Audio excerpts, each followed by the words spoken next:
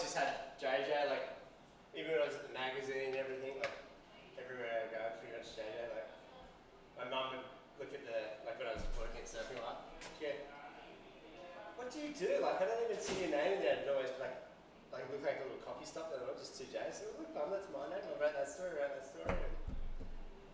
JJ. Just a very Australian thing to go by nickname. So what does JJ stand for? Jonathan Jenkins. Jonathan Jenkins. Yeah. My dad's John Jenkins. So you're Junior? No, not technically, because he's John or Jonathan, but my name's spelled differently. And then my mum was Jennifer Jones. She married my dad, JJJ. Damn. Auntie Jan, Uncle Jeff, dog.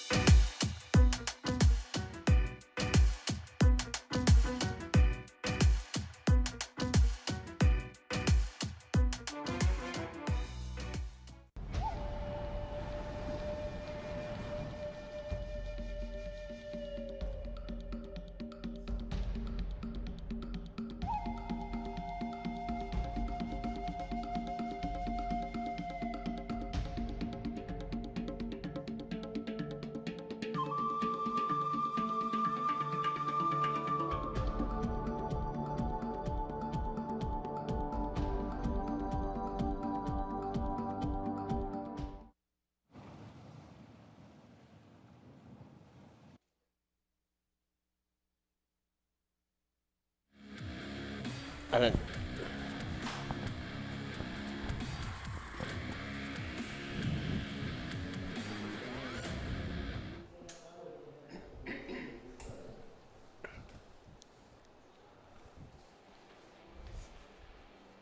No.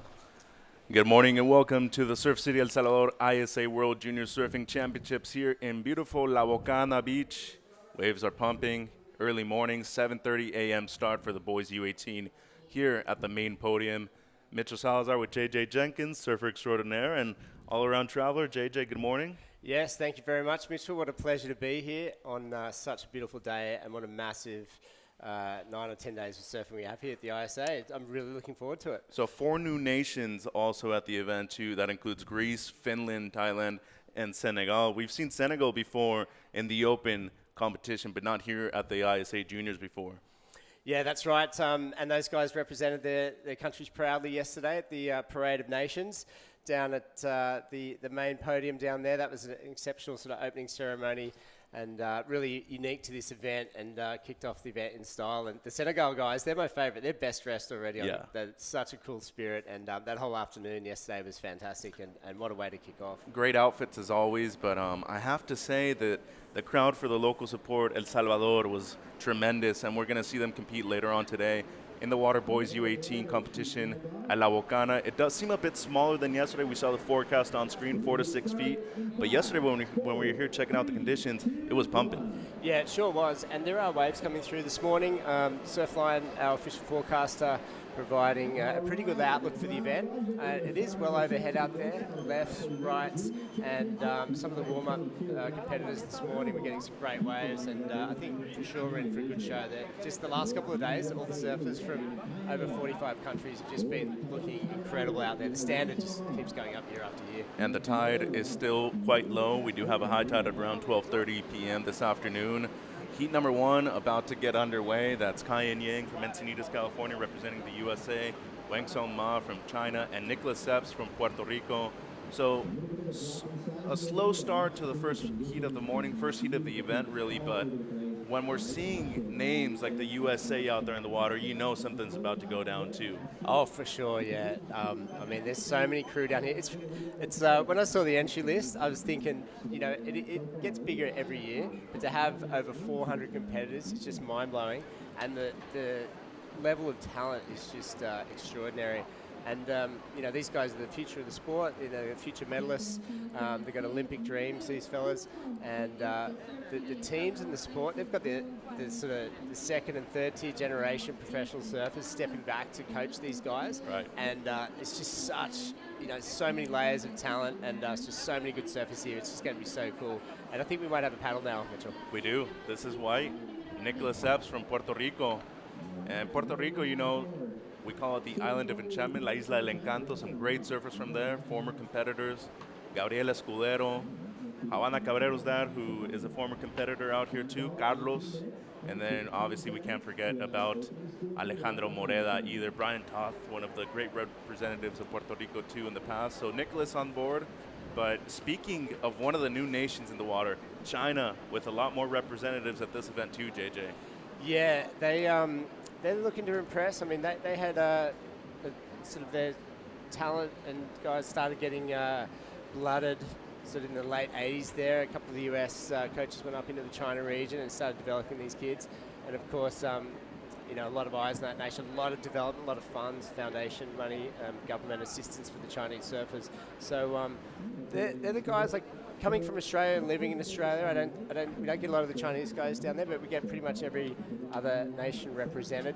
So I'm really interested to see the level of the Chinese team, and through the under-18 boys and girls, and of course the under-16 divisions. I'm very curious. And Mitchell, that's about this event. That's one of the really cool things. There's so many unknown names and first-time competitors here, and we really get to check out who's coming through and keep an eye on the future.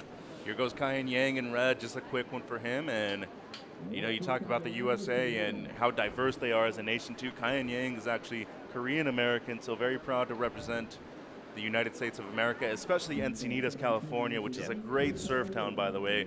Rob Machado, probably the biggest standout out of that region, but you've also seen Alyssa Spencer come out of there in recent years, too. And I mean, I can tell you, JJ, just from living in Southern California now, the talent level down there is impeccable.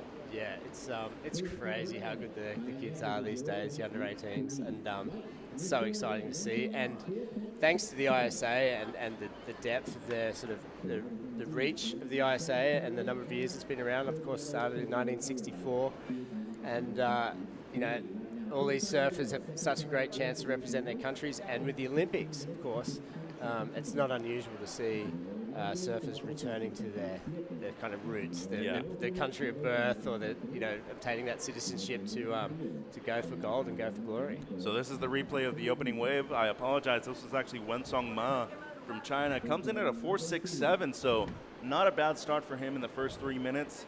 15 minutes, 50 seconds to go so far, but you're looking at a competitor really that's coming from a country that's not a surfing nation. It's not a superpower in the surf industry. But China, I'm telling you, they have the ability to produce some high-quality surfers. Right, there's a big coast up there, a lot of waves, a lot of swell, and very beautiful coastline as well. Yeah, so 4.67 is quite a... It's a decent score out there It's a generous this morning. score, yeah. I'm a little surprised it was that high. We have seen some overhead sets come through, and but, good feeling there for Ma, these early stages of the heat. So 20-minute heats, we're going to fly through this, and that's the other thing too. We do have the repechage, of course, which will as well for these guys if they don't finish first or second.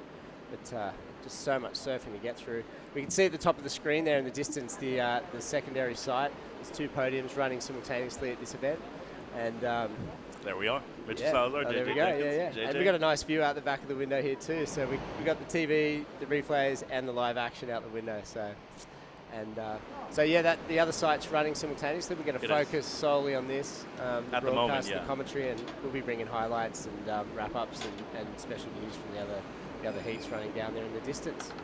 So just over 5 minutes have gone by. Ma with the 4.67, Yang with the 0.83. And the interesting thing here, JJ, is that a lot of countries have not used priority before in many of their, so-called amateur events, competitions that aren't at the professional level. And here at the ISA, you're using priority since round 1. Kai and Yang and the USA team know how to use priority very well. Another team that knows how to do that too is Australia, obviously. They're one of the great superpowers of surfing worldwide, but I'm interested to see how somebody like Wensong Ma, who has the highest score of the heat so far, utilize priority to his advantage and maybe play a little defense here. Yeah, here we go. Little right-hander here, little chip-in, roll-in, take-off there. Here goes Yang. Yeah, nice little wave. Little down carve to start, and this will be his best score so far. Not going to be a keeper, though, for him. 13:40 to go. So that surprises me you mentioned that about the priorities, because that's so critical, and that could be obviously make or break for a lot of these surfers. Do you know why that is? I thought that would be a standard protocol for just about every surfer around the world. Some nations opt to use priority in a lot of their smaller events because they know that they're developing their talent for larger things, especially the U.S. They want their kids to go onto the CT and whatnot, but it's also a bit more of your budget. You have to pay an extra priority judge too, you have to pay an extra spotter. It's it can be quite a bit of money just to get priority in there, especially with your digital board too. It's hard to rotate those discs every now and then and have them establish priority like that. It takes away a lot of focus from that priority judge into the water too. Yeah, and you mentioned there the budget and the sort of resources and the depth of the resources in these sort of emerging nations.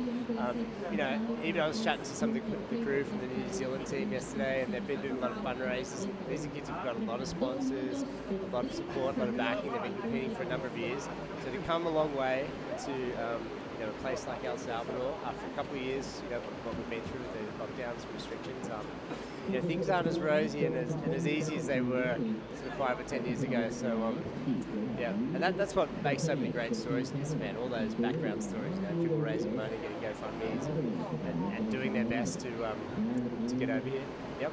So they're gonna get some hard lessons in priority if they haven't got them already. Absolutely, and one of them right now is Nicholas Seps, who's holding down priority number 1.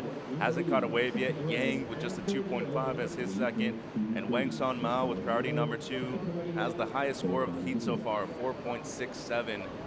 Just under 12 minutes to go here at the ISA World Juniors. And as you can see, it has been raining quite a bit lately, JJ. That is why the water is so brown. We have a river mouth just a few meters away from where this point starts. Yeah, it's a very distinct line there from the blue to the brown. But we love those river mouths. That's what creates so many good peaky waves here, or these little outlets. And where I've come from Australia, and our whole east coast looks brown at the moment. We've just been inundated with plenty of rain. But don't be fooled, people, that water is still clean. It's just a mixture of fresh and salt and a whole lot of lot of fun. Silt off the bottom, yeah. So yeah, great little setup here. I was really impressed. It's a real punchy wave. I mean, of course, I've watched it in 2019. I saw the Olympic qualifying go down here online from Australia, but to be here in person and see these waves and how punchy they are and how much variety there is, and you know, it's good for natural footers, goofy foots, and it's such a good sight for an event. You know, especially the setup on the beach too. It's unreal. Here goes Epps, utilizing that priority number one, up and riding. Just the one rock and roll floater and can't even hang on. 10 minutes 30 to go. Priority goes to China now. Wen Song Ma, Kaiyan Yang in second. Only has a 2.5 really, and that was not what Epps was looking for, JJ. Just a 1.13. Yeah, that is probably rattled him a little bit there, waiting nearly half the heat just to get that wave and coming on stuck. Here he goes. He's going to swing on the inside here. He's seen something. Doesn't want to go that one. So I'm sure his heart rate's gone up a little bit now. He'll know he's got to pull something out pretty soon. And he's virtually surfing a 10-minute heat here, looking for two waves. I'm about to ask you, as a former competitor yourself at these events, I know back in the day you didn't have priority like these guys have. No, it was but brutal. Now in this moment, 10 minutes to go, you know that Yang doesn't really have a score. White has a 4.67, which is a decent score for right now. What are you doing after this? Because there is a right on this peak too. Yeah, I think you need a little backup strategy. I would certainly try and swing on something as soon as possible, because once you get down under 9 minutes, if those guys have still got priority, then they can really put the squeeze on them and sit on them. So, you know, I think if Nicholas right now, he's sitting away from those other two guys, that's a smart move, and there's a couple of lines coming in. If he can pick up one of those and, you know, just do one or two moves, he's right back in it. Good to see worldwide representation out there in the first heat too. Here goes Yang on the backhand. This is his forte. Beautiful snap to start. And a second one right in the pocket. Cannot hang on though. Just under 9 minutes to go. This should be his best wave so far though. It'll better the 2.5. Yeah, he's clearly a great little surfer. Deep bottom turns in the backhand there. It's drawing some big wide lines. And now Epps having a look in yellow. He's also opting to go on the backhand. His second wave so far only has the 1.13. That's more like it from Nicholas. Wraps it back for the second turn and gets a finish. So maybe nothing super critical, but it could be the best wave of the heat so far with 8 minutes and 20 to go. Yeah, well, that was clean. It was fluid, stayed in control. You can see the concentration there. He didn't want to blow that one. Here we go on the outside now, a bigger wave. And now the answer back from Ma. This one frothy though. Gets a little stuck on the first carve. Nice positioning on the wave though, and gets the finish. Wow, that was difficult with so much whitewater right there and the section coming at him. So he's got it back up now too, just under 8 minutes. Yeah, they look pretty evenly matched, I'd say. Kaiyan and Wen Song Ma. So these guys have got a paddle battle back out. And we talked about that priority. We'll see who gets out the back. Here we go, replay now. So this is our heat leader, Kaiyan Yang. Oh no, sorry, this is Ma here. No, that's Yang. It is red, Yang, yeah. that's the one he came unstuck with, right, okay. That came in as a 3.93 JJ, and this last of Epps coming in as his best. Yeah, off the top, and a little bit of bump here. We had that wind last night, it's pretty strong. Still showing this morning, but we'll have clean conditions around midday. And of course, yellow there, Nicholas Epps, Puerto Rico finishing that one off. And this was the bigger wave here. So up into the pocket, bit of foam to work with, always makes it a little bit trickier, less stable. But he sticks that one, hangs onto the closeout move. That was a bigger section too, so a few little judges' scores hitting the screen there already, Mitchell. 3.97 for Ma. Still waiting on Nicholas Epps scores. It will be his best though. Just under 7 minutes. And now priority with Yang. He's down the beach, up and riding on the backhand again. This wave standing up well. Oh, beautiful turn right off the top. This wave just shouldering off though, so he really only gets the one, but it was a quality turn. And he's looking for a score right now too. Yeah, he just whipped that nice and vertical at the last second there, didn't he? It's a shame that one. Look at the. You can see the sort of 45-degree angle there of the waves coming in, like really mixing it up and giving those really nice peaky conditions. And I think Yang for sure would have hoped that one stretched off down the beach there, but he did get a nice vertical hit in the pocket. Quality over quantity all the time, JJ. That's and right. Timing is everything. Timing before power. But he had a little bit of both just then. Yeah, and next heat will be Reed Platinius from Canada, Juan Diego Rios from Peru, Rendo Sawadanej from the Netherlands, and Elias Cárdenas from Colombia. So Latin America represented in the first two heats of the morning here in the boys U18. Scores coming in for Epps, it's a 5:07 at the moment, the best of the heat. Still waiting on Yang's last. It should put him up into the top two though. Ma currently in the lead with a 4.67 and a 3.97. There you see a great angle of where we are, just right up there. And all of our competitors and athletes down there on the beach in the shade. Yeah, this is one of the best competition setups I've seen. Like, not just for the, for the spectators of the teams, it's for everyone. There's the judges on the right there. We're kind of in the middle in that, the back of that little structure, that main structure. There's a restaurant.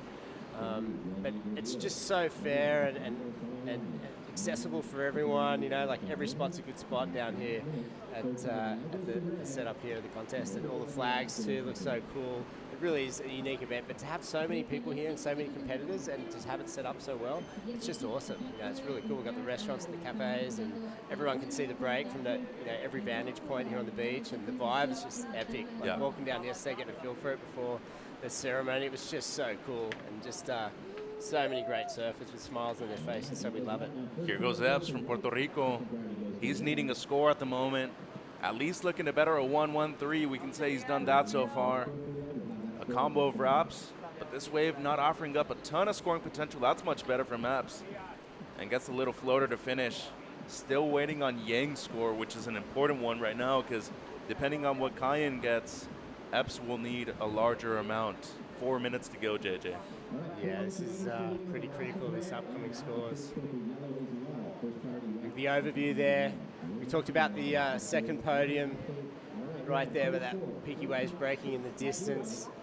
And that's where we had the opening ceremony yesterday, the Sands of the World, which is a really, really cool tradition where each team brings a little bit of sand from their host country and mixes it in to get a really cool display. It was actually, there's one on display at the airport, I noticed. Yep, and, from last year. Yeah, from the minute you arrive, you step off the plane at San Salvador, it really does feel, you can really feel like that Surf City vibe from the minute you get off the plane all the way to the event here. And, huge props to El Salvador and all the, They've stepped up big time. Yeah, President Bukele at the head of all that.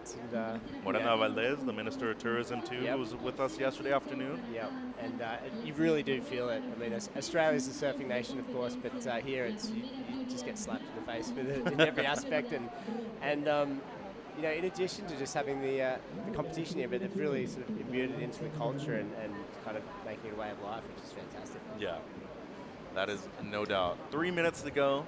Epps in the lead now with a 4.0 on his last. Yang's come in at a 4.6. He's up and riding, needing a score. At the moment, needs a 4.05. Hammers it once. Will that be the low 4 that he needs? China in second with Weng Song Ma. He's looking to better a 3.97. So far, so good for Puerto Rico and China out there. But Yang with a score to drop, it could potentially be his best. Yeah, I guess a good comparison is that backhand hit he had just a couple of minutes ago. That'll be a good one for the judges just to see if he goes higher against the score he needs. This is live action now. No, replay, here we go. So this is the multi-turn wave there from Nicholas. Nicholas, yeah. So this way put him in the lead. It did. A 4.0, and this is Yang's last, just the one turn. Yeah, here we go. This is the beach angle now. Wow, that was bigger, yeah. From the drone angle there, it's a little bit hard to tell how big that wave was, but that was pretty decent, Mitchell. You're right. I think that's really going to come in handy. Just under 2 minutes to go.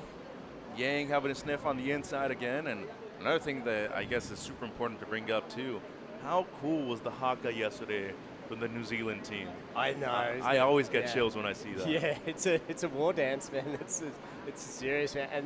And it's amazing, no matter, and to see, like, we see the football team do it, the All Blacks, and they're, you know, grown men, they're warriors, but the young crew, they can bring it as well, Yeah. man. There's some passion in that thing, and I love it. It's even more intimidating when younger people do it, because they're not even at that age yet where they're fully grown, Yeah. you know. And they're looking through your Yeah. soul, like, hang on a minute. It's great. I mean, that was really cool. That was a really nice highlight from the New Zealand team. The Senegal crew just looked just amazing, just so unique, and so good to see those guys here. And just that ceremony was really special. Here we go, some live action. This is Ma, down in third, has to get busy. And a bit of an incident right there with Nicholas Seps paddling for that wave too. So Ma cannot complete the reverse at the end, but Epps paddled too. Yeah, I'm interested to see if there will be a priority interference there. Ma did have higher priority than Epps at that moment. We shall see. Did he break down the section? Did he not? 30 seconds to go. I can't tell you that Yang's last was enough for the lead of 4.83. That drops down Epps to second. So Ma was actually needing a score here. Let's see what happens with this last situation at the end.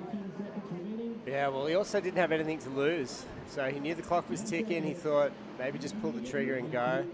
And could have been a tactical decision to maybe try and get an interference on the surfer. You don't see that very often, but when you got nothing to lose, you got to do it. You come a long way. So it's a split peak. We don't know if these waves count or not. Literally right on the buzzer. We're sticking with Yang though. Wow, what a combo right there from Kai, and he's pumped up. And Epps right now on the backhand from Puerto Rico. Before this wave, he was in second. We're still waiting to see if there was a priority interference or not. It doesn't seem so. So Yang, Epps. Man, if that last wave of Kai's counted, that was a banger. That was amazing. That was the best turn of the heat. So we have the highlights for you of this first heat of the morning. Yang, Ma, Epps going to town out there. Some great waves in the first heat of the event. Yeah, I don't think Nicholas knows the score yet. Here we go, replay. This is the final stage. Here we go. Oh, this is Wen Song Ma, the Chinese surfer. And he was milking this one. This is one right here at the end where he was trying to save his spot. And he didn't complete that. So it's going to be low scoring wave. So every chance that he's still in third. And check this right hander, Mitchell. So Kai off the top. This move right here. Look at this section, oncoming section. Heaps to work with, up and over. Times it perfectly. And he's feeling it. So whether that goes in the score or not, that was a great turn and good to watch. And then Epps from Puerto Rico could also have bettered his situation. Comes in just below, though, a 3.27. So it seems like he will advance, though, in second place, and Yang will take the win in heat number one. Yeah. And, of course, there is the repechage. There we go. Puerto Rican guys pretty stoked with that. We are going to go to a quick break and check out the opening ceremonies from yesterday afternoon. Stay with us.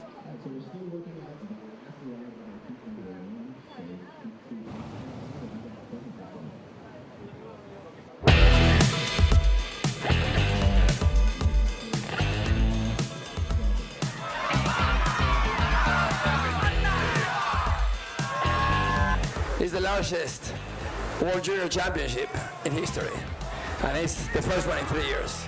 It's 426 athletes, 650 participants, and 45 countries. Let me put in perspective what is going on today. Last year in Tokyo, we had 40 surfers, 20 men, 20 women.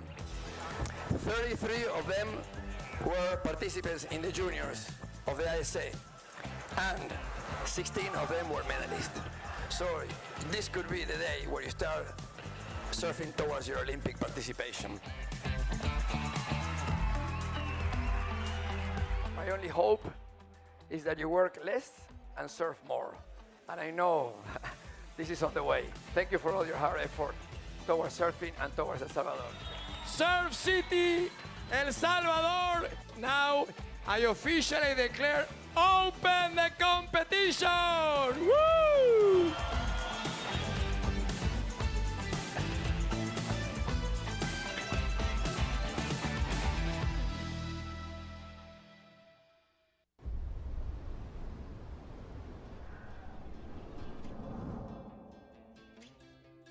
There's a right time for everything. A right time to learn. A right time to try. A right time to fall.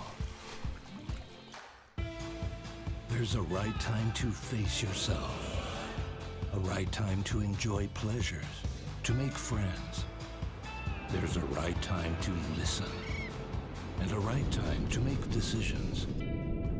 There's a right time for fear and for success. There's a right time to find your wave. And there's a right place to enjoy your passion like nowhere else.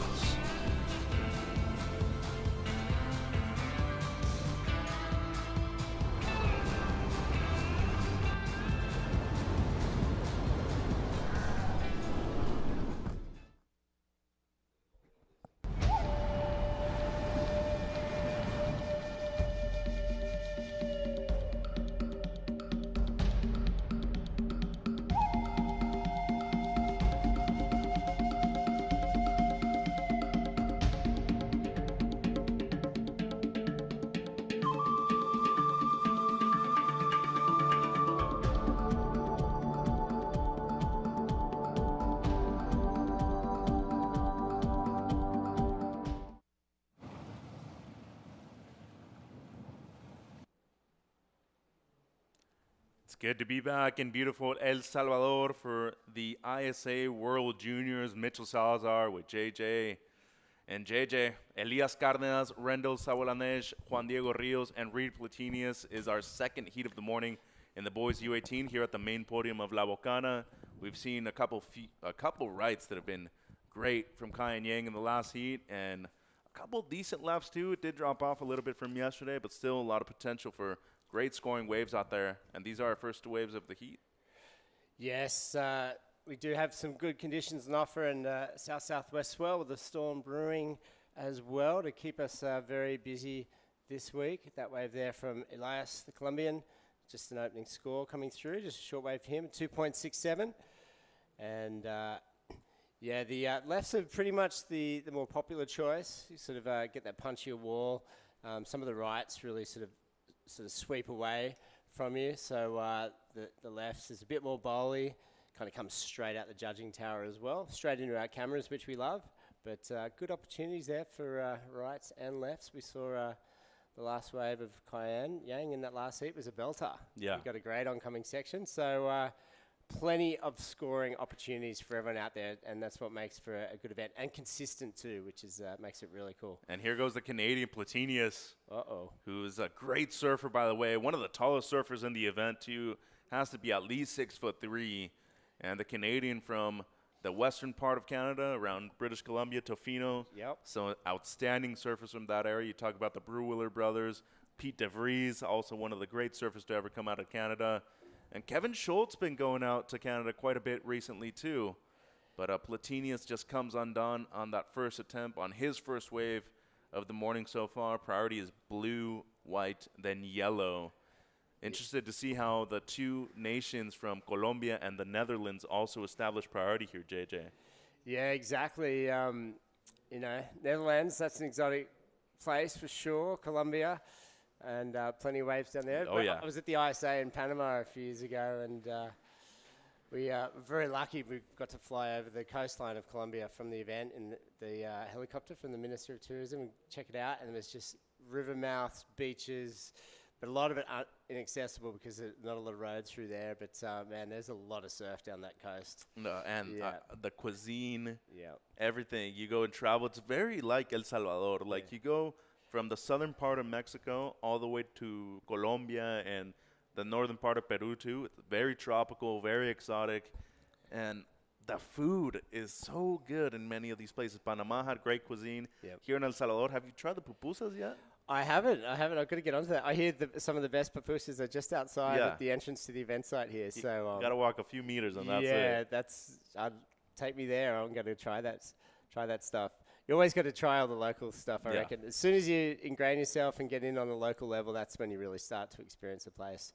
So, yeah, Colombia is I think a great area for discovery. Just like El Salvador is really opening up now to tourism, you know, and these events and the efforts of the local government officials putting this place on the map, you know, wholeheartedly in 2019.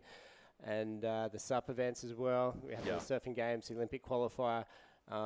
This whole region, Central America, El Salvador, of course, and I think a lot of these places will follow, you know, in the evolution of the sport. And you know, there's a lot of surfable waves and really gets swell all year round too. So it's an exciting part of the world for any surfer. Here we go, Sawalanej. Just a look, 13 minutes, 20 seconds to go. Cardenas with a 2.67 at the moment. That's the best wave of the heat so far, and almost 7 minutes have gone by. You do have a superpower of surfing nations out there, though, in Peru with Juan Diego Rios. Here goes Colombia, though. Cardenas up and riding on his second scoring ride. Beautiful carve to start things off on this wave. A second one right in the pocket. I am impressed from what I'm seeing from Cardenas so far. That'll better the 2.67, and now a paddle from Sawalanej in yellow. Just comes unglued right there. That was not an easy wave to ride. Under 13 minutes to go, JJ. Yeah, it was. And we also have Shannon Hughes down on the beach with Kyan Yang. Morning, guys. Kyan, that was an amazing first heat. Well done to string it together in the end. How does it feel to walk away with a win for the first heat of the morning? Oh, I mean, it feels really good. First event of the contest, so I'm really stoked. Waves are really tricky out there, and just, I don't know, it's grindy heat, just trying to figure out and find waves, so it felt good to make that one for sure. And you've already been to El Salvador in the past. How does it feel to be back in such good waves? Oh, it's so nice. I mean, it's not super warm during wintertime where I live in Encinitas, so it feels nice to get away and wear some board shorts and get warm for sure. And tell me about representing Team USA for this year's ISA World Junior Championships. Oh, it's amazing. To be able to, I mean, represent your country is just an honor, and I'm so stoked I was to be able to come down with everyone and just enjoy the time. It's been amazing for sure. Well, best of luck out there in the next round, and congrats on a big win. Thank you. Appreciate it. Thank you, Shannon, and congratulations to Kyan from Team USA. And as you can see there, very nice, polite gentleman too, very well educated. His parents, Rob, and his mother also very proud of him. His brother Caleb, also a great surfer too. Yeah, it's there's a, you know, what, fourth, fifth generation of surfing families these days in some cases, and very impressed by Kyan. He's immediately seems super confident, and well, especially after a win. But you're right, yeah, he's got a cool head on his shoulders. Yeah. Just over 11 minutes to go. Cardenas in the lead. He does extend and betters his situation. A 3.2 on that last left, JJ. And talking about, you know, one of the developing countries, especially within Latin America, Colombia could potentially be, you know, one of the future surfing nations right here in the Americas. Yeah, absolutely. Well, you know, Elias, he's the national champion. And here we go. This is a replay there. Coming unstuck in the foam. But, yeah, I think anywhere who has consistent surf and the way information and media and social media makes everything immediately sort of available to surfers all around the world. Like, you know, these guys, the rate of improvement is just going to be out of sight. You know, if you go back a decade or two, you know, a lot of the information and news took a lot longer to get to all these surfers. But these guys, if someone does something good or they're watching the internet, you know, watching this event, for example, young surfers from Colombia who maybe are not here today, they're watching these guys perform, you know, and if they got the playground right on their, you know, straight out front and the waves and availability to do that and practice it, they're going to improve really, really quickly. And that's why we see this ISA event every year. You know, the competitive field increases, the talent level goes through the roof, and you just get more and more surfers and new faces and new names and new talents that, you know, they might be the national champion where they come from, and now we get to see them on the world stage. And, you know, I think this whole sense, you know, there's a lot of other spots in the world are so crowded and busy and surfed out, and especially after 2 years in lockdown, like, people want something new, they want to travel, they want to get out, they're excited, they want to experience the culture, and especially these young kids too, who probably haven't traveled so much, you know, they're getting passports for the first time, and I know, and as an Aussie, I'm excited to get over here to El Salvador, and I want to surf those spots because we've seen a lot of the other ones, and and Colombia's on my list, and maybe I'll go down and make friends with Elias and the team, and that's somewhere I want some local knowledge too. They're gonna smuggle you in. I don't want to be they? a white gringo walking into that place, just waving my board around. I don't know how long I'd last. You need some companionship, don't you? To get around a little. Feel the cultural intricacies. Here goes Rios from Peru. Only his second wave so far. Nice snap right there, right up in the lip. Ooh, tight second one. Difficult section. Little layback to set things up right here for the finish, and does well. Can't really ride out of that last one, though, but did some work before. Best wave of the heat so far is a 3.2, and with just under 9 minutes, this could be the best one. Yeah, he milked that to the inside, too, right on the rocks there. The tide's pretty low right now. Of course, Juan, he's been surfing since he was 3 from the northern areas of Peru. He's a national champ as well. So, obviously, winning the honor here to represent Peru. And here goes Cárdenas from Colombia again. His third wave of the heat so far. Wraps it back once. And mainly beach breaks in Colombia, too. So, a lot of these surfers know how to move around quite a bit. Rios, especially in particular from the northern part of Peru, a lot of left-hand point breaks over there. You have Chicama, Máncora, Lobitos, among others. Luca Messinas is one of the best surfers to ever come out of that region, too. Yeah, that's a really great part of the world. And, a couple of world champions from that region as well in the ISA. And, of course, Sophia is a very famous champion. And Cristobal de Col. Yeah. But they used to have the ISA way back in the 60s in Peru in the early 70s. Philippe Pomar was a big wave surfer and an ISA champion back then. So rich surfing history in Peru. I'm surprised we don't hear more of it, to be honest, because they've got a lot of coastline and some of the world's best waves for sure. A lot of great surfers too. Miguel Tudela, Sol Aguirre, they've been on a tear as of late. You also see somebody like Rios here who has an opportunity to make a name for himself at an event like this, potentially become a champion at the end of the event. Exactly. Here we go off the top there. And around that section, up into the foam. Kicks the tail out. That was a tricky section, so we did well here. Little wrapping cut back. We can see the rocks sticking out of the water there. And then inside jams it one more time for good measure. So a smaller wave. It had shape. He kept moving right throughout. And get some scores coming in for White. So 4.67. Highest wave of the heat. Yep. The Rios on the board. Cárdenas still in the lead with a just slightly better 2-wave total. But here's the Peruvian yet again on another left. Beautiful combo right there from Rios. Cuts it back. Let's see if this wave stands up once again for him. He'll kick out, but did some work before that. 6:30 to go on the clock. Platinius with just a 1.23, and the Canadian so far with priority number 1 has not got a decent wave in his scoreline. Yeah, so he's 18, Reed, as you mentioned, from Canada, from Tofino there. You dropped out some other names like DeVries, all those guys. I hadn't heard those names for a while. That was pretty cool. He's been competing. This is his last year in the ISA in this division in the juniors. So he's been to the Azores, Japan, Huntington Beach, now El Salvador. So he's got plenty of ISA experience, and I'm almost certain to say this is not a good start for him, and the amount of experience he has. He's got some work to do with 5 minutes. Especially he's competed here in El Salvador before. I was here in December at Punta Roca for a Latin Tour event. Yeah. Himself and Wheeler Hasberg actually did quite well in the Pro Junior event. Made a few rounds in the Open Men's as well. And here we're seeing the replay of the last of White, Rios. Yep. So we go from the sky down here to the land angle, cutting back. And we saw him get the 4.67 before this, the highest wave of the heat. He's pretty fired up. And it looks like he's just starting to get a bit more confidence there, linking those turns nicely, holding the speed. And he would have been in 4th priority too when he caught that wave, so he's got a couple of backups. So I think Juan's still waiting for another score to come through. Almost certain he'll go to the lead after that. Smart decision there from Rios. It seems like it's going to be the best wave of the heat so far with just over 5 minutes to go. Cárdenas looking to replace a 2.67. Platinius only has the 1.23, and Sawalanej from the Netherlands, nothing better than a 1.0. The thing that's helping Platinius right now is that he has that first priority, holding it down for around 10 minutes. The ocean has gone quite flat, though. Yeah, the longer you sit there as well, the more you mentally you kind of tell yourself you've got to get something really good, the best wave, especially in 4th. He's going to have to make the next wave really count. So some low scores in this heat, nothing over a 5. So an average wave is between 4 and 6. There we go. One locks in a 5.17. So that was for that combination of moves on that left-hander.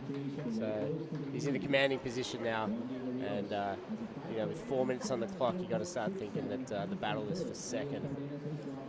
So yeah, Reid Platinis, the Canadian, he's got to pull something out real quick here. He's got to go hard, go big on the next one. Really, really attack it. It looks difficult out there too, JJ. This beach break moves a lot.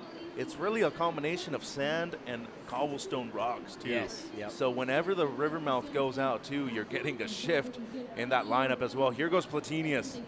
Important score for him. At the moment needing a 4.64 for second. Beautiful combo with the wraps right there from the youngster from Canada. And is able to get a great finish too. That's more like it from Reid. Yep, paddling boy, one more. That was a great wave. You can see his height's really apparent, isn't it? Straight away he stands up, but he's using that leverage. He's got great technique. A lot of tall surfers have really good styles if they just relax into it. It looks quite natural, and he certainly looked good on that wave. That was a strong finish too. You know what he has too that I really like particularly about him? He has that springy sensation when he comes off the bottom too. Yes. He comes off the bottom and then explodes when he hits the lip. Tall guys are usually pretty good at airs for some reason as well.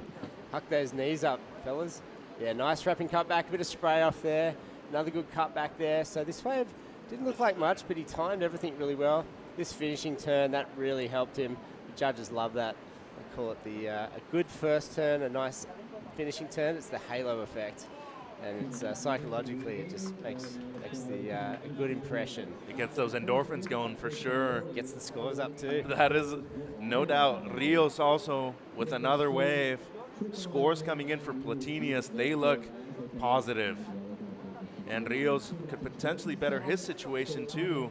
So now Sawalanej and Cárdenas could potentially be in trouble. Cárdenas, who was leading most of the heat, now could potentially need a score with 2 minutes to go. Yep, for sure. So he's definitely going to be knocked out of the second position now. So the Colombian, the national champion, 18 years old, from Palomino. You're gonna help me with the Palomino. The good Spanish accent. By 10 days from now, I'm going to be. You're going to be an expert. Here goes Platinius on the backhand now. Strong first turn up into the lip. Ooh, just slips off for the second one. Just over 90 seconds to score of scoring. Excuse me. Time remaining, so much time. Here's Cárdenas on his last. So he was looking to improve a low score of a 2.67. This just underneath a 2.37, so not enough to improve his low score. Yeah, there was potential on that one. Little flurry of waves here, so. And this is Rios' last, a 6.27, his best. Yep, we go driving off the bottom, jams it, a little bit of layback. And he did well to get up into the lip late on that second turn, so pulled that layback short, but it was for good reason. Backhand now up into the pocket. Nice little whack. This is where he came unstuck here. Yeah, a little bit slippery. So board a bit flat there. Not going to do his scores too much harm at the moment, but that may have extended his lead. But, it'll at least better his low score, which was a 1.23 as well.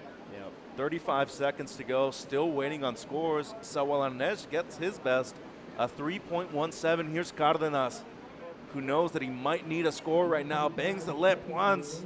Strong turn, but we did see it from the drone angle, not from the front end. Yeah, that probably looked a little steeper from the land angle there. Set's approaching. Here we go, 17 seconds.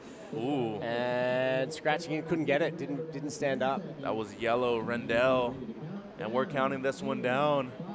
Platinius might be up and riding. No, it's going to be Rios. Just a safety wave to keep Platinius off, but time is up. Now just waiting for scores on the last two of Reid. It seems like he's going to change the situation in this heat. Reid's going to jump up. Yeah, that'll be disappointing news for Surfer in second. I think this is just after wave to the beach. Yep, after the hooter. So bummer. Finding form on a nice wave and a really good wave too. So you know what? Even that psychologically, Phil take that into the repechage round. So a couple of good opening heats here this morning, Mitchell. It's good. Some Definitely. exciting finishes. Canadian flags there. Nail biters for sure, Not, too. not being waved too vigorously. We're going to take a quick break and come back with heat number 3. Martín Núñez, Jaumaná Ateni, Andy Rivera, and Sebastián Ribes. Don't go anywhere. These are the ISA World Juniors live from El Salvador.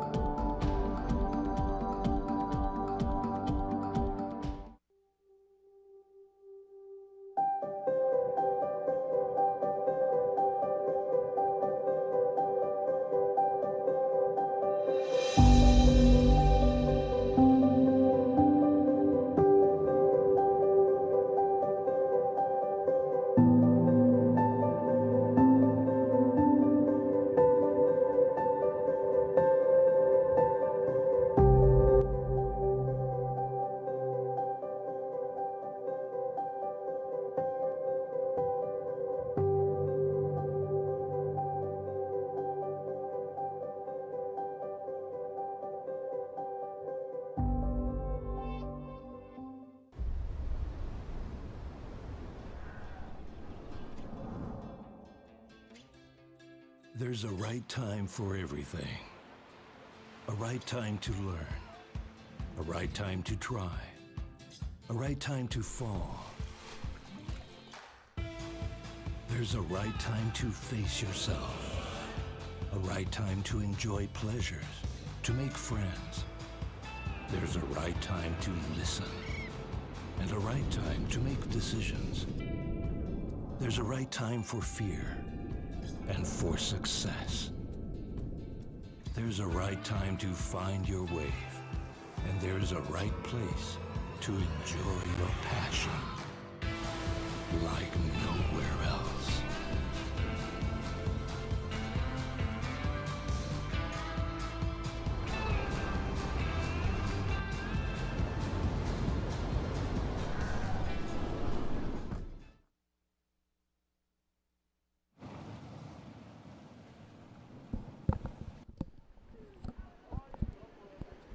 Welcome back to the ISA World Juniors here in beautiful Surf City, El Salvador.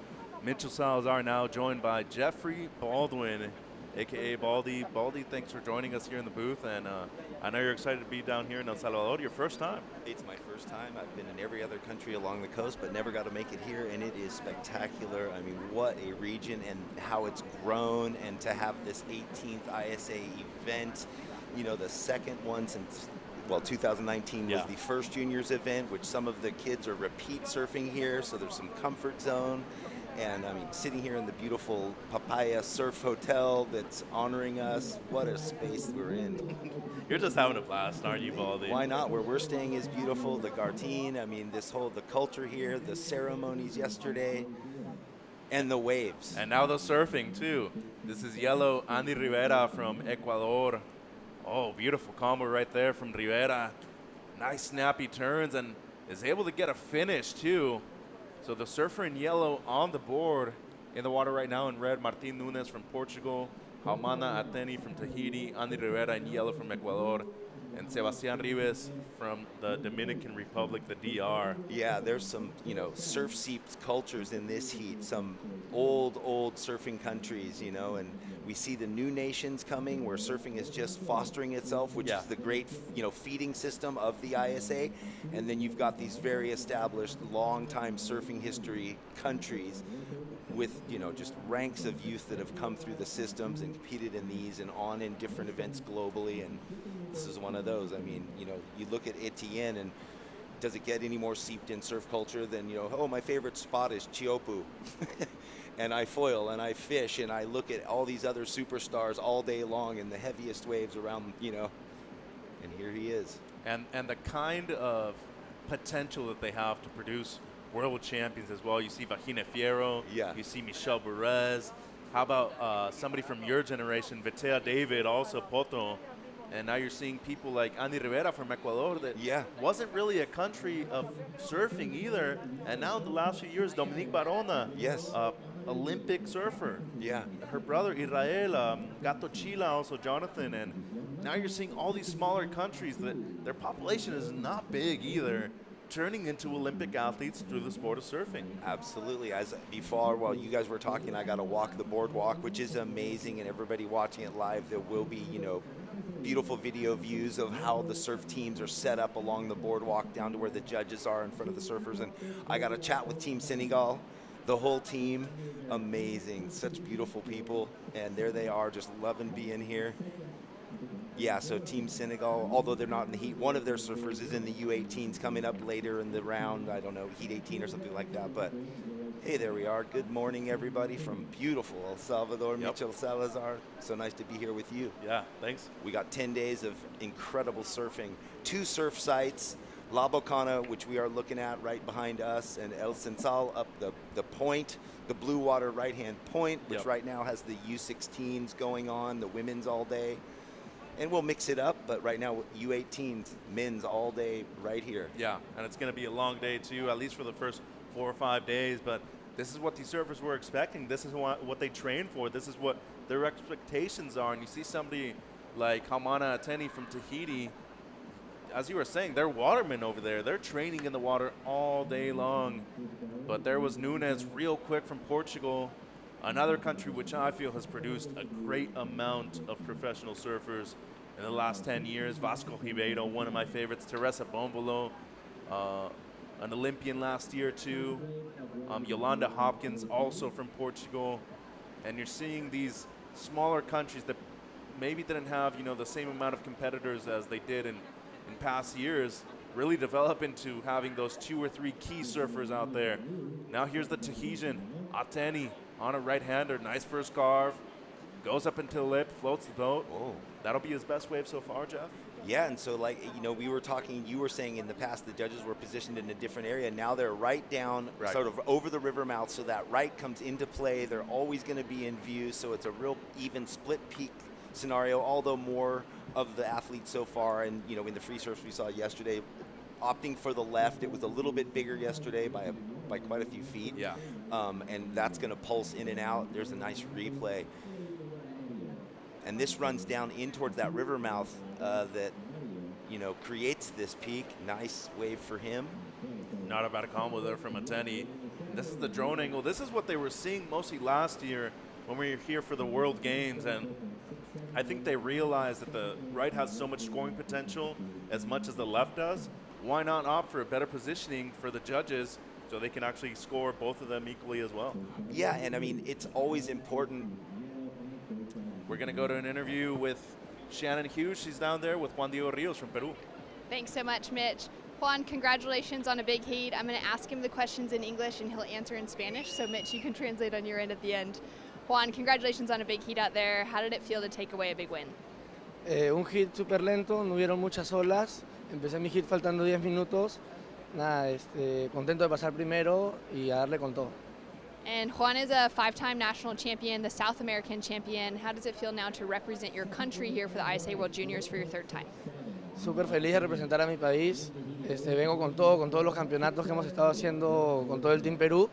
Se siente increíble poder poner en alto al país y nada, gracias a todo lo que me están viendo y arriba Perú. Congratulations, and we go back to you, Mitch. Gracias.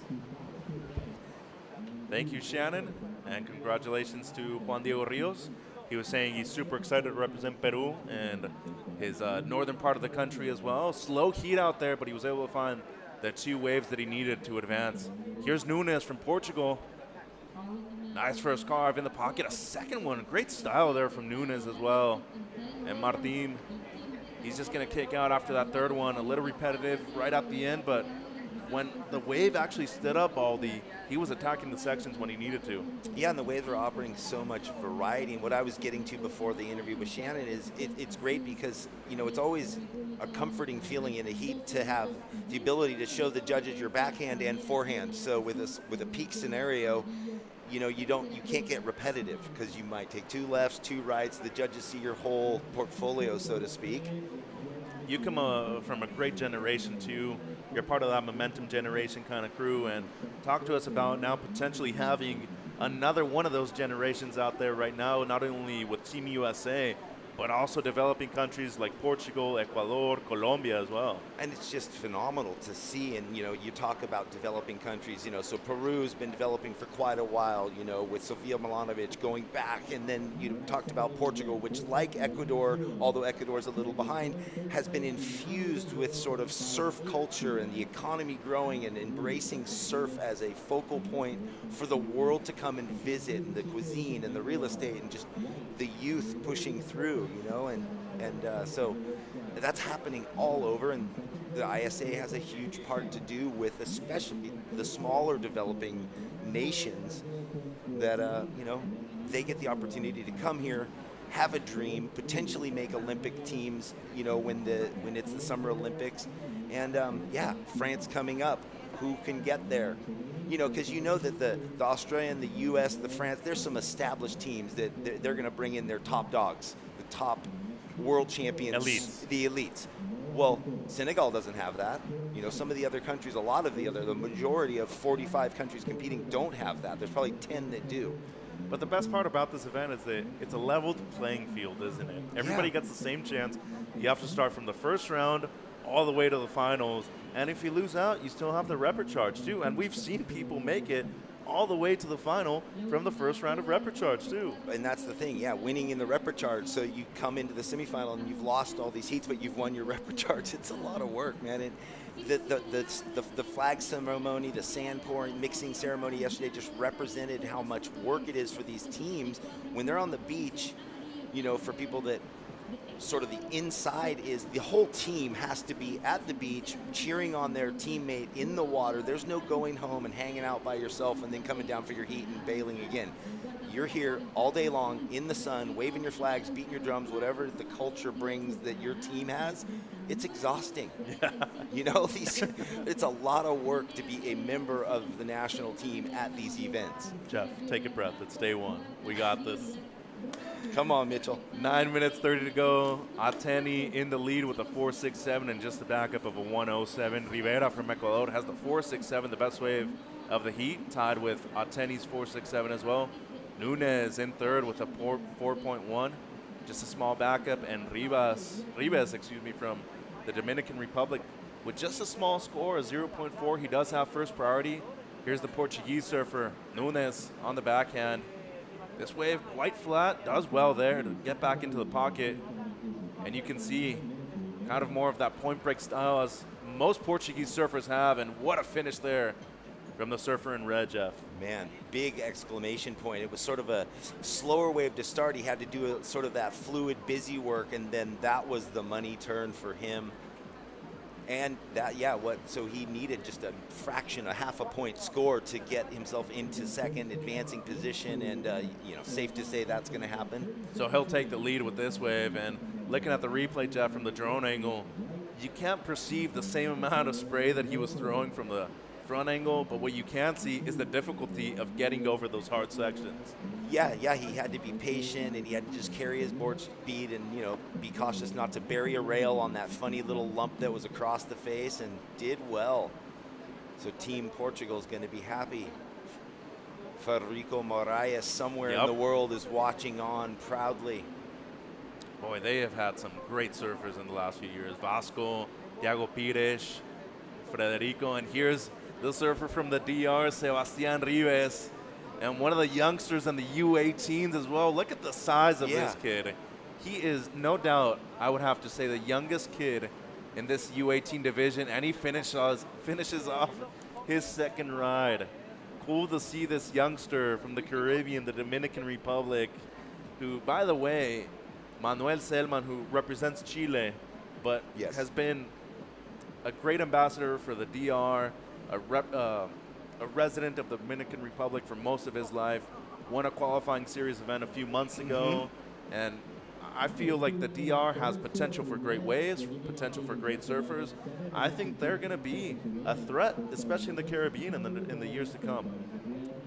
They will be, for sure. And he's so young, so this is the U18, but I saw in the next heat coming up, there's Jorge Vasquez from Guatemala, and it says he's 13 years old, so what is the rule? He's the U16 boys, but he's just surfing up. So you can surf in any division you want. Okay. As long as you're not exceeding the age limit. So that's it. So you could be 9 years old. You can always go up in age. Yes. You can't go down. But 13, I was like, man, yeah, he might be the youngest. He coming could up. potentially be.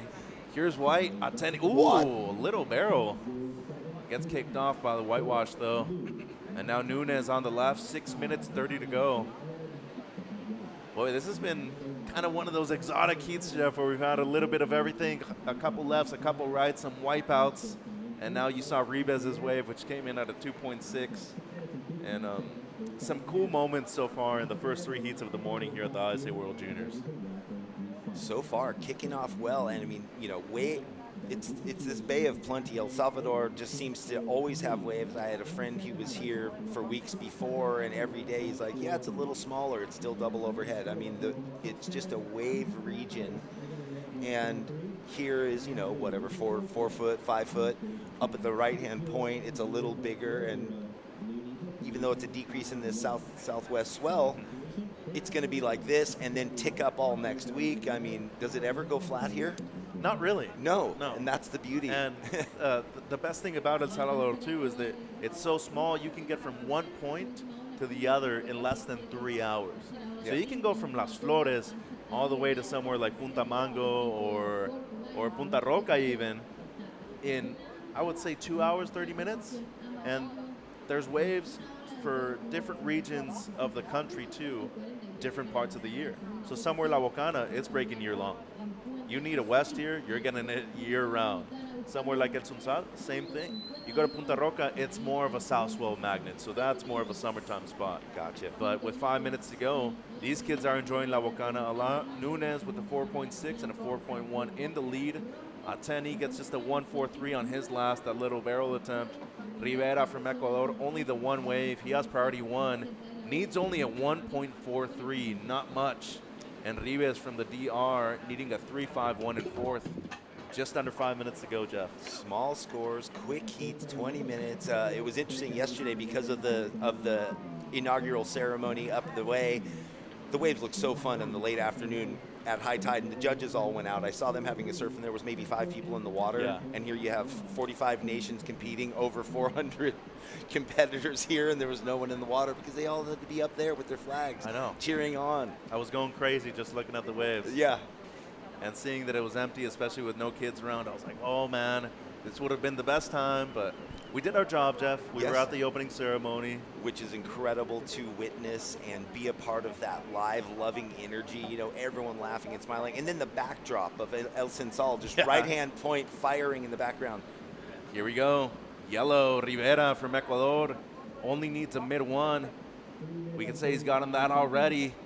Looking to add more pressure to both the Tahitian and the Dominican Republic surfer.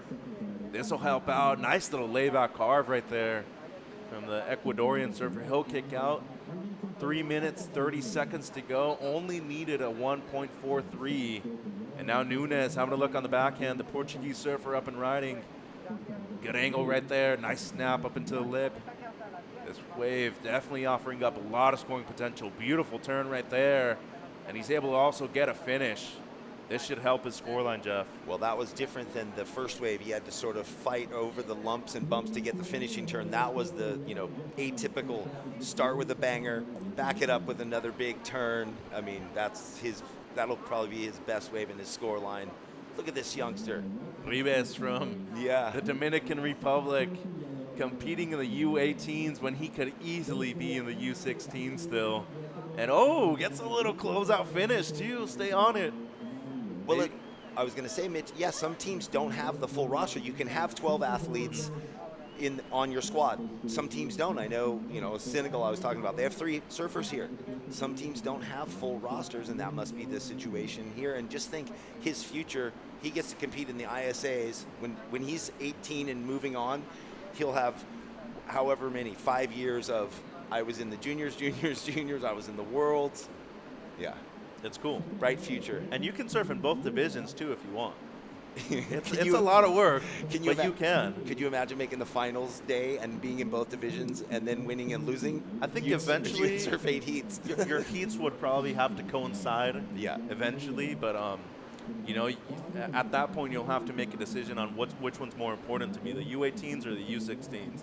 It seems for Nunes, he's focused on the U18s. Just dropped the highest score of the day so far, a 7.83 on that last right. And Rivera gets a 4.3. He's up and riding again. Just an in and out for him. That means that Ateni now from Tahiti needing a 4.3 to go back into second. And Rives, who just dropped a 2.33, he's needing a 6.37 for second. This is the 7.83, Jeff. And it was all the way worth it. No wonder it's the highest score. Two big, 6 to 12 turns in vertical sections. Beautiful finishing, flowing turn. And what was different with his, you've seen a lot of waves that were quite soupy. That one was just green-faced the whole way till he finished. Definitely a quality wave, right? And if you're on those quality waves, you're most likely going to get quality scores too. Boy, what a finish too. For those that are at home that saw that angle, it's much shallower than it looks right there too. Yeah. Here's Ateni, important wave for him, needs a 4.3. So far, so good from the Tahitian, and gets a great finish too. He needed that for sure. 35 seconds to go. Well, that was so critical right when he needed it in the dying seconds, 30 seconds left in this heat, and he needed that to jump out of third. He wants to represent proudly for Tahiti. But again, third and fourth go into the reprecharge, so they get that next chance. 15 seconds to go, only needed a 4.3. We could potentially see one more wave. It seems like Nunes, the heat leader, paddling for this one. Is he gonna get it? Yep, up and riding again on the right. Looking to improve on a 4.6, but either way, he'll be advancing. This is just gonna be a wave in for him, and ooh, going to town right here at the end, Nunes. I'm remembering that name, Jeff. Yes, and Ateni got the score for Tahiti. He got second officially, and what a way to finish. 5.07, this was the score that he got on this last one. And it seems to me, Jeff, that really the bulk of the score came from this last turn. Yeah, so fluid right there at the end. Wow, so Rivera eliminated in the last 30 seconds. It's Nunes and Ateni, and Nunes drops a 6.17 on his last, by the way, so even improves his situation.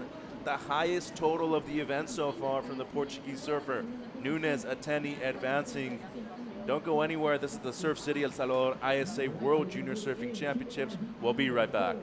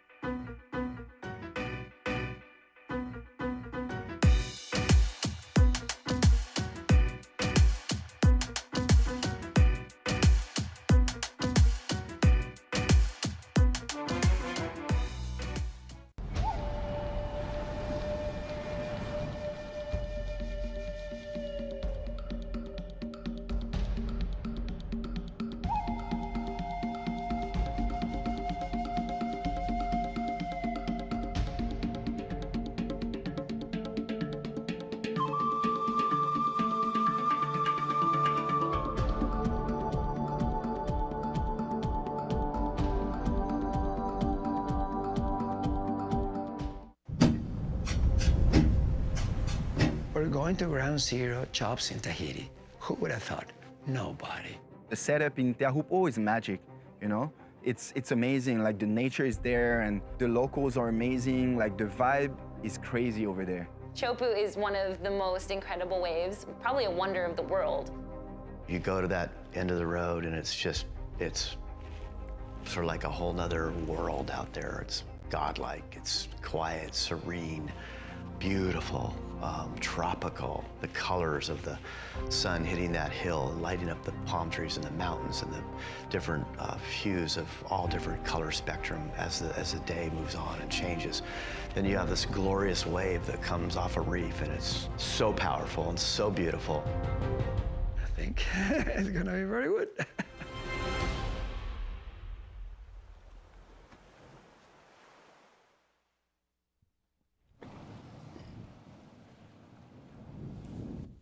Welcome back, everybody, to beautiful El Salvador, Surf City, for the 2022 ISA World Junior Surfing Championships. Jeff Baldwin and JJ here. We are about to introduce heat number 4 in the water right now.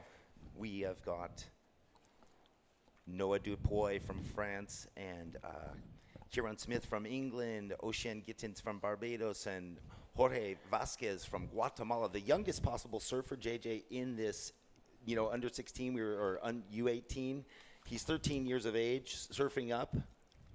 So, yeah, of course, taking advantage of the multiple age divisions, getting the experience, and as you and Mitch were talking in that last seat, Jeff, some of these guys, they don't have a full squad, so, you send out your best young superstar of the future. Yeah. And get them up here, get the experience, get traveling, get on the road, and use the event as a way to get your experience, and especially if it's close to home too. If you're a Central American nation, you got to take advantage of this event now, Salvador. So, yeah, I love seeing the guys step it up, and they're going to be carrying that experience for years to come, and they might just surprise us this week. Yes, hey, I'm going to throw it down to Shannon Hughes with a beach interview. Thanks so much. Down here with Eric Kramer, the ISA Technical Director. Now, Eric, we've got a lot going on today for the first day of the 2022 Surf City El Salvador ISA World Junior Surfing Championships. What's happening between Podium A and Podium B? Well, we've got a great first day here at La Bacana, which is where we're at now. And out there right now we have the boys under 18 heat in the water. And we're going to be running 28 heats of that through the day. We got a 7:30 start, right on target, and we'll be running until about 5 o'clock today. And down at the other area, which is a bit down the beach, is El Sunzal, the famous right-hand point break. And down there we'll be running the girls U16, the first 24 heats, and then we'll be finishing the day with 4 heats of the boys U16. So much surfing to get underway. We've seen some great conditions on offer this morning. Talk to us about what that forecast is looking like through the rest of the week. Yeah, I mean, for day one, we're having a great start that we're really happy with. El Salvador was picked for this location because it's such a beautiful environment and it has such amazing consistent waves. When we were down here last year for the World Surfing Games on the exact same dates. So we picked the exact same dates to have similar conditions, and day one is delivering. We've got 3 to 4 foot solid surf out there. The tide's a little bit low right now, but it will be peaking low and then coming back in through the day. So I expect it to improve through the day. The wind may come up a little bit, but it's not going to get too windy. Tomorrow we should have a little bit more drop in the swell, but not a whole lot. Still around the 3 to 4 foot range, but then maybe by the end of the day tomorrow and into Monday, we're going to see a new swell start coming in. So I'm really looking forward to a great event. Awesome. Thanks so much for the insight. Can't wait to see how the waves continue to turn up for us this week. Back to you guys. All right. Thank you, Shannon. Yeah, that's some great intel. And like he was indicating, we have the 2 sites. We have El Sensal up the way, La Bacana right here, where we're featuring the U18 boys. Right now, Noah Dupuy from France got a opening wave of a 5.83. And here we have our surfer in yellow from Barbados, Ocean Gittins. That's his second wave. He opened with the 2.3. We'll see where that one goes. But, boy, yeah, Noah Dupuy, he's the European champion from 2018, lives in Signos, says his favorite wave is Pipeline. So that's pretty amazing that he's, spending a lot of time. So there's the difference in some of the nations have surfers that are going and surfing in those types of environments. And then you've got, fostering countries where the kids haven't gone there yet. Yeah, man, and if he's saying his favorite wave is pipe, that means he's got a couple out there. He's snagged a couple of big holes, and he's had a couple of good sessions. So he's already got some time in the water at one of the heaviest breaks. So yeah, they show up in full force. The French team. I was lucky enough to be at the world event in Costa Rica, and yeah, they come with the passion and power. That's for sure. Yeah. And they have a and long. Berets. What? And berets. And they've got the red berets, their signature, costume. That's for sure. Yeah, you can't miss those guys walking around with the red berets on. No. And then in this, Kieran Smith, we are waiting for. He has his second or third wave is a 2.17. Plymouth, Wimbury, England. His favorite wave is Super Tubo. So he spent some time in Portugal, and why not? Why be in blustery, freezing cold England when you could be down in Portugal scoring? So look at this beauty. Oh, pokes the nose there for Noah Dupuy. I was chatting to Kieran from England, and he straight up said, he goes, no, the waves aren't very good where I come from. So, and of course the temperature too, here being nice warm water helps guys like that who are used to the cold weather. Oh, nice little lip slide off the top there, little fins free. And looking for the link up here. Well, and that was quick work that he just made, because he had that wave right before that he poked the nose on it. I almost thought it might be a replay, and here he was up again, getting a backup to the 5.83 as his previous wave was going to be a quick throwaway. Ocean Gittians, the Bayesian invasion has been growing across the country. And we're yet to see our young surfer from Guatemala, Jorge Vasquez, here. Surfing in the U18s, beautiful style, right, for our surfer from Barbados. Strong finish. So, JJ, talk about these rights. They've come into play already in the first 3 heats, and here we are in 4. Yeah, they're not as consistent, but some of the scores, and if you can find a right where you get that oncoming end section boulder hit, Cayenne got one at the end of his heat, and Ocean got a pretty reasonable wave there. If you can pick them and they stand up, it's a really good scoring potential there. And some of the highest scores in the morning, just in the first 3 heats, have come off the right-handers. But the left is a bit more consistent and a bit more regular. So, here we go. This is the Eye of God, the aerial view here, the replay of Ocean, the Barbadian surfer. 17, finishes that one strong. Couple of good sections to work with there. He's representing his country for the 3rd time at the ISA level. So a good team play. Here we go. Finishing move here. Up in the lip. Accelerates off the foam in the front of that one and sticks it pretty cleanly. So looking comfortable on that one. In second, 6.93 for Ocean. Noah still out in the lead at the moment. And 2.54 is all the requirement Ocean needs to get up in that all-important first place. We do talk about the repechage. 3rd and 4th. Don't disappear. They do get a second shot. And it's another thing that's kind of unique about these ISA events, Baldy, is that a lot of these kids have come a long way. They've got to raise money. Some of them have got to put in a big effort to get over here. And, it's good that they do get a second chance like that when you're coming from all corners of the globe. You are right. And we're going to throw it down to Shannon for a nice beach interview. Thanks so much. Martín Núñez, congratulations. That was a huge heat win. You walked away with a 7.83. Talk to me about finding that good wave. Yeah, thanks very much. It was difficult, first heat of the team, and it was kind of pressure at the beginning, and I fall in the first wave, so it was kind of scary. But then I started looking at the rights. Seems like the rights was good, and then I got the 7.83, and I felt pretty nice. What do you do in those moments when you fell on that first wave and you have to kind of readjust your thought process to keep it positive in the water? I just think it's just one wave that was so good, and try to reset my mind and think I can do it. So still time remaining, and yeah, that's what I do. And it's your first time here representing Portugal for the ISA World Juniors. How does that feel? Yeah, it feels pretty nice. Portugal, it is a pleasure to represent Portugal, and let's go Team Portugal. Would you like to say something to your friends and family tuning in back home in Portuguese? Yeah. A todos que estão a ver, obrigado, aos meus pais, aos meus amigos, ao meu irmão, e é isso, mais um. Já o primeiro está feito e vamos a isso. Bora Portugal. Congratulations. Thank you. All right, thank you, Shannon. Well, in the meantime, just now, Kieran Smith got a beautiful wave for Team England. We'll see where this score goes, JJ, and talk about, he was feeling the pressure. That was interesting, first surfer for the team in the event, or at least at this, I'm not sure if there was someone up the way in the women's event, the U16s that's happening at the right point. That's all turquoise and blue and beautiful up the way.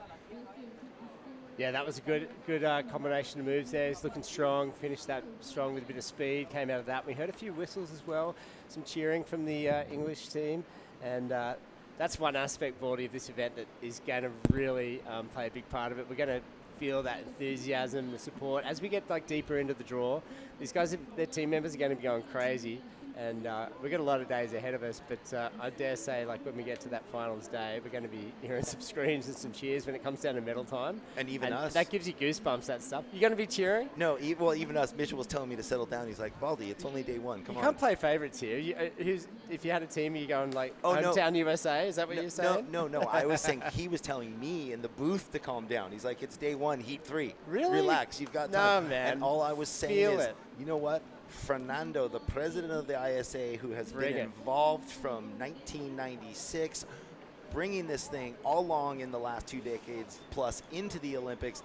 His message is it's a passion play. It's love, spread the joy, foster the beauty of this sport around the world. So here we are. Yeah, yeah. Don't put a lid on it, Baldy. I want it. I want the enthusiasm, mate. I'm stoked to be working there I've here got alongside of you, and I'm fired up. I'm stoked to see all these fresh faces, new kids, some of the people we've seen before surfing around the world in junior events, and you know, with 420 something competitors, I'm happy to see some of these new kids, and I'm stoked to be here.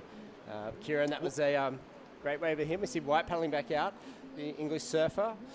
So we'll get some standings. Here we go. This is the replay, Baldy. This is took off right in a good bowl, straight up into the lip, and a bit slower off the bottom here. This thing fattened up. But he did dodge a couple of rocks. Well, that was the earlier wave as well. So 2 waves for the English surfer, and now we're back to live action. Red, Noah. Using his priority, our goofy footer from France. And he's already had that solid 5.8. It looks like there's another, he had another wave, I think, that hasn't come in yet. So Team France doing well. Yep. Where are we with 2018 national champion? Yes, that's a big feat in Europe too. It's not like it was just France. So, that's incorporating Spain and Portugal and Italy and England and Scotland. It's a big surfing area that there's a lot of talented surfers from all over those countries. Yeah. And here we go. Yep, there we go. So he's in the lead, 5.83, 3.77. Beautiful. Yeah, that's a real feather in your cap as a competitor to grab a national title or a championship over in Europe. Like you said, there's so many hungry crews. Such a variety of surf too. You got to prove yourself in all kinds of waves. Slabs, beach breaks, cold water, warm water, big, small. So Noah waving the flag proudly, a talented young fella. And that's and again, adding on to that, the European or American championships or Aussie, Australasia titles, but then you get a World Junior title or a World title, or then now we have the Olympics, and you've got Owen Wright, a brass medal, which he said was one of his biggest honors. You got Carissa Moore getting a gold. You had Kanoe Igarashi. All these people who have come through the ranks of the ISA for the last 10 years plus that have gone on to that level, as a professional surfer at the highest mark. That's what we're seeing now. It's kind of fun to be here talking to Chris Cote, who's going to be a co-commentator coming in tonight or tomorrow. He's like, yeah, these are great because you get to see the next waves of kids coming up, and you get to really feel and get a sense of what's happening out there, because every 6 months, and coming off the this pandemic, so a lot of these surfers haven't traveled, nobody's been seeing anything, no one could go anywhere, and it's all new. Yeah, exactly. Nothing in between 2019, which happened right here and now. And we were talking yesterday about the opportunity to travel and the excitement that we were all feeling at the opening ceremony. Like, a lot of us, myself included, we haven't traveled for 2 years. And as surfers, that's really tough stuff. You're tied to your home country, and we had the lockdown situation globally. And a lot of these kids being so young, like, they're getting passports for the first time, traveling this event, and to compete and be out in the world and just having that experience is so rich. I mean, one of the first ISA events I went to, ended up surfing Chopu back in like the early 90s, and played Mutiny on the Bounty, stayed in Tahiti, and I've got friends to this day, Hira Teranatufa. He's probably watching the French surfer, Noah. He's won 2 ISA titles himself, and all these kids are starting their journey. Great finishing wave there for Noah.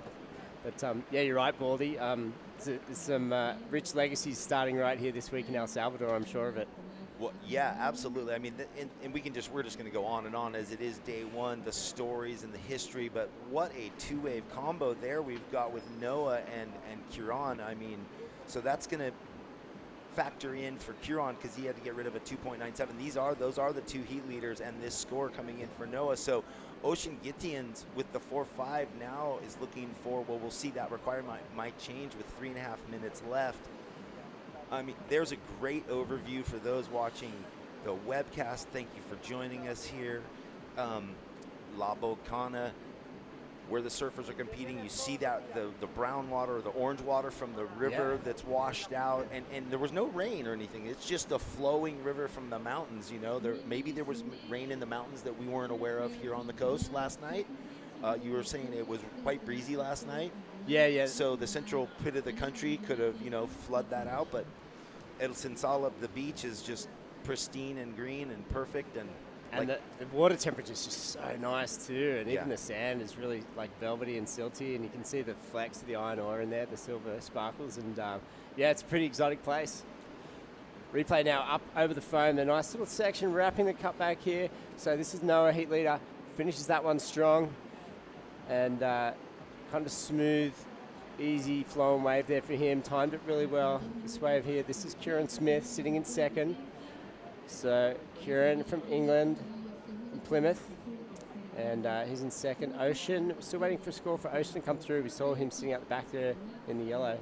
Keep in mind that Noah, Kieran and Ocean, they're all 17, 18. They're in the last years. And Jorge Vasquez down there, he's 13. So he's at least 4 years younger than all these guys. So the Guatemalan surfer there, that makes me feel good on the inside seeing a kid that young competing at this level. And look at that beautiful country scene. I mean, that's what we're talking about, the mountains, east of where we are off the Pacific here. It must rain up there all the time, and then, that these rivers blow out. And again, that's what keeps these sandbars so happening and consistent, is there's always flow. You even know at home, when river mouths clog, it kind of messes up the sandbars. Here, it must be always flowing. We are down to 1.5 minutes left in heat number 4 here at the Surf City El Salvador ISA World Junior Championships. It is just so cool to be here. That's such a great shot. Hasn't drones have such a good technology, and I think surfing might be one of the sports that's benefited as much or more than nearly any other sort of sport. Like, it's amazing, like, to be able to get out there and get these angles of the coastline, see the swell lines and the surf and the topography, the local landscape. It's fantastic. And El Salvador sure is beautiful. I fell in love with it. The second I got off the plane, the hospitality has been amazing. The people are so welcoming. And if you're a surfer and you go to Surf City, you expect to feel at home, right? Yeah, and just come on down because it is a quick flight from a lot of places, and it's beautiful. Nice, beautiful. Blows the tail there. Ocean Gittians from Barbados. He was looking for that. He really needed it because he needs, a minor 3.84 still to jump up into second place and not go into the repecharge. Yeah, we are 33 seconds left in this heat number 4, JJ. Yeah, Jorge, young surfer from Guatemala, 13. We're going to keep an eye on him. Maybe he's the youngest surfer in this division for sure. Another wave here for heat leader Noah. I think Ocean there, I think he panicked. He pulled the trigger a little early. I'm surprised he went on that first wave, Jeff, because there was 2 more waves behind it, and 3.84 was not a big score. So maybe a tactical error there right in the dying minute of this heat. Well, we'll recap this heat because it just finished. It looks like Noah and Curon advancing France and England into the next round, so they don't go to the repecharge. Yep, Ocean's going to get eliminated here, so Jorge as well. Yeah, and I know. Yeah, I mean, what an amazing heat. We're going to recap this heat and get into all the travel things, for everyone.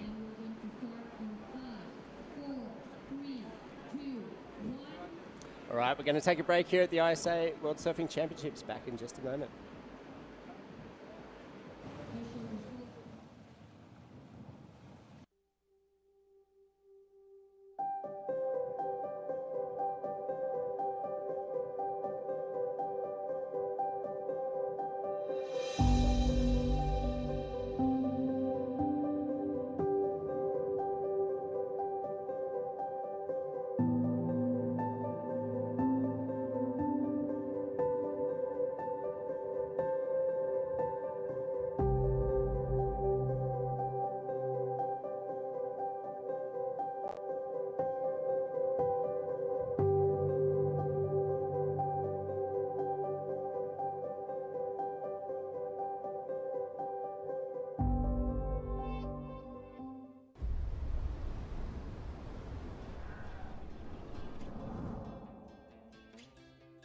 There's a right time for everything.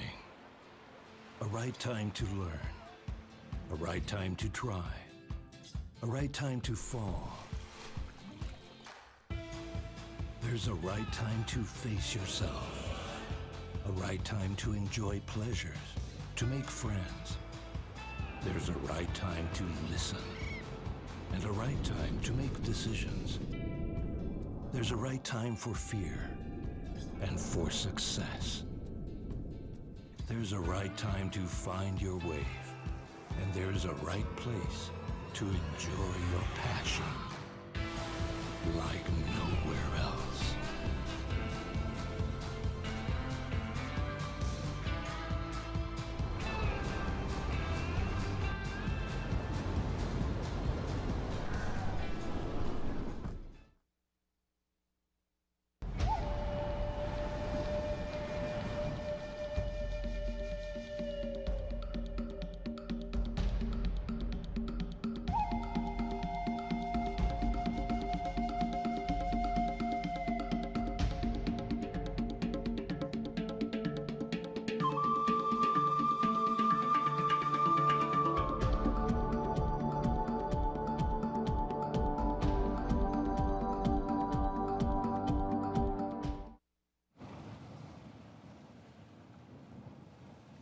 Welcome back to the ISA World Junior Championships here in beautiful El Salvador, Surf City.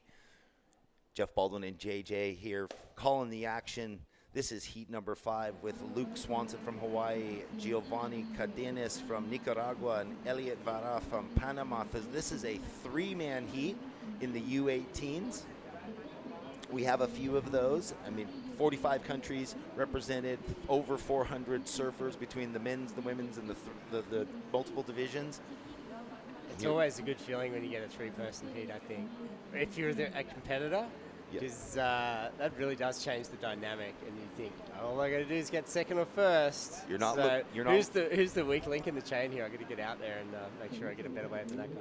Yeah. So I guess on the break, this is a quick replay, catching up with our surfer in white, Giovanni Cadenas from Nicaragua. Beautiful, nice finishing turn there. Looks like that dropped in for a 3-point ride. So there you see the 3 surfers in the water, the lefts and the rights.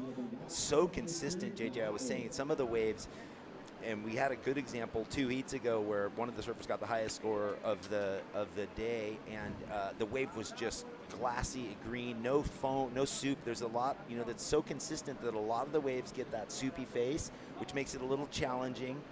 There's some cross ribs, some soup. Yeah, but it also provides a lot of opportunity as well, and gives everyone a chance. And we were talking earlier to Mitchell, like forehand, backhand, everyone can sort of go to their strengths, and that consistent swirls and little cross-hatch 45-degree angles. That's exciting, man. You're going to see some ramps too, and especially when it was probably about a foot bigger yesterday, and the whole dynamic of the break shifted. It was breaking further out. There was waves to the right. Also to the left, further down, directly in front of the judges' tower, and it just it's a great spot for a competition, and I can really see why they've chosen this. And to be so close to the beach and have the infrastructure here and the boardwalk and stuff, it's fantastic. So it's good for spectators. It's really good for surfers. Nice little off the top there from Luke, but he doesn't ride out of it. Yeah, so Team Hawaii, we saw Shane Dorian here. We were wondering, we didn't get to speak to him yesterday, so, obviously what an incredible career Shane Dorian had here, supporting his son, who is probably up at the other event site, surfing later, possibly, or tomorrow, but Shane Dorian supporting his son in the ISA. Yeah. Well, Shane, he kicked off his career. So before we had the ISAs and all these junior divisions, you'll know, Baldy, that there used to be one serious junior event in the world, and that was the Pro Junior at Narrowing. And Shane Dorian, he got second to Slater in that event, and basically that was the only event back then that sort of telegraphed the future stars of the sport. Now we have the ISA every year, pretty much, and I competed in that event when Shane was in it.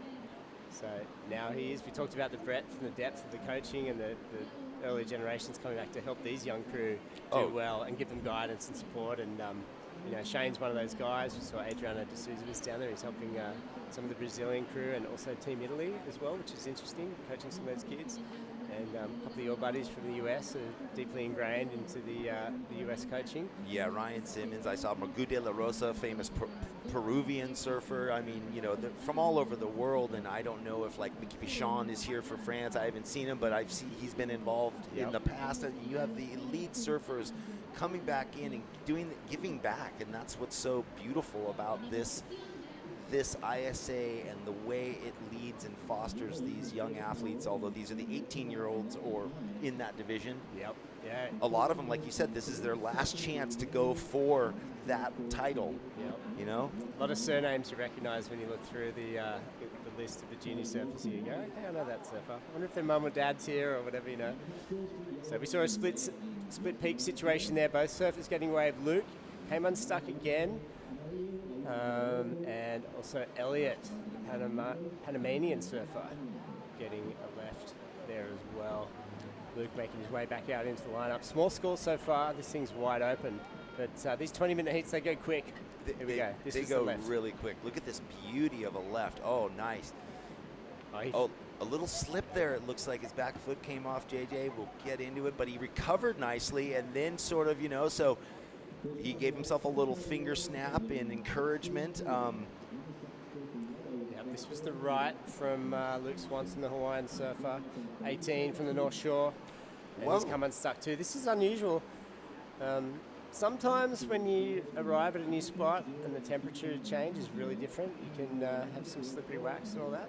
But well, that was the first. We haven't seen anybody have those tight, and both surfers slipped simultaneously on the same peak. So I wonder what maybe something came out in the river mouth. Something we were touching on earlier. Obviously, there's the nations that are deeply entrenched and they've been coming to the ISA and they've fostered professional surfing for quite a lot of years. There's the new nations, and that is the impetus. That's the focus of what this is. And we'll sort of unfold those stories as we go along and the interviews get deeper. There was kids, families doing amazing fundraising, to get their teams, their kids, because they don't have the money. So it's the first time they got their passport. It's the first time they've traveled. They, scraped together the funds to come be here in El Salvador for this event with the promise of, I'm going to be involved forever. And it can be life-changing. So we can't ever take that for granted. And that's the beauty of what this fosters. The underbelly, which is actually the real story, is all those countries and those stories. Yeah, and the last couple of years too have been tough financially for a lot of people. People who had really good sponsorships, good deals, federations, like a lot of stuff's been cut in half, budgets have been slashed. Parents, families, households have all taken a hit in a lot of cases. Nice little foam climb there from Elliot. Which is even more impressive that against that backdrop of so much financial struggle globally, and we're not going to get into that, and the effects it's had throughout, they're still here more than ever. Yeah, and how special it is too to make the most of it. And, these guys, we had the ISAs in 2013. It was in Nicaragua. So maybe Giovanni Cadenas was there to watch that. And up in the lip there, taking it pretty casual, but he's got in a couple of moves already. Nice little finishing section there, and he hits that. So that's a clean wave, so that'll make him feel pretty good. Almost certainly his best. And also Panama hosted the ISA as well, about 10 years ago as well. So Playa Vanal was at that event there. So, you can imagine Elliot was pretty young then. He might not remember it, or maybe he was about 10 years of age himself, or 8. So here we go, good wave here for Luke. And another strong finish there. So a couple of clean waves here, Baldy. And these guys focusing, getting some decent scores on the board as we come down under halfway. Yeah, it's amazing, they're halfway through the heat, and that's going to be by far Luke's best wave, and you see his technical prowess. I mean, he's a very advanced surfer, and so he's going to get his best score on the board, back up to 3.37, get himself up into the lead, most likely. We'll see, potentially. Elliot Vada from Panama, he's got a 5.5 and a 2.73. Priority is with our surfer in yellow, and when they're out there, they have the priority monitors, so they know. And You know, you guys were touching earlier, I heard on the, you know, a lot of these surfers and athletes, it's the first time they've been in a priority situation in a heat because, you know, they don't even have sort of amateur surf associations running regular heats. So unless their coaches are doing it or their trainers, whatever that is facilitating their, you know, their education. Yeah, that was interesting. Mitchell brought that up, and that was something I'd really just take for granted in Australia. You know, Right. it's just standard, and you know that kind of shocked me and made me pause and think, yeah, well, that's absolutely right. Like when I think about it, you know. So yeah, and that's a big learning curve too for these guys. But you know, if they've got the good coaches in their corner, and they're going to have to learn how to use that because that is such an important element. Well, it's everything in competitive surfing now, you know, no matter what you're doing. But the other advent that's amazing is now that you can stream live events that are being broadcast from all over the world all the time, you know, regional, world, everything is happening. Wow, good looking wave here. Oh yeah, Elliot Vara. Ooh, just the one move though. Yeah, so yeah, that 3 and 4 man priority, that was adopted from the bodyboarding ranks, the pro bodyboarding, and it pretty much straight away when it was introduced into surfing, it was taken on board and people loved it. Surfers loved it. Yeah, you know, it makes a big difference on point breaks, that's for sure. I mean, it's just changed the game for everything. You know, going. Yeah, Yes, hey, we are going to throw it down to Shannon Hughes for a beautiful beach interview. What do you got? Here with Noah Dupuy from France. Congrats on a big win out there. Talk to me about your preparation coming into this year's ISA World Championships and some of the spots you've been surfing to get ready for these reef breaks. Hello, Shannon. Hope you're doing good. So we arrived in Salvador like a couple days ago, surfing a lot this wave, trying to get into the rhythm and stuff. This year I've been in Hawaii for 2 months, trying to surf as much as point break as I could because I'm from Morsegor and it's only beach break, so it's kind of hard to try and practice for those kind of waves. But I managed to be able to arrive here as ready as I could. So I'm feeling comfortable and I have a great team behind me, so I'm happy. And talk to me about that team. I know you're one of the veterans on it, but you got a few rookies in the class here for the ISAs. Yeah, there's I think only 4 of us that done a couple ISAs before that. So we have many rookies in the team, trying to push them to like take them all the pressure to perform as much as they could.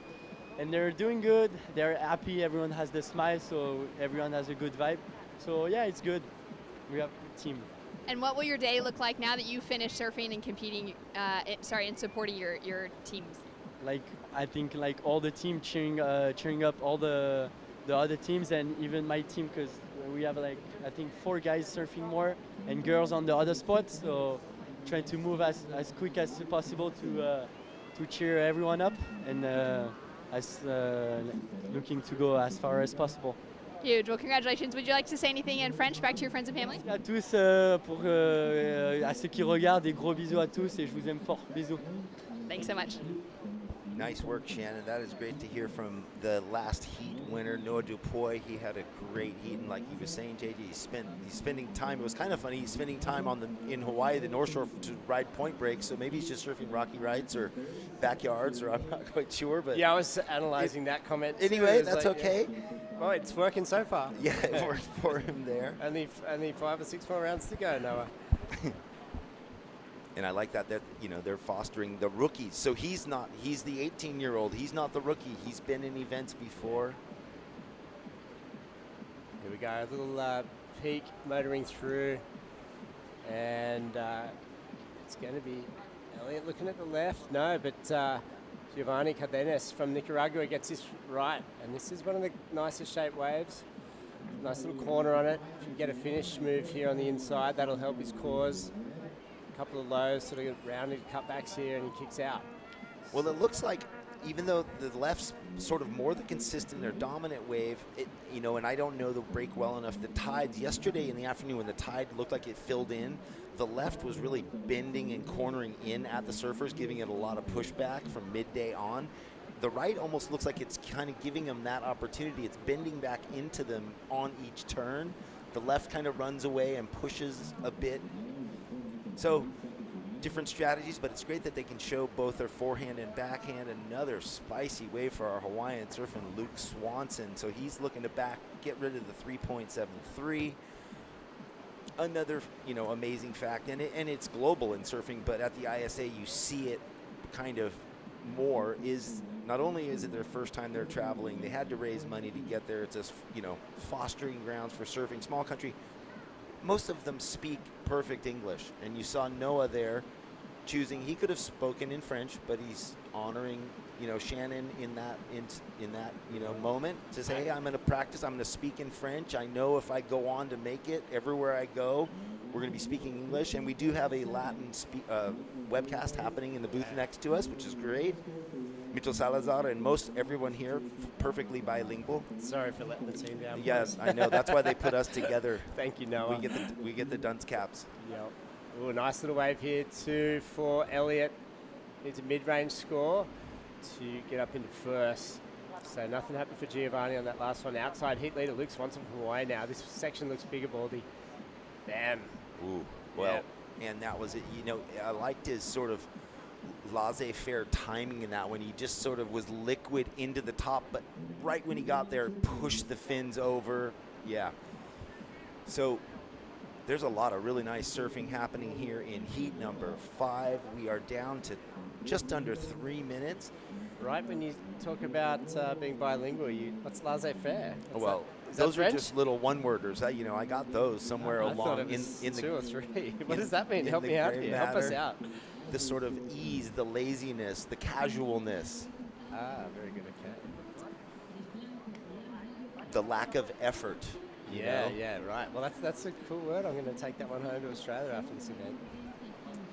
So and of course the ISA they've got the yearly scholarships that go to the under-18 surfers from the developing nations. They do huge work there, developing the federations around the world, and some programs and certifications for instructing, judging, adaptive surfing in the international surf schools. So and that's a whole other the World Adaptive Games. I mean, ISA Adaptive Games. Yeah, you're a part of that. We can catch up on that once. That was amazing in La Jolla Shores, and that's just a whole nother level of the adaptive surfers getting into the Olympics, and the Paralympics are massive, of course, and so much to be proud for the ISA and the development of the sport. Well, yeah, and even before this event kicked off, we're down to a minute and a half. There was a foundation. I gotta get it, but a host of people came from different countries that were invited, paid for through the foundation to get education, surf coaching, mind, body, soul help. I saw, they were doing yoga classes,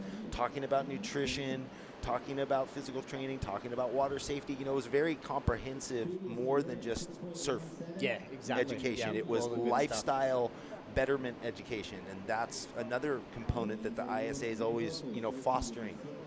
Under a minute now. Good looking wave here. He hangs onto this one. So Elliot from Panama, the Panamanian, getting a few moves here. Scratching on the outside, Giovanni Cardenas from Nicaragua. He's going to go this one. He's got to get around this section here, and he has to get up into the lip. This is the guy in third. He's facing the repechage.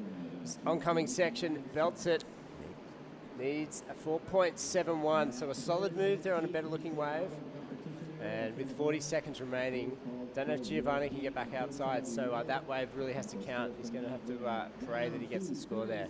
Luke Swanson from Hawaii sitting pretty out in the lead right now, 12.44, that's a good total. Yeah, two mid-range sixes, and we'll see if this one comes in for Giovanni. I mean, you saw he sort of nearly lost it finishing that wave, but he pulled it off. He needed to. Will it be the score? He kept ticking away.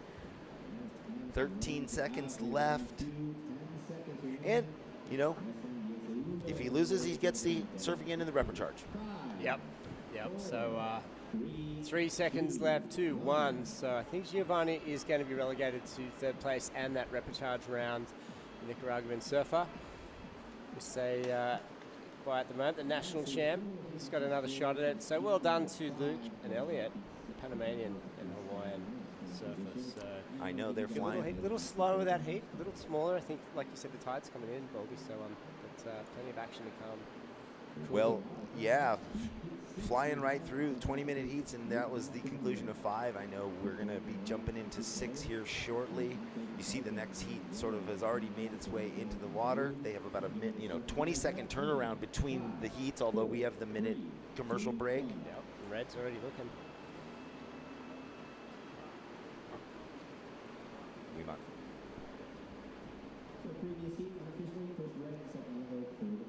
Yeah, all right, everybody. We are taking a break. We are coming back in heat for heat number 6. On the backside, we just concluded heat number 5. Come join us again. See you soon.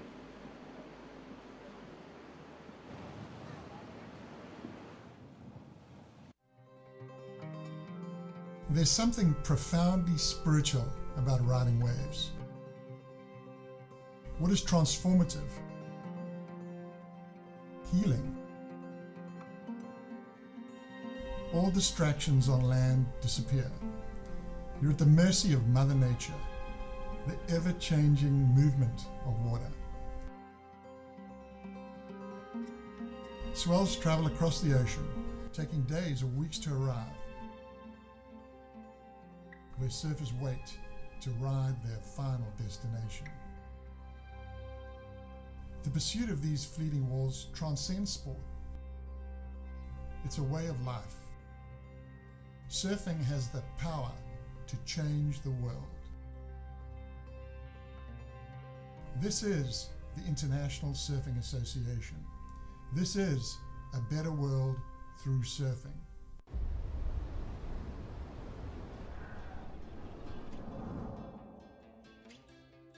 There's a right time for everything. A right time to learn. A right time to try. A right time to fall.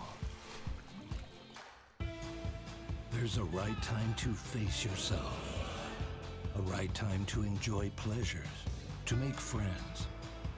There's a right time to listen. And a right time to make decisions. There's a right time for fear and for success. There's a right time to find your wave, and there's a right place to enjoy your passion like nowhere else.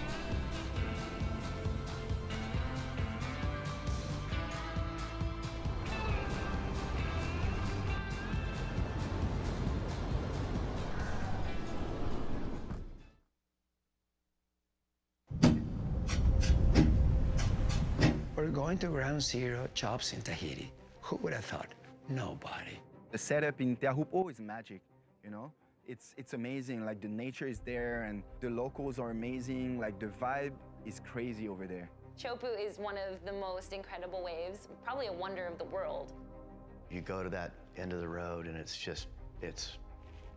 sort of like a whole nother world out there. It's godlike, it's quiet, serene, beautiful, tropical. The colors of the sun hitting that hill and lighting up the palm trees and the mountains and the different hues of all different color spectrum as the day moves on and changes. Then you have this glorious wave that comes off a reef and it's so powerful and so beautiful. I think it's gonna be very good.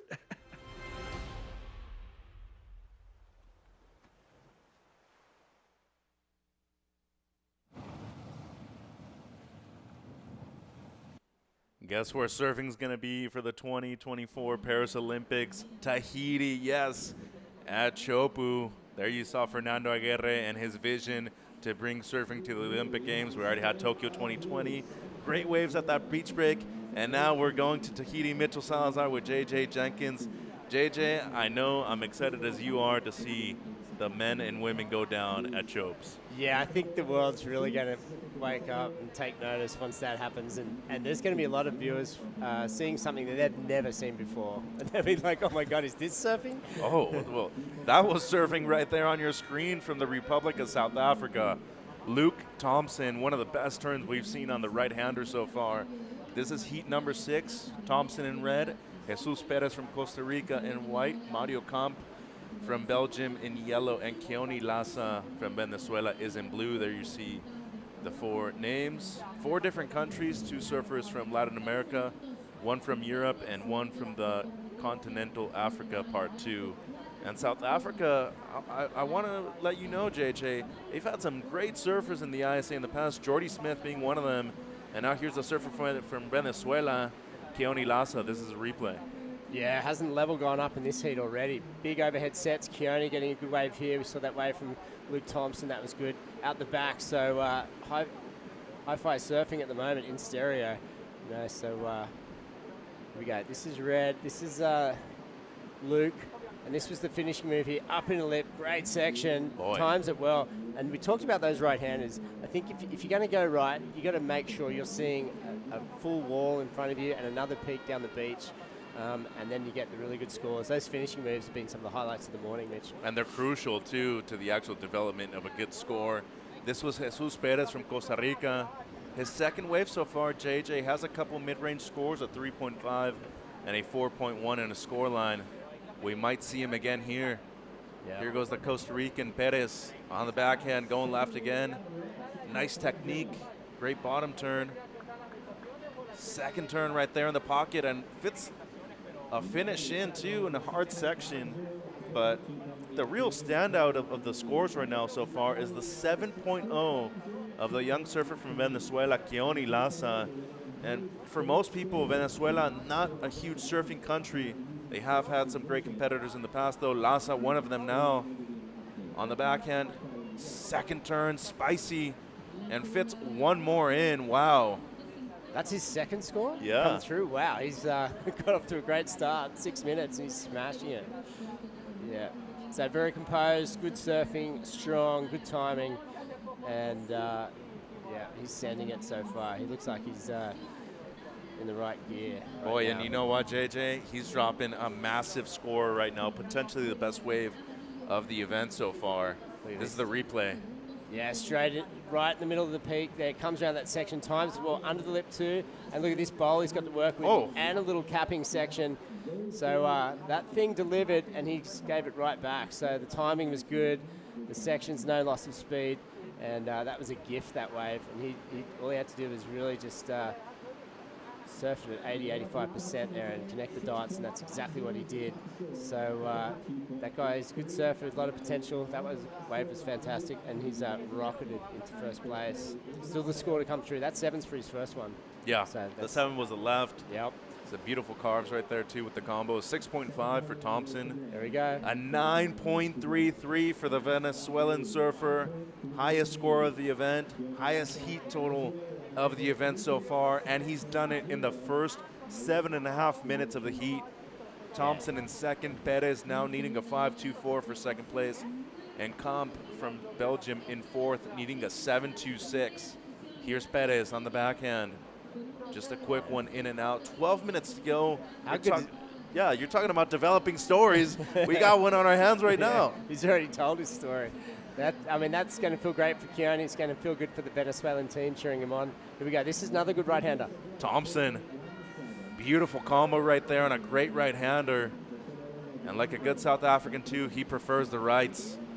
Already opting to go right twice this heat so far. Already has the 6.5. Still going. And this is a difficult wave to surf right here at the end. He'll finish with that. Didn't you hear the Vuvuzela horns in the background? background? I forgot about those things. He lets them bring those on the plane. I love it. All those cultural differences and all those things that make them so unique. It's so rad, man. It's awesome. Let's go down to Shannon Hughes with Luke Swanson.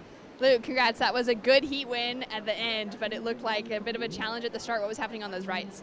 Yeah, I don't know. I started off by slipping on my board a bunch. I think I wasn't anticipating the muddy water to put a little layer of film on there, so I started slipping, which kind of was like a little bit weird. I actually was laughing on like my second wave when I fell. I was like, why is this happening?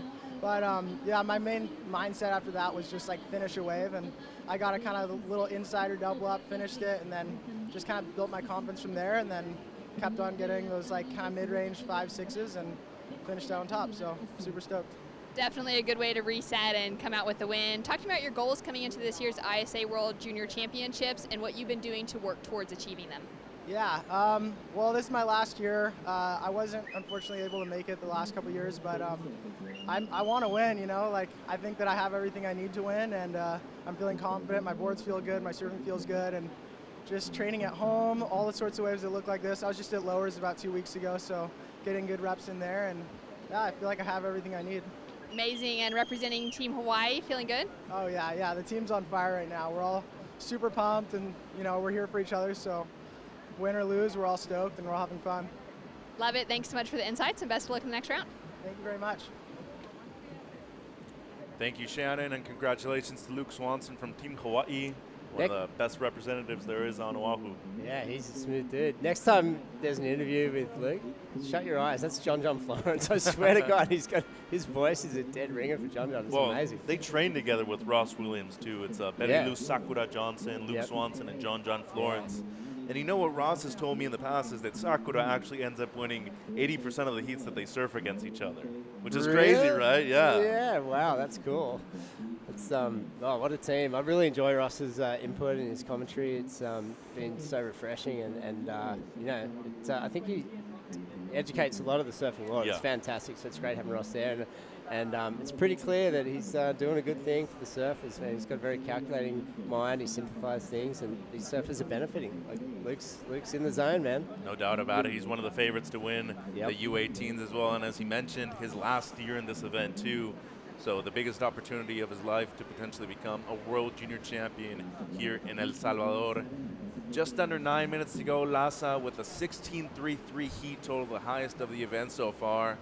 Thompson in second. Let's go down to Shannon with the special guest. Down with Shane Dorian. Shane, you're here coaching Team Hawaii. How's it been going behind the scenes? Yeah, it's been going good. It's been interesting. You know, like as a coach, you're kind of a manager as well, and when you have 12 athletes with just so much going on, so many moving parts, it has its challenges, but it's been a lot of fun. We got here early to train, and everybody's feeling good, surfing well, so I'm stoked. And of course, your son Jackson is in the draw. How cool is it to just see that whole camaraderie coming together with your own son and the rest of the team? It is, yeah. It's interesting being a parent, you know, to a kid that's on the team and being a coach as well, but it's funny because he doesn't listen to me anyway, so the other coach, Chris Martin, he's Jackson's coach for sure. All the rest of the kids listen to me, so it's all good. I love that dynamic. Talk to me too, when you were in your junior career, of course you had a phenomenal professional career. You competed at the ISA World Junior Championships. What was it like back then? Yeah, I competed in England, in Puerto Rico, and in Japan when I was a kid for the World Juniors. And yeah, it was an amazing experience for me personally. It was very formative. For me, I wasn't a very good amateur surfer, but it gave me the fire to pour all my energy into surfing. I remember after the event, I was so fired up. I went home and wanted to surf all day because I wanted to get really good for the next one. So it was really fun. Incredible. Any words of advice to anyone tuning in that wants to be here maybe next year? Yeah, I just think it's an incredibly diverse event. It's so deep with just it's so fun to meet all the other teams and find out what they're all about, where they're from. It's really fun, and everybody's here, and I don't know, I just feel like we all have so much in common, even though we're all from different places and we may look different or whatever the deal is. It's just really neat to really know that we're all the same and we have surfing in common, and it brings us all together, so it's awesome. I love it. Thanks so much, Shane. We'll see the rest of your Groms the next round. For sure, thanks. Thank you, Shannon, and a good chat there with Shane Dorian, one of the coaches of Team Hawaii. And how funny was that when he referenced his son and saying that, yeah, I'm his parent, I'm not his coach, he doesn't even listen to me. You know how many parents, and especially surfer mums and dads, had a chuckle right then and there all around the world watching that? I mean, every answer Shane gave there was depth and layers to what he was giving back, on the surface there, but there's so much experience and so many different, as a coach, as a mentor, as a former competitor, and his experience and him admitting he was a poor amateur competitor, and he's perennial top 10 and clearly one of the greatest surfers ever, especially in, no doubt, a leader in big wave arena. So that was a rad interview. That was really cool. One of the best overall surfers, I would have to say. Unbelievable.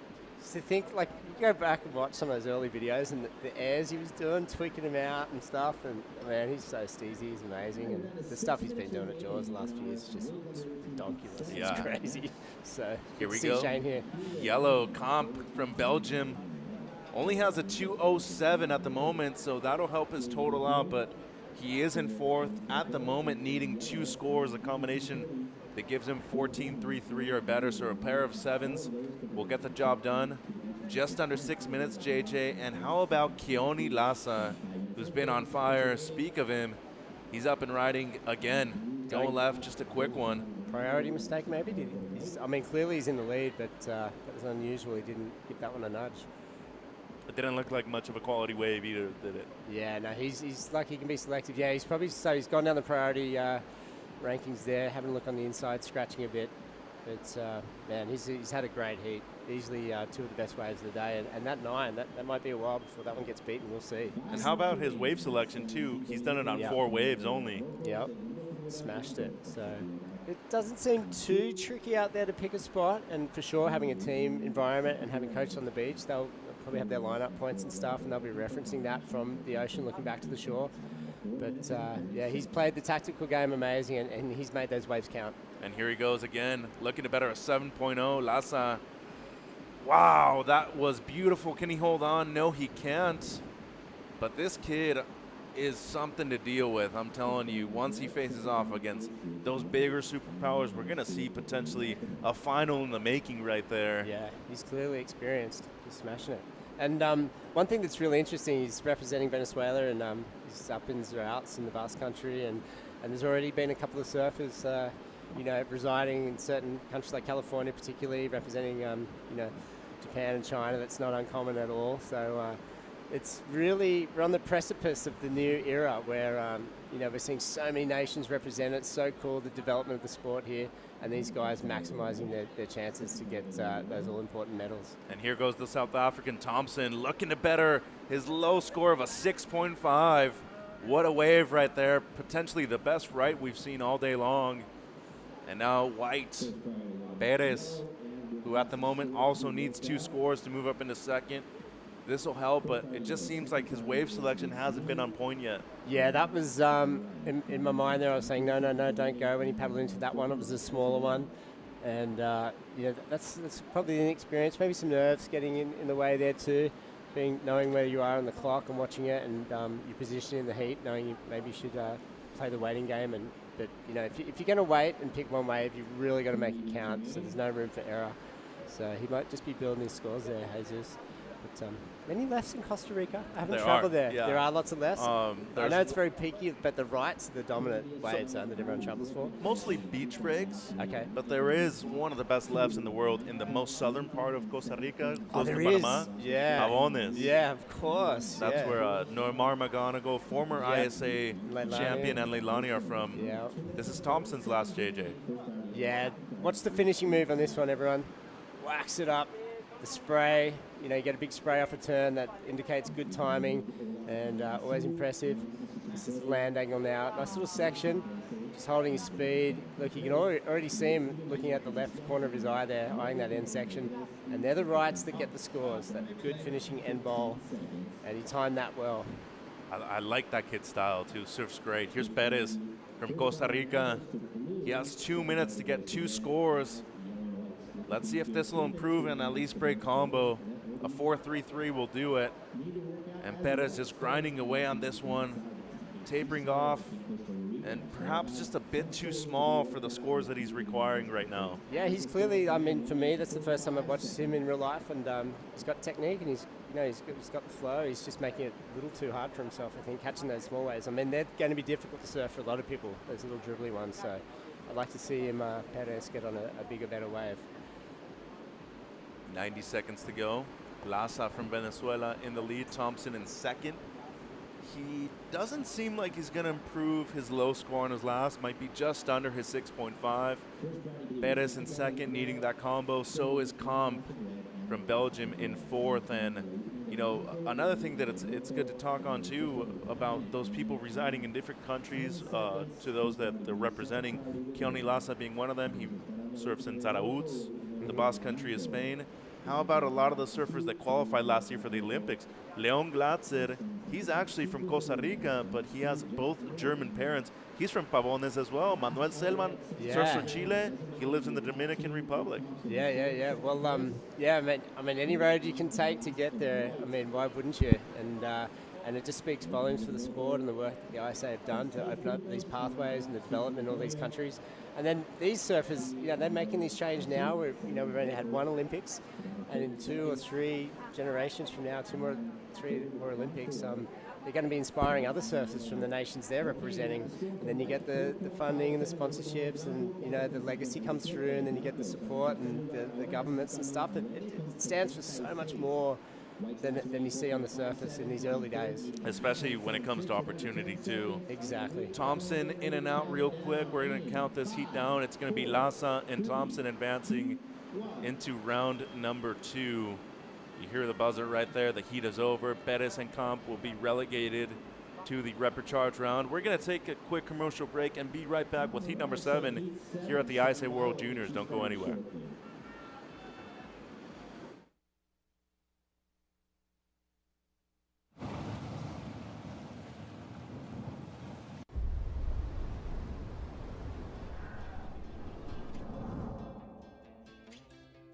There's a right time for everything.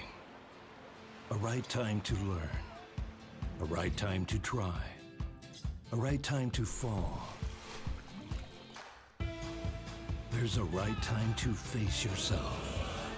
A right time to enjoy pleasures, to make friends. There's a right time to listen. And a right time to make decisions. There's a right time for fear and for success.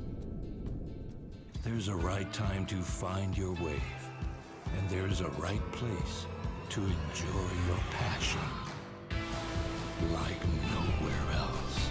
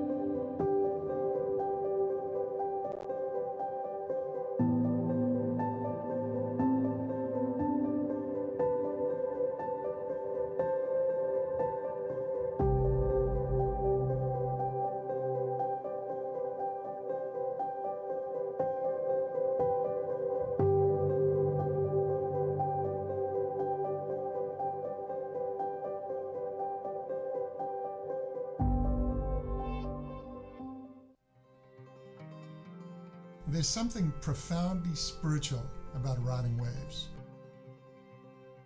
What is transformative? Healing. All distractions on land disappear. You're at the mercy of Mother Nature, the ever-changing movement of water. Swells travel across the ocean, taking days or weeks to arrive, where surfers wait to ride their final destination. The pursuit of these fleeting walls transcends sport. It's a way of life. Surfing has the power to change the world. This is the International Surfing Association. This is a better world through surfing.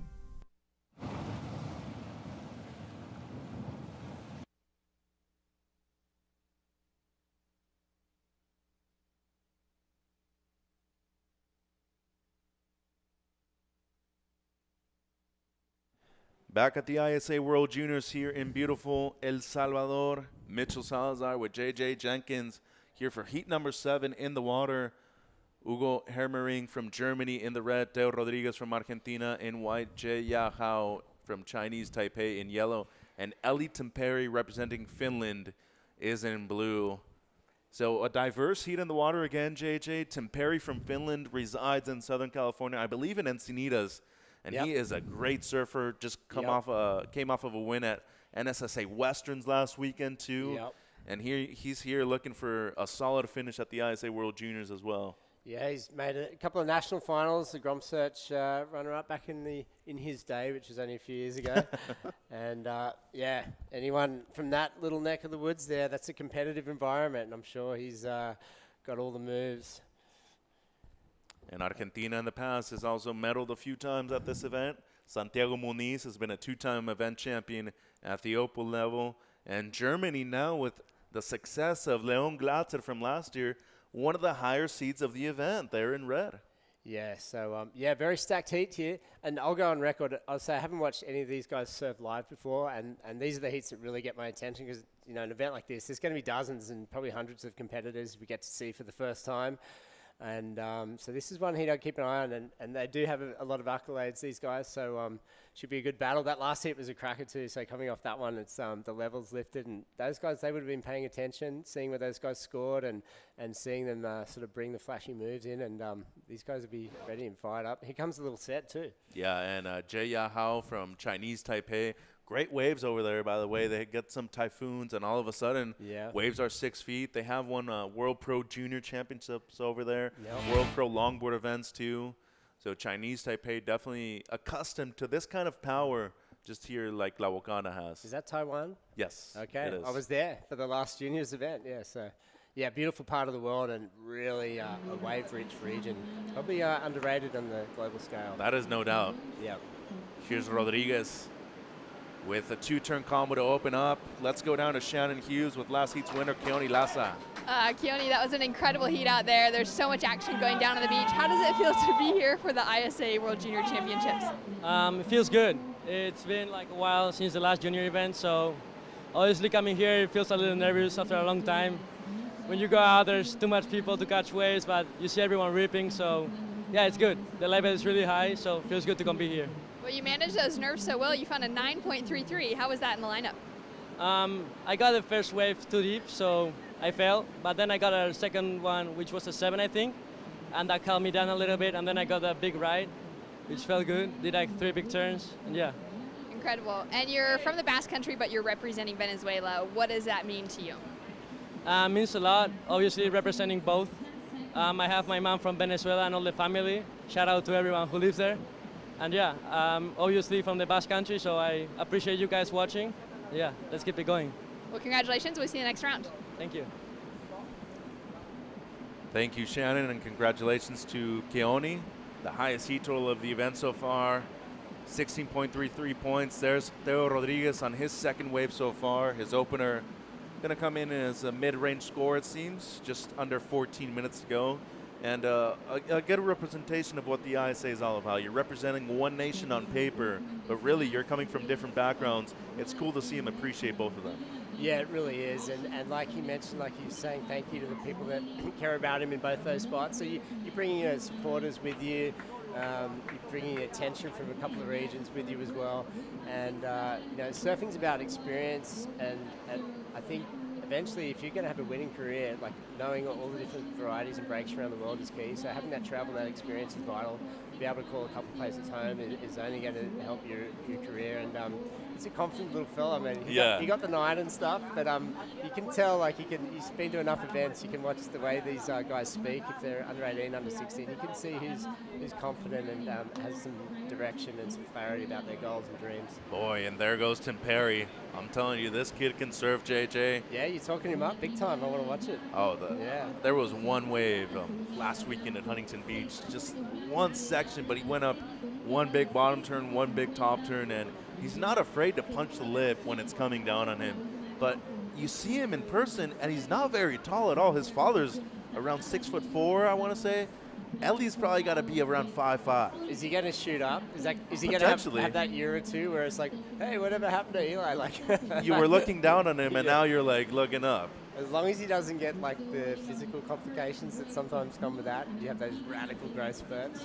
It's hampered some surfers' careers. So, grow slow, Eli. Let's see it. Let's bring the heat. Well, 12 minutes to go. Rodriguez has a 4.5. Let's go down to the beach with Shannon. Hey guys, so there's obviously a lot of men's surfing going on right out front, but we've got the women's on. The girls under 16 division is happening today down at El Sinzal. Zia Hendricks from Team South Africa is one of the girls competing in it. Zia, how are you feeling going into your heat later today? I'm feeling quite excited today. I don't have a lot of nerves, and yeah, I'm very amped, and I'm very stoked to be here. It's so nice. Talk to me about being in El Salvador. It's your very first time outside of South Africa, right? Yes, it's so nice. The water's so warm, bath warm, and everything's so like different, and it's so nice to see the other side of the world. I'm so stoked. What's it like to be one of the 10 surfers on your team that's gotten a passport for the first time, that's able to finally travel and experience a different place? It is actually nice, but when I got my passport, it was a little bit stressful because they took long, and yeah, but then when I got it, I was even more excited to come here and to be with my team and have a team event, and it's so nice, yeah. And you're originally from Jeffreys Bay. That's where you were born and raised, learned how to surf, but you're now living in East London. What was it like practicing to get ready for the contest? It was nice because I surfed with Adriel a lot, and Wayne Monk, he coached us, and me and Adriel did like 10-minute heats and stuff like that. So yeah, really put in a lot of work, and yeah. Well, we're really proud of you for being here. Congratulations, and we look forward to seeing your results for later today. Thank you. Back to you guys.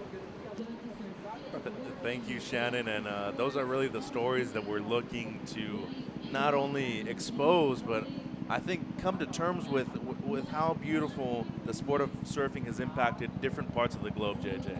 Yeah, that was just gorgeous. I mean, I'm smiling right now. Like, she was genuinely just bursting out of her skin to be here and appreciating the experience so much. That was so cool.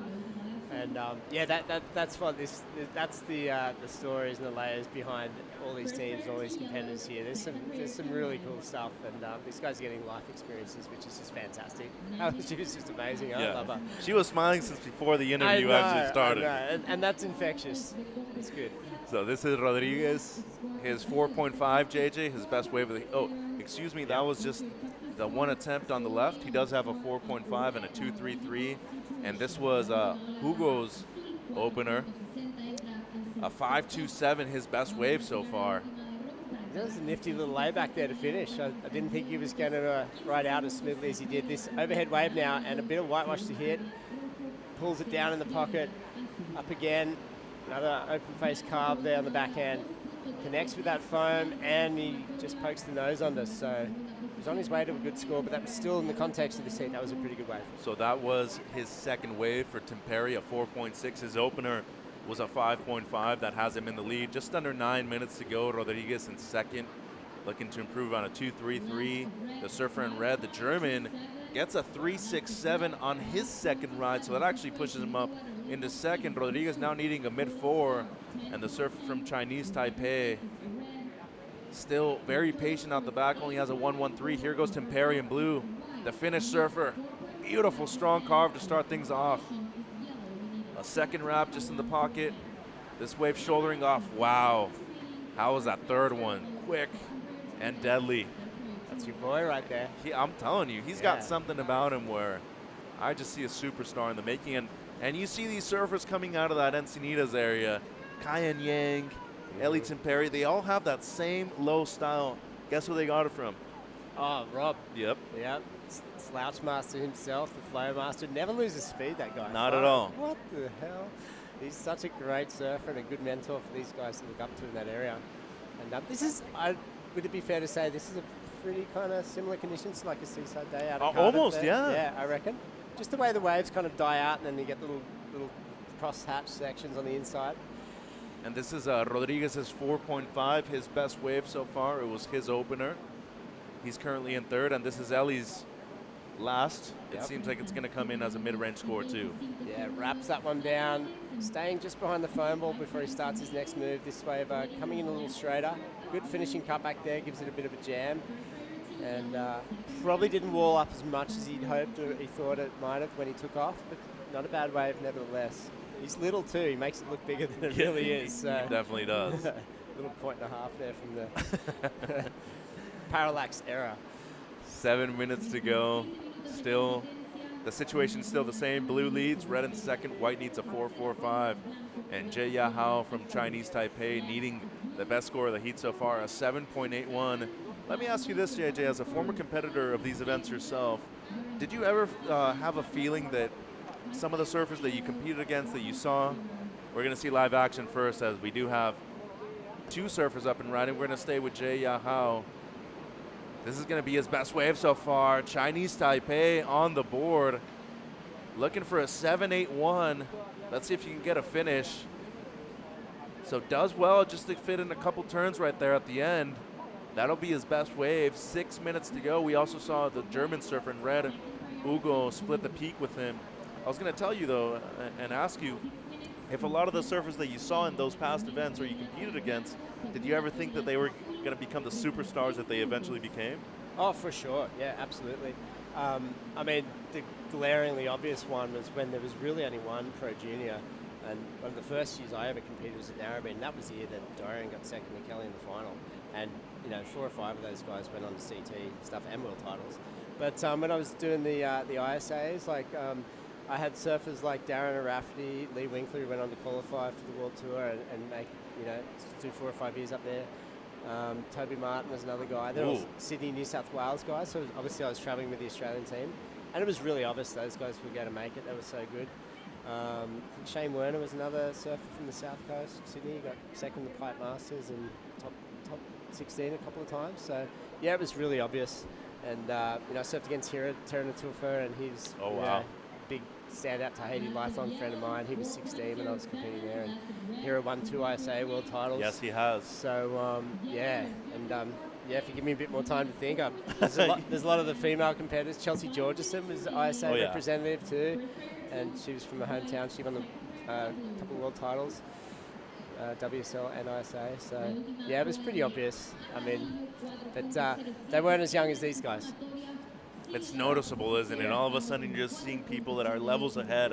And there was less surfers then too. I mean, the ISA nations representative, probably a couple of dozen, maybe 35, 40, but to have the representation from 40 to 50 nations and have the depth and the talent at this level too, so like under 18, under 16, it's pretty crazy. Well, So the it's crazy harder to pick them. No, and I bet, because the crazy thing about this event, record athletes, 419 for this event, for an ISA World Juniors. Yeah. We had a parade through the capital of Tahiti there, and I think 220, 180 was the figure. And at that time, that ISA event was one of the biggest in terms of, competitors. So to double that in 10 years, 15 years is pretty crazy. It seems like each year it's just getting bigger and bigger. And obviously we haven't had an ISA World Juniors since 2019 in Huntington Beach, and it's been almost 3 years. What I'm interested to see now is how will the number of competitors, the number of athletes affect the length of the event? Because this is already a 10-day event. Yeah, well... Are we doing 2 weeks now afterwards? Yeah, well, I don't know. I mean, we've got the double podiums. We've got a great setup here in El Salvador, which accommodates this huge number of competitors. So it's quite amazing to have this set up and have it running so smoothly. And it's a great venue. So, a big thank you to the host city and the host country and, the government here for getting behind it. So they're onto a winner here for sure. So I ain't complaining, JJ. The hotel we're staying at is great. The food's amazing. Yep. And I can tell you these kids are enjoying themselves a lot too. I'll give you one more year. So when I was working in the media on the production side of the event in Tahiti, and there were some names there that went on to become pretty good surfers. Julian Wilson, he won. Owen Wright was a winner that year. It's like 2005, 2006. Matt Wilkinson. Matt Wilco smashed it. And Tori Meister was there. Exactly, yeah. That was at Papara, right? Papanau on the other coast. But and I remember seeing Geordie Smith, and I thought, God, this guy is good. He was this South African guy. He probably 17 or 16, and he actually lost in the quarters or the semis or something. And it was really strange to see him get knocked out because he was surfing so good. Geordie went on to surf pretty well. He's got quite a career. So, but that was the era where it was really exploding, and the international regions were really coming on with some bona fide talents, world beaters. So the 2 years I competed, 2011 in Punta Hermosa in Peru, Felipe won the U16s, Felipe Toledo. Wow. And then the U18s was Cristobal de Col beat Vasco. Cristobal, I forgot about that guy. He almost beat Vasco in a tiebreak. What? It was a very close final between them two. Dylan Lightfoot got second in the U16s. Yeah, there was 4 or 5 South Africans that came on all at once. Bianca Buttendog was there too. Yeah, that's another name. Nikki Van Dyke had made a final. And now you're seeing all these kids like Lucas Elston, who's coming up in a few heats and stuff like that. You're like, whoa, like all these names that are popping up. And Felipe, he was so little and skinny, and he had the braces, remember? And he was just this little kid, and he was so quick, and then far out, yeah. And then he qualified for the championship tour next year. Yeah. Same thing with Geordie Smith. The year you saw him in Tahiti did not do well. next year in the Opens in Huntington Beach in 06, Yep. won that event. Yep. And then he just went berserk as a wild card for at J-Bay, you know. So yeah, incredible list of names. Like I love some of the names you're bringing out that kind of like fade into the recesses of my brain. It's really cool to hear. And a lot of those crew working in the industry now. I know. Doing coaching, working for the companies, and yeah. I mean, when you have this many competitors, there's going to be it's eventually going to happen. A lot of stories. Yeah, good stuff. So 45 seconds to go. Tim Perry still in the lead. Hugo Hermening from Germany in second. Rodriguez from Argentina needs a 5.21. And Jay Yahao gets his best on his last, a 4.07. Needing a 5.63. He has second priority. But Tim Perry, a great competitor, will probably not let anybody take this last wave. 20 seconds. It's a bit of defense here from Ellie. He's up and riding on the left. Looking to improve a 4.6. Beautiful wrap on the backhand. Just slid the fins a bit too hard right there. 10 seconds to go. He's safe though. Rodriguez is the one who needs a score. And Hermening just moving over and blocking him as much as he can. This heat's over though. It's going to be Team Europe advancing Finland and Germany in first and second. Yeah, your boy came through shining right there. So pretty close between first and second. And Teo and Zhao Yao off to the repechage. That was another great little heat. We've got some good battles here. So we're going to take a quick commercial break and be right back with the ISA World Juniors live from El Salvador. Do not go anywhere. Waves are pumping.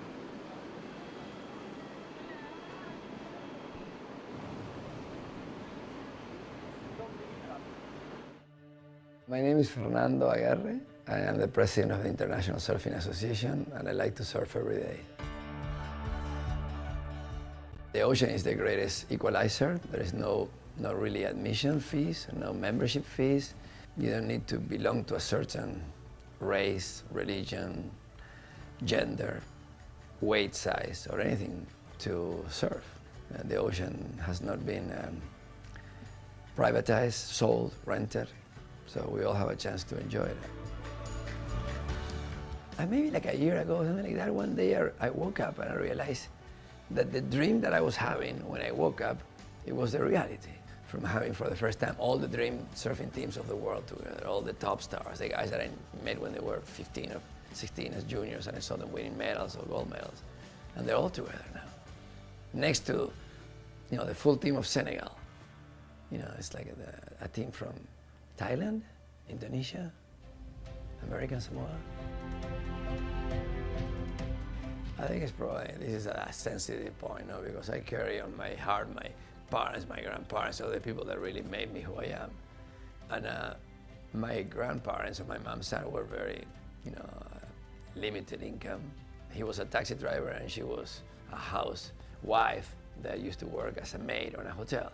I was maybe 16 or 17, and one day my grandma showed up and gave me the most expensive jacket that I couldn't buy. And I knew how life was difficult for them, how difficult life was for them. So I told her, I said, "You're crazy. This is like, why do you do that?" And she said, "I'm not sure you're gonna get it now, but eventually I think you're gonna get it." And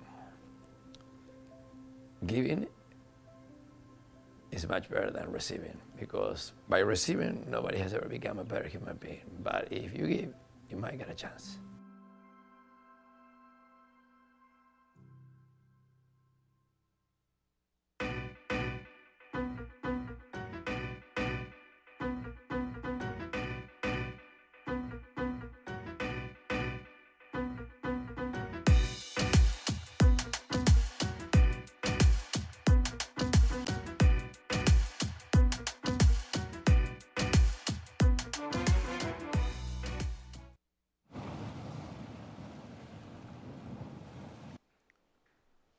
Oh boy, that little promo gave me chills. Mitchell Salazar with Jeffrey Baldwin here for heat number 8 of the boys U18 at La Bocana in beautiful El Salvador.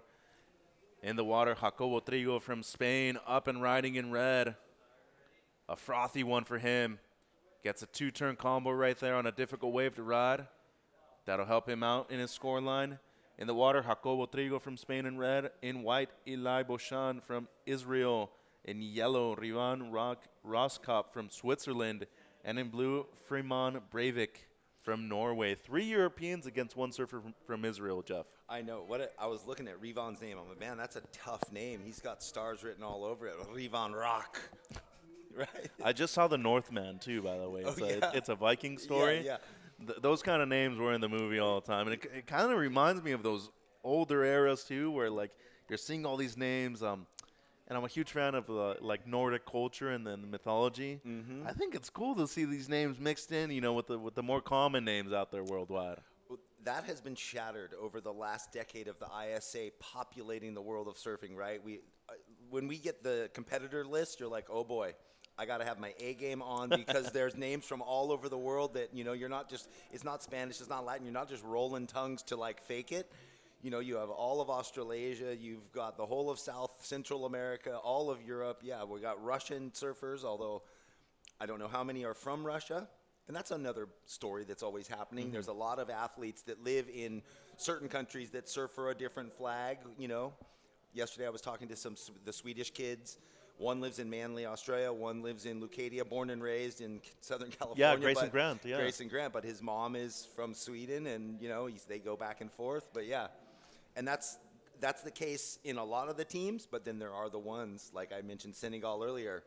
They're from Senegal, they live in Senegal, they surf in Senegal, and like that's a really neat storyline too, because they're not trying to make a different team because maybe they couldn't make the national team for that country. And anyway, you're just excited, aren't you, dude, Jeff? Like I love the ISA platform all the way.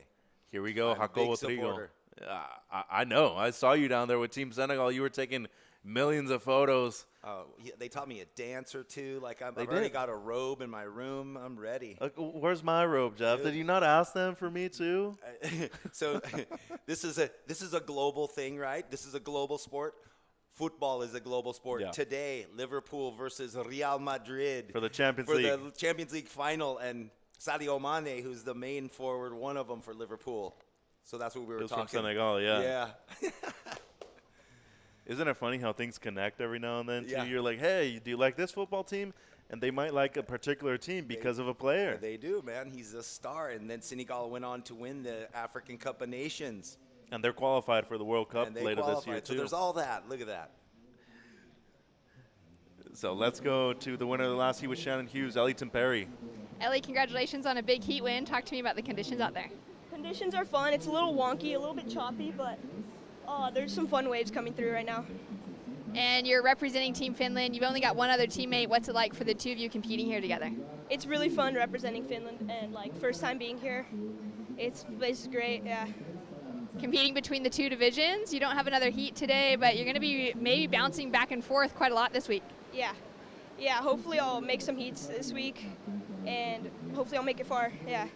And you're from Encinitas, obviously representing Finland and your home country, but coming out of Encinitas, how did it feel this morning to see your friend Kyan take a heat win as well? Yeah, Kyan rips, yeah. He's a good friend of mine, and hope he does well, yeah. Anything you'd like to say to your friends and family tuning in? Tervetuloa Suomeen, niin kiitos paljon, että katsotte mun surffaamista, niin kiitos paljon. Congratulations, Ellie. We'll see you in the next round. Thank you. A man of few words is Ellington Perry. You could see a little camera shyness right there from him, but the surfing does all the talking, Jeff. Hey, you get to come to these events and learn those skills of how to talk in public and be a professional and express your thoughts in a short amount of time. And that's another whole side of the surfing world that, you know, you got to perfect your art in the water, but you got to learn how to carry yourself on the land in these situations. And especially when you're representing your country, it's a little, you know, everything's ramped up a lot more. You don't just get to leave the beach with your tail between your legs if you lose. You got to go be accountable with your team, your coach, and hang out. And I think that's where last year's silver medalist at the ISA World Games is such a perfectionist when it comes to that. Kanoe Igarashi, one of the best in the game at being a professional in the water and outside of it too. 12 minutes to go. Trigo in the lead. He has a 6.43 and a 5.33. Roskopf from Switzerland in second has a 5 and a 2.93. Boshan from Israel only has a 2.6, needing a low 5 to move up into second. And Breivik from Norway, just a small score for him. A throwaway is 0.5. Just under 12 minutes to go, Jeff, and we're seeing the high tide help out quite a bit in consistency with the waves too. Yeah, yesterday, as the afternoon kept progressing and it was a few feet bigger, you know, all the teams got to surf warm-ups forever, and then they had to go get ready for the ceremony up the beach, and it was empty, and just the judges were surfing. And when that tide was pretty high, the left was roping through consistently with 5 guys, 6 guys. The judges were just having their own heat, so the wave quality should just continue to be good or better all through the afternoon. And the wind, although it does puff here in the afternoons with that northwest flow, doesn't seem like it affects it much. You know, maybe you get a little cross chop, but the face is always remaining smooth. Right. And it actually might even help out the left. It stands it up even a bit better, yeah, it too. pushes in. That's what I was sort of getting to yesterday. It looked like it just kind of got better and better when all the young surfers had to bail, and the judges had it alone. I know, and when we were doing the opening ceremony, it was as glassy as it could possibly get, too. That's right. You were calling it's going to rain because that is the tropical seems that way. system. You know, when you see the clouds, and I thought I saw lightning or thunder or heard something, and it never really rained here, but yeah, it got real still and it got balmy, which does happen when the breeze stops and the UV's on its way. I know. You start getting the UV, you get a little clammy. You're learning a bit of Spanish, Jeffrey. I'll give it to you. I'm telling, if I went and just stayed somewhere for 3 months, 6 months, and only spoke and immersed myself, because it's all around me my whole life, always, and then traveling my whole life and being in situations. I used to dream in French, and I'm like, what's going on? You dream? You I dreamt would dream in French perfectly. Yeah. Did that come with your travels? Yeah, or? because I would stay in France for 3 months at a time, and it would just all sort of start to lock in. Wow. So if you can dream it, I suppose you can do it in your waking can. state. Yeah. Yeah. Here we go. Yellow Roskopf from Switzerland already has a 5. Uses his first priority. This wave shouldering off. Has to cut it back to the power source once again. And now looking for this wave to stand up. It does. Just blows the tail out a bit too much. And now Breivik from Norway did a paddle for that wave, so priority could potentially switch. It does seem like Trigo is out there and Beauchamp as well. But just over 9 minutes to go. Jeff, as a former competitor yourself and a world traveler too, was there ever a feeling that you thought that many of these countries that you're seeing in events here right now at the ISA level have surfers that would maybe develop into potential Olympians, like Germany, Leon Glatzer, Portugal with a couple surfers too? I mean, even going back to, I used to go spend a lot of time in Brazil, and I was doing articles for Nick Carroll, who was the editor at the time of Surfing Magazine. I was writing, and I was down there, and I had this story, and the whole prediction was Brazil is coming. Like, they took the whole ethos of football, soccer clubs, how they mentor their kids from 6 years old, or like walking basically all the way up to the highest level in Brazil, a dominant force in that sport. They took the same mentality into surfing 25, 30 years ago, and I'm like, this is the nation to watch. And look what happened. Within the last 15 years, here we are, everybody, the Brazilian storm, it's crazy. The depth is like that, and that's happening globally. And this is just another part of that, because they take it seriously. Yeah. There's a place to go, there's a goal to achieve, and with the goal, then there's a means, there's an action plan, Right. and that's the difference of like, oh, we want to do it, here it is, set in place. They're wearing the Olympic uniforms for their country, just like they're famous athletes that are at the highest level doing other sports that have always been in the Olympics. So there's a lot of pride, honor, and you talk about the economics globally. You think about a lot of these countries and where they're coming from and how they grew up and the story. It's much different than for now the wealthy nations, the wealthy kids that are like, oh yeah, I've got my electric bike and my iPod, I got 5 iPods and iPads, and no, that's not the situation. Like the one boy from here that had a bed doing the mentorship event that was before this even started. Yep. What's your favorite thing about doing this? I have a bed. I mean, and that's happening in a lot of these countries, and they're here. So they get a goal, they have a vision, and they have a dream that they can activate on. So there's I think a good word to use to describe this is opportunity. Yeah. You're getting a place where you're able to show and display your skills on set. Here's Roskopf from Switzerland. Beautiful 2-turn combo. And he is going to get a finish as well, looking to replace a 2.93, just under 7 minutes to go. It seems like he's going to do that and add more pressure to Beauchamp and Breivik from Norway. And you're mentioning all these developing stories from emerging countries worldwide. The economics of it is a big part of how they develop into professional surfers eventually too, because they're making a big difference not only in their nuclear family, but in the surrounding areas from where they're from too. Oh, yeah, I mean, you can look at the highest level. Adriano de Souza is here. He came through the ISAs. He came from favelas in, Sao Paulo or in Rio, and here he, becomes a world champion. He's here mentoring and fostering on the backside after he's retired. You think of Italo's beginnings, Same with Adriano, and you're like, yeah, that's the real deal. They went from rags to riches in the biggest way, learned English, and that's another impressive thing, that almost all of these surfers, a big percentage, speak at least 2 languages. Yeah. And, Well, they have to now. They have to. There's Trigo with the beautiful combo on the backhand, looking to replace a mid-5, just under 6 minutes to go. And, I know a lot of people still don't consider Spain to be a surfing nation or one of the better ones in the world. They've had a couple surfers come very close to not only qualifying for the championship tour, but also having won in Naritza Aramburu. Yeah. But you talk about Gondi Subizarreta, yeah, Jacobo Trigo now. Yeah. One of my favorite surfers from there, Leticia Canales, also on the women's tour as well. But Spain's super well organized too, Jeff. And it's a wave-rich country. You get past Santander and you've got Galicia around the corner. There, can you get to the waves? There's just no end all the way down to the border of Portugal. The way you pronounce Galicia? Come on, bruh. I know you're like up Madridista, like Madridista. Yeah, the Madrid. They did that. Anyway, yeah. And a lot of the surfers that live out that way, it's a long way to get to competition. So maybe there's a bunch more that we don't know. Here goes White, Boshan from Israel. He's got his back up against the wall. That's more like it from the surfer from Israel. And a great finish too. He loves it with the fist pump. That was a necessary way for him at this point of the heat. Here's the surfer from Norway, Tremont Breivik. And this could be one of the best rides he's ever had. Surfing in El Salvador with 3 other people out. This is a dream come true for him.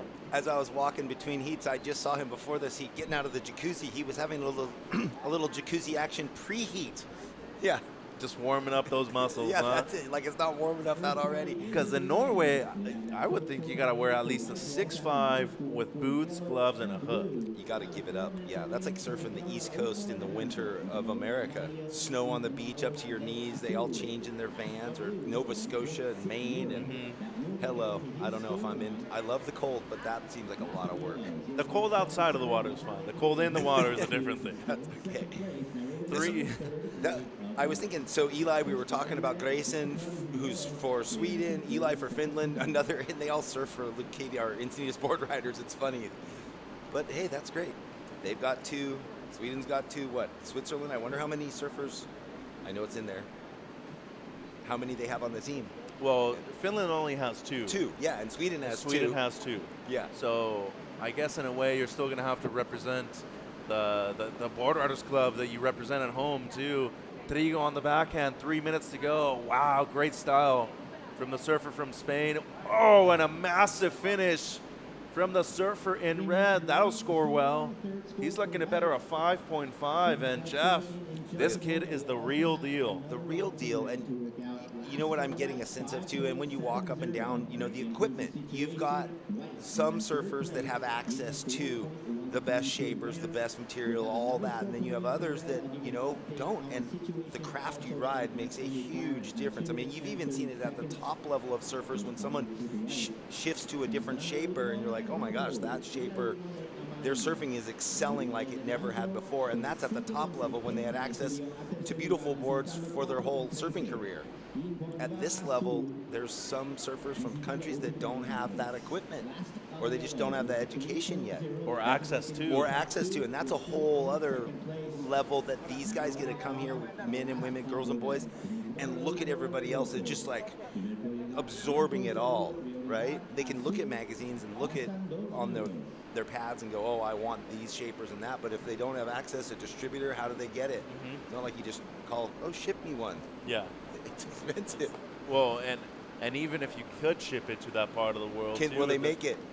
Yeah. Well, that's where in the future you're going to see more people shape or have opportunities and accessibility within those regions, so that way you don't have to order anything from out far. Yeah. There's just going to be those opportunities and availability in the close sections that these people, the countries where they're coming from.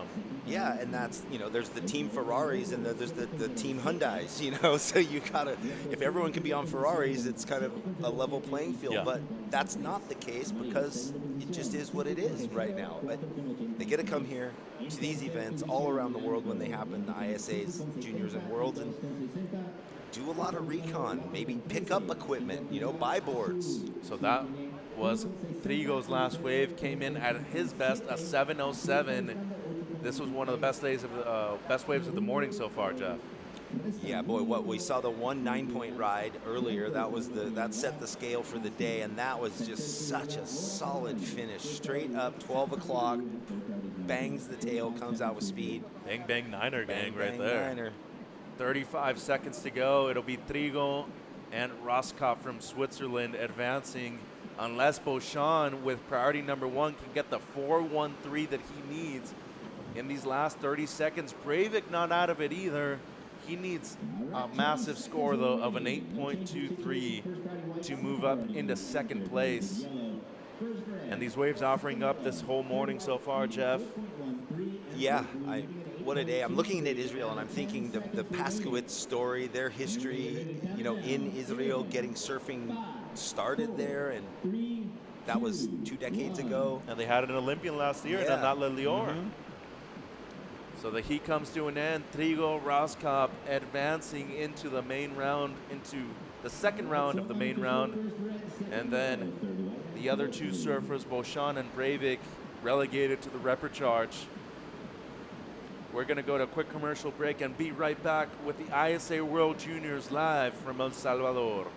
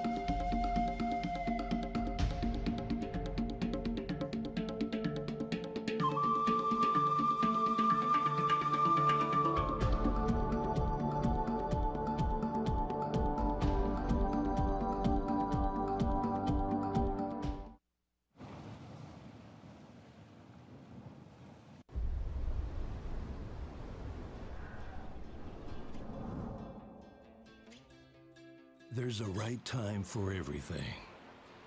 A right time to learn. A right time to try. A right time to fall. There's a right time to face yourself. A right time to enjoy pleasures, to make friends. There's a right time to listen. And a right time to make decisions. There's a right time for fear and for success. There's a right time to find your wave, and there's a right place to enjoy your passion like nowhere else.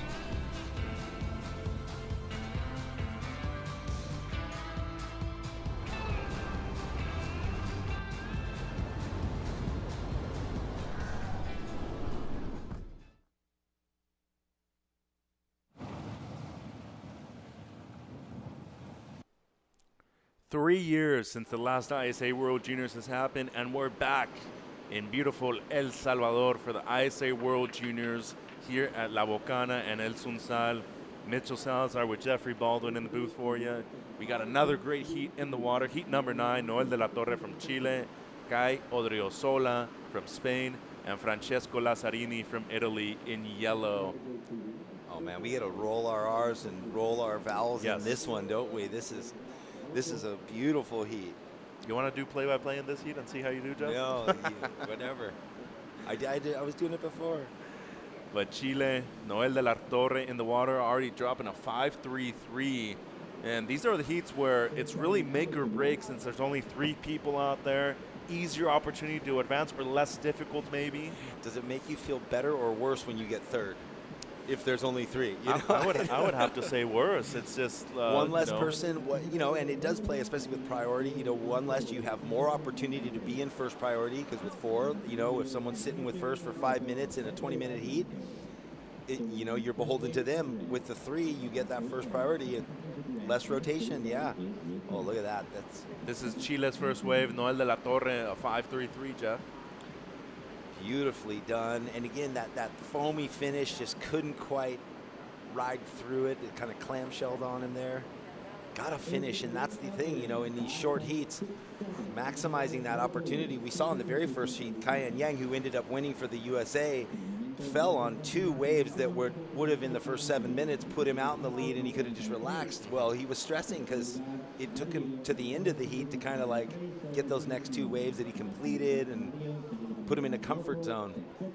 And Odriozola also drops a 5.67 on his opener. Great shot right there of the competitors area down here at La Bocana. One of the premier waves, one of the few lefts actually in all of El Salvador. Yeah, it's just right points, right points, right points. Yeah, the goofy foots don't come here much, do they?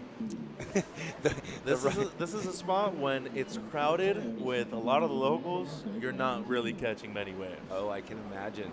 But like you were saying, you can go from the north end of the country to the south in all but 3 hours. I'd say traffic-free or at road, the most, yes. 3 hours. And here we go, Odriozola from Spain already has the mid-5. And now De La Torre having a look behind him. He's going to opt to go left this time. Beautiful first turn, grabs his rail just for the float. Wow, great second one. Wraps it back, and Chile has had some great surfers in the past. Guillermo Sat, Nicolás Vargas, Manuel Selman, who was an Olympian last year. And, I mean, they come from extreme beaches to Iquique. There's this wave in Arica called El Gringo where the WCT was in 2007. Which is not this. It's just that big slabbing on the rock. So they've got Chile, there's a lot of people that own property down there just exposed to that Antarctic Ocean coming up and slamming deep ocean onto rock cliffy faces, and it looks amazing. Lots of left points, so the opposite down there. Right? But the opposite temperature water, too. It's much colder. The beautiful thing about Chile, though, is that you have many waves on a large coastline, and many people still haven't explored the most southern part, which is close to the Patagonia. There's orcas coming around. You better watch out for some penguins, too, every now and then. Yeah, there's orcas here. I saw orcas off of Costa Rica, off of the national campground, or the national park. I'm forgetting what it's called. But, yeah, big manta rays and orcas sailing. I'm like, this is crazy. I didn't expect that. So we just saw Odriozola up and riding again. His low score was a 4.0. This seems like it will improve his situation. And these 3-person heats, they're catching a lot more waves because you don't have to strategize with priority as much as you would during a 4-person heat. Here's Lazzarini. That'll be his best wave so far. A much shorter one, though, smaller wave as well. This is already going to be a tight heat. You can just see, we're being introduced to a lot of the surfers like the world is right now. First time, first eyes on, unless we saw them at the juniors when they were U16. But all 3 surfers very tight in the quality of their surfing right now, I would not be surprised that Lazzarini also lives in Costa Rica. Yeah. Because Costa Rica has a lot of Italian surfers. Emily Gussoni being one of them. Angelo Bonomelli, who was close to qualifying last year for Team Italy for the Olympics too. 13 minutes to go, Jeff. Odriozola drops a 6.83 on his last. That's his best score. Still waiting on Lazzarini's and De La Torre's last 2. 13 minutes. I remember at the Worlds in Costa Rica in 2015, a lot of the Canadian team, they lived in Playa Hermosa or, north an hour. And some of the Swiss team, actually. I met them, too. Why not? They're like, we'll just live in Costa Rica. It's Actually, beautiful. My parents moved here 30 years ago. I was raised here. Both years that I competed at these events, Michael and Sven Zog were the two surfers for Switzerland, and they both are from Costa Rica. Yeah. But it's funny because they were the only two surfers for the country. Yeah. And they're brothers. And they're like, no, we live here, but that's our flag. But, Costa Rica was deep, so to make that team, difficult with the McGonagalls and Tomas King, among others. They have some great surfers. And Carlos Munoz. Yes. I hope he gets better soon. He's already back in the water surfing, I believe. I saw some things. Yeah, boy.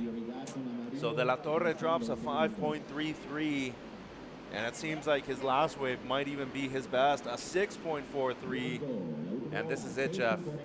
Yeah, I mean, just the depth of his bottom turns, the control, the confidence in every turn, no shifting of the feet, shoulders lined up. He executed that wave, and it was a short wave too. It didn't even offer opportunity down the line. That was the big old jam. From Odriozola from Spain. And he got hung up a little bit. He committed to that turn, but then it all worked out, and he gets this reform. Here's that tide coming up, getting that little extra bonus section under the whitewash before. And then this is the other angle from the right from Odriozola. Yeah. Boy, he hammered that thing, didn't he? He really slammed it. I mean, that's one of the bigger, more committed turns. We've seen some nicely placed turn. That was full bore. Somebody get this kid a job at Home Depot because he needs to be in the parts division over there. So just under 11 minutes to go. Odriozola in the lead, De La Torre in second, and Lazzarini in third. He's going to drop his best, but it's going to be a low score. To make it out of this heat, Lazzarini is going to need a couple of sixes, it seems. Yeah, right now in that combo situation, right? But half of the heat left, and he can get 2 sixes just like the other guys. Is there a score coming in, though? I think there's a score coming in for our surfer. For yellow, yeah. It's still going to be a low score, not going to be similar to the 5s or the 6s that we've seen in this heat. It will break combo, though. So he's going to need either a high 8 or a low 9 to move up into one of the top 2 spots. 10 minutes to go on the clock. Priority with yellow, Lazzarini, and De La Torre having a sniff right there. It's cool to see Odriozola kind of use that other peak besides just the left too. It's literally right next to it. I mean, if you don't have priority, just sneak over or just paddle over there, and you're like, I've got my right by myself. Why not? So last year when we were here for the World Games, a lot of Kanoe Igarashi's best scores were actually on that further right.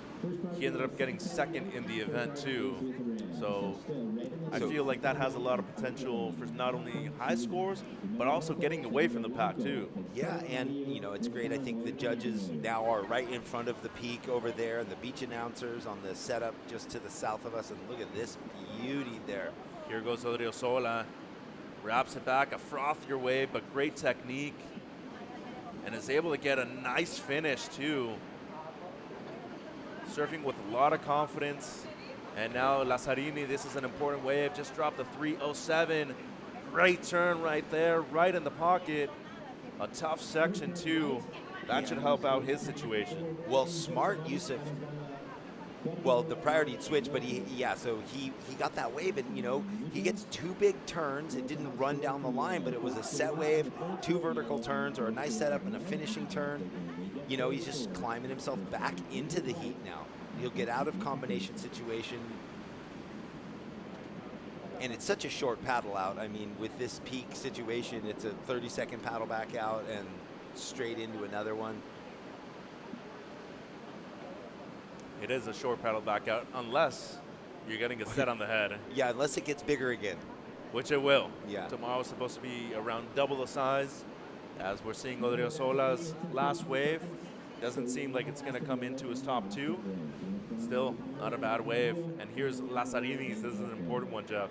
So it was just based on that one finishing turn, which I'm sure straight in front of the judges, we see the side angle as the viewers do, but they got it straight on, so they got to see the vertical nature of that turn, how committed he was.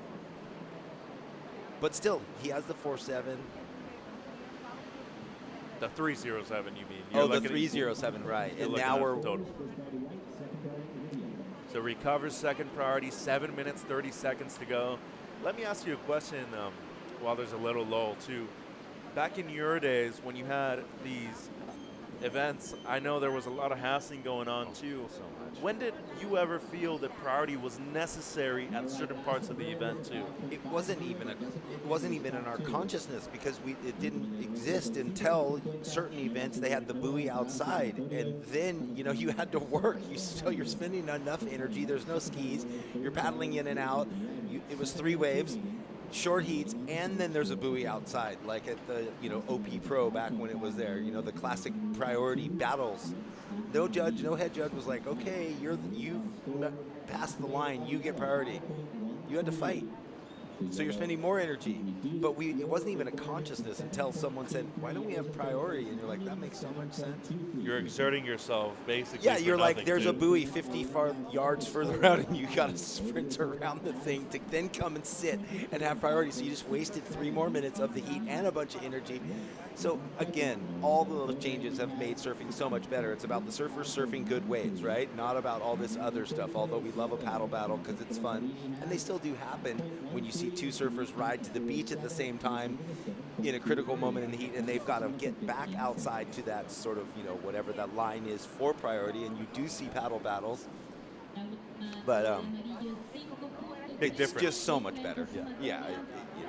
It's actually focusing on the surfing rather than the strategy, correct? 2 waves. Priority is given by the priority judge. Everybody knows the rule, where does priority exist, and if it shifts during the day, even here during this event, if the wave change and priority shifts, like the priority deal might be different up at El Cinsal right now because it's a long right point, so that's great that there's the flexibility for the head judge to change that and then tell the competitors, hey, this is how it works now.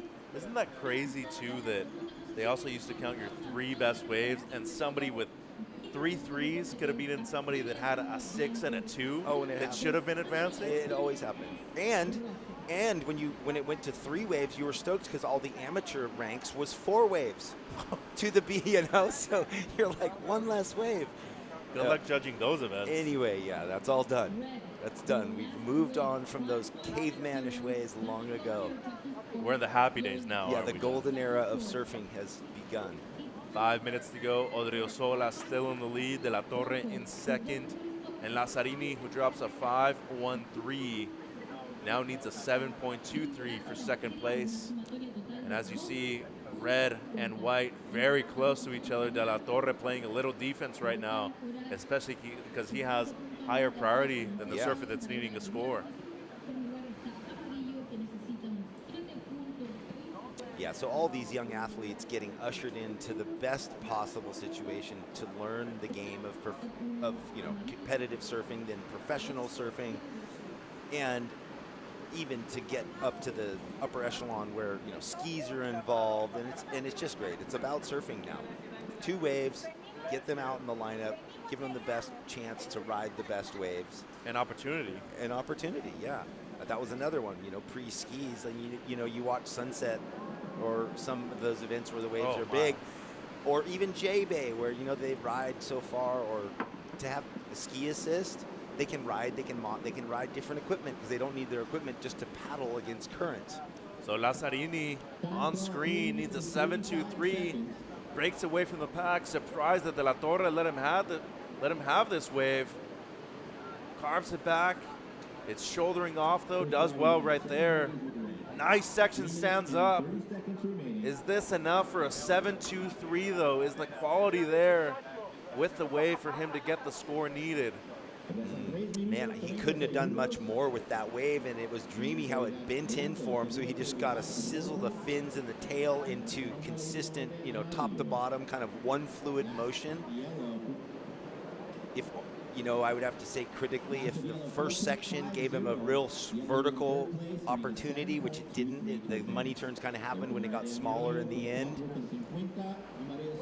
But you're right, to your point of they let him sneak away, and that could have been dangerous. It most could have been, Jeffrey, and as you said, the first section didn't really stand up as much, but did some work at the end. The only issue here is that The big comparison for the score is the 6.83 Yes. of Odriozola. Much better wave, higher quality, bigger section.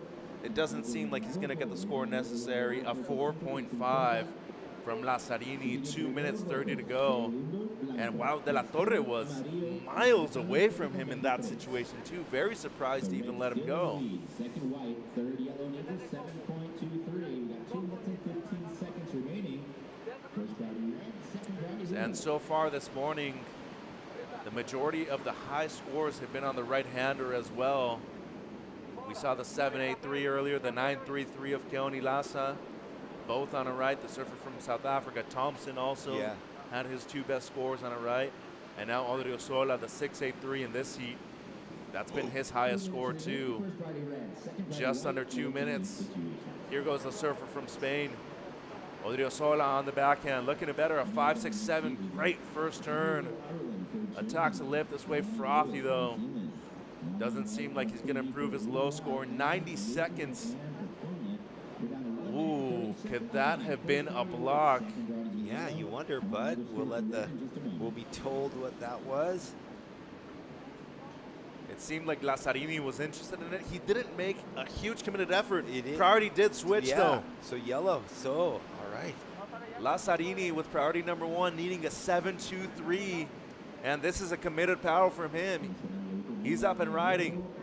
Needing a low 7. Decent first turn, gets hung up though. And that won't be it, 60 seconds. He looked a little gassed, but he had the opportunity. Then he was just a bit deep.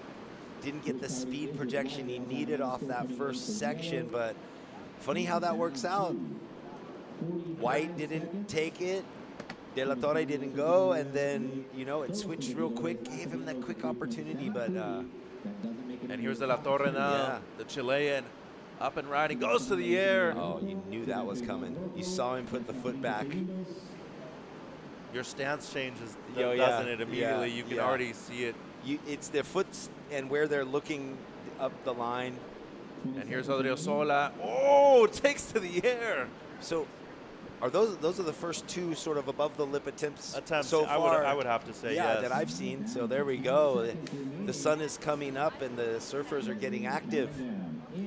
So we're counting this heat down. Odriozola and De La Torre will be advancing in heat number 9. Lazzarini relegated to the reprecharge rounds.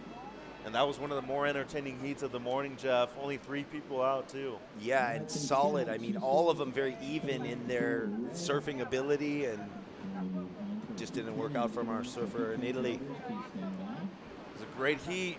Another one coming up. This is the ISA World Juniors live from El Salvador. Don't go anywhere.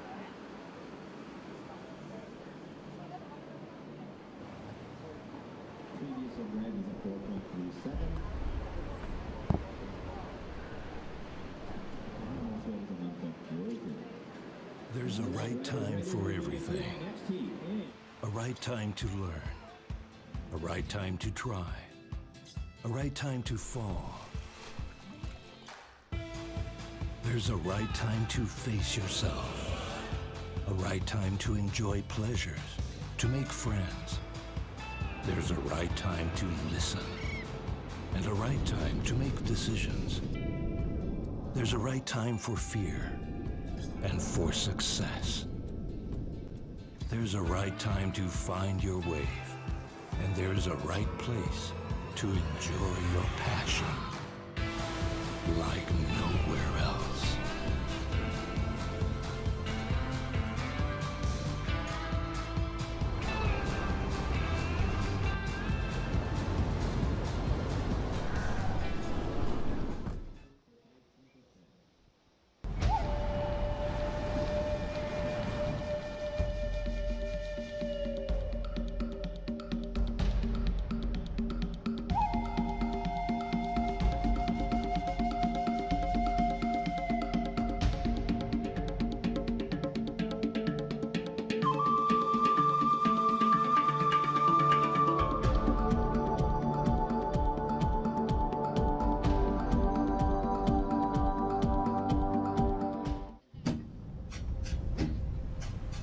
We're going to ground zero chops in Tahiti. Who would have thought?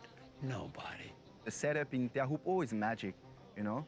It's amazing, like the nature is there and the locals are amazing, like the vibe is crazy over there. Chopu is one of the most incredible waves, probably a wonder of the world. You go to that end of the road and it's sort of like a whole nother world out there. It's godlike, it's quiet, serene, beautiful, tropical. The colors of the sun hitting that hill, lighting up the palm trees and the mountains and the different hues of all different color spectrum as the day moves on and changes. Then you have this glorious wave that comes off a reef and it's so powerful and so beautiful. I think it's gonna be very good.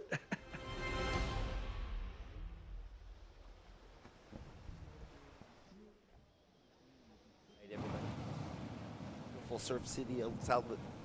Welcome back, everybody, to beautiful Surf City, El Salvador for the ISA World Junior Surfing Championships. What a heat we just had. Jeff Baldwin in the booth with JJ. Welcome back. What is happening out on the boardwalk besides all the surfing action in the water? Yeah, it's hard to know where to look. All the crews down there, all the teams are set up. There's some of the teams looking very serious. Some are looking pretty relaxed. Some have got some time on their hands, and others are already surfed this morning. So it's a good vibe, man. There's all the colors. We've got the flags. We've got the beautiful El Salvadorian coastline. We've got some spectators. We've got all the armed security, which is fascinating for me coming from Australia. Like, and they're really cool dudes, man. I'm just getting some photos. And So did I. So did I. I did, yes. Smiling. They got together, arm in arm, big smile. There's the white uniformed Navy, but there's also the camouflage uniform, and they are also Navy. But I was asking him, hey, what's the difference? He just said two different uniforms. Then there's the black-clad police, beautiful female police. And, feel very safe. Everybody's happy here in El Salvador. Happy that the ISA is here. And Ixa and Van are doing a great job on the beach broadcast there, the live announcing down there for the competitors. And there's some really cool environmental messages along the beach. They've got some of the sculpture work, the artistic work, some dedications to some of the famous surfers of the area there, some sculptures and stuff. And it's a really cool scene. Some great food too, and some good restaurants. And man, I'm very impressed after a day or two. I'm really loving this place, and it's a great vibe. And everyone's super happy, man. All the coaches and the parents and the kids and stuff. It's good. I mean, absolutely. You know, the president of El Salvador, you know, said, hey, we embrace surfing. Surfing is our commodity. The ocean is our commodity. Let's create investment in our country around that, and that's what you have. Yeah, they sure do. It's so much more than the competition. The El Salvadoran president, Nayib Bukele, tip of the cap to you, my good sir. Thank you for welcoming us in the event for a couple of years now, a couple of occasions. It's really special. And we saw those dignitaries yesterday at the opening ceremony, and it's good, man. This is a great thing to be a part of. I love it. We're going to throw it down to Shannon Hughes with the last winner of the heat.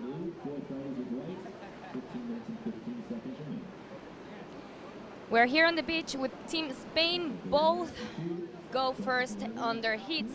I'm talking to Caio Driosola and Jacobo Trigo. Congratulations, guys. That was amazing performance. Talk to us about being here in the World Junior Champions, and after 3 years without competition, how are you getting ready as a team for Spain?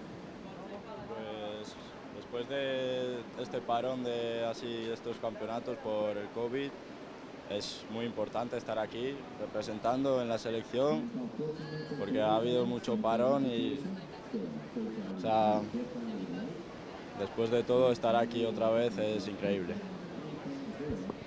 He says it's really important to be back here competing after no competitions of 3 years, and now here be with the team is super exciting and they're super ready. Cuéntanos sobre la preparación que están teniendo como equipo para este mundial y lo que esperan como resultados en lo que se viene. Pues estamos ahí en la casa, enfrente de la Bacana, que no creo que haya mejor sitio para quedarse. O sea que hemos estado aquí entrenando unos 7 días antes de que empezara el campeonato. Y bueno, pues hemos estado surfeando todo el día y conociendo la ola. Y con muchas ganas de que siga el campeonato así bien, como hemos hecho la primera manga. Y a ver si hay suerte y conseguimos buenos resultados. They got here 7 days prior to competition. They are staying right in front of La Bacana, so that's super important for them to get ready and get connected to the ocean. They want to go to the lead of this competition for sure, and they now have the first place in both heats with these two participants, so they're super excited. They're probably watching you back home. Do you want to say something back to your family and also your team, your coach? Pues un saludo a toda la gente que me esté viendo en casa, a mi familia, a mis amigos y toda la gente que me apoya a diario. Pues lo mismo, gracias a lo que estén mirando y bueno, pues que sigan apoyando y a ver si vamos lejos. Okay, Spain, keep your eyes on these two kids. Remind to stay connected to the essa, surf.org. Back to you guys. All right, thank you. Yeah, that was great. We needed it. So that's amazing. So Jacoby and Kai, two Spanish surfers, went back-to-back heat to heat, and they both got the victory, or they both got first, which first or second you go into that next round, but still a moral boost, you know, to get first and first back-to-back. You don't see through the draw a lot of countries that have that sort of situation happening. Yeah, and not only do those guys feel good, but then they lift the spirits of the team, and the other members of the team are thinking, "Ooh, everyone else has progressed through. I've got to make sure I'm on my game right now." So it's a ripple effect. Yeah, and what's interesting too, now that their two surfers on the U18 boys are done, they can go up to El Sasun. They can go over there and cheer on their female teammates over in the U16.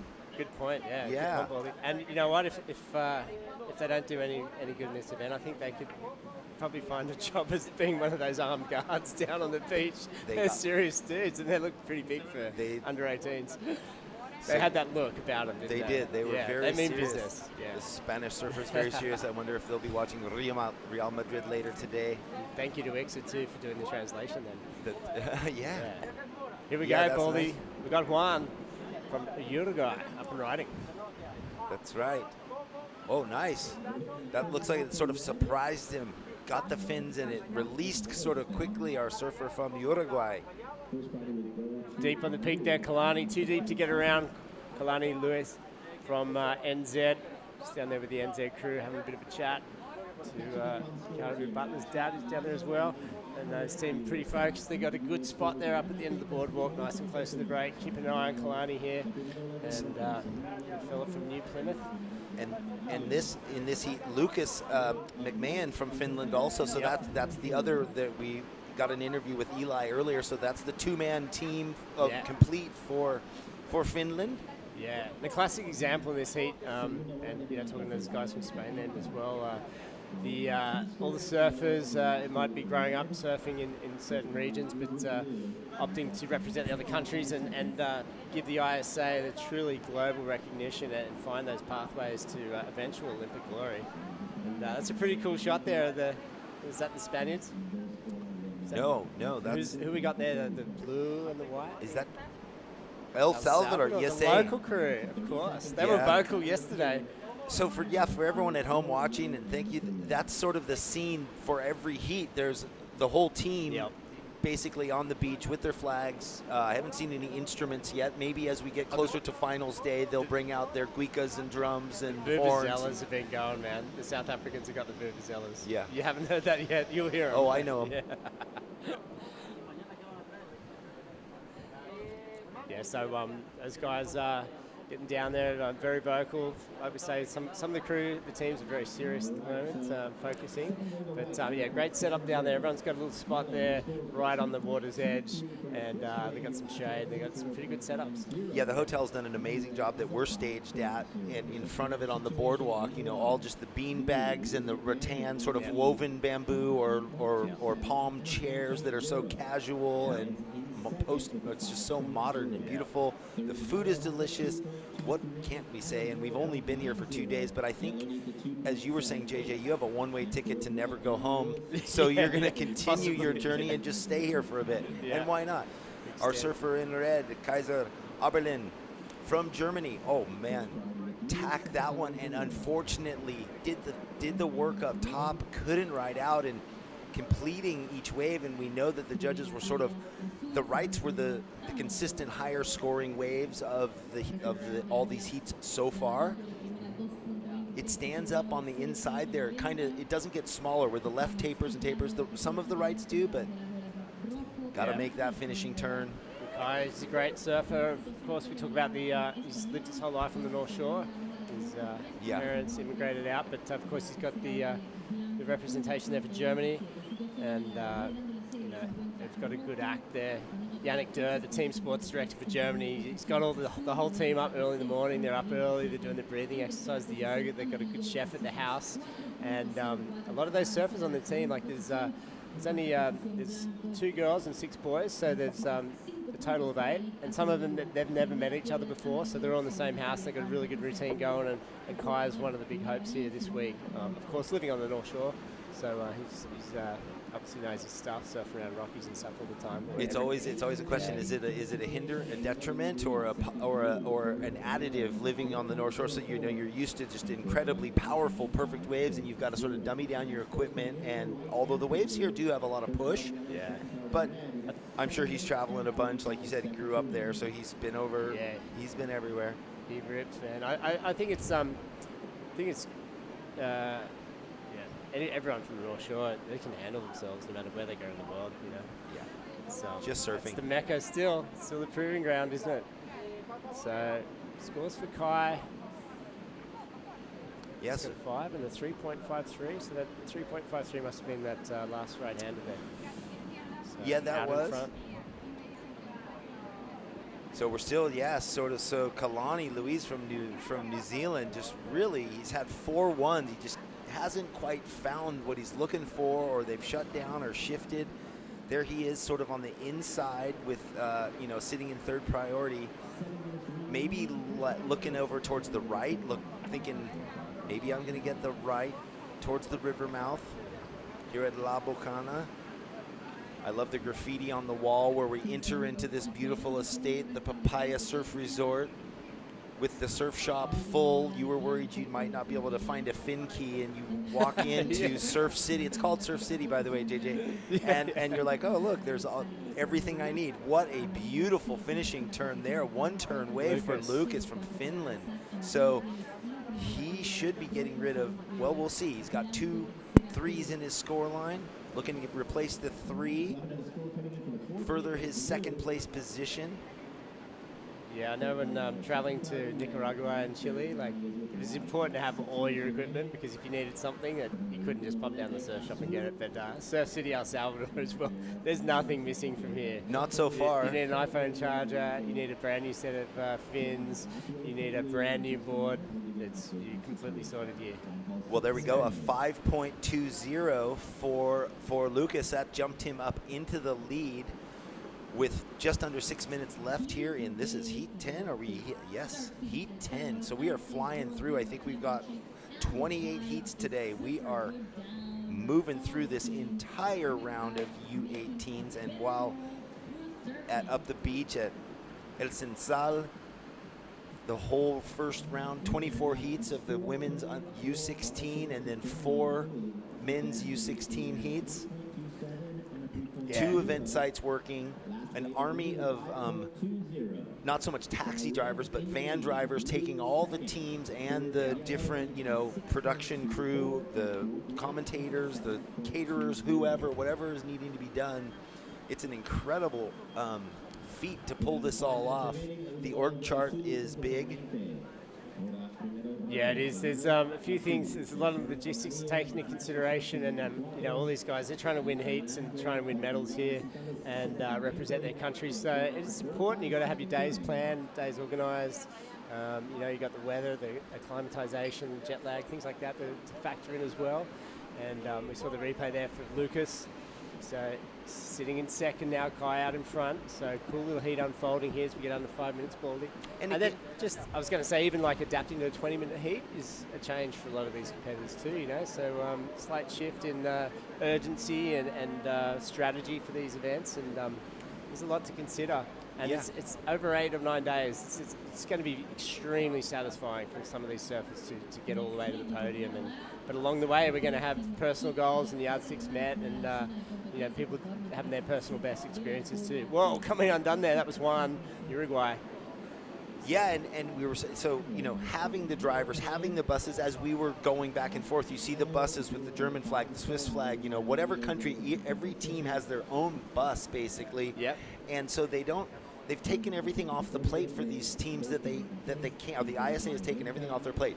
Here's where you're staying, and then they do whatever that is at the place they're staying. The food, but the drivers are in communication. All the surfers have to do is focus on sleep, eat, surf.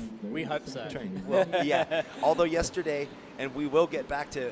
Kalani comes unstuck there for New Zealand. He needs to complete that. But yesterday, leaving the festival, the opening ceremony, and the excitement, and the hundreds of kids. It is hundreds of kids. Yeah. We had some funny side conversations. There was a lot of energy as they were all loading into their different buses and cars and taxis, and off they went. You know what I noticed? Some of them weren't even looking at their phones. Can you imagine? So we've achieved a goal. The kids were off their phones. They were having so much fun being a part of this beautiful ceremony, to kick off the event here in El Salvador. Yeah, they weren't on their phones. And we already think Team Venezuela, right? Team Venezuela won the event. Team Senegal and Team Venezuela. Those are the two winners. Best dressed. Yeah, they were representing their cultures and nations proudly. A couple of good backhand moves there for red and white. More action. So these are the replays now. We're down under sort of 2 to 3 minutes remaining this heat. This is Kalani, the New Zealand represent. Yep, that was that replay. That was the one where he fell at the end there. Here we go again. Lucas, our heat leader. Oh, no, he's not. Yeah, but let's see. He is. He's in second now because Kaiser got that other, that last wave of his, so it's a tight battle between them. Now it's lots of opportunity. I mean, these are busy heats. There's really not much downtime between someone going left, going right. So Surf City providing. Yeah, especially with the high tide too coming in, Baldy. Like these guys are a lot closer to shore. Than they There's were. There's an outside peak that stands up when it's a foot or two extra swell, or the tide is lower. So these guys are surfing probably another 50 or 80 yards further in this. Well, there's the overview there. That's the cobblestones just where that white water is. So here we go, heat leader Kai, representing Germany, the kid from the North Shore. He's got a section here in front of him to finish. He does 3 clean maneuvers.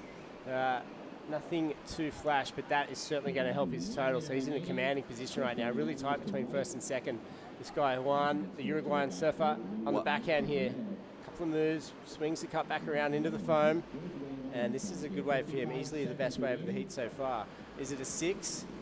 We'll be hoping so. He's still going. Well, we'll see, and he used priority, and what was interesting is Kaiser, he had third priority, but had moved he was over by the right and got that left that worked underneath everyone. So he's going to push his lead with that last wave. Oh, buries the rail. Throws in a nice little layback. So Kalani from New Zealand, finally, that was the one he'd been looking for the whole heat, right? Yeah, he needs this one. With under 30 seconds, 20 seconds. So scores come through for Kalani. This is his last chance here. Was that enough for 4.51? The NZ crew will definitely be hoping so. It's going to be borderline if it is. So that was a little slower heat in the scheme of things this morning, Baldy. This one ticks away. I'm putting my money on Kai and Lucas to advance. So might get a replay Kalani's wave. Ones, I think for sure, is going to be in the repechage. All right, well, an exciting finish to that heat. We are ready for the next heat coming up soon. We will be right back with you. Stay tuned.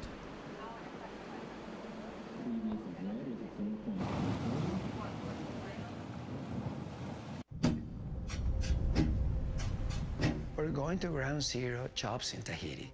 Who would have thought? Nobody.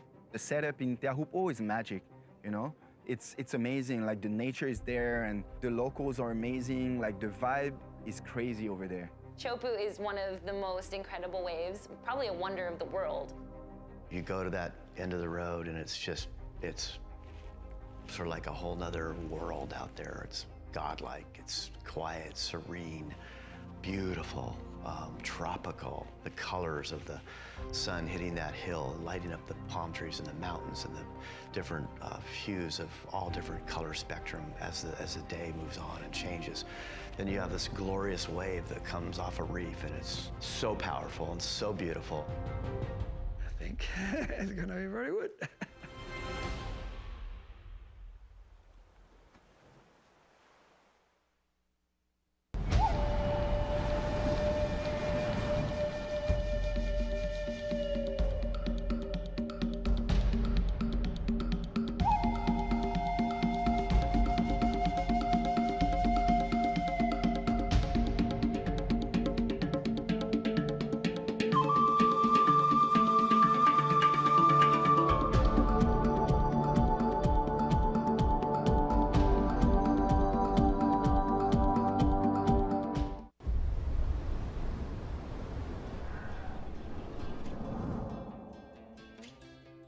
There's a right time for everything.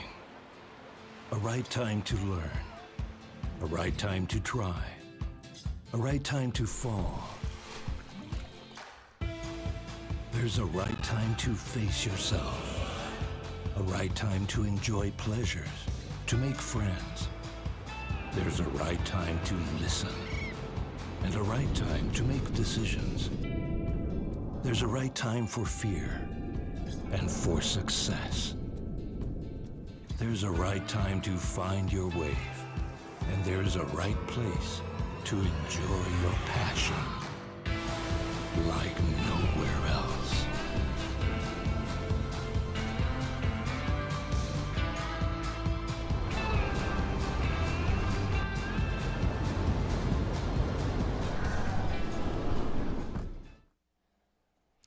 All right, welcome back, everybody. All right, welcome back, everybody, to beautiful Surf City in El Salvador. Jeff Baldwin and JJ, we are kicking it here, the ISA World Junior Championships. It is on fire. The waves are pumping, 2 event sites, and the action continues to be firing rights and lefts, plenty of swell, beautiful sunshine. The wind is not affecting anything. Swell pumping still. Yeah, well, it's pumping for what is probably an average day for this stretch of coast, for sure. Very contestable. Cool wave here for Daniel Emsley, South Africa. Finishing this one right through on the inside, and bam, watch out for the rocks there. So, yeah, it's super contestable. There we go. The surfers in this heat, Tosh Talbot from Costa Rica as well, Grayson Grant, Sweden, and Marvin Rodriguez from Spain. Oh, no, that's El Salvador. I keep thinking El ESP. Salvador, Yeah. ESP. I promise I will not do that again. What an opener there for Red, Daniel Emsley, and he's been in these ISA events over the years. Yeah, he has. A name we know. Tosh Talbot also, and Grayson Grant, who we got to sit with at the end of the event yesterday, right? Surfing for Sweden. Again, a team of 2. Yep. Him and I'm forgetting the other kid, the U16, who lives in Manly, Sydney. So Grayson from Lucadia, born and raised, but mother from Sweden. Yeah. Maybe she's watching. Hello, hello. Or maybe she's here. We met the dad. That Man, was really I'm sure cool. there's plenty of proud parents right around the world watching at the moment. And Marvin Rodriguez. Yeah, from there'd be El Salvador. plenty of people around the world setting their the alarms for 2 in, midnight, trying to stay up late after work. Watching these crew in surf shops all around the world too. Well, it's getting up early to check these heats. So thank you for joining us here in El Salvador. And here we go, scratching this one. This is Marvin, the local guy. Couldn't get into that one, the El Salvadorian surfer. We saw their team getting ready earlier, cheering him. All the flags are out there. The whole team was around him down the rocks, and they got so much to be proud of. Well, and you can imagine like schoolmates and parents and uncles and aunties and the whole thing. I mean, they're at their local beach in their country representing, and it's all about them, their name, their flag, their country. It's incredible. And what an honor. Imagine you get up this week, Baldy, you get up to the podium, you're an El Salvadorian surfer, you become like the highest ranked junior in the country or something. If they're supporting this event this much and putting on this, imagine what a young sort of hero and what a push you would get from the local, the government, and this surge coming out of this country would be fantastic. So great opportunity for the local crew. Nice forehand hit there, comes unstuck though, pulled that one around a little bit too tight. Red behind him. Man, Daniel Imsley, he is just like saying, I'm going to tear these waves, 2 pieces, round 1, warm up. Oh, got a little too spicy there at the end. Granted, he's still going to get a nice score. I mean, he had 4 big turns pre the last one. So he opens with a 5.33. This one indicating already somewhere in the high 6s, 7. We'll see where it lands. There we go, a 7.17 for our surfer in red. And Emsley's a very South Africa well-known name from South Africa. That's right. Any surfers followed the tour through the late 90s and early 2000s would have seen Greg do very well. Yeah, and that's the thing, brother of or son of. It'd have to be son. That's what I was I thinking. don't know Son. for sure, So- but okay, but hi to Greg if he's watching. Yeah, He's down there on the beach. We should know, but we'll figure that out. A 5.33 and a 7.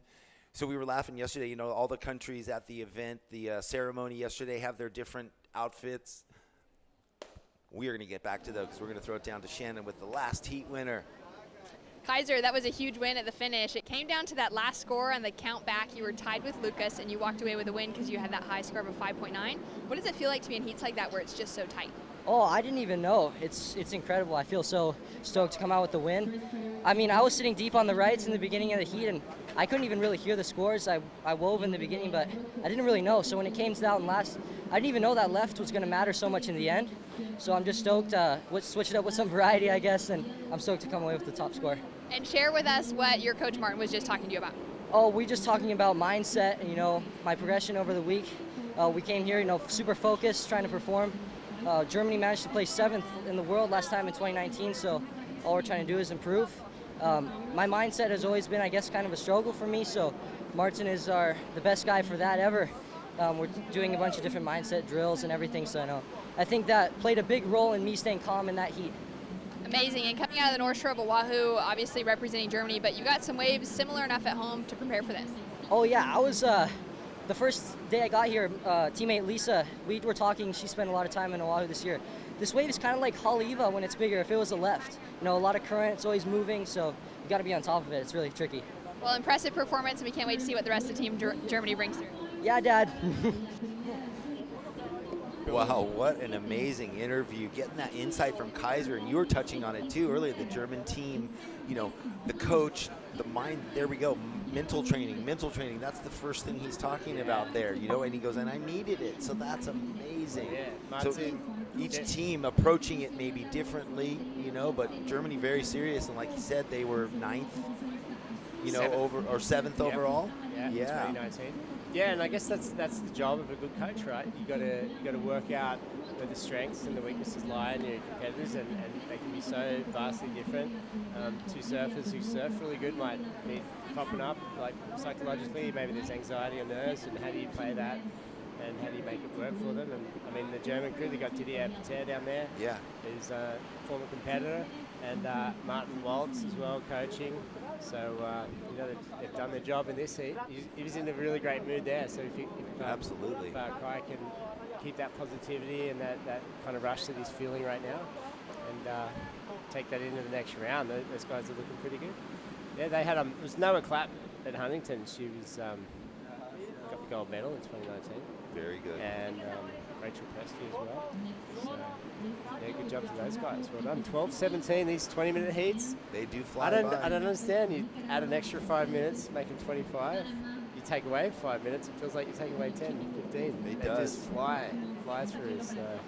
You know, and as he was touching on what they're going through in the German team and the sort of, you know, the mind training, the positive mind the training, obviously in surfing, they're taking what's been going on for years in other sports. They're incorporating it and exposing it. And you know, there are still so many kids that aren't exposed to nutrition, to, you know, mind training, to yoga, to physical training the proper way, to diet, to all the things that lead up to how you perform on your board once you're out there. And it's not just surfing, and obviously that's the natural part of it.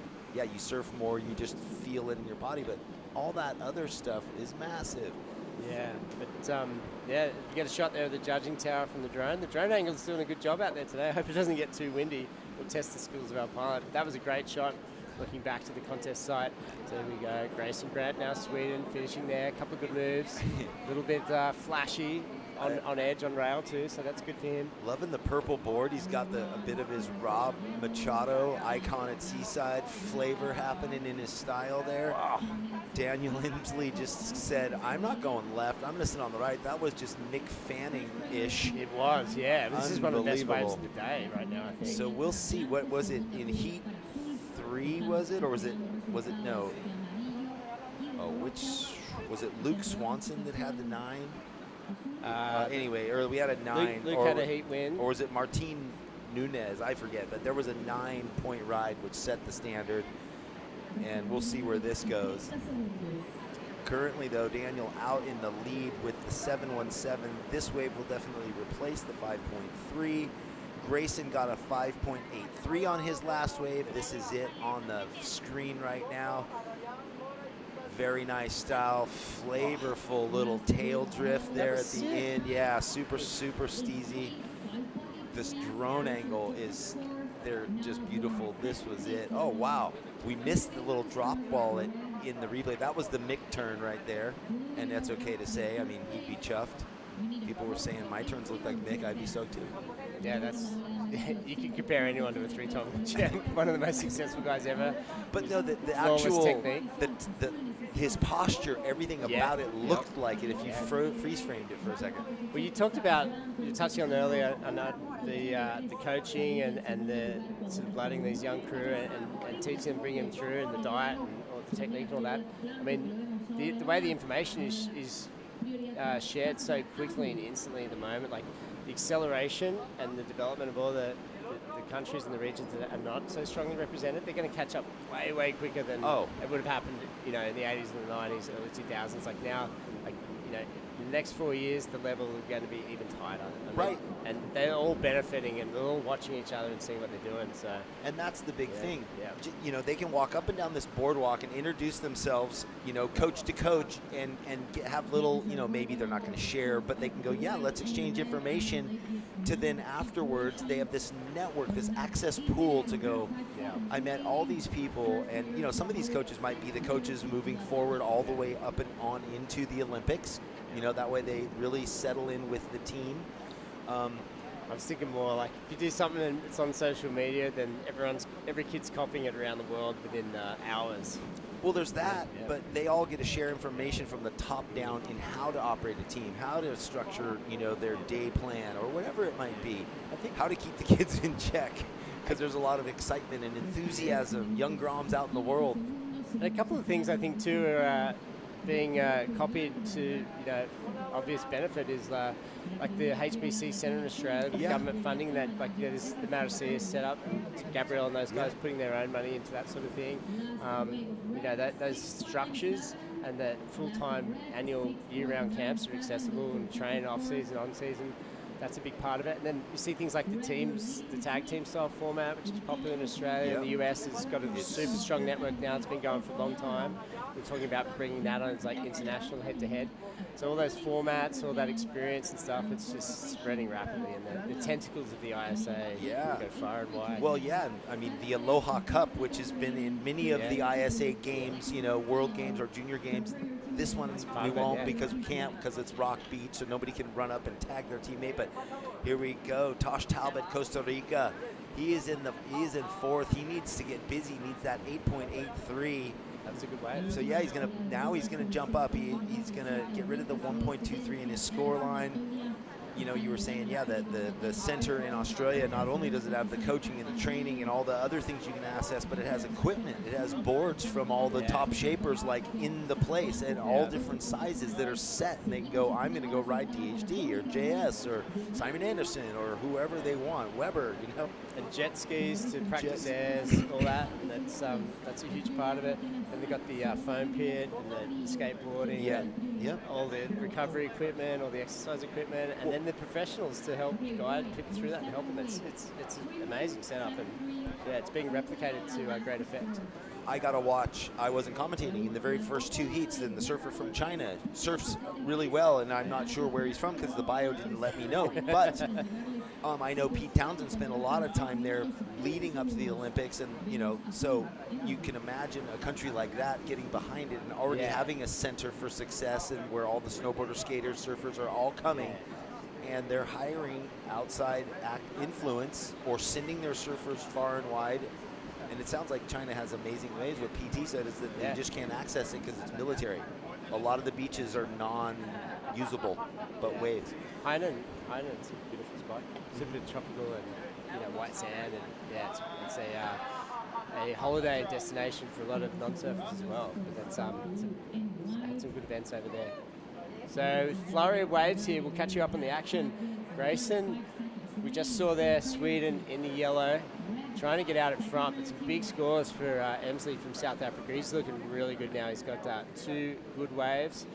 Good waves score between 6 and 8 out of 10, and he's looking very comfortable. So the battle really in these last 5 minutes at this stage is for second. We saw Tosh get a wave. That one came in kind of low, 3.73. I thought he would get a little higher score for those 2. No, he got a 6. All right, okay, hasn't come in on live yet. Here we go. So Tosh is going to jump. We'll wait for that one to be processed. So here we go, another little wave coming in. So priority with red. So Daniel Emsley is surfing a great hit at the moment, and here he goes. So likes to use priority backhand. He's in form. Nice hit off the foam there. Surfing tight in the pocket. Sticking with the power pocket of this wave. Third move is going to finish here off the foam. And this heat's just going his way, isn't it? So great heat for South Africa and Daniel. Yeah, he's over there on the right, getting his rights. Then everyone goes that way, and he's over, on the left. So yeah, this I don't think is going to increase his score line, but he's still feeling good. More waves under your belt at this.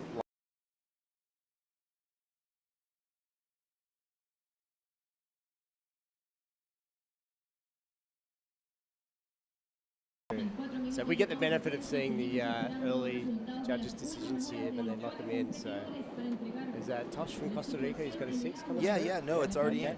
Okay. It's in. It's up on there, right? No, 3.73. Oh, it hasn't shifted on there. So yeah, but here we go. So this was that replay. Nice carve, really beautiful style, fluid. I wonder what shape he's riding there. It looks a little not just contemporary. It looks bladey. It looks, yeah. Okay, good backhand surfing here. Marvin Rodriguez. A little quiet.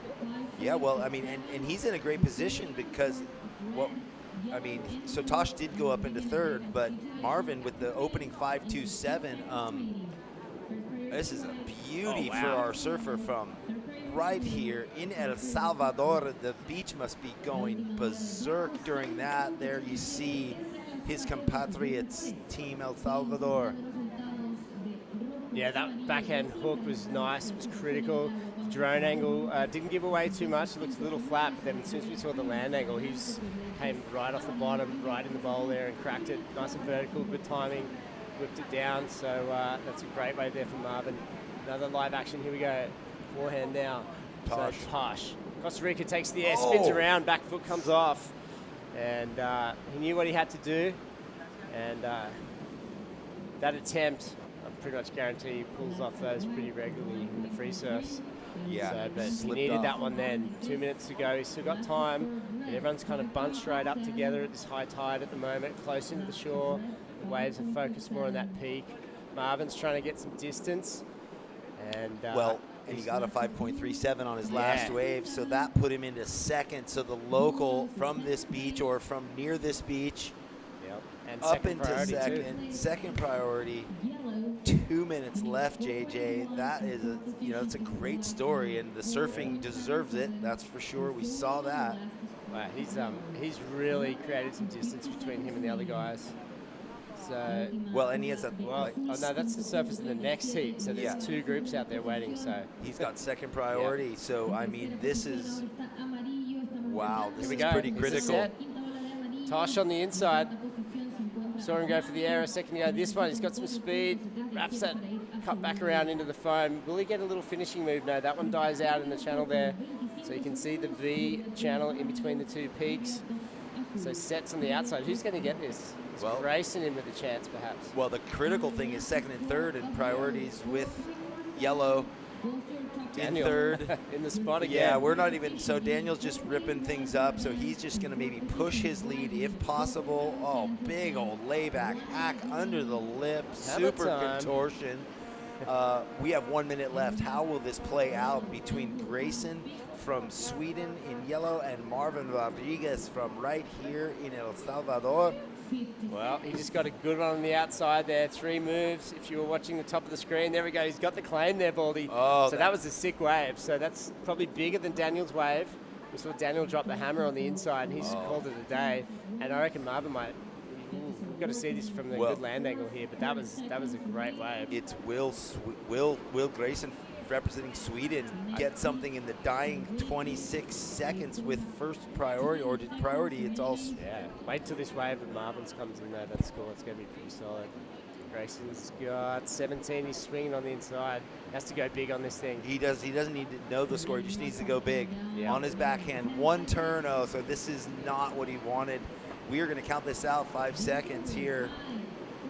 And Marvin got a 6-1-3, so gets up into second. It looks like that's how this one's gonna finish. The local boy moving on through.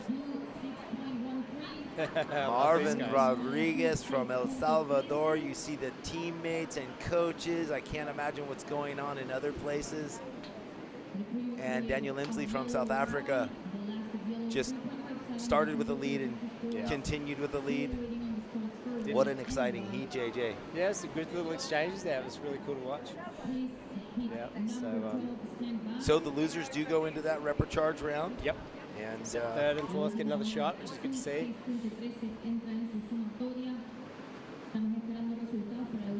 Wow, what a beautiful expression for El Salvador. Surfer Marvin Rodriguez, I think, on into the next round. We are going to come back with the next heat after a short break.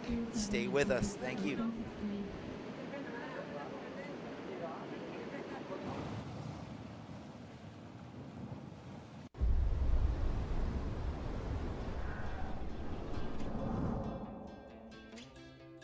There's a right time for everything. A right time to learn. A right time to try. A right time to fall. There's a right time to face yourself. A right time to enjoy pleasures, to make friends. There's a right time to listen. And a right time to make decisions. There's a right time for fear and for success. There's a right time to find your wave. And there's a right place to enjoy your passion like nowhere else.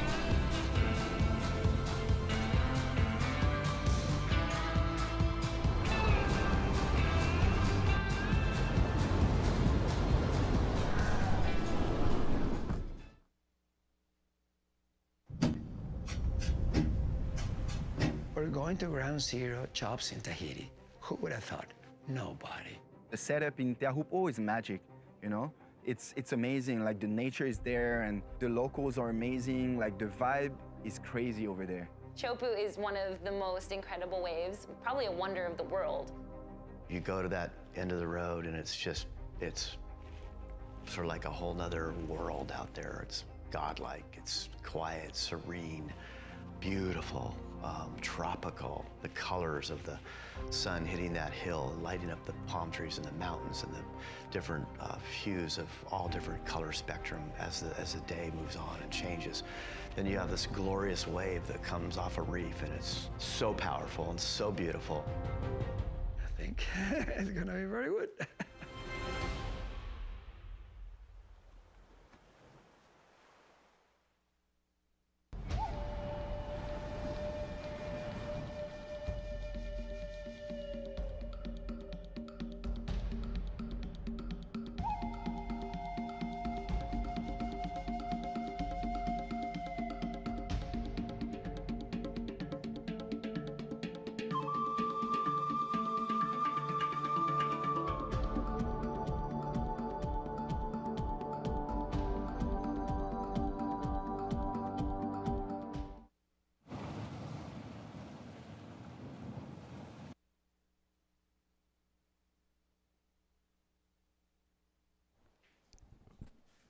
Back at the ISA World Juniors, heat number 12 in the water. We just saw the first Salvadorian make it through in the main event. Marvin Rodriguez advancing with Daniel Emsley from the Republic of South Africa. In the water now, Ippo Suzuki in red from Japan, Jefferson Lopez from Nicaragua in white, and Jose Lopez from Panama is in yellow. So Japan takes the water for the first time. Mitchell Salazar, JJ with you. And JJ, Japan, one of the strongest teams that there always is here at the ISA World Juniors. We're going to stick with yellow right now, though. Jose Lopez from Panama. Ooh, great finish right there from the surfer in yellow.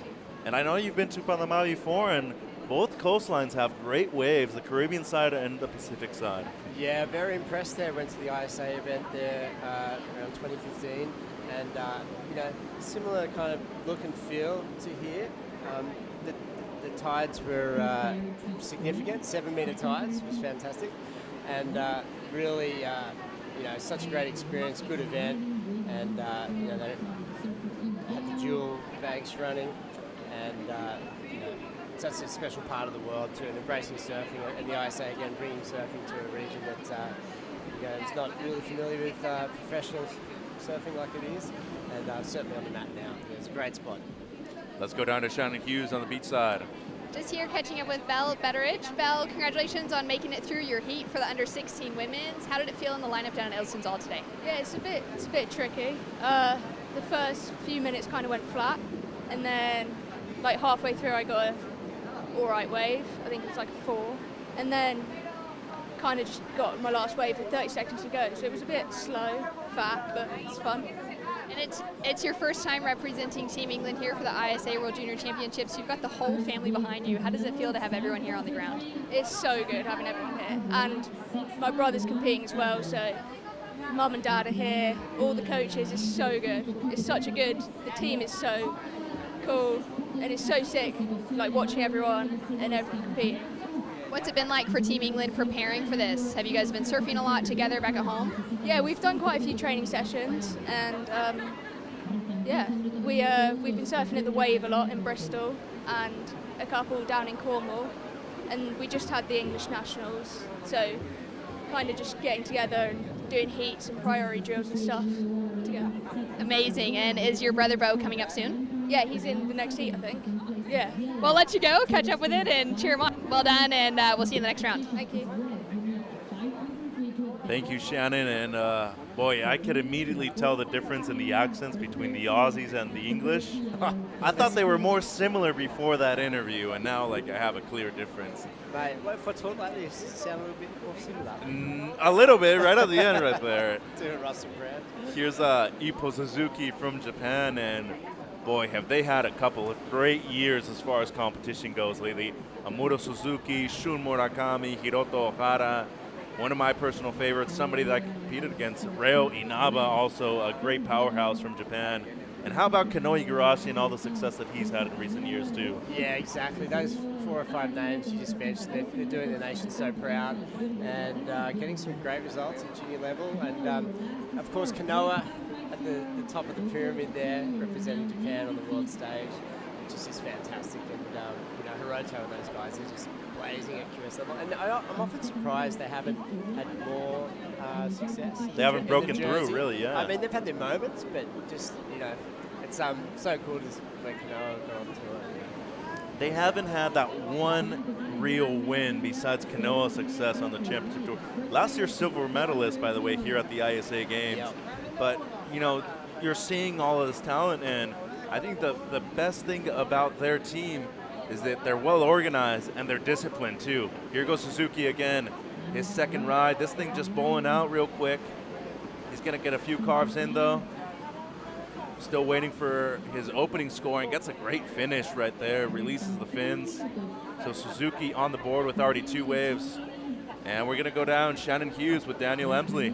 Daniel, congrats on a big win out there. Talk to me about being in the lineup, slightly warmer than competing at home.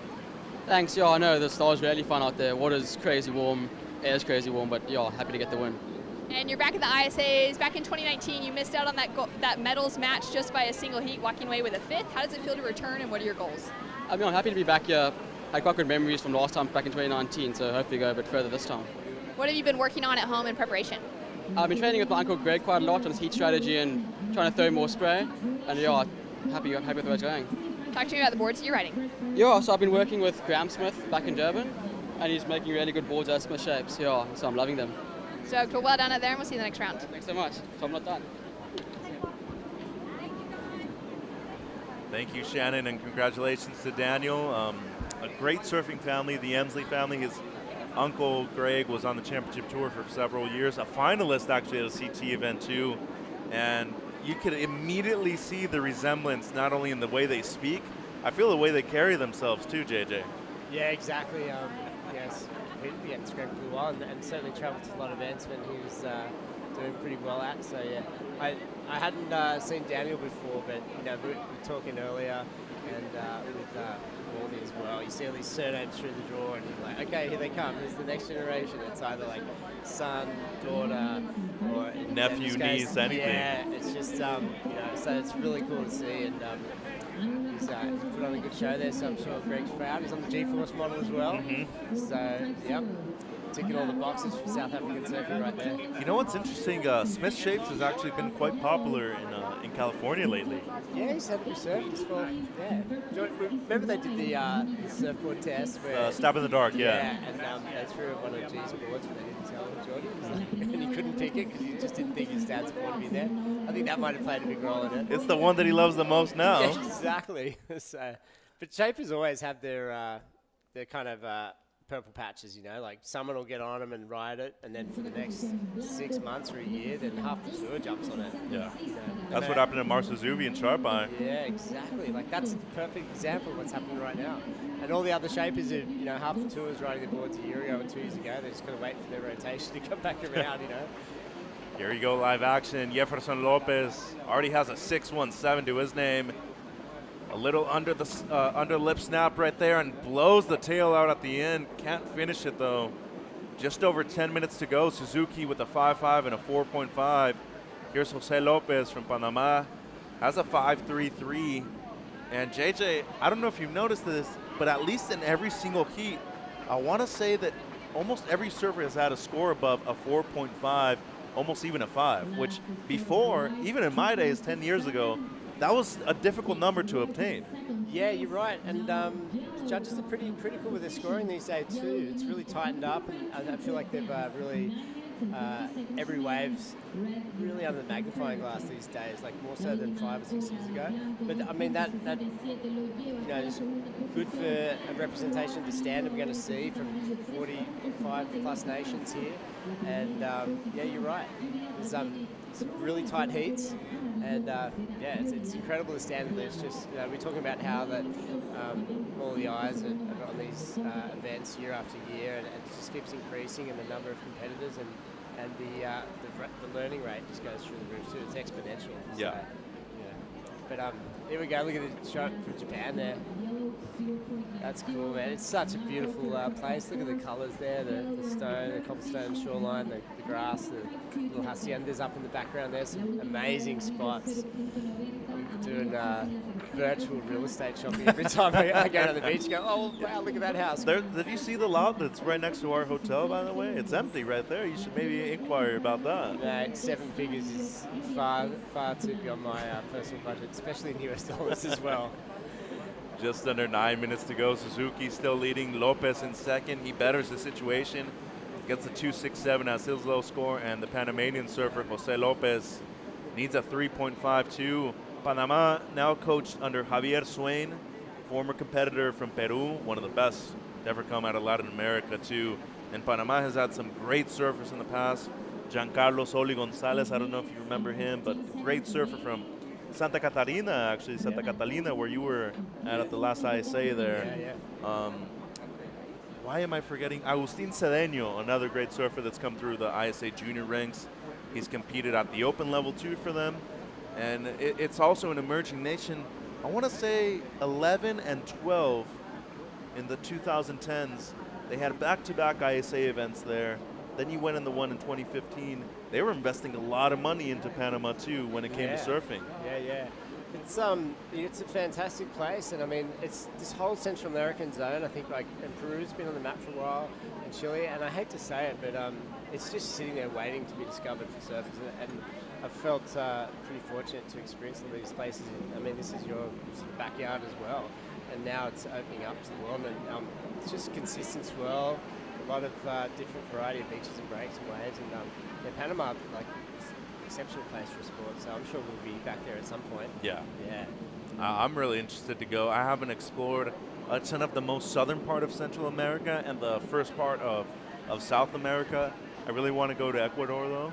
Ooh, yeah. Waves are great there. Food's good. It's a easy place to access to as far as flights go. Yep. And how about Venezuela? Like, there's some sneaker waves down there, too. Yeah. There's this little island called Margarita. Okay. They used to have a Latin tour event there. Heitor Alves actually won an event there. Heitor. Yeah, the waves are good. Yeah. That was a cool little shot there we saw of the boardwalk and the staff down there and the security personnel representing proudly down there. It's a great contest setup. Here we go, yellow now. Jose. Lopez needs a 3.52. Not a bad wave for Lopez, but here's the answer from Jefferson from Nicaragua. Another great surfing nation. If you've ever heard the name Kevin Cortez, now you know it because one of the best surfers to ever come out of those beautiful beach breaks down there in Nicaragua. Kid rips, and now so does Jefferson on a global stage. 6 minutes to go, JJ. Yes, getting down to crunch time. Let's wait and see these scores locked in. Look at that, less than 2 points between first, second, and third there. So really tight heat. A couple of scores to get locked in. Hippo, Suzuki, there he goes. Yeah, I was just going to say, watch out. He's down into second. So and still waiting on a score from Yellow, too. Yeah, so he's could be in danger right now. So but, he's sitting there with priority, so that's a really good thing to have in the last few minutes of the heat. Here we go, replay. Driving, cut back there, a few bumps to work with, not the steepest face. Here it steepens up, into the lip. Sticks that one there, so a couple of moves. Really to put a little stamp on it, too. Yeah, exactly. Here we go. This one looks smoother, winding through the cutback. Bit of tail release there. Sailing around. Plenty of rail work. So not a bad little exchange there. Not the biggest, best waves we've seen this morning, but definitely important in this heat. Oh, and the comparisons that the judges have had to make today are excruciating, too. How's the number of waves they're going to oh my. have to focus on the next 8 or 9 days? I mean, they cop a lot of flack when things are not perfect, but it's a hardest job there is. Silence is a reward for a job well done for those judges, man. They're the hinge for the sport. So, you know, a shout out to all the crew representing a lot of nations and focusing on each and every single wave. It's a thankless task, that one. Absolutely. It's a 4.33 for Jose Lopez, just under what he needs. Still requires a 4.68. Jefferson, though, moves into the lead with a 3.83 on his last. And Suzuki holding down priority number 1 in second now, needing a 4.51 to retake first. Here we go, look at this one. Mitchell, left-hander. This could be okay. Smaller wave, but Jose maybe sees something we don't. Doesn't need ton. And you know what? Only needs a mid-4. That might be it right there. That was a good closeout smash. That wave doubled in size and he belted it. He was in full control. I would have liked to have seen the backhand foam rebound coming off with that extra speed from the closeout. But yeah, I reckon he might get that. That was a cool section. Hang on, look on the outside though. Uh-oh. And even if he does turn it, Suzuki wouldn't need a ton either. Exactly. Just under 4 minutes. Here's the heat leader, Jefferson from Nicaragua. A little bit behind the section. Starts off with the carve. This wave slowing down a lot. It'll close out right here. Slides the fins. Can't pull it. Scores coming through for the last of Yellow. It's going to be razor close. And Suzuki might need a score. And he still has first priority, but the actual question is, when will he be delivered the news of the score that he might require, so that way he can make a decision in these last 3 minutes? Yeah, I think he's looking in at the beach there, so he'll be getting some direction. Look, it's the third time he's looked around. They're making sure he's in the critical spot, the best take-off position. And team on the beach, Al has seen those waves from the front. Obviously, Suzuki, he wouldn't have. He would just be with pockets of spray from behind. So he would know exactly what they did. His team would be well aware that he's in a dangerous situation at the moment. This would be a major upset too if a Japanese surfer goes down in the first round of the main event. He's paddling for this though. He goes down to third. It's a 5 for Lopez in yellow. He takes the lead. Suzuki needs a mid-4. Makes it to the open face. Only has one section. Blows the tail. Can't pull it. 2 minutes 20 to go. And now the heat leader, Jose Lopez from Panama, looking to replace that 5-0 with something better here. Looking good. A couple of carves so far. Gets the closeout re-entry, grabbing the rail. He's stoked on it. 2 minutes. JJ, what a heat. Look at the separation between first and third right now. Yeah, that was we're going to tie at the moment, but their score's coming through. That was unfortunate for Suzuki because he wasn't in a clean takeoff spot. That wave was a little bigger than he anticipated. And if he could have got into that clean, I'm sure he would have put a whole ride together, but he couldn't. He was stuck behind it most of the way. And here goes Jefferson. He's looking to better a 3.83. And as JJ mentioned, there is a tie currently between second and third as Lopez does some great work right there with the layback. This wave's important though, Suzuki. Before White's last, needing a mid-4, a 4.51 to be specific. Just over a minute to go. Crucial elements of his surfing in this wave right now, and a great finish. She's stoked on it. What a heat. What a heat. This is what we come to the ISA World Juniors for. Still a minute too. Look at the flags going as well. They're right next to each other too. That's pretty cool. So, I'd like, he played it a little conservative on that one. Like I thought he could have given it a little bit more, but he got the job done. He finished the wave. To make a mistake then would have been the nail in the coffin. Off the top there, a bit of air off the lip there. This is where the wave dies down. This is where I thought he really could have hammered this next section. He had some speed here, just a little cut down, but he did finish it clean, and that's really important at this stage of the heat. Any mistakes there would have been tragic, but he got the fist pump. That felt good. That was a long wave too. He actually traveled some distance and connected, so this is going to be a nail-biter finish right now. What are the judges thinking? So Jefferson and White doesn't improve. It's a 3.77 on his last. It's going to come down to red and yellow's last. Yellow's in the lead, so he's almost untouchable right now. I'd say Ippo definitely got more than 4.5. And everything indicates that you are right at the moment, and this is Jose's last. He's looking to better a low 5. Surf's good on this, but I just too many cutbacks, not enough down the line. Finishing move, not clean. It's a good wave, but it wasn't. Yes, it's tight, man. It's tight. It's good. Good for us. I feel sorry for whoever gets knocked out of this one. Sent to the rebel charge. So Jose actually gets his best wave on that, a 5.73. We're still waiting on Suzuki's last. It seems like they're thinking about it, but it's going to push up Suzuki's requirement, yeah? Well, no, because Jose was in first. Oh, okay. So Jefferson was the one that needed to better his situation, but everything indicates that Suzuki will get the score. He takes the lead at 6.67 for Ippo Suzuki on his last. There it is. Japan, Panama advancing. What a heat. What an end to heat number 12. One of the best of the day so far. Japan advances, Panama advances, and Jefferson Lopez from Nicaragua relegated to the repechage round, but one of the best of the morning so far. We're going to take a quick commercial break and be right back with more action here at the ISA World Juniors live from La Bocana.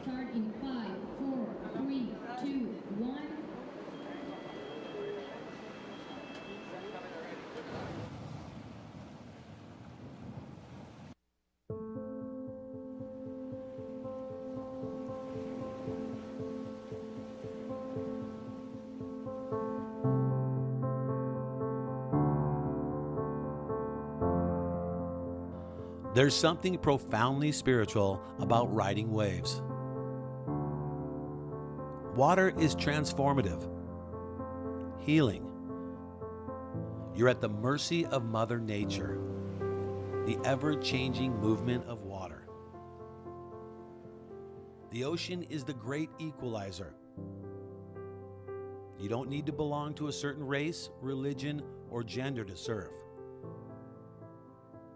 The pursuit of these fleeting walls transcends sport. It's a way of life. Surfing has the power to change the world and will now take the next step onto the world's greatest sporting stage, the Olympic Games. The International Surfing Association is the world's governing body of surfing, recognized by the International Olympic Committee with member nations around the globe. This is the International Surfing Association. This is a better world through surfing. The ISA strives to advance the sport of surfing by crowning world champions in multiple event disciplines each year. The World Surfing Games gathers the best national surfing teams to compete for gold. Since Olympic inclusion, the event has become a key part of the qualification pipeline for surfing in the Olympic Games. The World Junior Surfing Championship, which has celebrated surfing's use since 1980, is a breeding ground for future generations of surfers, spawning the world champions of tomorrow. The World SUP and Paddleboard Championship combines the disciplines of SUP surfing, SUP racing, and paddleboard racing into the world's most recognized event in stand-up paddle sports. The World Para Surfing Championship gives universal access and opportunity to para-athletes to achieve sporting excellence. The ISA also runs championship events in longboard, bodyboard, and masters divisions. The quality and credibility of every competition hinges on the education of our officials. The ISA offers globally standardized certification courses for surf coaches and judges. A global standard adaptive surf certification program ensures instructors and therapists will be adequately trained and have the knowledge and tools to improve the skills of adaptive surfers. Global development of the sport across competitive and grassroots levels is a key element of the ISA's mission. The ISA offers a scholarship program to young surfers who are outstanding role models in their community to aid them in their education and surfing ambitions. Water connects the world, uniting us all. Together, we all create a better world through surfing.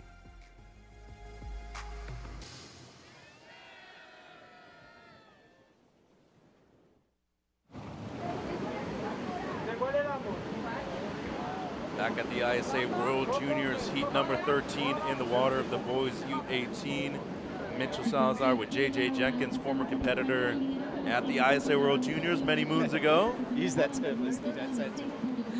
But we have quite a stacked field here in heat number 13. Samuel Redon from France, Eric Pineda from Guatemala, Bo Betteridge from England, and Aaron Stanley from Barbados. The Bayesian invasion is for real. Sure is. And here goes the surfer in blue from Guatemala, Eric Pineda. And in Guatemala, waves real similar to the ones we're surfing here today at La Bocana, JJ. A lot of beach breaks, a lot of similar colors, a lot of black cobblestone beaches, black sand beaches too.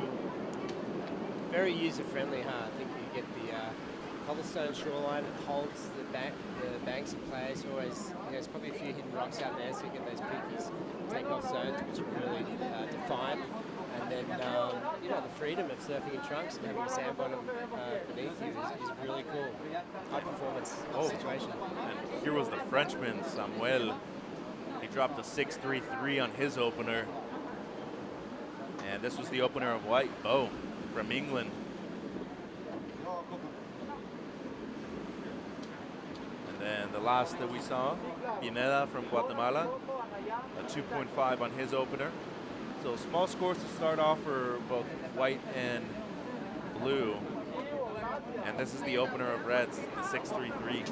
Yeah, bigger wave, drives on the section up over the coping there. Times it pretty well. Nice wrapping cutback, so variety. First two moves. Bit of a jam there as well. So great way to start a heat. Sticks that last move, bit of variety. It's a confidence boost for him in a commanding position for Samuel from France. Well, the last event winner that we had for the ISA in El Salvador was another goofy foot Frenchman, Joan Deroux. Yeah. Took out the final against Jeremy Flores. Kanoe Igarashi was in there too. But Joan just had a connection with this wave all week long. He's tight and coiled, isn't he? He's just got that tension through every move, and he's really precise. I love the way he approaches a right too. Just like whips it hard. He has no fear whatsoever, and I think that France also a bit underestimated every now and then too. They're a great surfing nation, as we're seeing the surfer from Barbados, Aaron Stanley. Beautiful surfing so far from the Bayesian. Yeah, Joan was similar to Travis Logan. Remember Travis? Yep. Backhand hooks. That would just, I couldn't even make sense of those sometimes. Low center of gravity, so huh? So quick and tight. It's like dreaming doing that stuff. Joan too. He's a cool dude, man. It's great to see him get a fantastic result like that. Biggest win of his life so far. The worst part about it for him, though, with 13 minutes to go in this heat, was that since Michelle and Jeremy had already qualified for the Olympic Games, Joan couldn't qualify. Yeah, you'd almost walk past the medal and go, yeah. Bittersweet. He redeemed himself with the victory, though, so just as good. Yeah, great result. And then this was Yellow's opener, JJ Stanley, comes in at a 3.67. Yeah, we heard the Bayesian team, we heard clapping and cheering and whistling. Like, he was busy on that wave, but it was all cutbacks. That wave pretty much came straight in. There wasn't a lot of wall, there wasn't a lot of diagonal action down the beach. So, but it looks like he's in good form and he's feeling it. So let's see if he can get a better wave. So far, 12 minutes, 25 seconds remaining. Let's go down to the beach. Ben Way with Hippo Suzuki.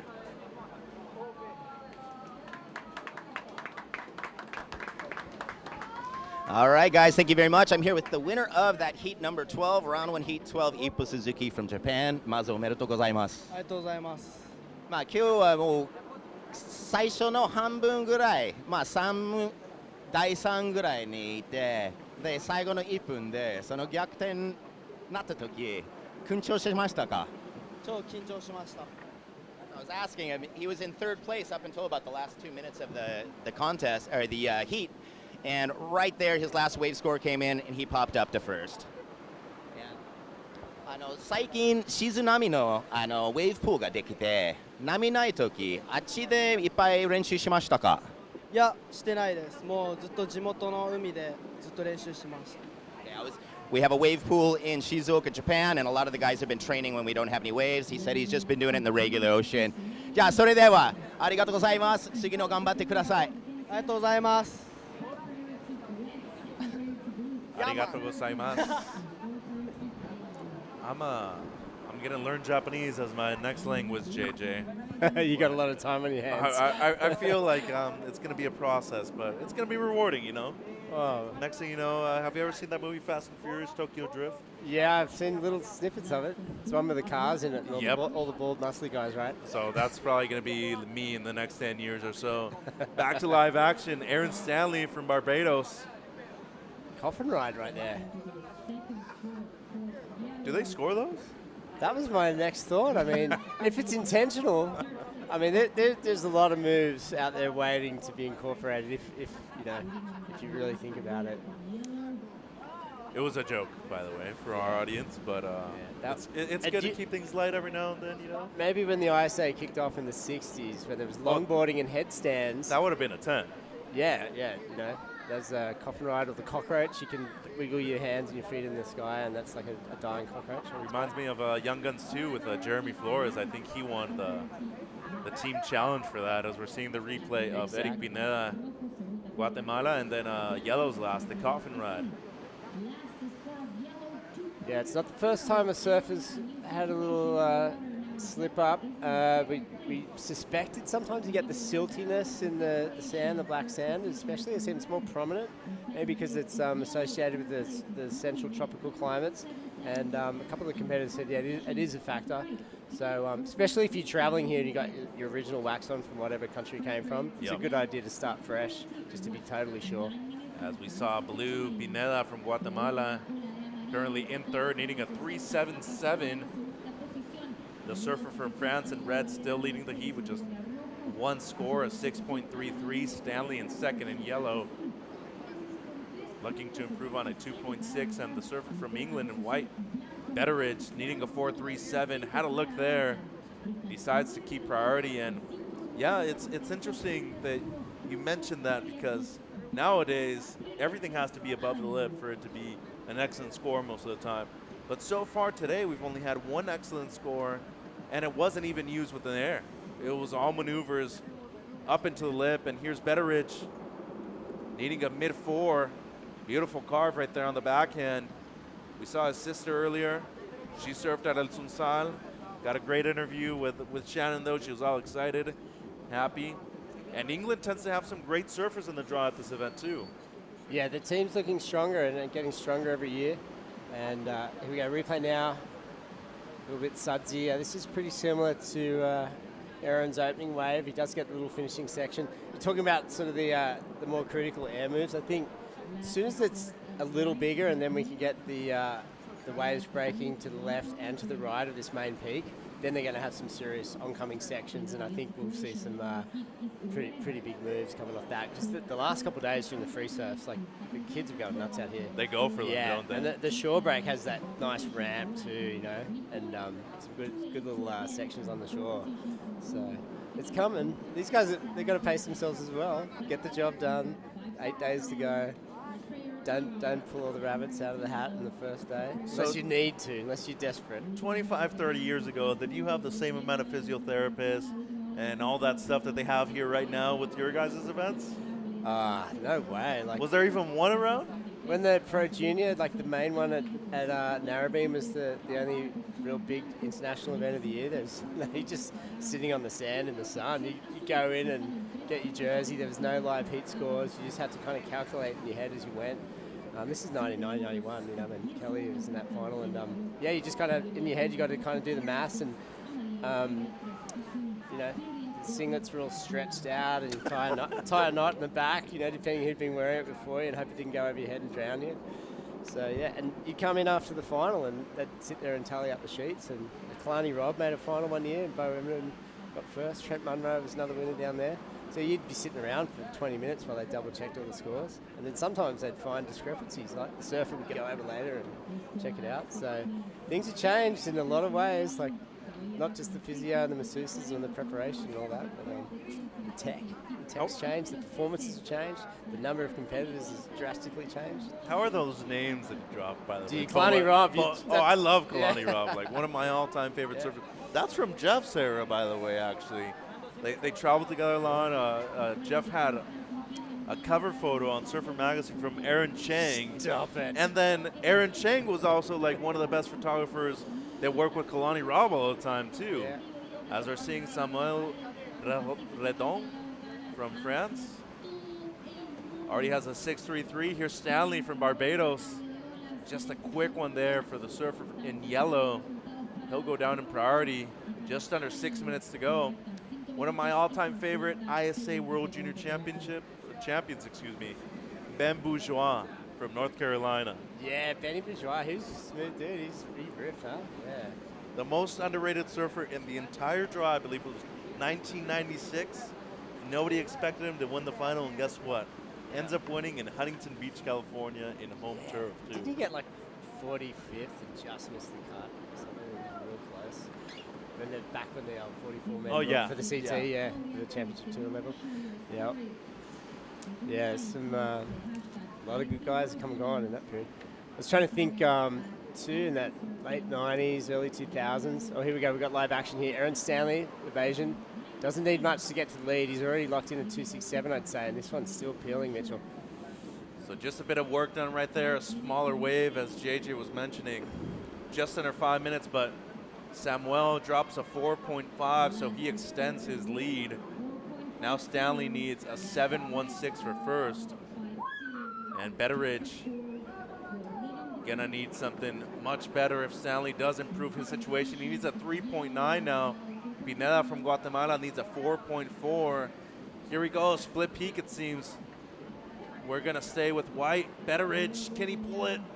Yes, he can. Just one and done. Steep section though. Over 4 minutes to go. Gonna see the replay of Pineda in just a bit, but they're not needing massive scores either though, JJ. Yeah, look at that, third and fourth, almost neck and neck there. So just the fact that Bo, he went that right and he jammed in a move, it signals that he's just trying to do anything to get rid of that 1.9. So that was a bigger wave. Obviously didn't have priority, couldn't go to the left.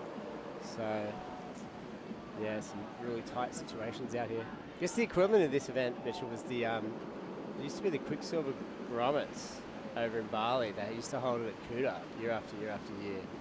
And so the ISA, like they had the Open Division. And yeah, this used to be, I think cricket probably held it 4 or 5 years in a row over in Kuta Beach. Yeah, that was it. I think it was just the final. You just send your best surfers across. If you didn't have a qualifying, I think there's probably a few invites happening too. Yeah, I feel like in the last 20 years, the pro juniors have definitely gotten much better too. Yes. Oakley used to do a big thing too in Bali. Yep. Yeah, Karama set. Oh! Wow. Is he okay? That was a bad one right there. It seems like everything's fine though with Betteridge. Still waiting on his previous score though. Pineda drops a 2.6, so goes it up into his top 2. Doesn't move him into second though, 3 minutes to go. And it's enough, a 4.03 for Betteridge on his previous wave. And here's just what we just saw right now. Oh my. Wow, usually your hand instinctively goes up and you know, your reaction time is so quick, you can normally block the ball, but I think that might have got him in the face. But obviously he's all right. Seems like he's fine. Or he's pretending to be. Oh, he's playing it like a champ right now. 2 minutes, 30 to go. Nah, he's good.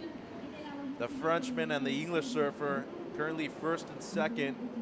Stanley now in third, needing a low 3, a 3.37. And Pineda from Guatemala needs a 4.43.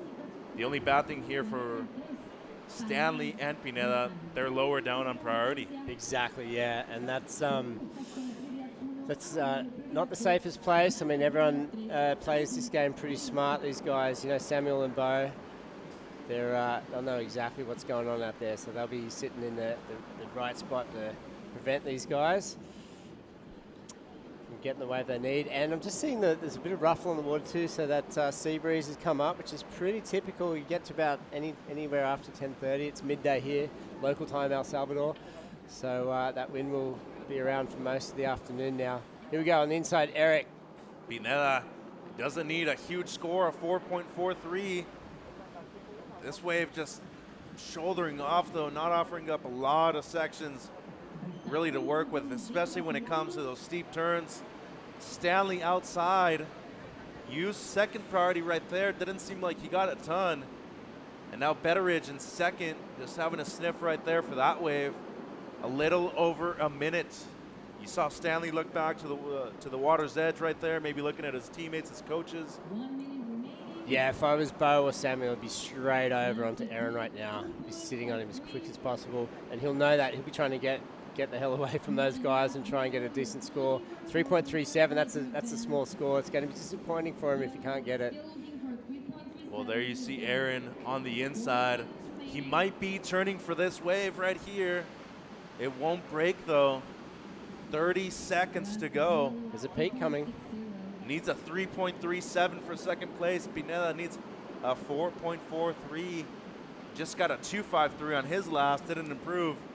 And here's Betteridge on the defensive end, barely holds his edge. That'll help though, looking to improve on a 3. And now red, Samuel. It doesn't seem like Stanley or Pineda are gonna get a chance. It's gonna be France and England advancing in this last one. Yeah, they played it tidy here at the end, just mopping the floor here. That was a great wave, couple of good snaps, replay earlier. And yeah, these guys are looking on point. So satisfying finish. They'll sleep good tonight knowing they got through that one. So Samuel will improve his situation. He's gonna better the 4.5. And you talk about a nail biter right there too for Aaron Stanley. Didn't need a huge score, but Betteridge might even improve on his low score of a 3.0. But I can tell you one thing though, JJ, France is looking as a team that's wanting that gold medal as a team. Yeah, satisfying victory there. A little group hug from the team.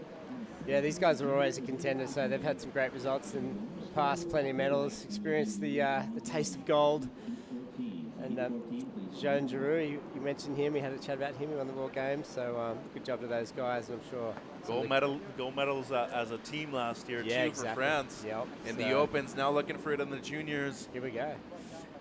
Ale, ale, ale. We're going to take a quick commercial break and be right back with heat number 14 at the ISA World Juniors.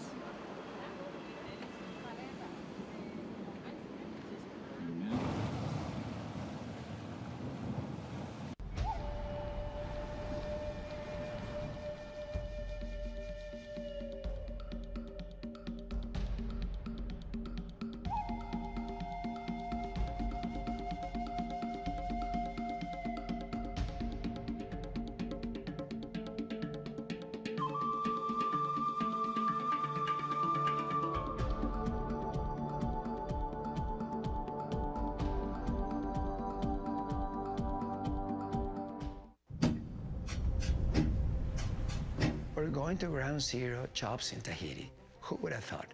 Nobody. The setup in Teahupo'o is magic, you know? It's amazing, like the nature is there and the locals are amazing, like the vibe is crazy over there. Chopu is one of the most incredible waves, probably a wonder of the world. You go to that end of the road and it's sort of like a whole nother world out there. It's godlike, it's quiet, serene, beautiful, tropical. The colors of the sun hitting that hill, lighting up the palm trees and the mountains and the different hues of all different color spectrum as the day moves on and changes. Then you have this glorious wave that comes off a reef, and it's so powerful and so beautiful. I think it's gonna be very good.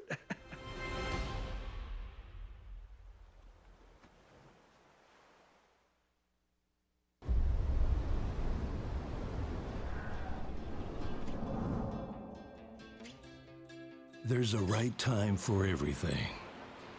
A right time to learn. A right time to try. A right time to fall. There's a right time to face yourself.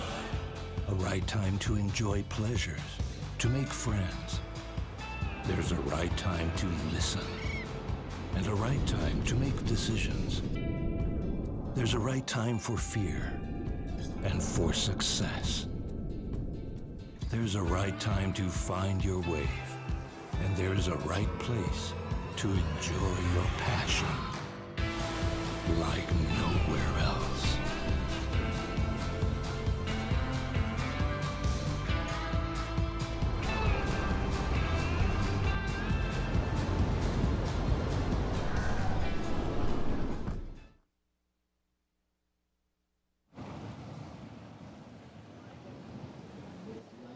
Welcome back to the ISA World Junior Championships here in El Tunco in El Salvador, and I'm catching up with Antia. Antia, you won your heat early this morning down at El Sunzal, the under-16 women's. How did it feel to take out a win at a right when you normally go left? It felt really good because I prefer right to left, and I really liked the wave at El Sunzal, and I was really excited to take the win. And you took a surf trip here last year to prepare because you knew that there were some really good waves on offer. Did you get some good waves that week as well? Yes, I got some really good waves. When I came here last year, it was like really big, so I could only surf Punta Roca, but I really liked the wave. And talk to me about representing Team Peru and the dynamic of all your teammates together.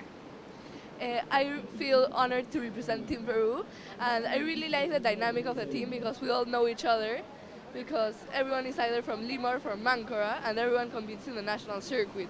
So we all know each other, and this is pretty much the same team that went to the the South American Championship in Argentina, and I really like the team. And you guys took out the win that week? Yes, we also took out the win in the championship in Argentina, and that was really good. Amazing. Well, congratulations. You'll be a big threat this week again for Team Peru. Thank you. Back to you guys. Thank you, Shannon. And wow, these stories are just like phenomenal the whole time. Like you're seeing everybody smile all the time and just having a great, enjoyable time here in beautiful El Salvador. Mitchell Salazar, joined by the momentum surfer, Jeffrey Baldwin. And I was hyping you up earlier last heat. JJ was even chuckling. He's like, dude, you got to take it easy. He's already hyped up enough. You have too much natural energy. But, Jeff, I like it. You bring the sensation. You have almost that Bajan sensation with you. Oh, I got the flavor. Yeah, I got a lot of energy. I always have. My friends are like, you need more playmates like to play with. You're too gnarly for us. You just go and do your thing. We can't keep up. What a cool interview with the young Peruvian saying that their team's been intact since the South American Championship that they went to. So that's really big, too. Like you were earlier, the German team, a lot of them don't even know each other. So they're meeting for the first time here, and it sounds like they got a good coach and good chemistry happening. But Peru, in the hopes of getting, going on to the Olympics, to have that symmetry and that camaraderie, it's massive. Well, they also have Karin Sierralta, who's also the executive director of the ISA, I believe. He was one of the original founders of the Latin American Tour Association, the ALAS. So they've got the history. Yeah. And he's been at the forefront of the Federation for Peru of Surfing as well. So they've got a great crew down there that's run the whole thing. And Peru is definitely a team that you need to watch out for when it comes to medals. Well, I mean, look at all the men and women coming through, through the ranks up into the championship tour and the Challenger Series, and it's all going, great for Peru off there. And they're one of those early adapters. Like I was going to Peru long ago, and Cabo Blanco was seriously just a fishing village with little naked children eating mangoes and raw fish, and now it's like surf resort. A lot like how El Salvador has grown. The investment and all the people coming nationwide or worldwide to build beautiful houses and make a life part-time here or whatever, and the fusion of money, it's because the waves are good. Yep, and it's getting better too. Let's go down to Shannon Hugh with Samuel Redon from the last heat. Samuel, congratulations on a big win. You found the rhythm early on and got some good scores. How did it feel to walk away first? Yes, thanks. It feels good to start well the competition, because the first heat is always a big question. You don't know if you will win or not. So the waves were nice, the tide a bit high, but the waves are fun, not too small, not too big, so it's fun. Talk to me about representing France. It's your first time here at the ISAs. Are you enjoying yourself? Yes, that's it. It's my first World Junior Championships. So I'm proud to represent France, and it's my last year in junior category. So, what are your goals coming into this event? It's my first ISA World Junior, so I just want to go the far as I can, and I will see. But I think I can go very far. And would you like to say anything in French back to your friends and family tuning in? Merci à tous ceux qui me regardent et. C'est top ici, il fait chaud, il y a des bonnes vagues, on s'éclate. Well done, we'll see you in the next round. Thanks. Merci, Shannon. And we just saw Kobe Clements on screen right there. Already dropped a 5.5 on his opener. So just settling down in the heat. Around 12 minutes ago, Kobe Clements from Australia in red, Pato Tival from Tahiti in white, Daniel Flores from Ecuador is in yellow, and Mateo Christodoulou from Greece is in blue. Tight heat so far. Clements with a 5.5, Flores with a 4.33, Christodoulou has a 3.67, and Tahiti, I mean, they've had some excellent surfers from there in the last few years. Michel Perez, not only the best surfer to ever come out of there, Vetsea David, Vagina Fierro, another one of my favorites too. And now you have the younger generation in Tivao coming up too. And Vahini has two sisters competing here right now at the other break, which we will see, coming up in the next few days. And this was Clements 5.5, Jeff. Yeah. That left just continues to keep providing, and it rattled all the way through. Sort of a soft finish, but you got a few turns on the outside, and those mid-range scores have been really important to get their sort of table set. We've seen a lot of that 5 and 6 range, so absolutely. Like always, that's just the way the game works. And that was Flores' opener from Ecuador. The surfer in yellow, 4.33, and then White got on the board too. The last, a 5.27 for Tivao. We were talking about Peru and Mateos from Lima, surfing for Greece. Oh, that's right. Yeah, That's what our friend Kevin Moore, Cuneo, by the way, one of our beach announcers, told us that there's a Peruvian surfer who's of Greek descent that is competing for Greece. Yeah. So Christodoulou, Matteo Christodoulou. 10 minutes, 20 seconds to go. Tivao drops a 5.27. Clements in the red jersey with a 5.5 and just a 1.1. There you see the beautiful flags of all the nations that are joining us at these ISA World Juniors. Physical therapists down there. There's a hot tub for you to warm up, even though it's warm already. So might as well put some ice in that bath. And how beautiful is that Senegalese flag right next to the South African too. You have Spain, Sweden, goes in alphabetical order right there at the end with Venezuela as well.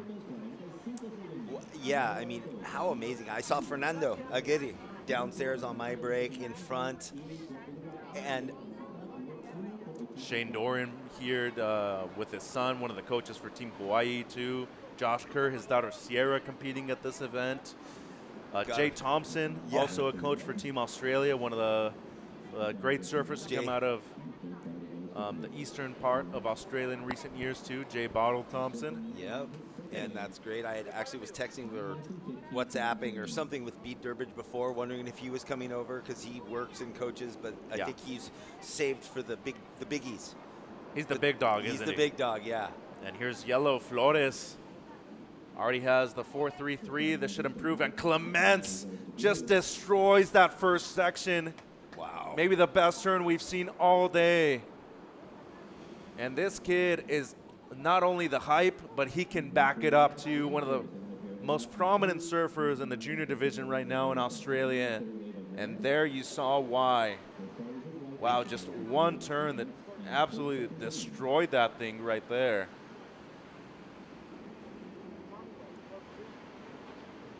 Yeah, Kobe Clements, right? Narrabeen, he says his favorite place is backdoor.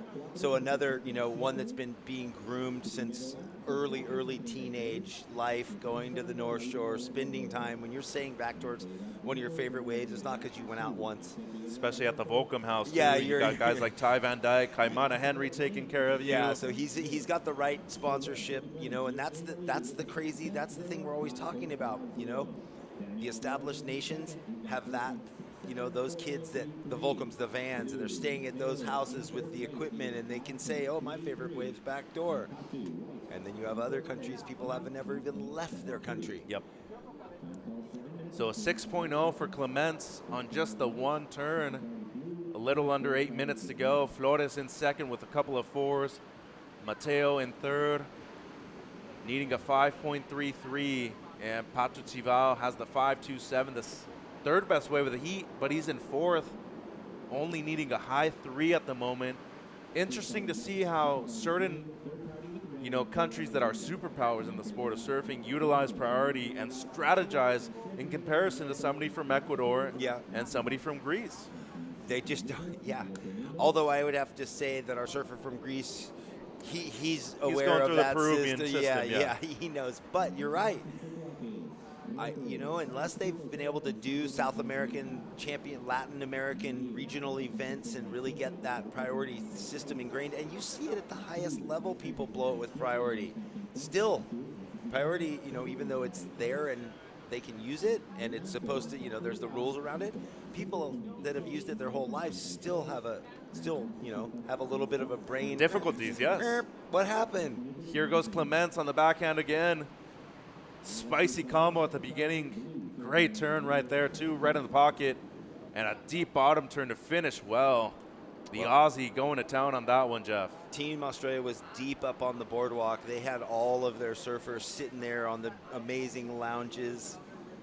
And as we were looking earlier when they were panning across the beach and all the flags and, this boardwalk, and that's what I was saying. I saw Fernando, and I'm like, this is incredible. And he goes, yeah, there's nowhere in the world that has this kind of setup. I mean, maybe there's some natural cathedrals or areas where there's bluffs or places in West Oz where they're up on a cliff or bells or whatever, but this is this beautiful boardwalk with individual stalls and all the luxury furniture. And this is the last one of Kobe Clements He's looking to better a 5.5. This seems to be his best wave so far, Jeff. And a beauty it is. Australia bringing their A game. I heard you talking about, France has come to the party to play, the USA. These are obviously the top seeds. I don't know where he was ranked in the seeding order, but he's top in his country, like you said, in the juniors. So, and that's a tough country to be a top surfer at, too. Yeah. So Clements drops a 6 on his previous ride and a 7.5 on his last. Moves him up, way up into the lead. Flores now in second with 5 minutes to go. Mateo in blue from Greece needs a 5.33 for second. And Patu Tivao from Tahiti now needs a 3.73 for second. Well, interesting. He's seated 18th in this event, the official. And I don't know how they got that established, but so, earlier we had Kian Yang. Yeah, he was third in the seating. So remember, it also goes through your country's ranking. Yeah. So each surfer will be accurately represented through their own system. Yes. So out of the U18s, I would probably think that Lucas Hostin would be the highest seed for the U18s for Team USA, and they're the #1 seed as a team. We got it right here. He's second. Ryan Huckabee is first, yeah, right. So anyway, those are all just stats and figures, but it is exciting, and it matters though in in the us all grand the scheme info, of things. yeah. As far as seeding goes and advancing into it, it matters who you're going to meet up against down the ladder. road. Yeah. Yeah. So we love it. It's all about numbers, Jeffrey. It's all about numbers. Don't even focus on that right now, though. It's only day one. Just get 10s. We're halfway through day one. Our opening day, two. We have 28 heats today. We're in heat number 14. Yeah, we got a long ways to go. And as we're doing this simultaneously up the beach at the right point, the same exact thing is happening. So lots of action. Are your energy in a quarter-mile stretch? Are your energy levels going to be the same on day one as on the last day? You will realize my energy levels never drop. They never drop. Ever. Especially with what we've been eating at the hotel too, which is I'm awesome. on a gastronomic tour. Yeah.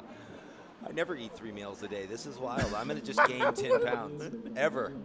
Literally, since I was a teenager, I just eat like a meal. Learning something new about you every day, Jeff. I'm an Eritrean. 3 minutes to go. Here goes Tivao. That's a continuous ride. He went down to his belly after falling on the first turn. Still only needs a 3.73.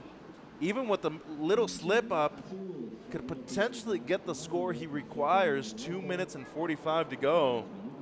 We shall see. He's looking to drop down Flores to third place.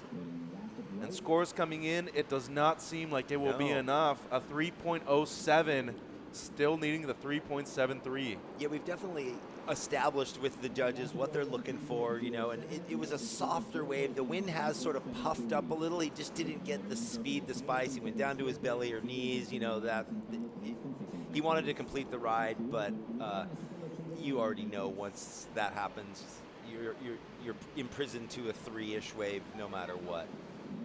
This is the other angle, Jeff. A lot more wind on it than before, too. Yeah, and this happened yesterday, and then the later afternoon clouds, and it laid down again. But again, that's the deal with all these events. They knew in advance the afternoon winds are coming. You have the heat sheets out early. They know they're going to be competing in those conditions, so they probably had warm-up heats in those type of conditions the days leading up. They didn't surf the glassy morning and think, I have a 2 o'clock in the afternoon heat in the wind. I'm sure the coaches are on all those factors. I mean, if we're getting the updates, they're getting the updates. Oh, yeah, absolutely. Swell, tide, direction, wind. Ooh, a little bit of paddle action right there between yellow and white. Yellow at the moment in second. Flores with priority number 1. Was that a block on him towards white, though? It doesn't seem like it will be. And we're still waiting on blue's last score, Christodoulou. He doesn't need a huge number either, but it would have to be one of the best waves of the heat so far with just under a minute to go. Needs a 3.73 is Tivao. Christodoulou needs a 5.33. 50 seconds. And Mateo doesn't seem like he's very interested in sitting on the main peak. Everybody's over there. Flores with first priority trying to block Tivao. And that's a paddle from both. So priority's going to switch. Yeah.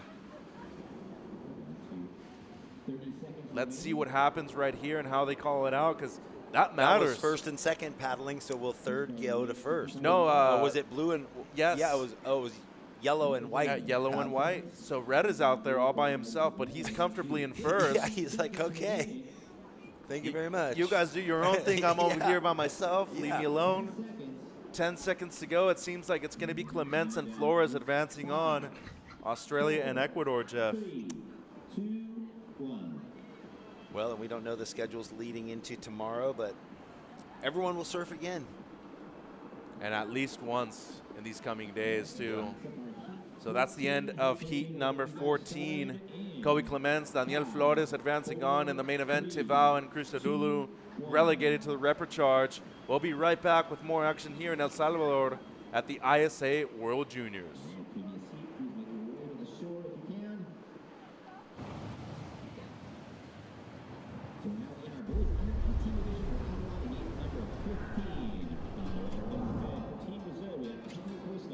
There's a right time for everything. A right time to learn. A right time to try. A right time to fall. There's a right time to face yourself. A right time to enjoy pleasures, to make friends. There's a right time to listen. And a right time to make decisions. There's a right time for fear and for success. There's a right time to find your wave, and there's a right place to enjoy your passion like nowhere else.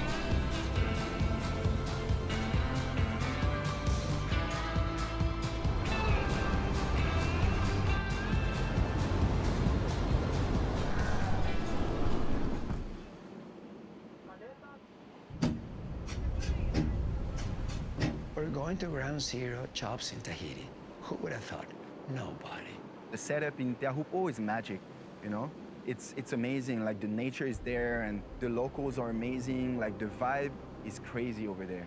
Chopu is one of the most incredible waves, probably a wonder of the world. You go to that end of the road and it's sort of like a whole nother world out there. It's godlike, it's quiet, serene, beautiful, tropical. The colors of the sun hitting that hill and lighting up the palm trees and the mountains and the different hues of all different color spectrum as the day moves on and changes.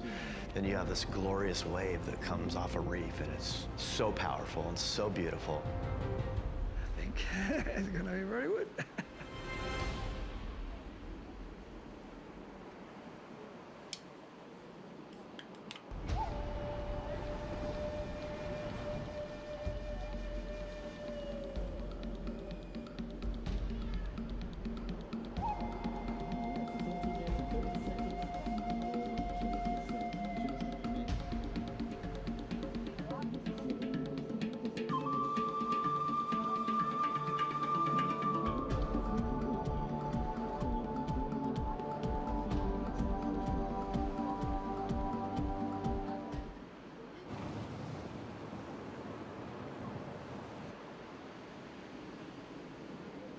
Back at the ISA World Juniors, heat number 15 of the boys U18 in the water. In red, the Brazilian powerhouse Caio Costa up and riding on screen.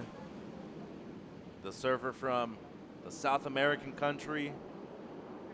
The Brazilian Storm well alive here at the ISA World Juniors too. Costa in red, Noah De Cole from Peru in white. Julian Seifert from the Netherlands in yellow, and Kalir Piñeras from Colombia is in blue. Khalil, actually, by the way, Jeffrey, a resident of the island of Maui. What a nice place to live. Yeah. I mean, so many of these, you know, the split homes or wherever, like Peru, Greece, you're like, hey, not a bad place to split your time back and forth. Or Maui and Colombia. Yeah. Like, okay. Two beautiful places to be raised at, that is for sure. As you see the surfer from Netherlands, Seifert, Costa from Brazil, Decol from Peru, Piñeres from Colombia. And you wonder if their parents were surfers, because you see that so often, you know, as these children or these, you know, young men or women are raised now wherever they're being raised, but surfing for a different country. Their parents moved there from Colombia to Hawaii, possibly to be surfers and live that dream. And you see that all over, surfing families, generational now. Well, Summer Macedo and Ocean Macedo, Yeah. their father is actually from Brazil originally, moved to Maui, and that's where they raised the kids. Here's Costa, already dropped a 5.0, and he looks energetic at the moment. And now Yellow Seyfert, oh, big drop right there with the floater. The Brazilians, they got their Guaraná and their acai, and they're fired up, no matter what. It's just their life, right? You're like getting into the pronunciation mode now, Always. too, Jeffrey. You like travel Guaraná, acai. You travel the world your entire life, like literally since I was 15. Brazil? Can you say Brazil? Brazil. And yeah, you just become a sponge, right? Well, it's a good thing to be. Just like SpongeBob SquarePants. That's it, yeah. Here's Noah Decol from the great Decol surfing family. Wow, beautiful two-turn combo. There from Noah from Peru. Just under 15 minutes to go. He's on the board now.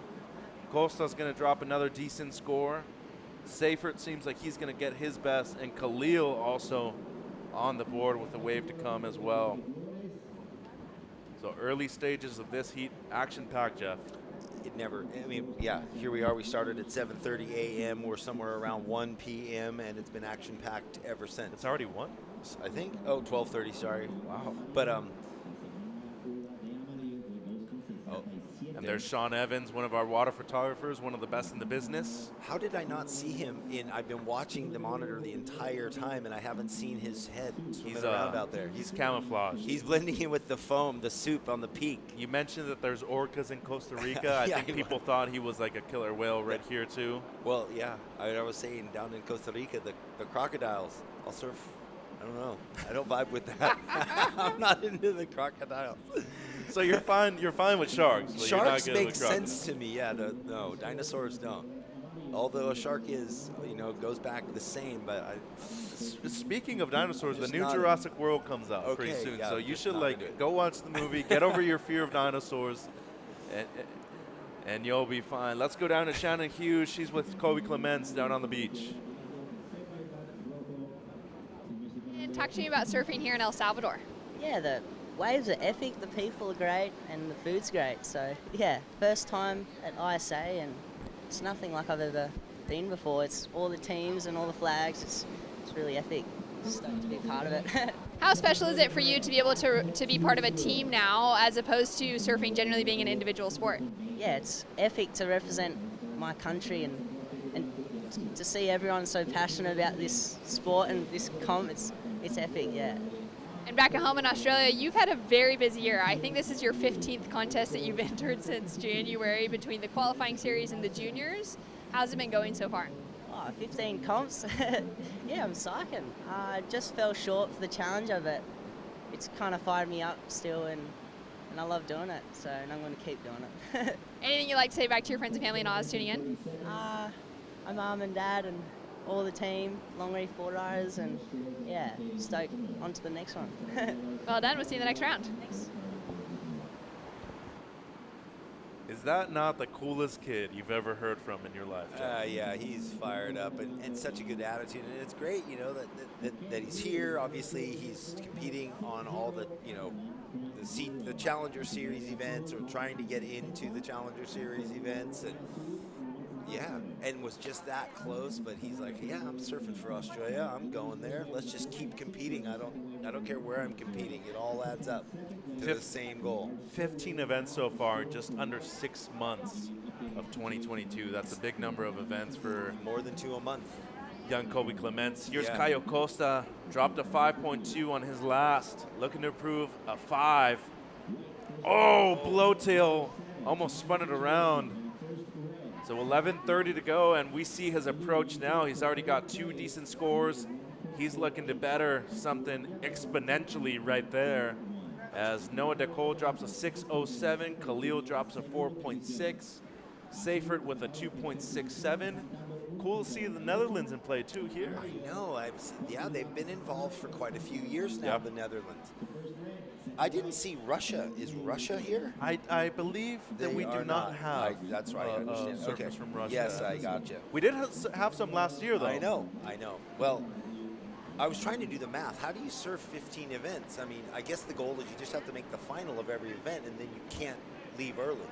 I think in California they surf like 15 events per month. Yeah, I see them. They're short 2-day events, so that's how it works. Not 1 week or 4 days. I feel bad for the parents that are like, driving all these kids around all the time. And how about for every 2 weeks there's a contest at Seaside.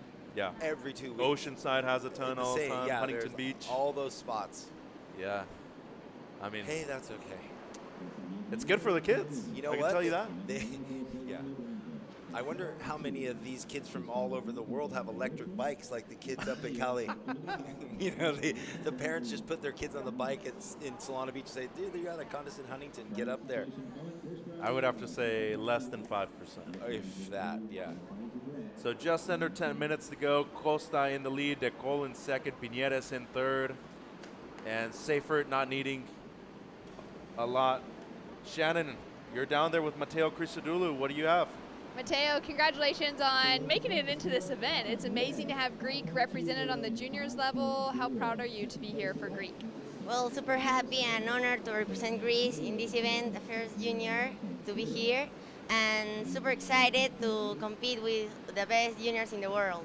And talk to me about the other Greek surfers that you've just become such a fan of from the World Surfing Games. Well, actually, Poulos is one of my inspirations. He's representing USA, but he's actually Greek, so he's a big inspiration to me. Amazing. And you're living in Peru. Talk to me about the team that you have behind you, your coaches as well. Well, I live in Peru. I am here with my coach Sebastian. He's also Peruvian. I train with him there.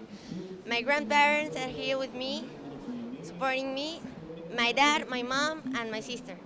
Amazing. And you're unfortunately knocked into the rapid charge round. You'll probably be surfing down at Anzal. Have you been getting some good waves down there? Yeah, I have been surfing here from a week ago, and there are good waves, and hopefully I go well. Well, thanks so much for the chat. We're so excited to have you here, and best of luck in the next round. Thank you too. Thank you, Matteo. And what surfer representing Greece. I believe here with his coach, Sebastián Alarcón. Great former professional surfer from Peru. As we see another great surfer from Peru, Noah De Col. Already has a 6.07. Doesn't need much to take the lead. That just might do it. Well, interesting, yesterday, because the waves were bigger, we were thinking today with that high tide it might start to reform more, but it's definitely in a slack moment. That inside left not standing up on a few waves in a row that these guys have had. Kevin Wallace did email us last night, though, saying that there's back-to-back south-southwest swells coming at the beginning stages of early next week. It should be quite big Monday and Tuesday, I believe. Drops down a little bit on Wednesday, but then next thing you know, for the weekend again, picks right back up, Jeff. And it seems like when it picks up here, it's double and triple overhead, right? Yeah. I mean, it's not like a tick up by a foot or two. Yesterday was, 3 foot more face height in the waves from today, and up the point was bombing. I mean, it was well overhead. And this is kind of a small day, flat day. Yeah, it almost is. A lot of local surfers probably wouldn't have even surfed today. Yeah, they're like, no. Best thing about here, though, only need a shortboard all the time. Never need a real step up. Beautiful turn there from the Netherlands, Julian Seifert. Strong turn right there on the backhand from the surfer in yellow. Just under 7 minutes to go. Needs a 6.67 for the lead. It would have to be the best wave of the heat so far. It isn't that, but it's a 3.87, his best. Now needs a mid-5 to move up into advancement. Khalil still in fourth, needing a 4.75. And here he goes, using priority number 2, up and riding on the backhand from Colombia. Tight turn in the pocket right there. Carves it back. This wave tapering off.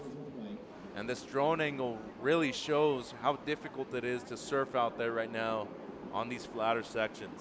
Yeah, and it really flattens it out. It'll be interesting to see the beach angle. I mean, that left looks so flat, but he did get a couple turns, but that'll most likely, and he didn't complete it to the inside all the way and get the finishing, but still nicely surfed.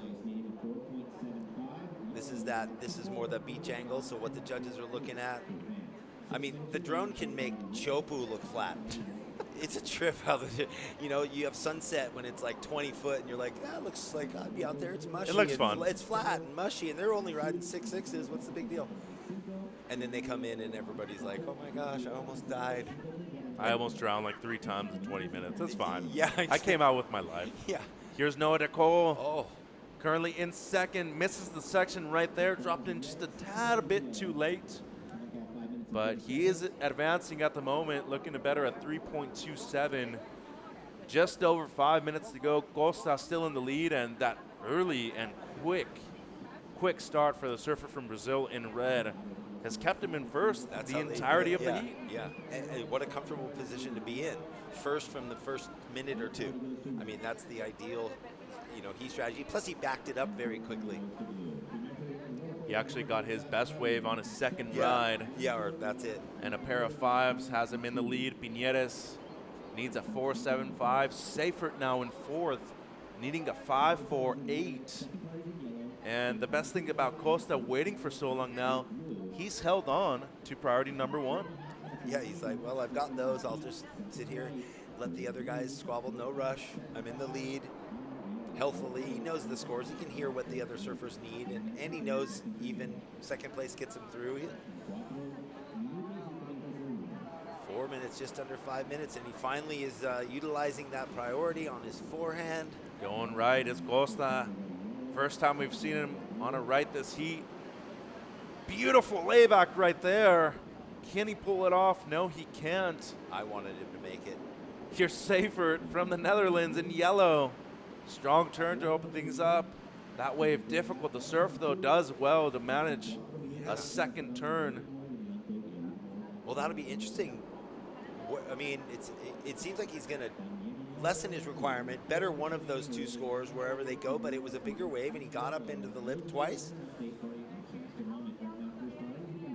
Surfing to the criteria, speed, power, flow. Maybe not as much flow and power as he would have liked. But as you said, Jeff, could potentially better one of his low scores. It seems like it might even be close to his best. Just over 3 minutes. Here's Khalil's wave. This is an important one for him real quick. Wow. But he used priority there, though. Yeah, that was strange. And just either he got slipped, got bumped off. That sometimes you take off in the whitewash a little late and it just bowls you over. Maybe they'll...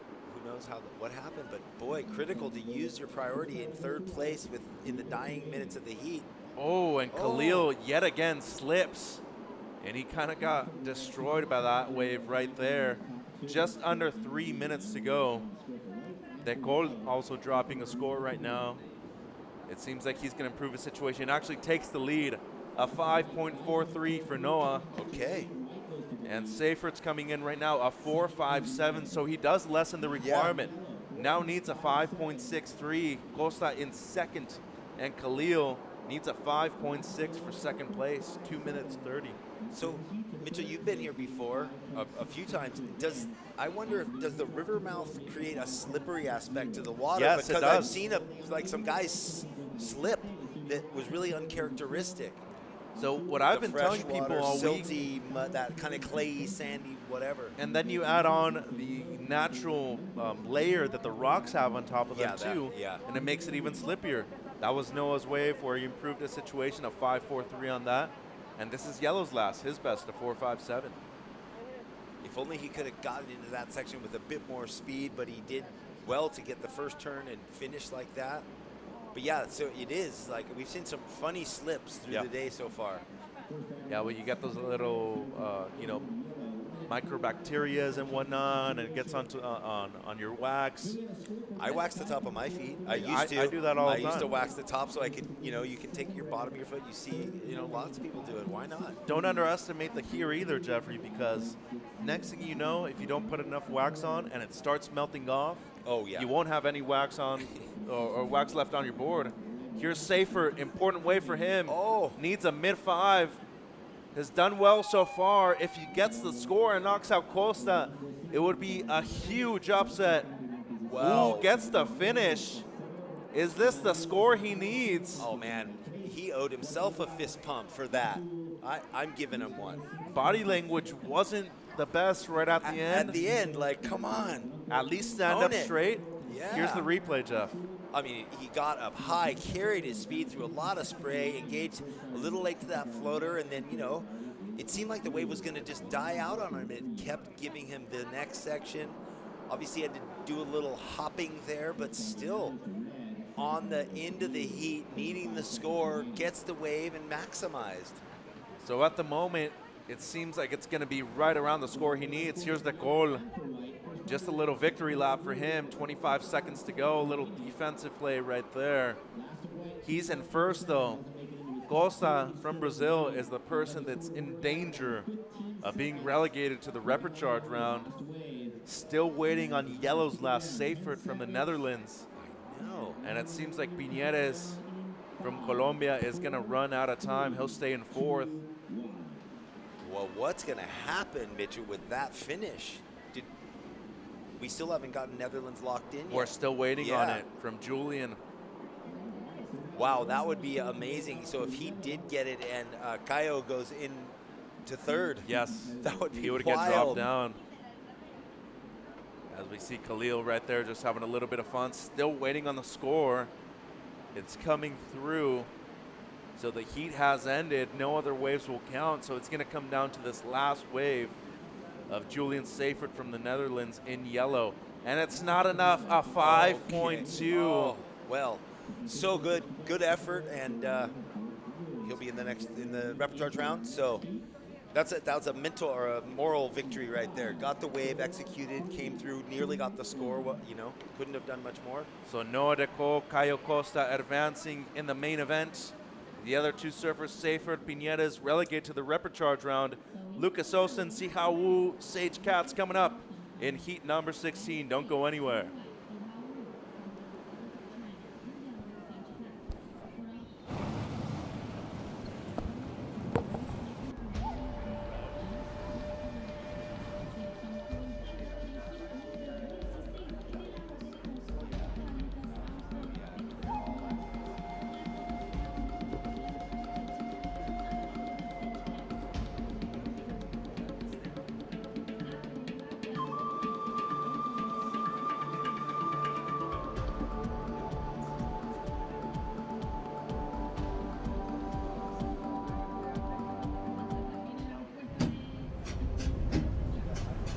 We're going to ground zero jobs in Tahiti.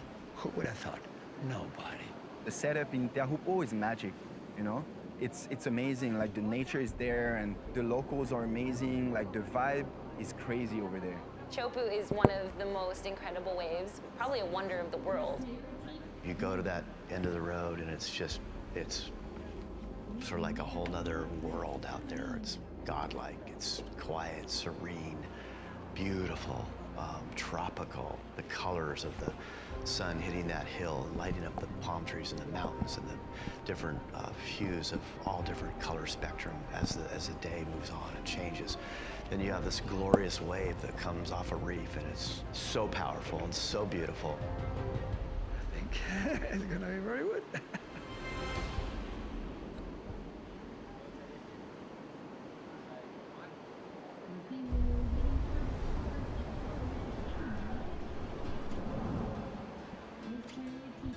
There's a right time for everything. A right time to learn.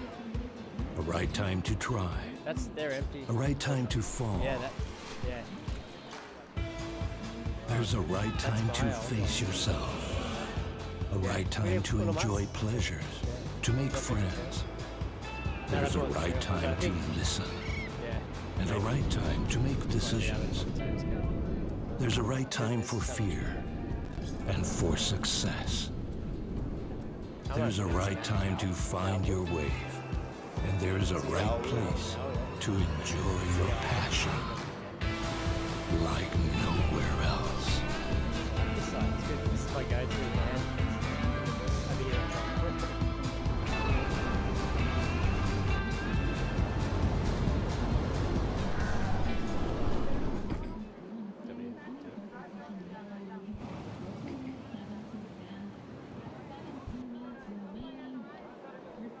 Surf City, El Salvador. Welcome back to the ISA World Junior Surfing Championships. JJ in the commentary, all the way from Australia, joined by Jeff Baldy Baldwin, all the way from California, mate. I know, we had 2 long paddles to get here, man. We started weeks ago, didn't we? Thanks for lending me the foil. One Yeah. big long link up all the way. One downwinder all the way. Wow, we've got another fantastic heat here. This is day 1 of competition, under 18 boys division, and we've got over 40 countries being represented here at El Salvador for this event. Out in the water, we just saw there in the yellow, that's Sage Katz. He's from Puerto Rico, and Lucas Alston from the USA is in the water in the red, and Xiao Wu representing China. There's just 3 surfers in this heat, so first and second do advance. Third and fourth have a repechage opportunity. Replay now. Baldy, that was nice off the top there. Wow, what a beautiful ripping turn, just full laser and spice. That was a very, very well surfed wave, wasn't it? Yeah, so, you know, it shows why he's the number 2 seeded surfer in this event. Lucas Austin in the red.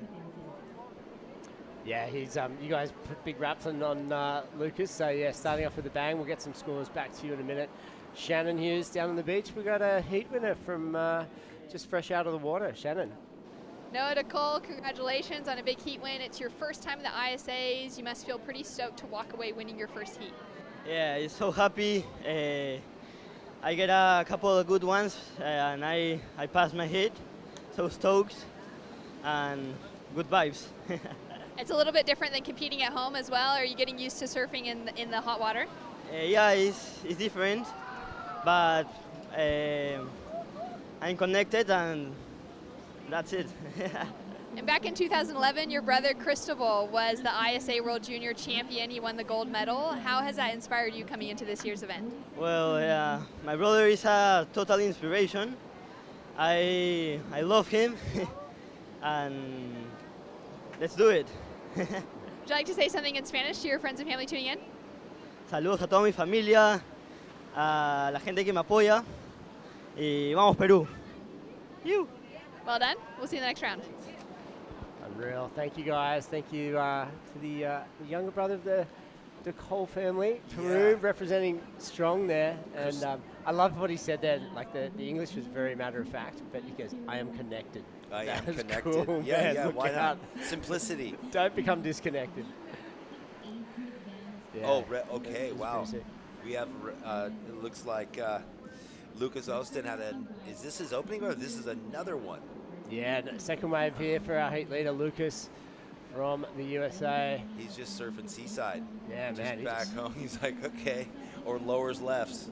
Exactly. That was a perfect shape on that left, and he delivered, cracked it 3 times. That was a short wave there for Sage, and in and out.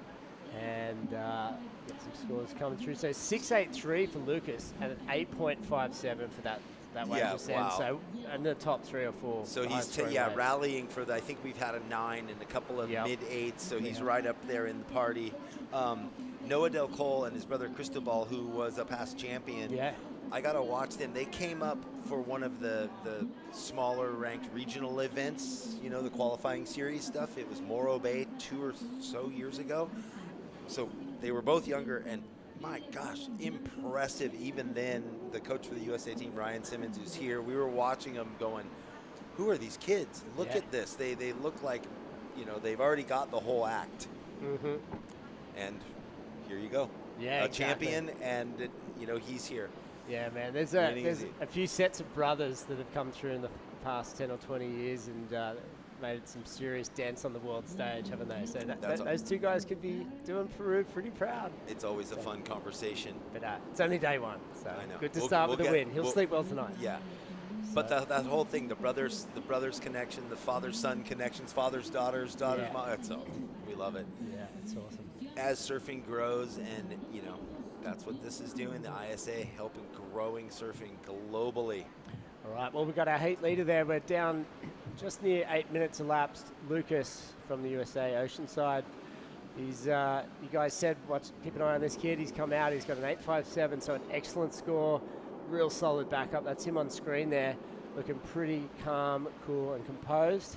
Well, JJ, you know what I was going to say, and it's amazing. So in the developed countries, the talent pool is so deep, and we've seen sort of peaks and valleys in like who's next, who's coming up. We're kind of at a shortage while Australia's back in a real big resurgence of so much talent, or are they? Well, or are you guys in a little bit of a slack time where the U.S. is in this like we have got talent from 19-year-olds down just like storming on the doors? Yeah, replay here for Lucas. Yeah, well, Australia is in no way dominating anywhere near like they used to, like Brazil and US, of course, and that the female surfers for Australia doing really well. I guess Tyler and Steph at the highest level, but there's just so many great surfers from so many countries now. It's it's a bit of a who's who. Well, that's what I was going to say. Even though our talent pool feels like it's just filled up and everyone's on the cutting edge, chomping at the bit and has the potential, everyone else has gotten better, and this way the system works, it's so hard to make the cut, make the grade on that level. So, different than before. Yeah, and I think the other thing too, there's so many good surfers, so many age groups, so many countries, and we're just getting so much information from everywhere, from the big wave scene, the pro tour, the young junior surfers, events like this, and a lot of it just washes in and out, and it's really difficult to stand out. And that information, as unfortunate as it is sometimes, it's hard to digest it all and really keep tabs on what everyone's doing all the time. So it's hard to stand out these days, and these competitive pathways is when the world's watching. You get the focus, you're under the magnifying glass. These are the weeks to do it, but you got to be consistent. You got to keep delivering year after year. So it's there's a lot. There is a lot going on in surfing these days. It's so cool. And don't burn out. And the travel's all beautiful and all that if you're doing it, and it's dreamy, but it's also taxing. It's hard. It's tiring. It's exhausting. You get injured. There's a lot. You're not just what is it, like hula hoops and palm trees? It's not that. When you've got 13-year-old girls and 14-year-old boys surfing jaws and doing rodeo flips in wave pools, I mean, come on, like how are you supposed to keep tabs on all that stuff? No, you don't. Yeah. So it's time to shine, grommets. Yeah. So we saw replays of Lucas from the USA. Red, he's clearly in the lead. We saw another wave there of Sage. He's had a couple of pretty average closeouts. He's got to get the wave selection up. Bit of a hassle here. So Xiao Wu from China, left-handed. This wave looks pretty good. Wraps it round. It's got the shape. It's got the bowl. It's got something to push against. On the inside, off the top there, smooth. I'm guessing an epoxy there. It looks like he's real buoyant, and he was focused on that thing. He finished that cleanly. 9 minutes remaining, and 4.17 for Wu's second wave, and another score coming in. I think it'll be a little bit better, Jeff, on that one. That was a pretty cool little left. Good backup wave. So each Chinese surfer surfed really well, and unfortunately, going into their bios doesn't really say much. They didn't add much info. So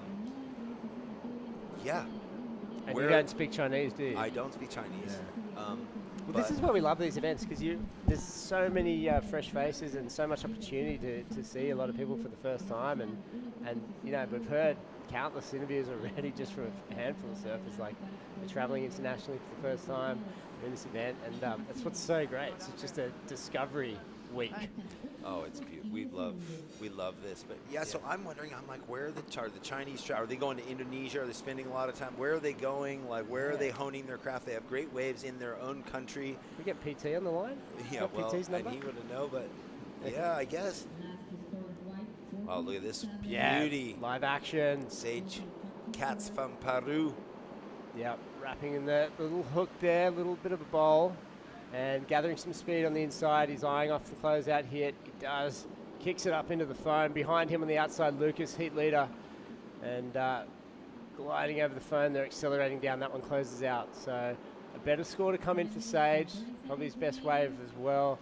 And 7.5 on the clock. Xiao Wu outside, 4.67 and 4.17. I think Sage is going to get up a lot closer to him after that score comes through. Absolutely, yeah. I was a little let down. I'm like, I want to know about these guys. They just didn't provide the info. Maybe that was their secret way. They're like, no, we're not going to. You needed a VPN to tap in to get to. Yeah, secret source. But hey, it's great to have them a part of this. So this is China's first game, or were they in the 2019 juniors games before? We'll get that info. It's a question for our tech mastermind over there. Yeah. For Salazar. China rep here in 2019? No. So this is their first game. Yeah, so we fantastic. have official. Mitchell Salazar has given us the official. Yeah. So this is China's first game, and He's never wrong. they are not coming out of the gates disappointing. All the surfers so far have been surfing very well. Yeah. And so 6 minutes remaining, and scores through. There we go. Hey, good afternoon. Yes.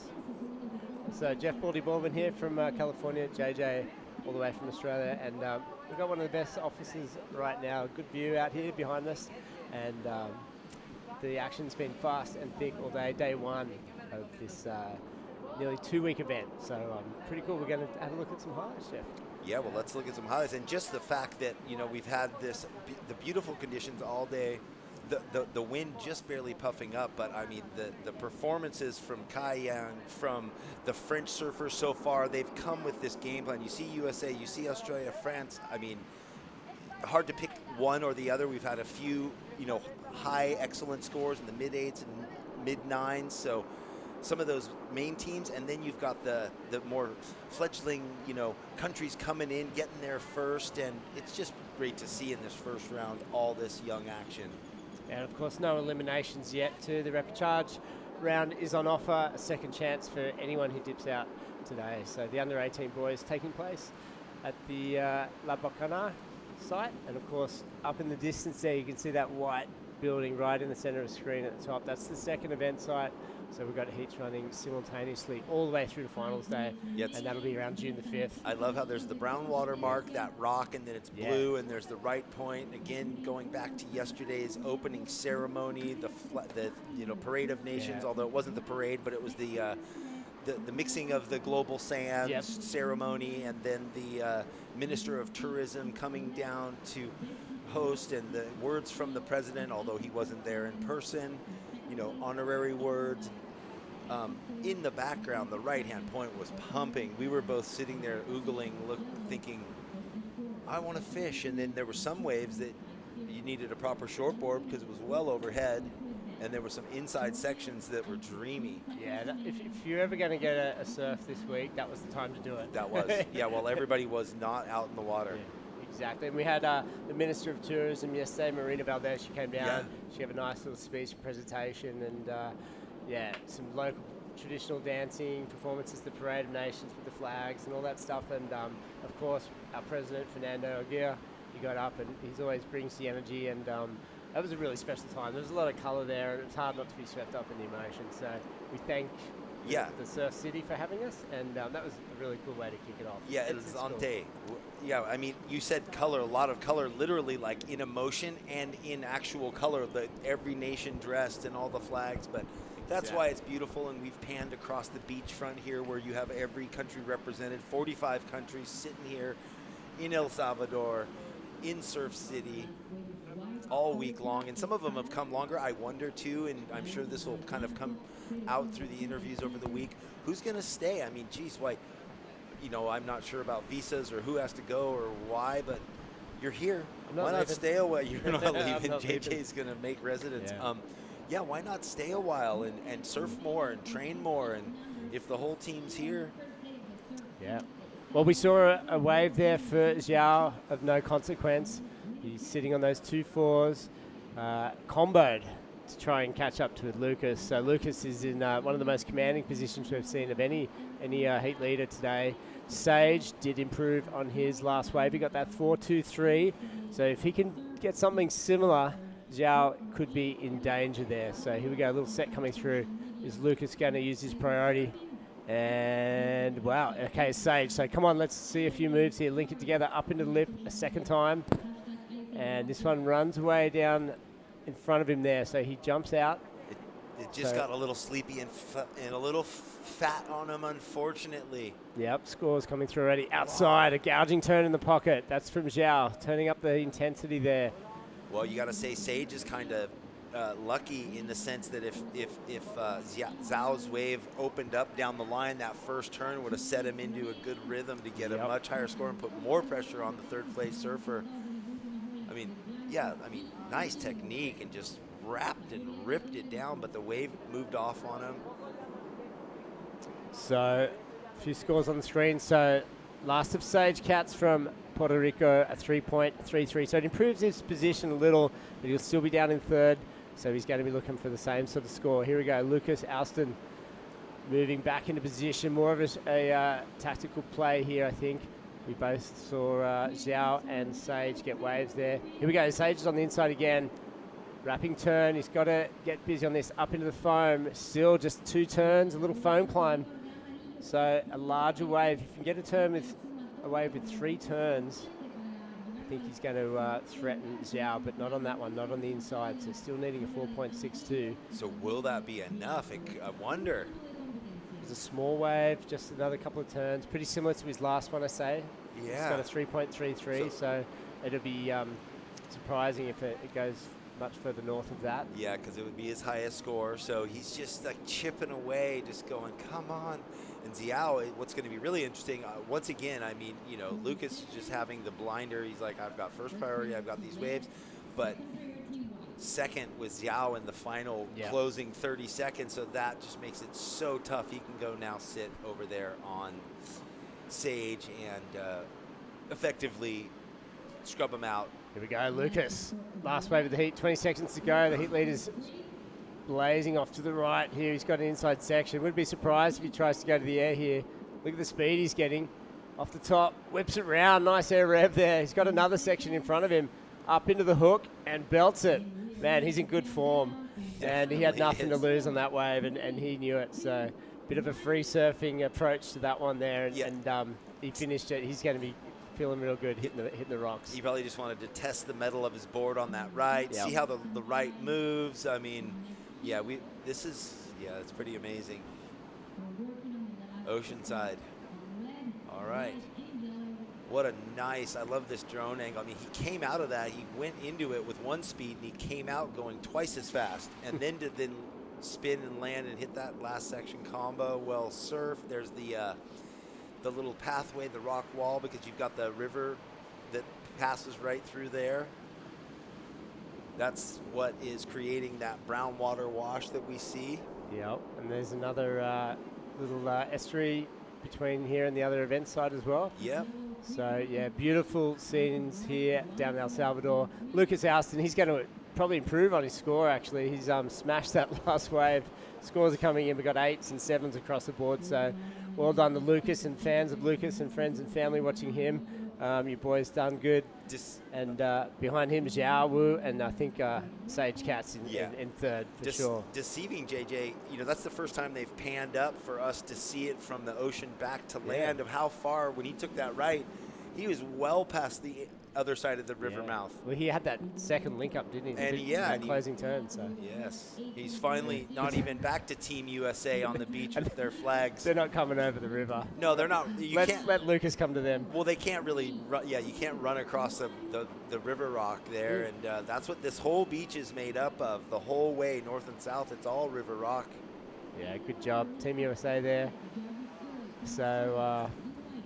Bit of a victory for the team. I mean, these guys are going for individual placings, but you know, big group effort here as well. Oh, they're going for team gold too. The camaraderie, yeah, for sure. Yeah, there's the few teams that are stacked that are going team no gold. Aloha Cup though this year, right? It's that's the right. Overall tally. That's but right. There will be the points allocated for the different places throughout the division. All right, well, good job there. Great scenes here from El Salvador. Here at La Bacana and Sensal, the dual event site here for the World ISA Junior Championships. Thanks for sticking with us. We'll be right back in just a moment.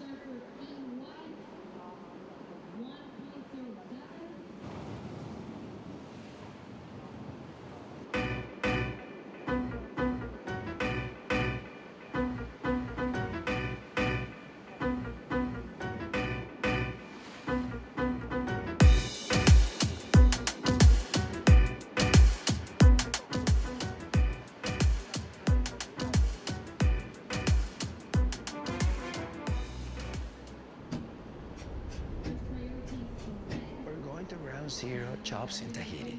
Who would have thought? Nobody. The setup in Teahupo'o is magic, you know? It's amazing, like the nature is there and the locals are amazing, like the vibe is crazy over there. Chopu is one of the most incredible waves, probably a wonder of the world. You go to that end of the road and it's sort of like a whole nother world out there. It's godlike, it's quiet, serene, beautiful, tropical. The colors of the sun hitting that hill, lighting up the palm trees and the mountains and the different hues of all different color spectrum as the day moves on and changes. Then you have this glorious wave that comes off a reef and it's so powerful and so beautiful. I think it's gonna be very good.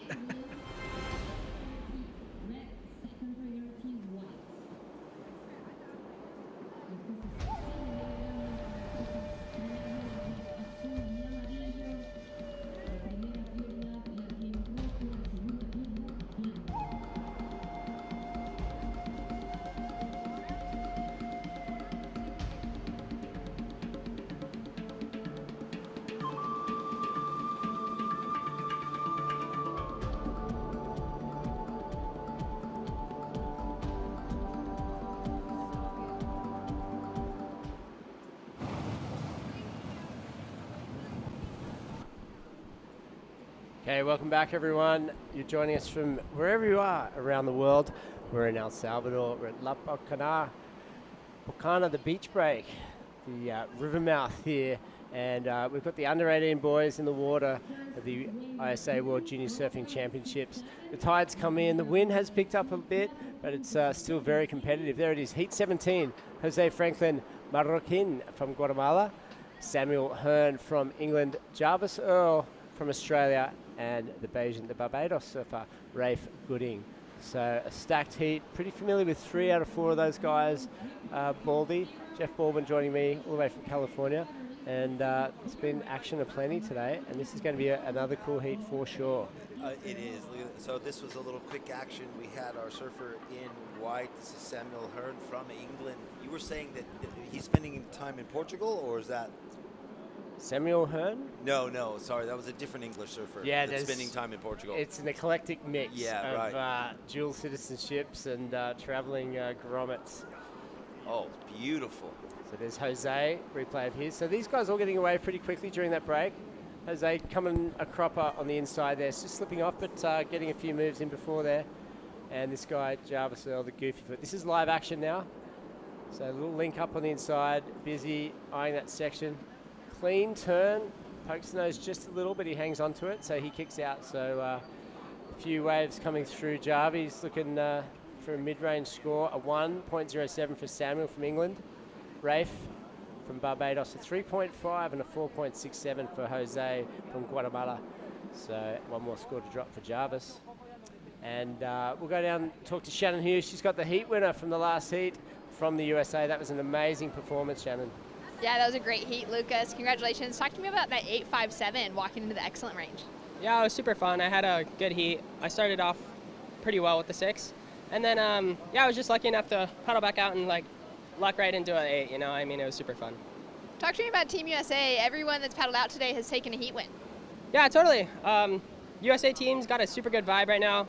The place we're staying at's really cool, and we just got really good teams that works really well together right now, so everyone's doing good. And you spent some time in El Salvador before now. How are you liking the waves? Oh yeah, I love it. It's just it's a really powerful wave, and my boards are working super good thanks to the boys at JS, Heath and Brent. Thank you guys. My quiver's insane, and I feel good right now. Awesome. Well done out there, Lucas. We'll see you in the next round. Well, thanks, guys. Thanks, Lucas. Good job. Thanks, Shannon. And it's interesting as we get to the later stages of day one, you feel it all sort of tighten up and all that pomp and fanfare of yesterday, and everyone's free and open. Nothing had happened yet. Nothing. And now you're feeling the division. Some crew have been relegated to the repechage. Some crew are stoked. They got a day or two off. And we're sliding into tournament mode. Tournament mode, Get for ready. sure. It's interesting. Lucas, you've called him. He was good.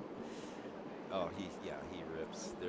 deep talent pool from a lot of the nations being represented, but that is the focus, because a lot of them, this is like their last year potentially in it. You know, they're 18 years old, and then they're kicked out of the nest, so to speak, and they're off into the big other world of competition.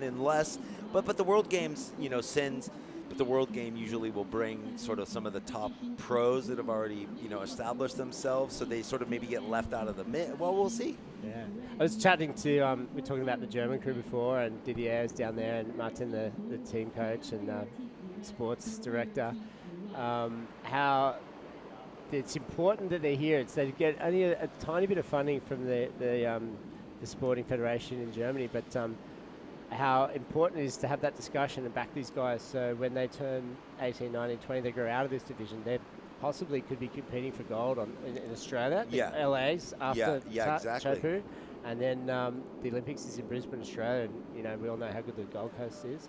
So this is where it starts. This is the road. So if you got the depth, and hopefully you got the foundation, the backing as well to support these guys, because they're looking 8 years ahead from here. From age 17, 16, they'll be 25, prime fitness. So it's funny how it's changed too, the aging thing. You know, there was we have to retire by 24 or 26 or something, and now people are just making it on. You know, someone like whatever. Gurr retired at 27 after coming second in the world. Potts retired at 30, and they've all gone and kicked themselves and said, "Why did I do that?" But Aki retired and came back and then won. Well, yeah, there's all that, but we've got Jarvis just definitely surfing well, man. Yet, like you were saying, you're quite familiar with him.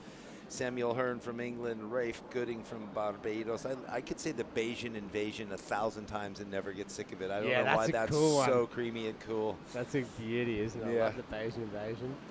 Is there? Can we make some up? We'll use our soapbox to. I can't, maybe. Maybe it'll just happen in the blur of speaking for 10 days straight, right? Yep.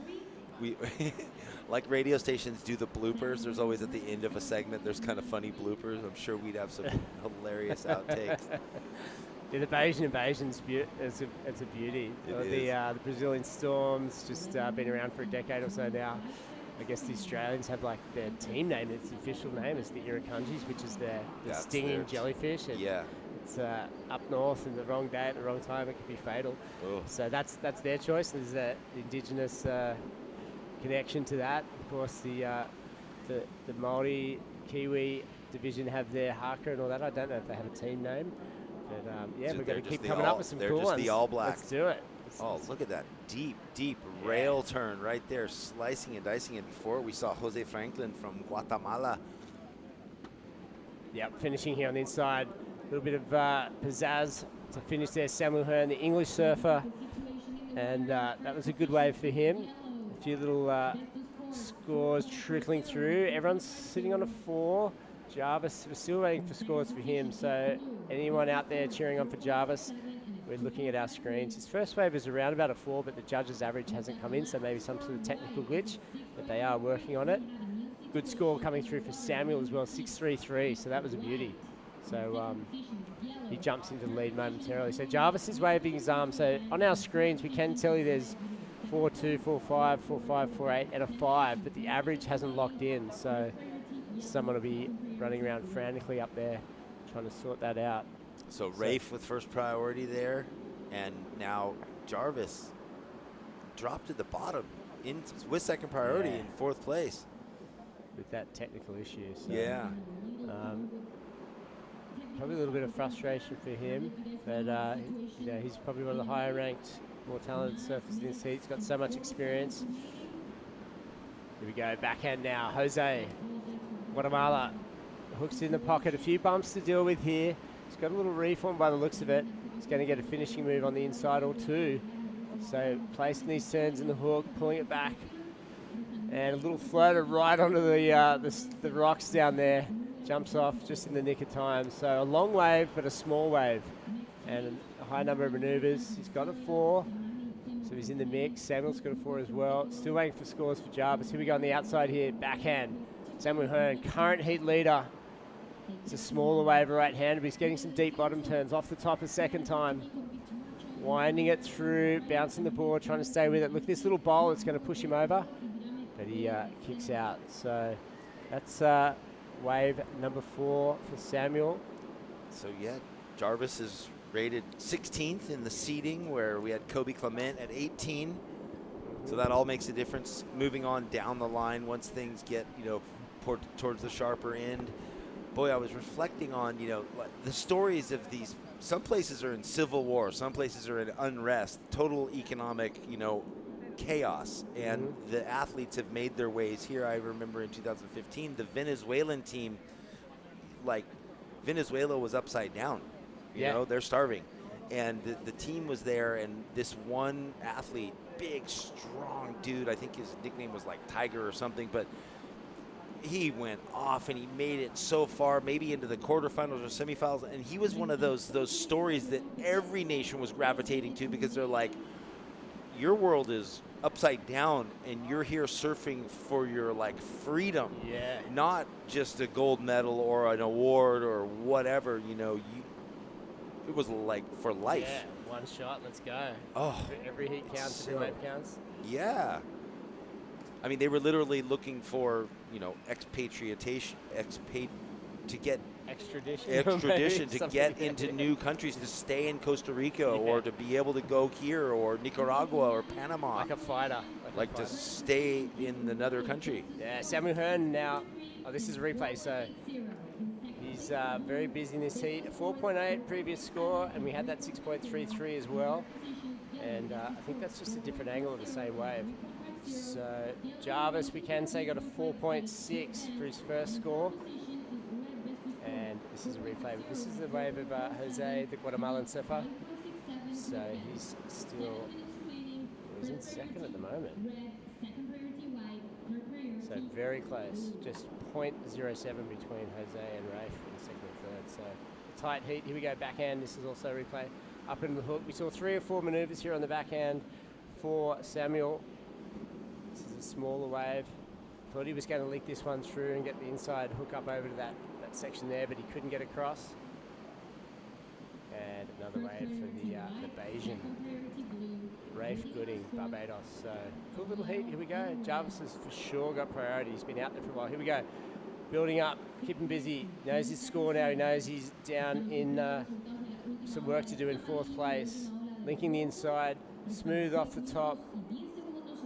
Very confident, very experienced, competitive surfer. Seen a lot of this guy growing up. Well, you got to think, JJ, he wasn't expecting himself to be sitting in the basement right now, would you? Yeah. Well, he's still got scores to come through, so sit tight.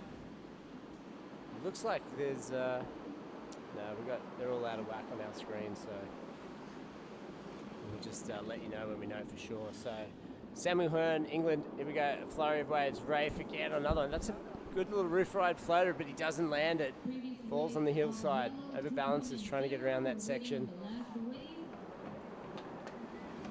So Jarvis's total scores are not matching what I'm seeing. So first wave here on the screen for anyone following Jarvi. He's got a series of 4s and even a 5, and the average is saying a 2.3. So that is definitely not correct. Well, we'll figure it out. Yeah, 6.23 for his wave number 3 for Jarvi. And looking like sitting in second overall. So Jose now moves into third. 4th is Rafe Gooding.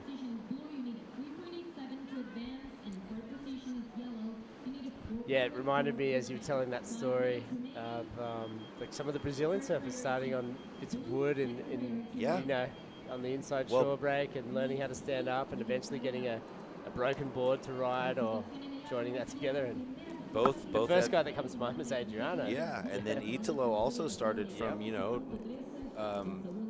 pretty small means, so yeah. And there's countless other surfers through the history of Brazilian surfing that came from regions and favelas and other areas. Some of them were on the tour, before, and some have gone on to become coaches or do other things or just get regular jobs after surfing. But I wonder how long until they're not all from Marizias and wealthy beaches that are surf zones. And how long, when you go to Indonesia, the Mentawais, there's a lot of people watching would have been there, and a lot of the surfers in this event probably been there. All the kids that get the broken boards on the inside at Lances and stuff, and they're on the bits of wood. When are we going to see a Mentawaian champion emerge in the ISA. I've wondered that when I've been on boat trips there surfing, and they come out in their kayaks, in their like little sarong, and they're selling their carved goods, and they're with dad or mom, and they're on the longboards riding the at Lance's right on the inside on that little reef, and they are literally witnessing some of the best surfing in the world because everyone goes there. I know. They're seeing all the free surfers, all the video guys, all the pros. Well, there was even some. I mean, when I was asked, there was, I don't remember their names, but there were some local surfers ripping. Yeah, good. And so then I guess it's a matter of how do they get from there to to Bali or where the contests are. They're just kind of isolated. It's not like it's a quick. You got to get a boat from all the way across the channel to the mainland and then fly. And Fernando in the ISC, if you're listening, how about an ISA games at Macaroni's or something like that? That'd be nice. Jeez. So, such a high performance region. And here's another great shot. Speaking of high performance, look at that overview here of Surf City, El Salvador. And we're just up around maybe 2 or 3 points from there, yeah, somewhere like that. You can see the topography there, the coastline in and out, all these little bays and little bouldery kind of reforms, river mouths, a lot of estuaries flowing out in the ocean. That event site right there, Senzul. The swells straighten up a bit today as the tide changes as well. It gets really peaky. You've got a lot of crisscrossy waves. You've got lefts, you've got rights, you've got outside sets hitting, inside double ups. It's super high performance. That was a great aerial view of the other competition site from above. Yep. And here we go, right? Our surfer in white. Yeah, Samuel, the English fella, up over lip. Biggest section to deal with. Bit of water in the face, but pats the cat and he gets out of that one. Rides ahead of that foam ball. Jarvis, the Australian, behind him now. A little more fired up over the roof. Kicks the fins out, but gets delayed. He was almost too fired up. He over-amped over on that section. You could see him. Jose. Deep. Off the top. This is a bigger wave. He's got a section to work with. He needs a good score here. He's down in third, and he can't get around it. So he kicks out. So all three surfers getting waves there. And here we go, Rafe. All four. Hooks it round on the back end. Up again, eyes the pocket. Whips it. Yeah. Cuts back on the fatter section, waiting for this one to reform. Everyone else has kind of stumbled. Maybe Rafe can finish here and close the gap. Well, that was it. Yeah, we had that four-wave set, right? Yep. Back to back, so the judges will have their work, but we haven't had always many of those. We've had a few split peaks, but that was pretty busy. I mean, 1, 2, 3, 4. Priority will probably remain the same. They'll probably all get back out in the same order. We'll see. Look at the fight there. White, blue, and red. There was a hustle going down, I think. The arms were like windmills. So Rafe needs a 4.14. Jose, Jesus, super tight. So Samuel's way out in front. Jarvis going to improve on his score as well. So it's anyone's right now. Well, let's just wait and see what the judges put in. Under a minute, 45 seconds. These guys are looking at something. Priority's critical here. 40 seconds. Whoever gets a wave here, we're still waiting for scores to come in. So whoever catches this thing, they're going to surf it like they need it. On the inside is Samuel, the English surfer, up into the hook. He's blown it. That won't count. It won't change anything. Is there another wave? We saw red. No, it looks like we're probably in the final 30 seconds. But look at red. Look at Jarvis. Jarvis was paddling him down, but he's not now. There's nothing coming. So dying seconds. Let's see if all our scores are locked. So 10 seconds now. The English and the Australians, the convicts, out in front of the Central American surfers. Samuel swings on the inside. He's looking pretty safe no matter what happens, I'd say, but may as well belt this one to the beach if he can. Whipping it round. Good work there from the drone operator who's been doing a great job all day. Or her, whoever it is. They blow me away. They're so good at it. Check the change in the water there, the gradient. Yeah. Yeah, there's like 5 different colors. So Samuel, I think, is pretty safe. Jarvis, we think, is pretty safe as well. That heat is officially over. I'm saying Jarvis is going to get a little talking too. Yeah, I think he did do the right thing. I think maybe the delay in the score there left him sitting out the back wondering, but I think he's pretty safely through. So that's heat 17. Meaning slow start on those opening waves, and then that last wave that he could have maximized, like over fidgeted. Coach Balding's got some pointers too. Yeah. Yep. All right, we'll take a break. We're heat 17 is just wrapped here. The under 18 boys. We're in El Salvador for the ISA World Junior Surfing Championships. Everything's on isasurf.org. That's where you're watching us. Thanks for joining us. We'll be back in just a moment.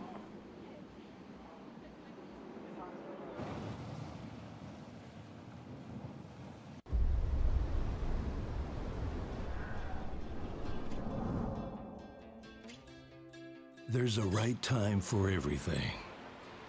A right time to learn. A right time to try.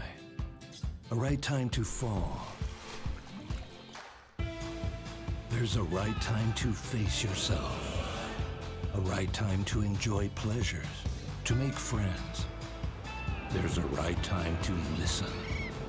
And a right time to make decisions. There's a right time for fear and for success. There's a right time to find your wave. And there's a right place to enjoy your passion like nowhere else.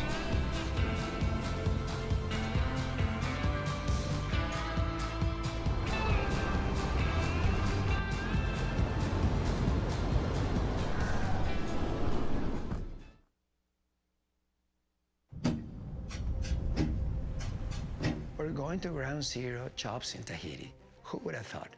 Nobody. The setup in Teahupo'o is magic, you know? It's amazing, like the nature is there and the locals are amazing, like the vibe is crazy over there. Chopu is one of the most incredible waves, probably a wonder of the world. You go to that end of the road and it's sort of like a whole nother world out there. It's godlike, it's quiet, serene, beautiful, tropical. The colors of the sun hitting that hill, lighting up the palm trees and the mountains and the different hues of all different color spectrum as the day moves on and changes. Then you have this glorious wave that comes off a reef and it's so powerful and so beautiful. I think it's gonna be very good.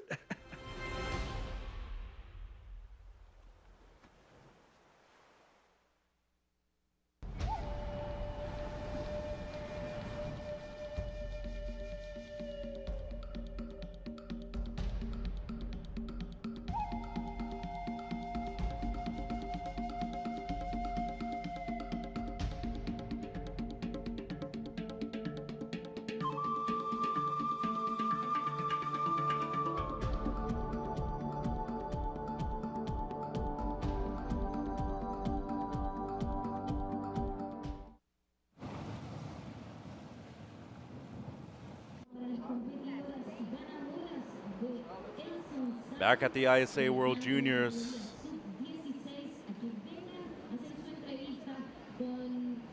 Back at the ISA World Juniors.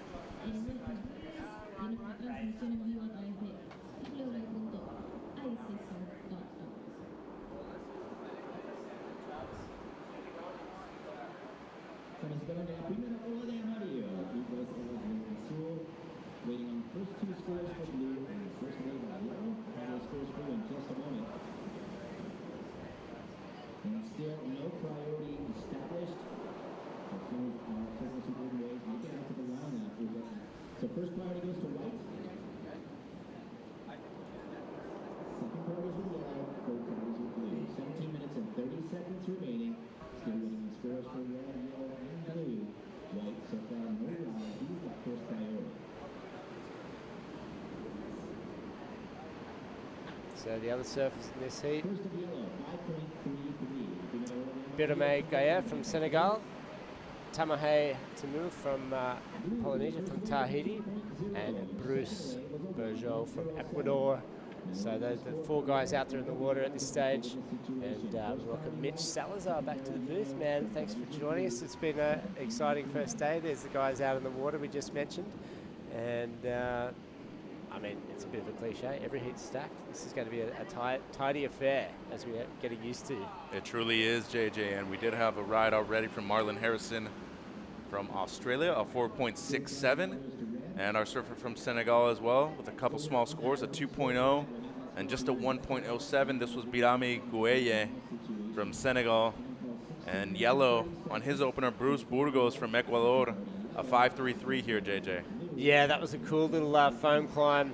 And this wave presented some nice little sections. He timed them all well, linked them together. It's pretty easily good wave to surf there. A good feeling to get a wave like that, opening up the heat. And this one here, it's Marlon Harrison, the Aussie.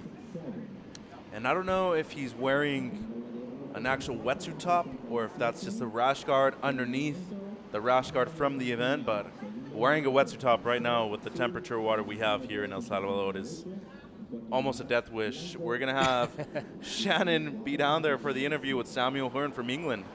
Sam, that was a great heat. Talk me through the victory.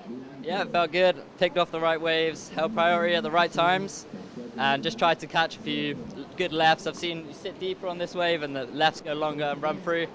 Managed to end a few turns as well and felt good. Fantastic. And I know you've been spending a lot of time in the water. You spent some time in Indo preparing for this event. How important is it to you? Feels good. I trained all in Indo for this event, helped with the hot water. I came back to England for the English Nationals for a week and then straight here, so been training hard. And what are your goals as a competitive surfer? I want to make it as far as I can, and then when I've had enough, I've had enough.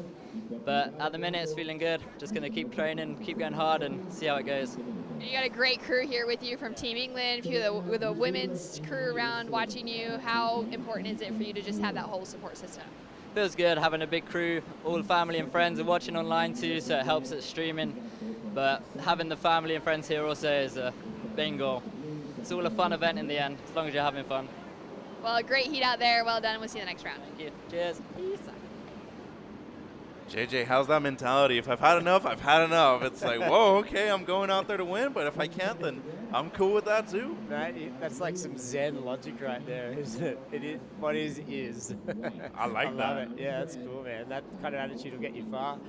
A few happy supporters down there. Yeah, and there's actually one surfer now who's originally from New Zealand that resides in England now. Goes by the name Maz Quinn.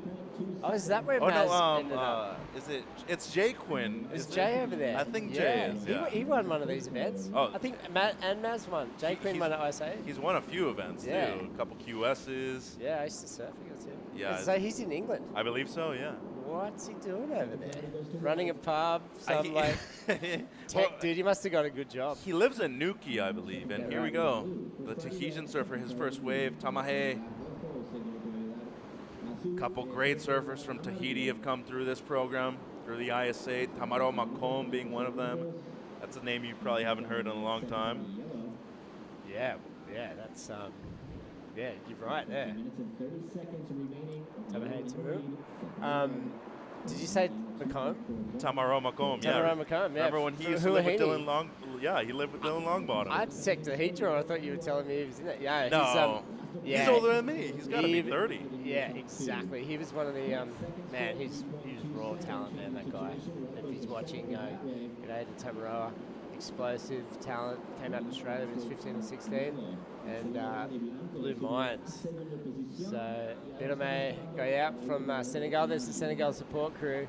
And how much colour and enthusiasm do these guys bring to the event? It's fantastic. And both Baldy's and yours favorite outfits from yesterday's opening ceremony from Senegal. Like, this is them dressed down. Can you imagine what they had on yesterday? Oh, yesterday was like... It was awesome, man. I thought I was seeing like a music video or something like that. They were like fully dressed. Yeah, I'm loving those guys. Really cool to chat to as well. Of course, Birame, he's only 17. He comes from like the Nagore, that really good right-hand surf spot up there.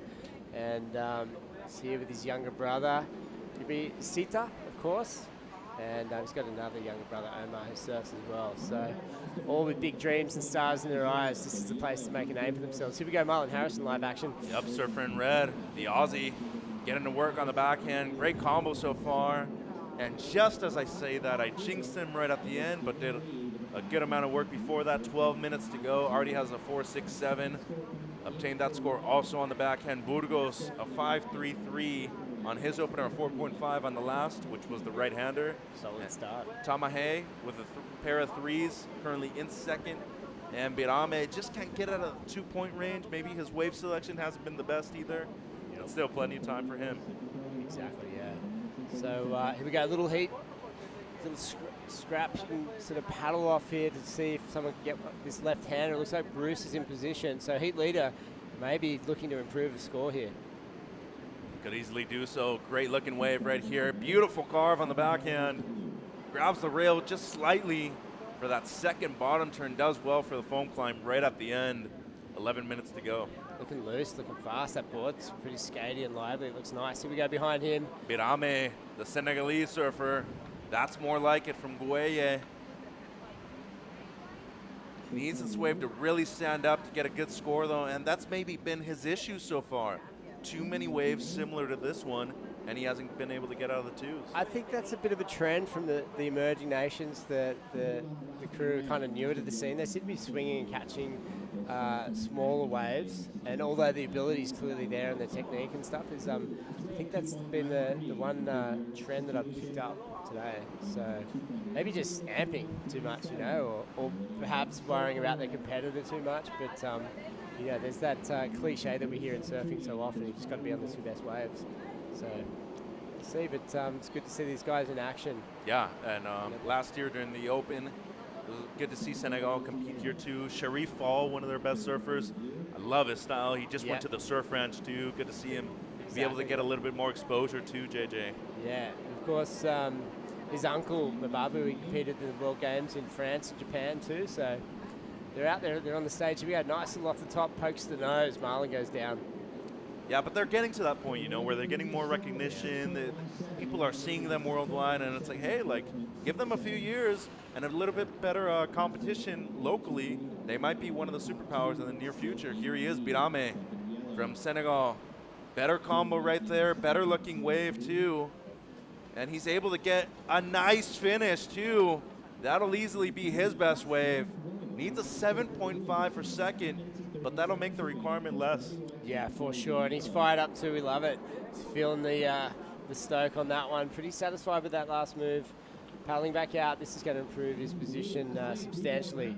So down under 10 minutes now, and plenty of little waves coming through. If he can pick off another good one, he'll be last in priority, of course. He'll go down the bottom of the list. But that was a good little confidence boost there and a good wave.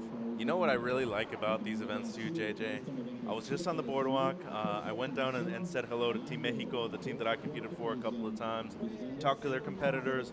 When I was walking back, I saw Asher Nolan, great surfer, competed in the CT event. Crazy airs. You know, of somebody that has an energetic personality. Fernando Aguirre, our president.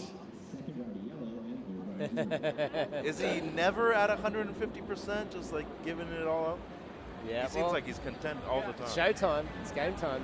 He's on, and you can only imagine the size and the scale of this event, all the planning that's been involved, and it's a relief too to get it going, get underway. It was a radical couple of years, and the culmination of so much work and hope and expectations. So, you know, he's been in the surf game a long time in the industry and the corporate side of things, but his passion really is about seeing these kids compete and fulfilling that Olympic dream and that the recognition of the IOC and making that happen is pretty cool, and it's, you know, changing the sport, and it's a legacy to be proud of. And there we saw Marlon Harrison on the backhand in red. Just under 8 minutes to go. He's looking to improve on a mid-4, a 4.67 to be exact. It seems like somebody split the peak with him on the right-hander. Might have been Tamahe. He's needing a 7.03 currently in fourth.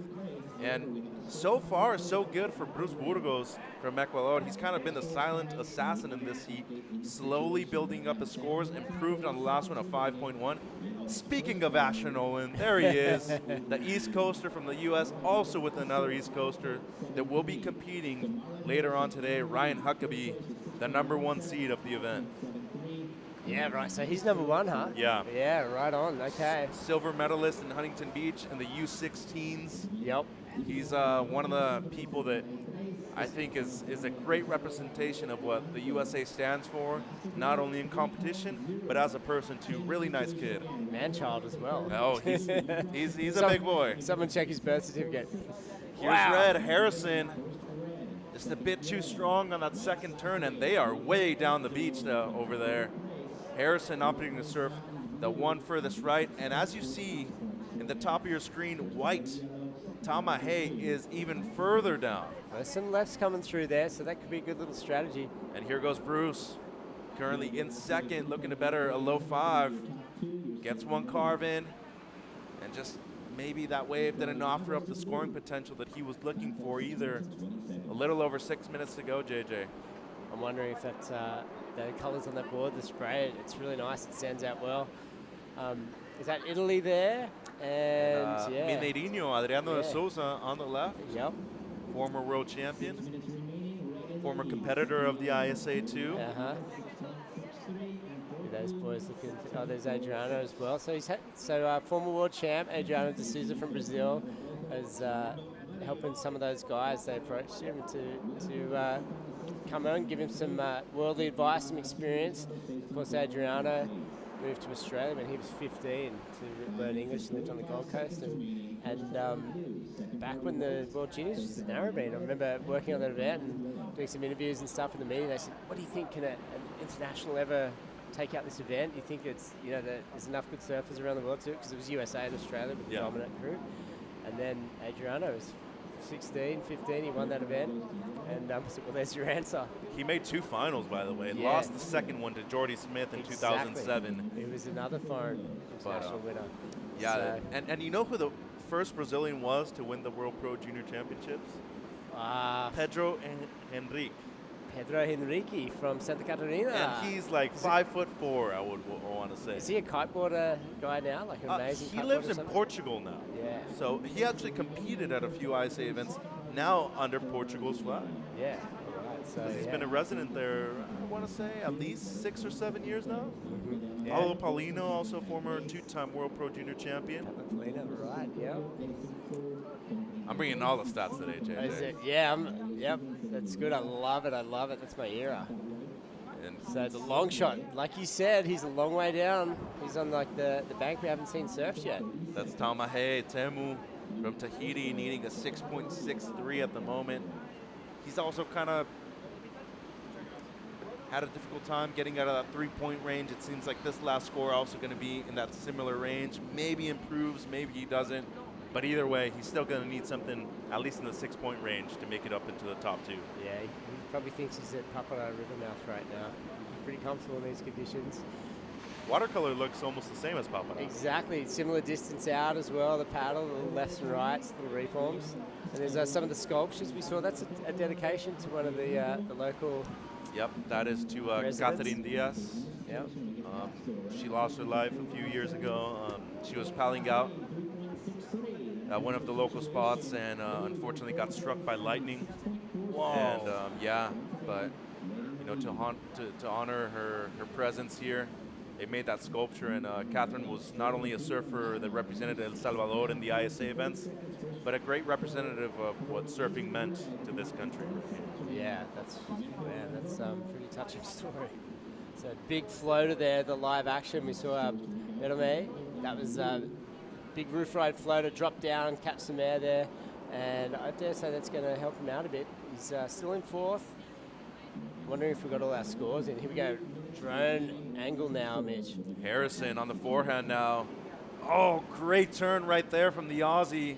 And an even better finish, too. That should score well. Looking to better a 5.73. Just under 3 minutes to go. He's potentially going to increase his lead here, JJ. Yeah. Good time to do it. To tighten the screws, 2.5 on the clock. Counting down heat 18. So looks like Marlon's just building confidence, giving those 2 turns just a little bit more oomph and sticking it nicely. So confidence mounting, scores mounting. His total's probably going to increase. Bruce Burjol, Ecuador. Am I getting that right? Burjol? Burgos. Burgos. Burgos. Burgos. Burgos. Oh. I'll just stick to Bruce. Here we go. This is the man now in question. And as you said, those colors on his board look beautiful. Some decent work so far. Looking to better a low 5. Great finish. Beautiful style. That almost looked like Jeremy Flores here last year. A little bit of spice right there at the end. Just under 2 minutes to go. And it seems like Harrison's going to drop his best. He's up again on another left. Might just go for one maneuver right there. No, going to kick out real quick. And Birame, so far, gets his best at 3.97 on his last wave, the big floater. Now needs a 6.46. But that changes because Burgos increased his hit situation a 5.6 on his last. Yeah, so Marlon and Bruce, yeah, they're the two guys to beat right now. Tamahe, he'll be disappointed with this performance. He's a great surfer. I expected a little bit more in terms of his performance, but you know, he's still got a little bit of time. 7 though, big ask, but he can do it. He just needs a wave to come to him. There he is, just to the right of screen there in the white, and I think he's seen something. So 60 seconds to go. It has priority. slowed down quite a bit as far as the set waves go, but he does have priority, as you mentioned. 50 seconds, this could potentially be his last opportunity. He won't take it. Oh, he's going right. That was the white from the next heat. Here's Tamahe. Oh, just catches his edge on the rail. He was on his way to the score as well. Great opening turn, and La Bacana just had something else in mind, JJ. Yeah, that was, I almost wondered if he hit a rock or something there. That was strange. Just hit a speed bump and came straight off. So that could be all done for Tamahe. So 18 seconds left. Bruce in second, finding another left, and he'll call it a day, I think. So that'll be this heat. It'll be Harrison and Burgos. Temu just unfortunately catching a rail right at the end. Really unfortunate. He was on his way to the 713 that he needed. And great for Senegal to have representatives here. Sirame, a great number of waves were caught, 9 to be precise. Maybe working on his wave selection for the next heat, but he's got the potential to be somewhere of a superstar in the future. Yeah, love what those guys bring to the event. So that was a cool little heat to call. And yeah, the results are going to be official. They're moving on through. Yeah, so we're coming into heat number 19. Now we're going to take a quick break and be right back with the ISA World Juniors.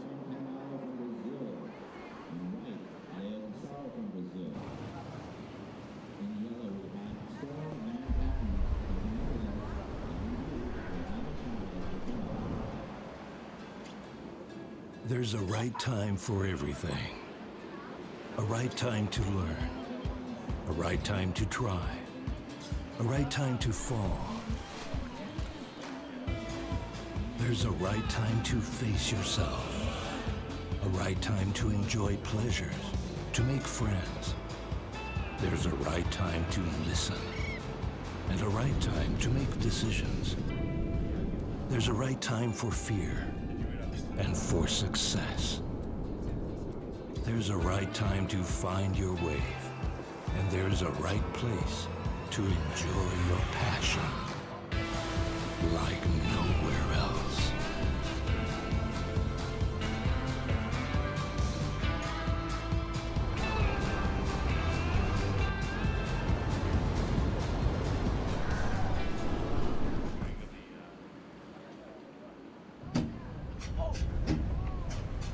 We're going to ground zero chops in Tahiti. Who would have thought? Nobody. The setup in Teahupo'o is magic, you know? It's amazing, like the nature is there and the locals are amazing, like the vibe is crazy over there. Chopu is one of the most incredible waves, probably a wonder of the world. You go to that end of the road and it's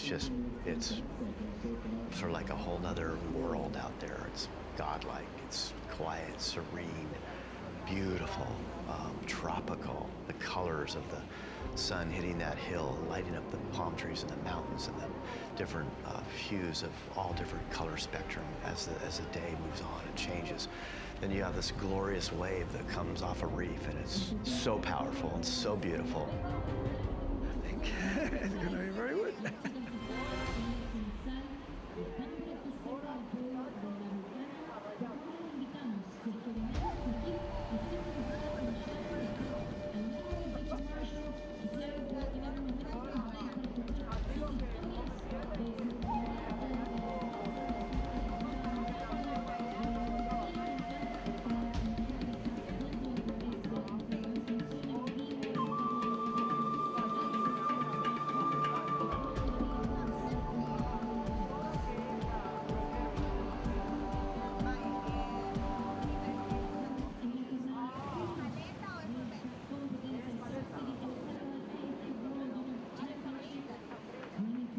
Back at the ISA World Juniors at Playa La Bocana in beautiful El Salvador. Mitchell Salazar with JJ next to me, former competitor out here. I want to say around 28, 30 years ago, JJ. That sounds scary.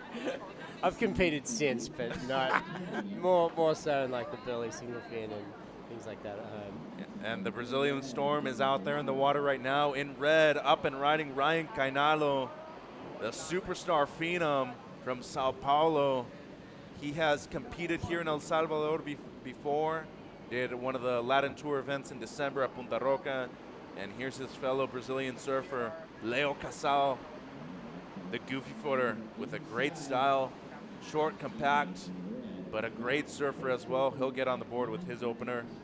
Romeo Chavez from Colombia is in blue, and Storm Van Hattem from the Netherlands also in the water in yellow. First heat of the day, we've seen two compatriots from the same nation. Yeah. Yeah, and competing against one another. Like I expected to see that later in the rounds, but I wonder if they can work together to make it advantageous. It could potentially be that way, and normally you see people in the final be more strategic about their individuality, Sure thing. but in earlier rounds, you're definitely seeing people want to advance, win those medals for the team later on.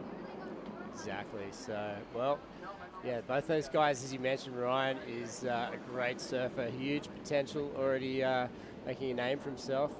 Leo and Storm Van Hattem. That's not someone I've heard of before, because that's a name you don't forget. I know. I like that name, Storm. Yeah, man, I love it. It's like straight out of a comic book. I know. I just saw the new Top Gun movie too, and one of the one of the call signs for one of the pilots was Cyclone. Yeah, and, right. you know what? Cyclone, if you hear that coming towards you, sounds pretty intimidating. And did it live up to the... Oh, it's great. You're going to love it. As far as sequels go, it was good? The first one's pretty cheesy. Yeah. This one's just a bit cheesy, but it's great. Yeah. You're going to like it a lot. Well, it's Tom Cruise. How can you not like Tom Cruise? No, easily. Yeah. But just under 15 minutes to go, we're going to go down to Shannon with Marlon Harrison on the beach. Marlon Harrison, you're the flag bearer for Team Australia, and you're one of the captains alongside of Ellie Harrison. That's an incredible job to represent for your nation. How's it going with the team? Yeah, it's amazing. Team Australia is looking pretty fire at the moment. And yeah, we're in paradise in El Salvador. The water's hot and we're just loving it. And yeah, really good vibes for Team Australia. And yeah, feeling good heat by heat and just enjoying it. And yeah, it's worked so far. And it's really an honor to be captain for such an amazing team. And yeah, loving every second of it. And talk to me about that heat. You made it look really fun out there. Yeah, I kind of just was like, from the start, I was just like, just go and have fun and just enjoy myself. And yeah, it doesn't really feel like I'm in a contest. It feels like I'm in paradise, just surfing really fun waves. And yeah, and everyone's so nice. And it's just, yeah. And after the ceremony yesterday, I've just been on such a high. It was such an honor being a part of this. And yeah, it's just thanks to ISA, I guess. Oh, love hearing it. And talk to me about your competitive drive coming into the event. Of course, there's so much to be able to soak in. New friendships, getting to witness different cultures, but also from a competitive background, you took out a win at the Lake Mac Pro Junior back at home this year. You're now coming into the ISAs with a gold medal on the line. Yeah, like doing the Pro Juniors and Oz is like pretty heavy competition, but this is on another level. Like I can't believe how intense it is, but so fun at the same time. But yeah, I guess winning some Pro Juniors and just having fun with it is just like a little match, I guess, and it's just really working for me, and I'm enjoying every bit of it. So. Would you like to say anything to your family tuning in? Hey, Piper and Dad, hope you guys are watching, and yeah, thanks, Steph and Oz, and yeah, thank you, thanks, Shannon. Great work out there. Thank you. The humble and very nice Marlon Harrison, one of the standouts of the event so far, 12.94 heat total. Not bad for a kid who's coming off a Pro Junior win in Oz. Yeah, exactly. I was thinking that whole interview, like the team manager, Griff, he'd be like, can your boy hold that board any tighter? He was hugging it and almost blocking his face. So well trained. So with 12 minutes, 30 seconds to go, scores dropping. Leo Casal a 5.33. Ryan Cainalo for just the floater a 4.6. Romeo Chavez with just a 1.0 for the surfer from Colombia in blue. And Storm Van Hattem from the Netherlands in yellow has not got a wave yet, has priority number 1. And at the moment, you're seeing the first situation where we see two surfers from the same country surfing against each other, especially in the opening round. We're seeing two surfers from Mexico doing that in the next heat too. Yeah, well, it's I guess every nation has 12 spots available to them, and that's just fantastic. So it's regardless of the depth of talent, whatever, like it's fair. As we're reminded, it's the United Nations of surfing here at the ISA event. So, but not everyone can field a full team. So I guess mathematically, eventually, you know, a lot of teams have a maximum of 12, a full team. So some of them only have 1 or 2 or 3. So it's going to happen eventually. So let's just see if Brazil can get both these guys through. They'll be very happy with the day 1 result. And here goes Storm on his opener. Van Hattem from the Netherlands. That's more like it from him. A couple of wraps so far. This wave not allowing a ton of scoring opportunity, but much better right there. Here goes Kainalo in red. Great turn right there from Ryan. And he'll kick out. Tall kid too, JJ. Yes, I picked up on that as well, and he used the leverage to his advantage there, whipping that off the top. It's pretty quick, and you can just tell if that guy gets a sort of an overhead or double overhead wave, he's going to do some damage. He just needs to make it out of this round, really, when the waves are smaller. When it picks up, he's going to be a force to be reckoned with. Yeah, the surfline forecast is looking good, isn't it? It's positive. South-southwest. We've got an increase in swell. I think this is as much as what we're going to see in terms of sort of the smaller end of the scale. A storm brewing out there as well, which is kind of, you know, there's plenty to be looking forward to over the next week for sure. Here we go. That's a nice shot of the other event site. Yeah, this is our backup spot.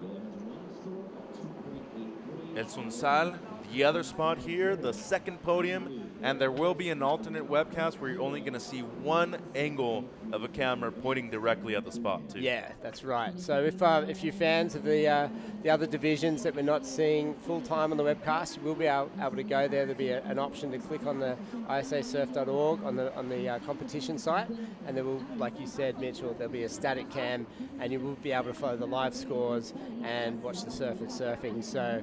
415, 420 surfers to get through, competitors here, and bringing everyone all the action. So if you're watching today, you've got a child or a friend or a relative competing that you're cheering for, tomorrow you'll be able to watch them out there too. Most likely starting again at 7:30 a.m. too. Exactly. Local time. Yep. So huge event, the biggest event in terms of competitors. How crazy is that? Yeah, it's awesome, man. It's fantastic. Almost 450 people in the event. Yeah. Like that is just. And then you got to factor in the coaches and the team and the friends and family supporting and traveling with them, and that's just purely the guys putting the jersey on, paddling out. So the economic dropout that this has for the local area is humongous. I mean, look at the way it's impacting not only surfers from this region, but people that depend on tourism. And now El Salvador, Morena Valdez, the Minister of Tourism right here from El Salvador, she's doing great things promoting surfing in a rich and positive area that has only seen surfing get better here too. And I'm going to tell you one thing. There's a World Championship Tour event coming up right after this at Punta Roca. Yeah. I hope to see local boy Brian Perez in the event too as a wild card. Yeah, he's good, huh? I've caught glimpses of him here and there, but his reputation precedes him. It's going across the ocean, across the water. He's a good talent, man. Just wait. Well, do you reckon he's going to take down some names? Is he going to take some scalps? I think, what? Has he got a wild card into the event? Not yet. It hasn't been announced. I hope so. Yeah. But what I will say is that for the level of talent that there's been here in the past, he is by far the best surfer that's ever come out of this country, especially when it comes to competitive strategy too. Yeah, right. Okay.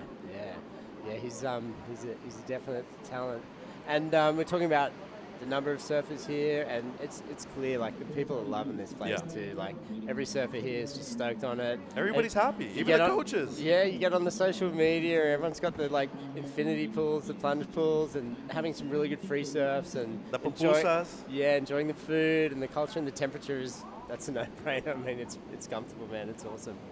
So we're still looking live at El Sunsal right now. This is the women surfing out there at the other spot. Podium number 2, and we have seen some great surfers come through so far in the main event over there.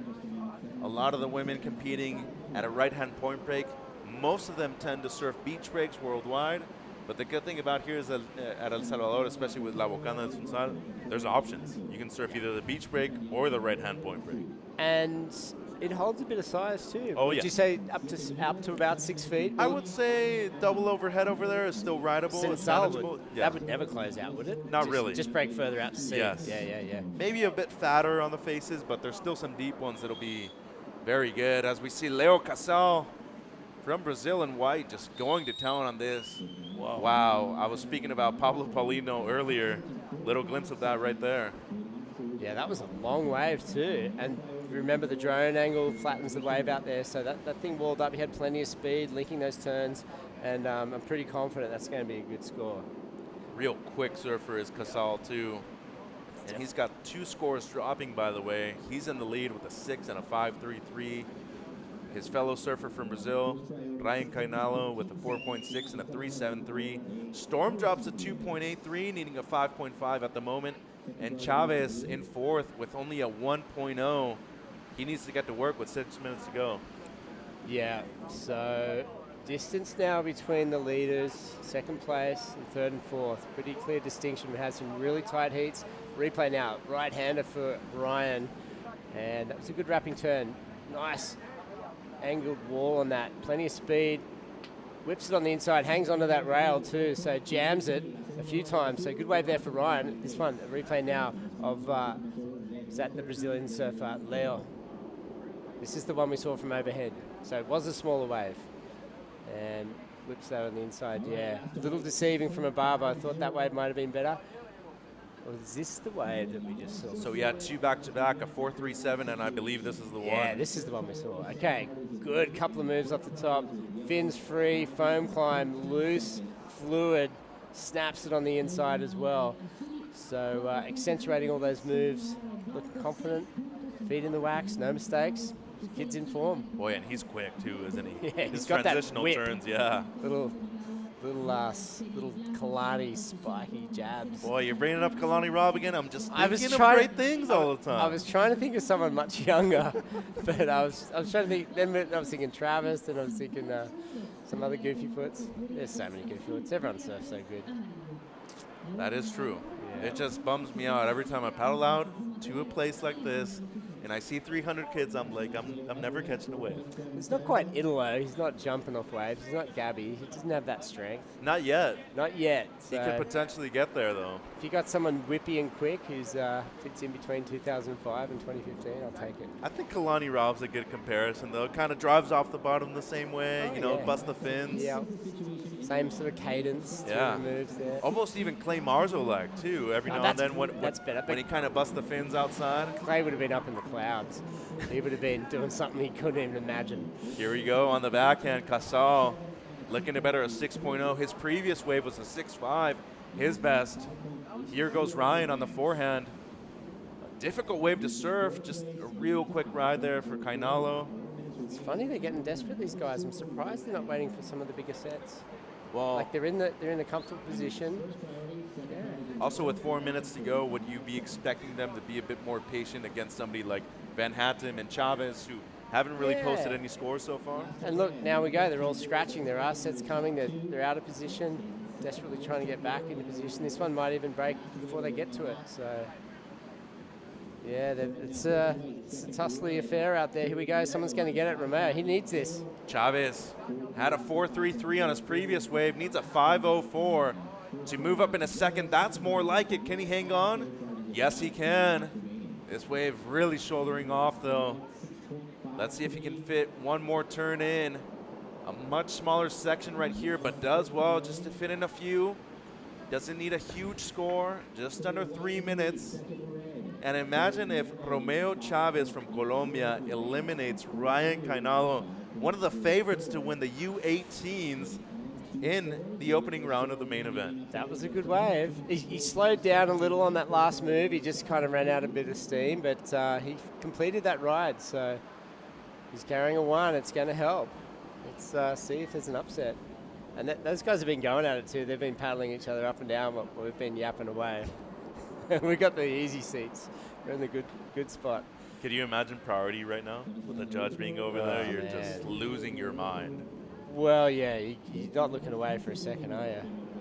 The good thing about here at the ISA events, there's 3 rotating priority judges. So everyone's, it's like you're like a flight controller, huh? You're only allowed to work in short bursts. You're taking breaks at least. In regular events, you might be doing priority all day long with maybe 1 or 2 breaks at the most. At least here, you know, you're getting continuous breaks, and there is a chance that you're able to actually look away from the ocean every now and then. Yeah. A minute 45 to go. Casal in the lead, extends his first place position, a 6.53 on his last. Kainalo doesn't seem like he will improve on his last score. And the important one is Romeo Chavez. Yeah, nothing on our screens yet. Here we go. This is him again. Backhand, backside. No. That wave not offering up a ton. It's not enough. A 4.63. It is his best. Now needs a 4.75 for second. Yeah, so he bumped up there. Ooh, that was close. He's got time. Just seemed like after that second turn, everything went downhill from there. The wave never offered up another section. He needed a bit more KR in that last turn, a bit more Kalani, didn't he? Finish it. But he's in with a shot now. He's got a minute. But it just depends if you get any space to maneuver out there. I got a name for you, JJ. Bring it up. Let's hear it. Sean Cansdale. Oh, wow. Comes off the bottom the same way, bust the fins. Yeah, I saw him recently. Little tail drifts. One of my all-time favorites, by the way. So they were at Angari, so they made a remake of Pulse, which is, and it's called Repulse. I love that. So Sean was one of the stars of the first film that they brought back to put in that movie. Justin Gay made that, a good mate of mine. So yeah, that was a beauty, man. I love it. You're the stats guy. Split peak. Ooh, Kainalo with the best air we've seen all day. Smaller wave, but this should score well. 20 seconds. Chavez did split the peak with him, but that was a massive maneuver right there from the Brazilian surfer in red. That's sick. Finishing right on the rocks, too. I mean, he literally stepped off of his board onto the rocks. As good as it gets right there. I think it's all over for Romeo and Storm. So, wow, that was a cool heat, man. So, Ryan, one of the favorites, and Leo as well. The 2 Brazilians, they got the job done, moving on through. The team will be stoked. It seems this way, and this is split peak, sticking with Ryan's wave. Wow, perfect little essay. It was like I was looking at the wave pool just there. Same angle off the wall. That little ramp was in the same position. Pump got some speed, pulled that, no worries. But he was not in danger anyway, so that'll just make him feel good as he heads back up to the beach. And the front angle even better, too. Nice tail high air reverse. Yeah. And a little wrapping cutback. Fired up, feeling it. Trying not to overflex or show too much emotion, but he tried. He should feel satisfied. That was a great heat for both of those guys. Good job. So the Brazilian Storm, both of them ride on into the sunset, into round number 2 of the main event. Leo Casal and Ryan Kainalo. We'll be right back with more action here from the ISA World Juniors in El Salvador. In red for Team USA, Ryan Huckabee. In white for Team Mexico.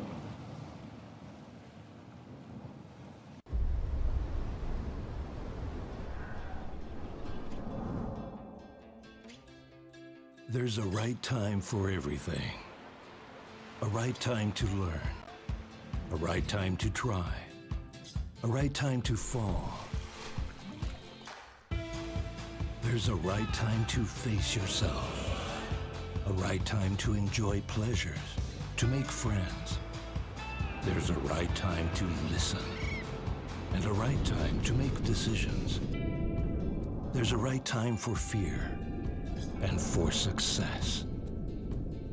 There's a right time to find your wave. And there's a right place to enjoy your passion like nowhere else.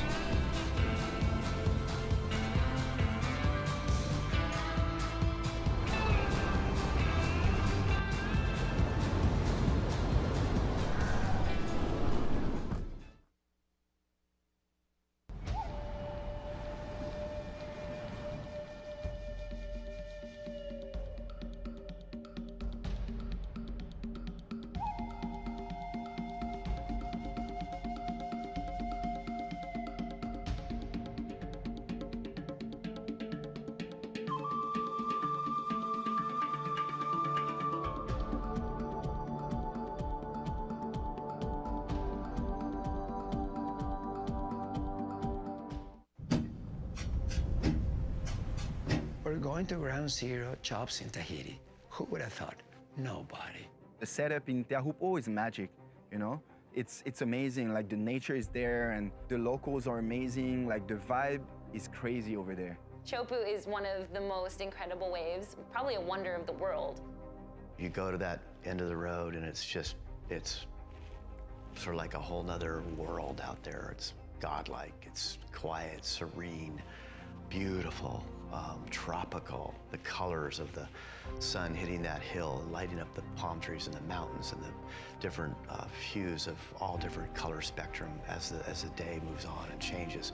Then you have this glorious wave that comes off a reef and it's so powerful and so beautiful. I think it's gonna be very good.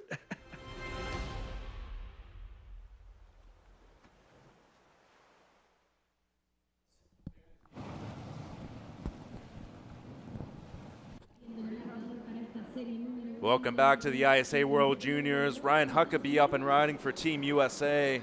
Getting to work early in heat number 20 of the boys U18 round 1.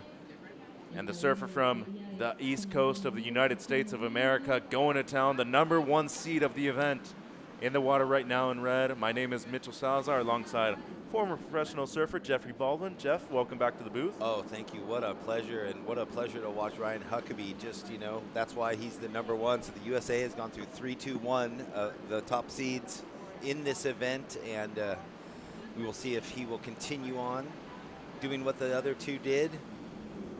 And this is Mateo Cadena from Sayulita, Nayarit, Mexico, son of local legend Guillermo. And as you can tell, he's got great talent too. His uncle, one of the best surfers to ever come out of Mexico, Diego Cadena. And now his compatriot in yellow, Alejandro Tonatiu, AKA Toño.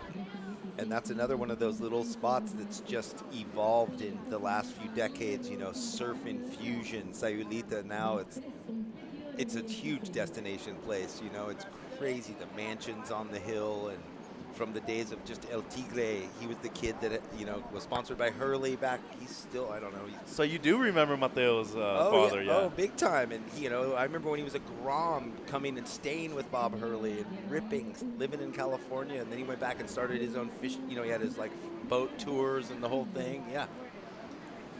And there's the heat draw, Alejandro Tonatiu in yellow, Huckabee in red, and Mateo Cadena is in white. 1 surfer from the USA, 2 surfers from Mexico. Yeah, and Sayulita, one of our co-workers, Cale Carranza, is also from there. I know. One of the best surfers to ever come out of Mex as well. And he was looking up at Tigre going, that's what I want to do. And look, went to the next level, and now he gets to go and do webcasts and, you know, kind of enjoy life. You said he's about to be a father. Yes, for the first time. Congratulations if he's listening out there. With his fiancee, Leah, and this is the opening ride of Huckabee.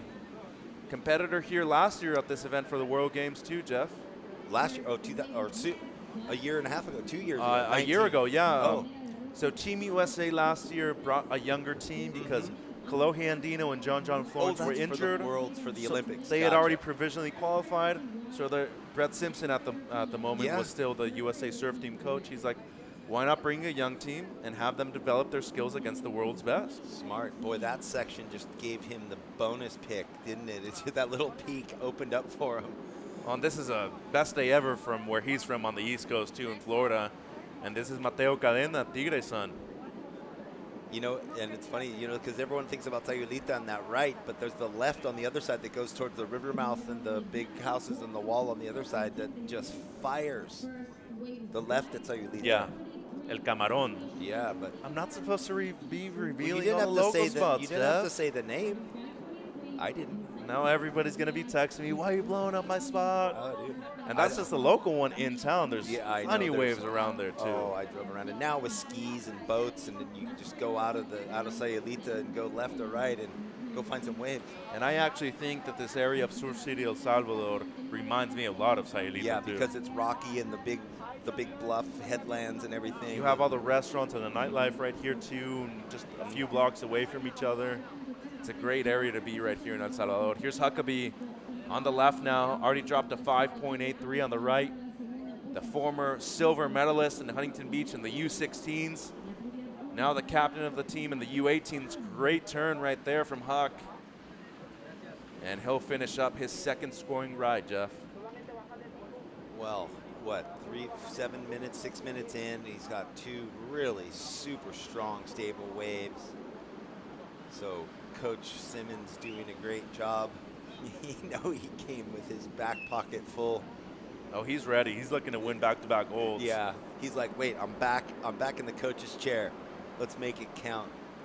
He wants to be in Chopu for the Olympics, doesn't he? Well, you know what? Ryan was close to making the CT a few times too, so he's like, you know what? Maybe if I do surf chopes, not in the heat, but I'm still there with all the guys and girls. Oh, it counts. No, I'm so happy. You know, I'm glad that he is back with the USA national team.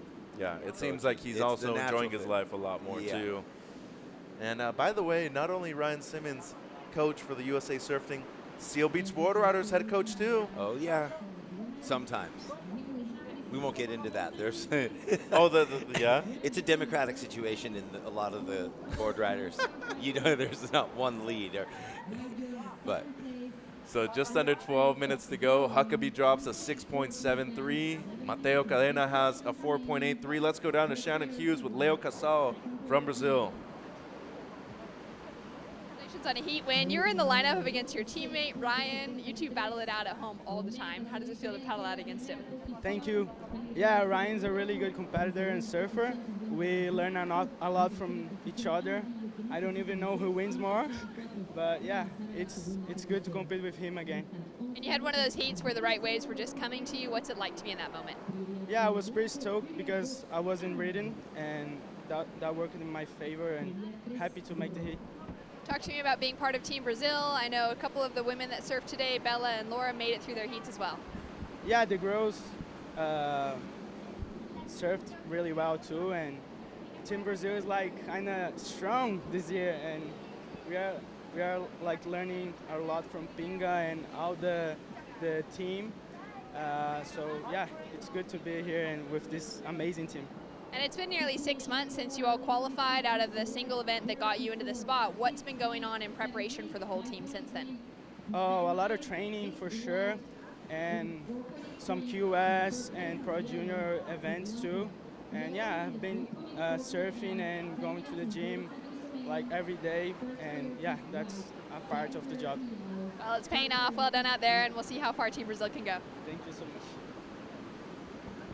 Thank you, Shannon, and congratulations to Leo. Nice young kid with a bright future.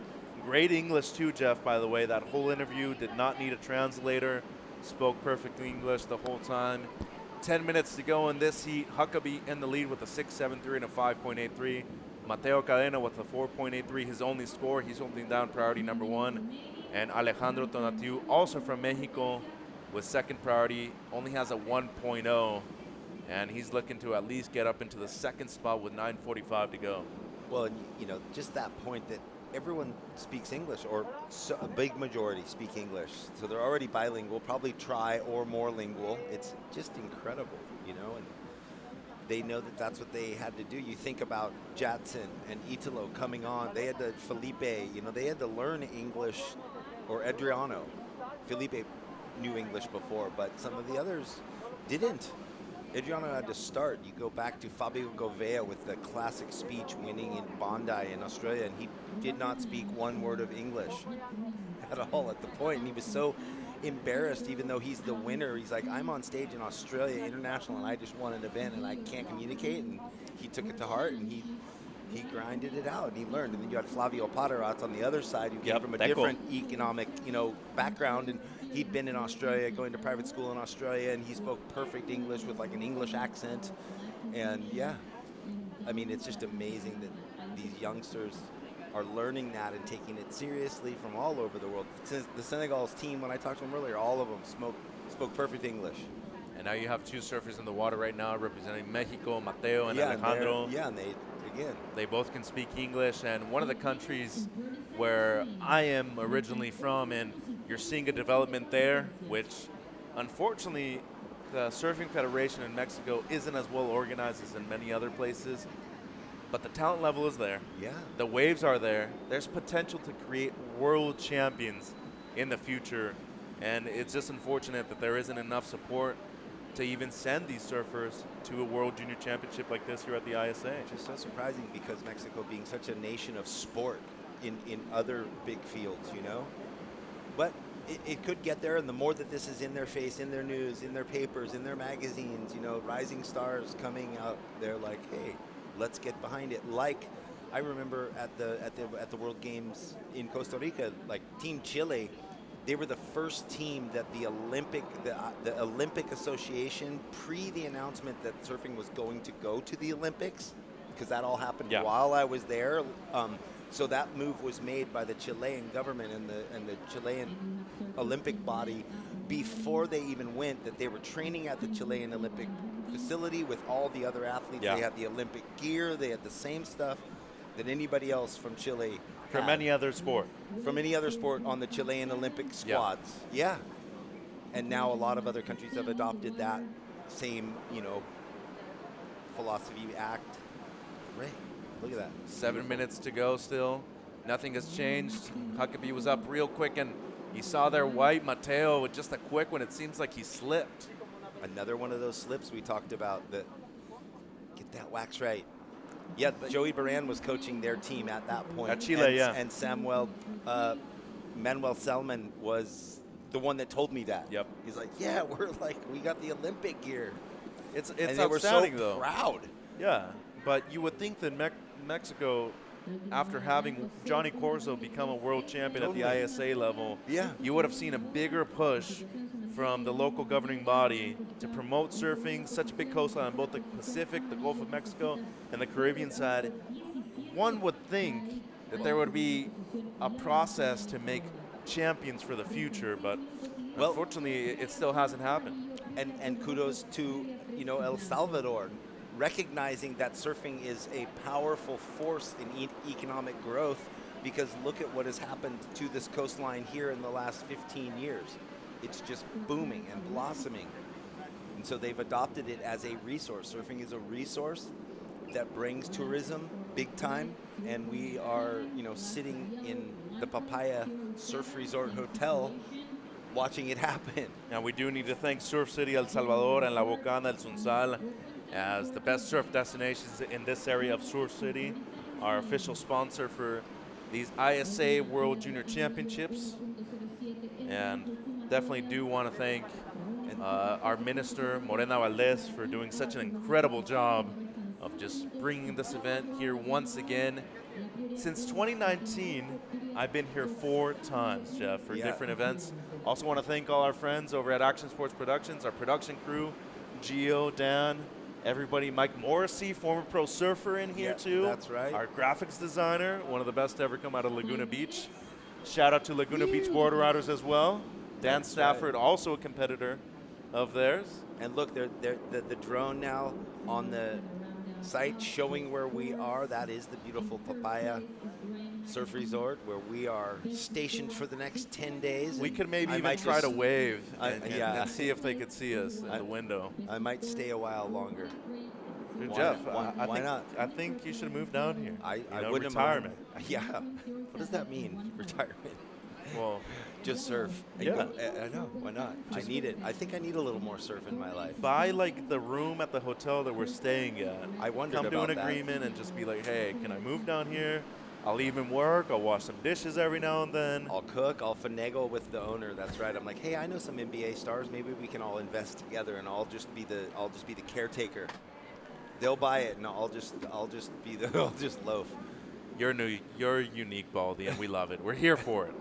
4 minutes to go on the clock. Huckabee still in the lead with a 6.73 and a 5.83. He's been selective, but he's also been smart. The #1 seed of the event from the United States of America in red, currently holding down first. Mateo Cadena in second with a 4.83 and a 0.97. Sayulita well represented in the water right now in white.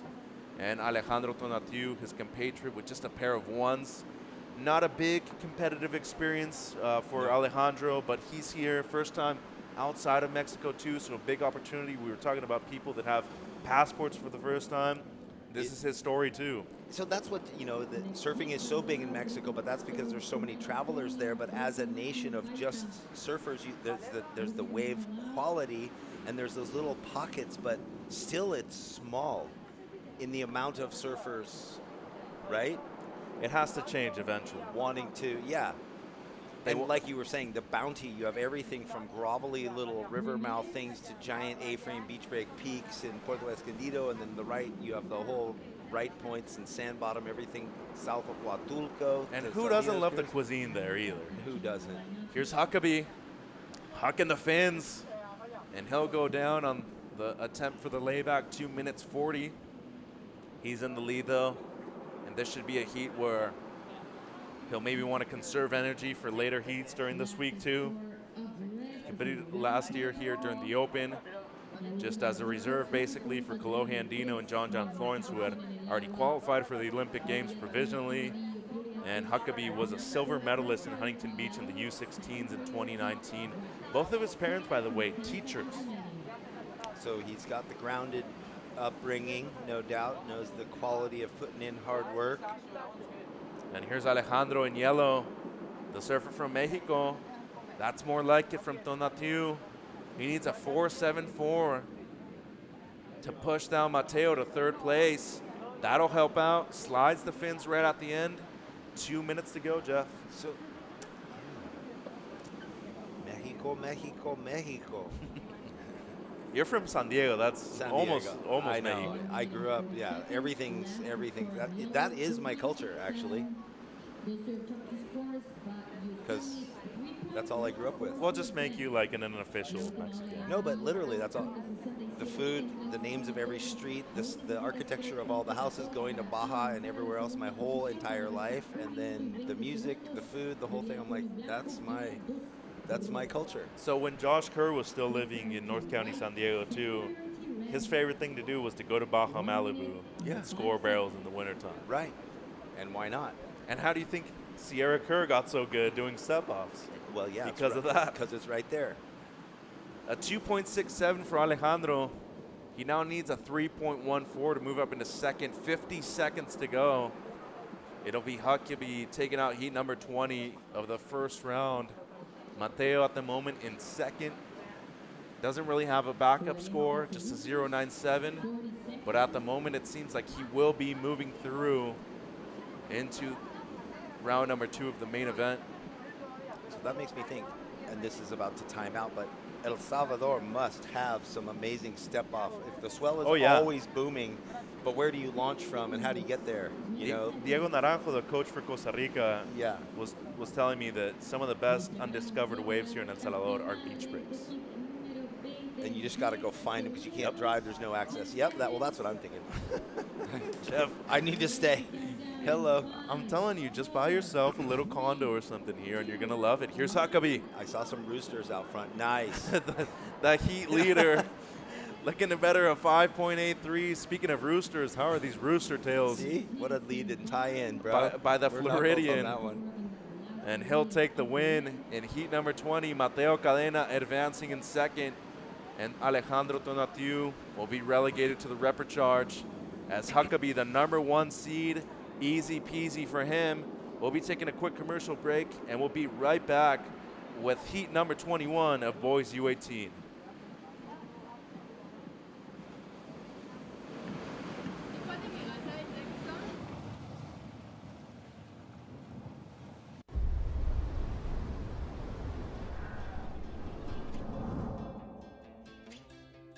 There's a right time for everything.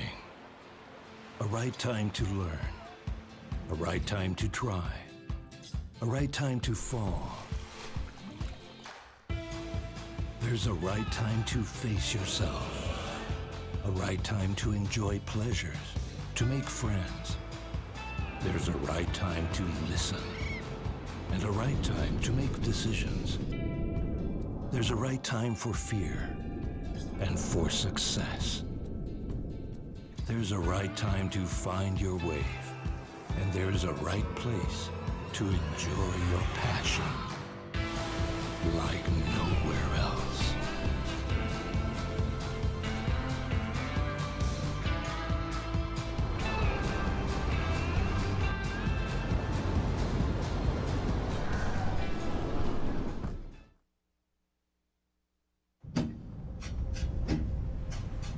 Well, going to ground zero chops in Tahiti. Who would have thought? Nobody.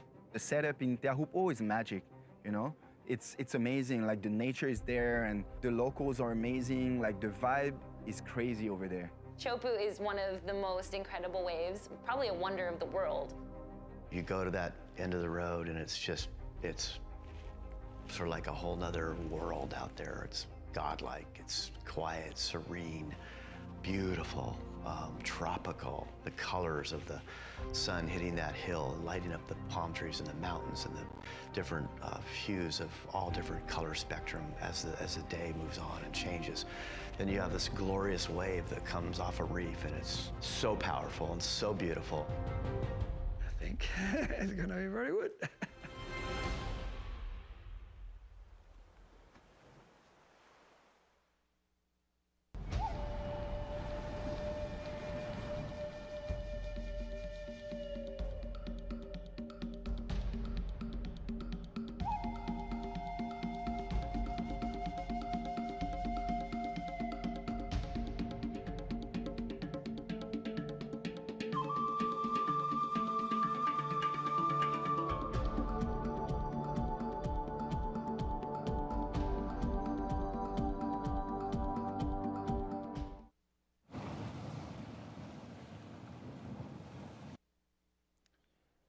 Welcome back to the Surf City El Salvador ISA World Junior Surfing Championships.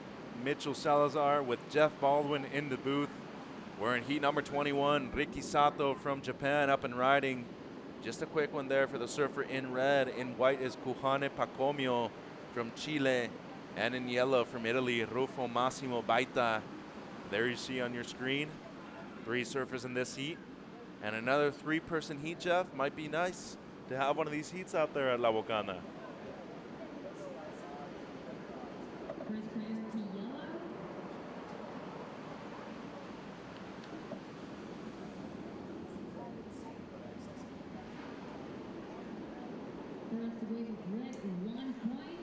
When I was walking down the boardwalk on my break, I was looking for Adriano as he's the coach for Italy.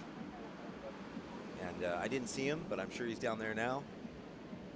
He's probably having a great time too. I saw him last year in Mex during his retirement. He was very happy to go up into the sunset with a smile on his face, and I think he still had a few years to go, but he was ready to call it quits, you know. And I think the injuries, he had those injuries that just ground him down towards the end, you know, and it was like recovery, come back, re-injure, and that is taxing mentally. And on top of everything else he achieved, the willpower to get himself where he got himself, the focus over all those years, you know, what a grind. And then to have achieved it and get injured and never really recover all the way, that's a hard mental process to go through. Well, everyone's out surfing, you're back home rehabbing again, and then again. And there's 6-month, 7-month rehabs. Tough. Look at what...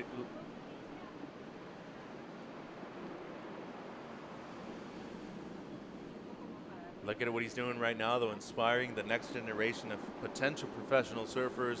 Now as the coach for Italy, owns a few businesses, too, in Sao Paulo. Yeah, no, I've seen some of his posts, some real estate. He's doing some hotel, whatever it looks like. But I want to know how he got the coaching job for Italy.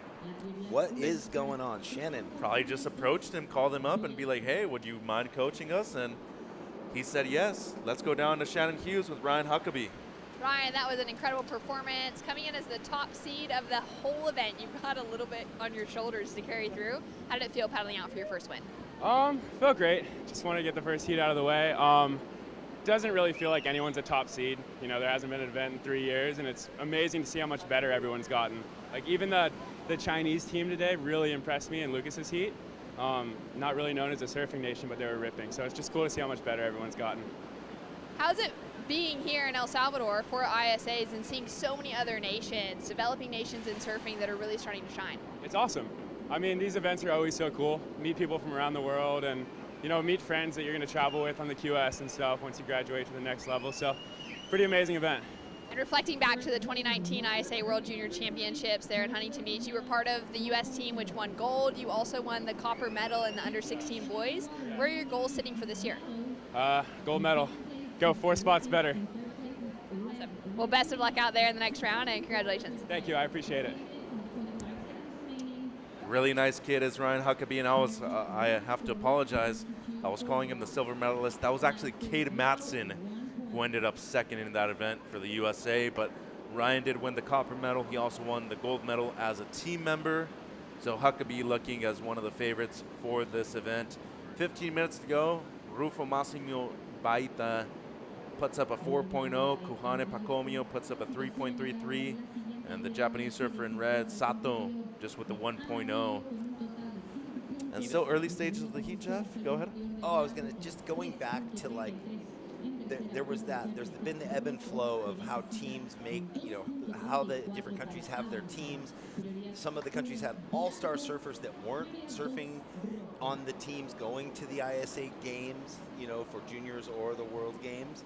And now it seems like that's kind of just settled and squashed. All the best juniors are coming under the umbrella and going to the different games as they journey on to then get out of the into the pro junior, QS and that whole next journey. I don't know I mean, it happened in a lot of different countries where the best surfers weren't joining the teams. It happened in America big time with Kanoa and Kalohe and a few others. Tati, all at that time. And you're like, why won't they? But that's squashed. The vision of Fernando, it's at the Olympics, and that is here to stay. And so there's incentive. There's a different incentive. Ooh, that's a good word to use. Here's Yellow, our surfer from Italy, Rufo. And he already has a 4.0 on his opener. Now a split peak, red, white. We're going to stick with the surfer in white. Pacomio from Chile already has a 3.33 on his opener. We did see red go left, though. Excuse me, right. And there you see the surfers from Chile, the fellow team members of Kuhane. And I don't know if you know this, Jeff, but a lot of the surfers from Chile in the last few years, Dani Locerda, are from Rapa Nui, Easter Island. Okay, that's why I was looking at the name and I was thinking, I'm like, this is more indigenous name. They are. What's the deal? So they got where we know has spectacular, big, strong surf, right? Easter Island. So if they're going back and forth, it gets big there too. But another hidden spot worldwide that a lot of people don't know of. So we won't talk about it. That's okay. Jeff, don't be scared. That's okay. I just want to stand under the Easter Island statues and ponder, right? The unsolved. It would be cool. The unsolved mysteries of how those heads got there. The ancient heads that are 40 feet tall and weigh 8,000 tons. Yeah. So they probably got built, I think. Yeah. Aliens, you think? 3D laser was happening back then. They just popped up out of the. We're going crazy. They just carved the mountain down, but it's been a long day, Jeff. 21 heats so far. We have 28 to finish off this round, just on day one. Yeah, right. Kuhane. Pacomio. Pacomio. Yeah. Beautiful. Yeah, but a lot of indigenous people still in Chile, in Peru as well. The Incas were the first people that inhabited there thousands of years ago. But it's great to see the culture still alive. Here in El Salvador, you see that quite a bit too, especially with the local cuisine. In Mesoamerica, because Mexico was part of that too, you see a lot of corn use. And here with the pupusas, the tortillas that we had earlier for lunch too, delicious. All corn-based. Yes. Enough of that flour fake stuff. Right? You like your corn tortillas too, right? I do. Come on. Fresh. Love them fresh. And just wait till you try the pupusas. I know. I almost walked across the street earlier to the little shack and got one. And all you need are like the simple ones, bean and cheese. That's it. But I was supporting the local economy. Bought some sarongs. I love my sarongs. Collect them everywhere. Oh. Sarongs are the only way to go, man. Beach towels. No beach towels. Sarongs. 11 minutes to go.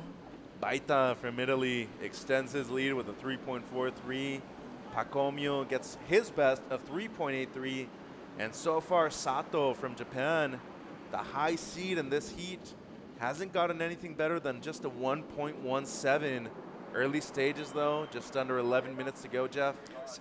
You know what I was going to say? Team Japan, this seems like they're kind of in one of those almost downwards for a while. Like Japan came with the heat for a bunch of years with their talent level. And a lot of those surfers have graduated on, aged past, right?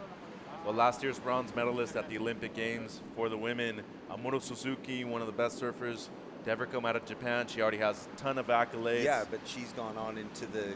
Yeah, she's definitely evolving. She's graduated on. They've all come through this program, though. Shu Murakami, Hiroto Ohara, Hiroto Arai, Reo Inaba, Kano Igarashi, all have been former competitors. That whole group has gone on. Yeah. Moved on. Where do they start at, though? Right here. No, that's what I was saying. Just as a team, like right now they're in that, okay, the next rebuilding stage, the next generation of our superstars, where those ones all came and aced it and proved it and went on. Hiroto, U.S. Open champion. Yeah. You were there that year, correct? I was there. Yeah, that was incredible. I'm going to buy a ton of cars. I'm going to buy a car. That was great. So it's from that moment on, you know, I watched him in the games in Costa Rica, and then I see him win in the U.S. Open, and it was like he just went, his star rose. Yeah. So instantly I'm a fan, and I've kept up with his career. Now every, you know, event that's happening out there in the world, I'll go and say, when is Hiroto surfing? Because I loved how he surfed. Got a real compact style, quick too. Yeah. Great at beach breaks, and you see a lot of these people from Italy, from Chile, from Japan.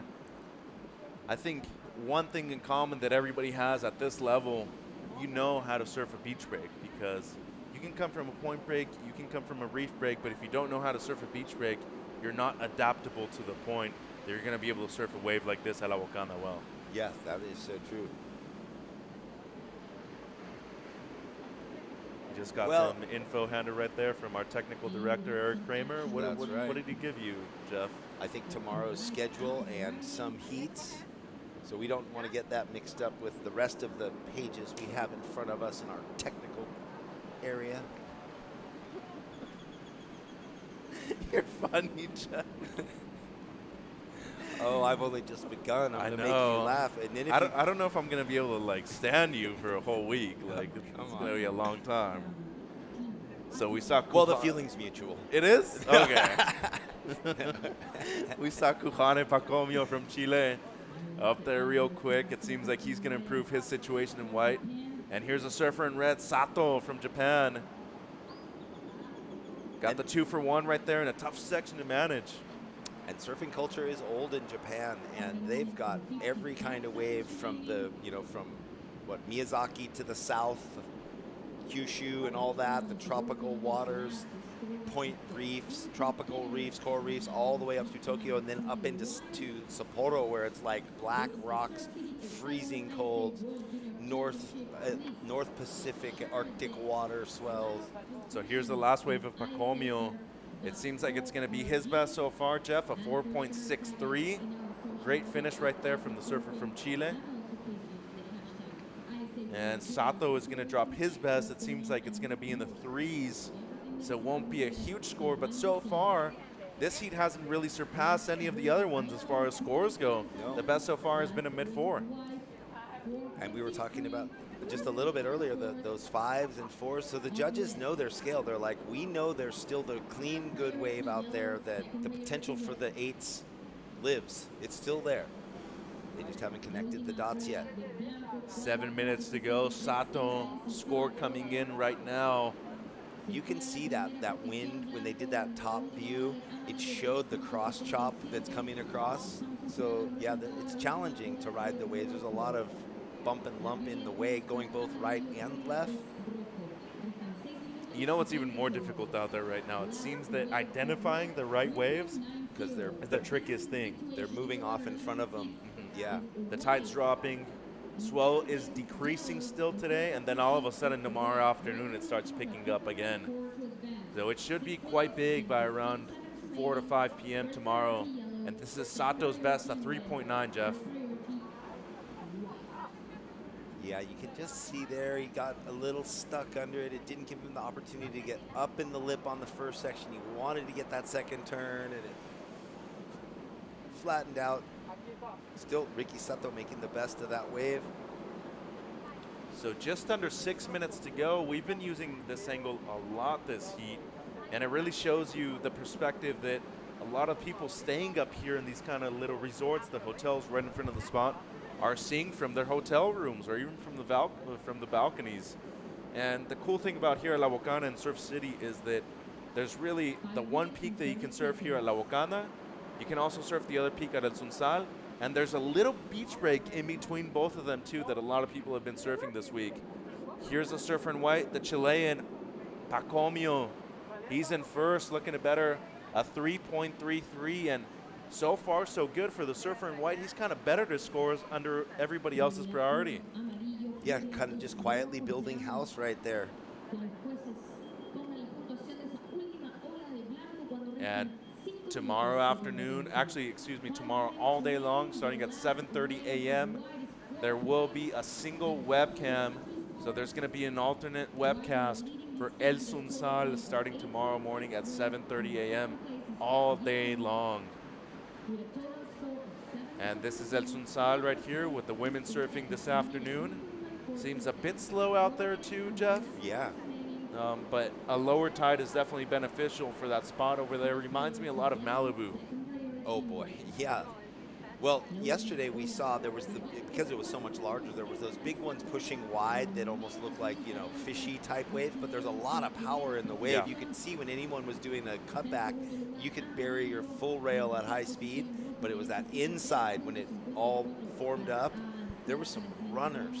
And we do have 2 different podiums for 9 days of competition.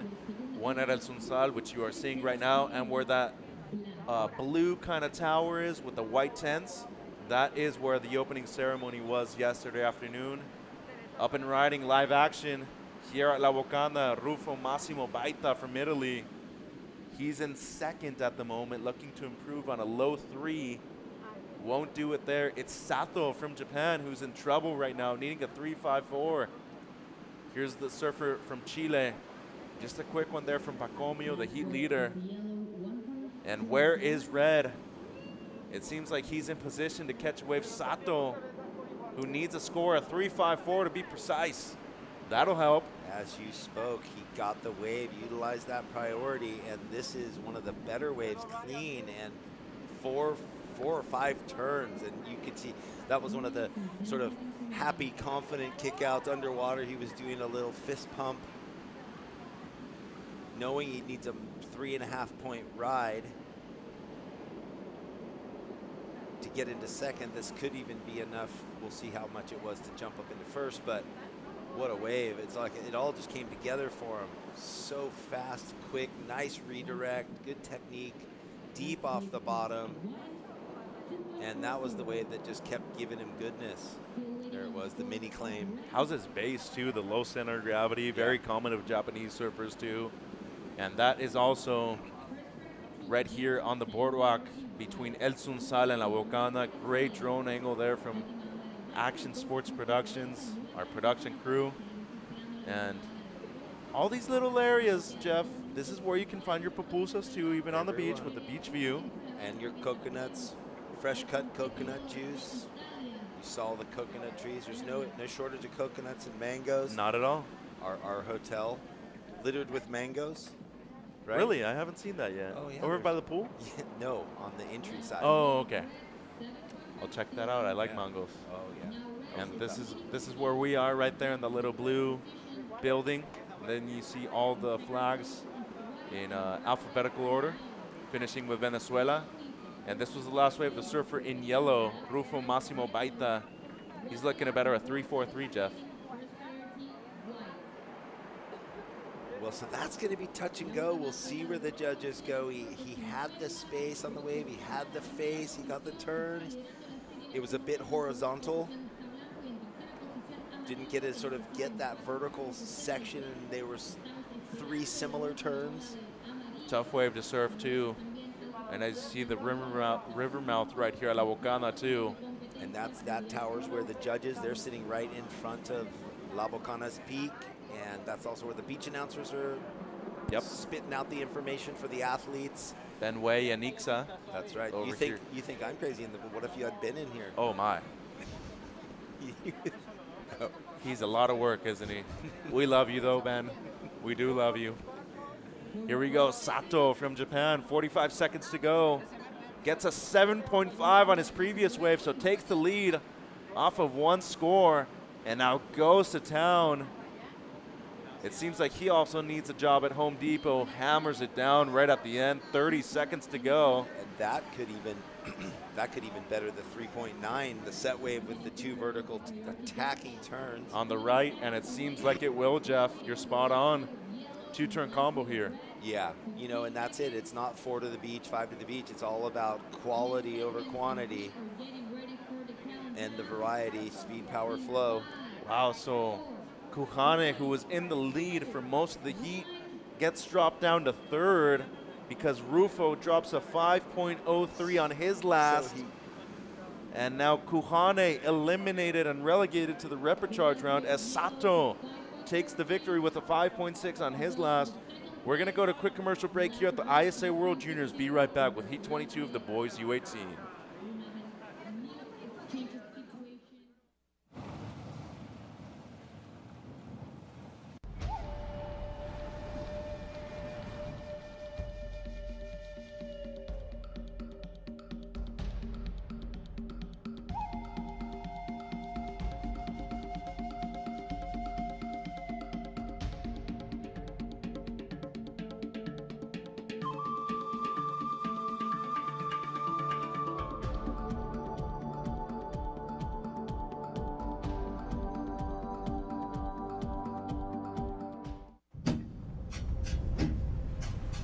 We're going to ground zero chops in Tahiti. Who would have thought? Nobody. The setup in Teahupo'o is magic, you know? It's amazing, like the nature is there and the locals are amazing, like the vibe is crazy over there. Chopu is one of the most incredible waves, probably a wonder of the world. You go to that end of the road and it's sort of like a whole nother world out there. It's godlike, it's quiet, serene, beautiful, tropical. The colors of the sun hitting that hill, lighting up the palm trees and the mountains and the different hues of all different color spectrum as the day moves on and changes. Then you have this glorious wave that comes off a reef and it's so powerful and so beautiful. I think it's gonna be very good.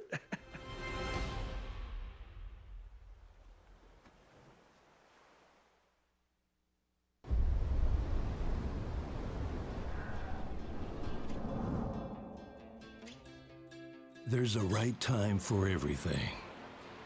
A right time to learn. A right time to try. A right time to fall. There's a right time to face yourself. A right time to enjoy pleasures, to make friends. There's a right time to listen. And a right time to make decisions. There's a right time for fear and for success. There's a right time to find your wave, and there's a right place to enjoy your passion like nowhere else.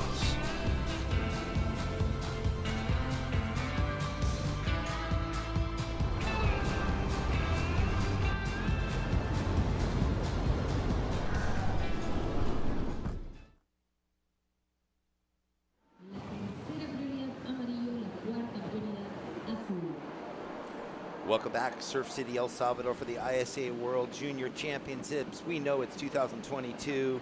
We are rocking through the heats all day. Jeff Baldwin with JJ.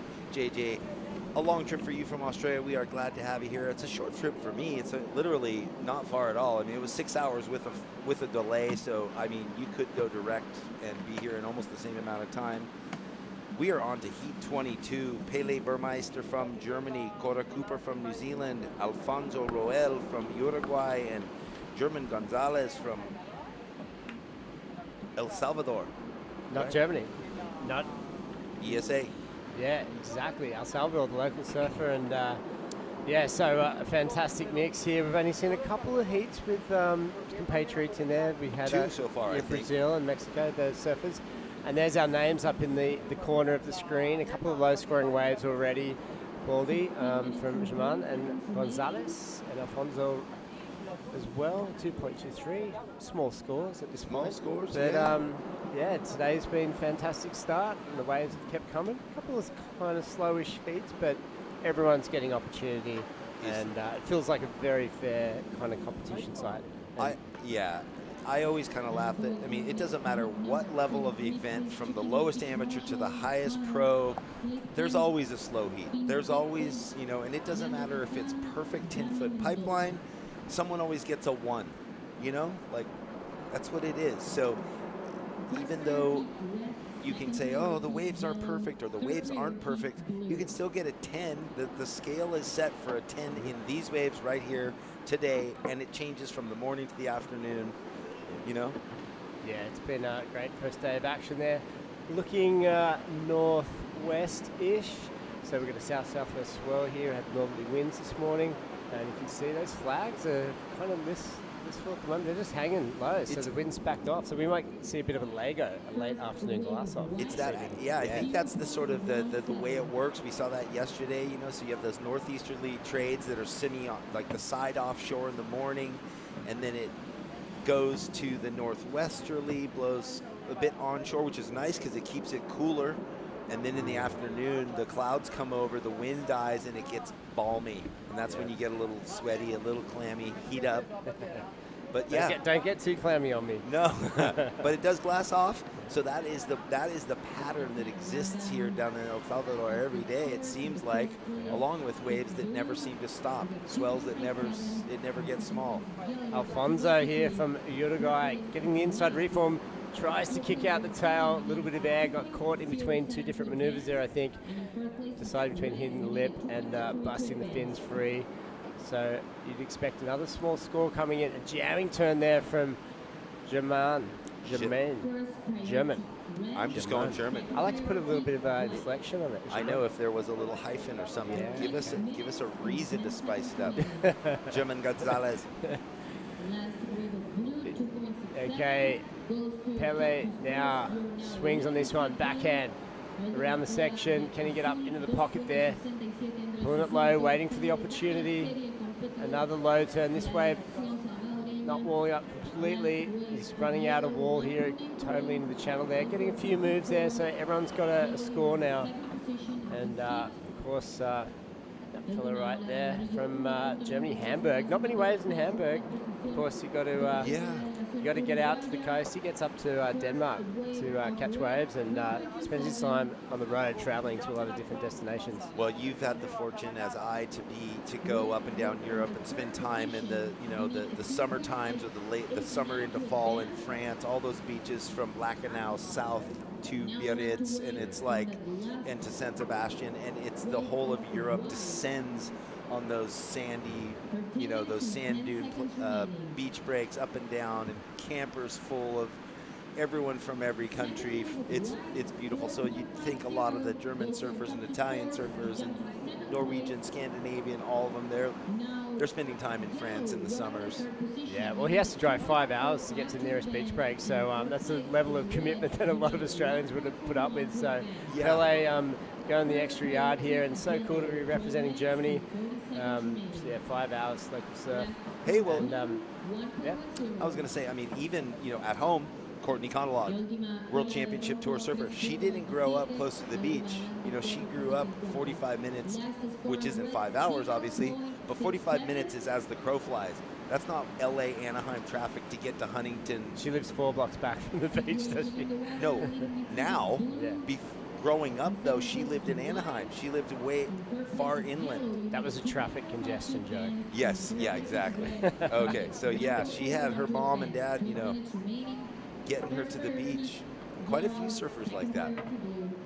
But that's commitment. All right, so we've got an interview. We're going to cut down to the beach there and have a chat to one of our competitors. Take it away. All right, thanks, JJ Baldwin. Here with Japan's Ricky Sato, winner of the 17th heat of our round 1. おめでとうございます。かなり危なかった。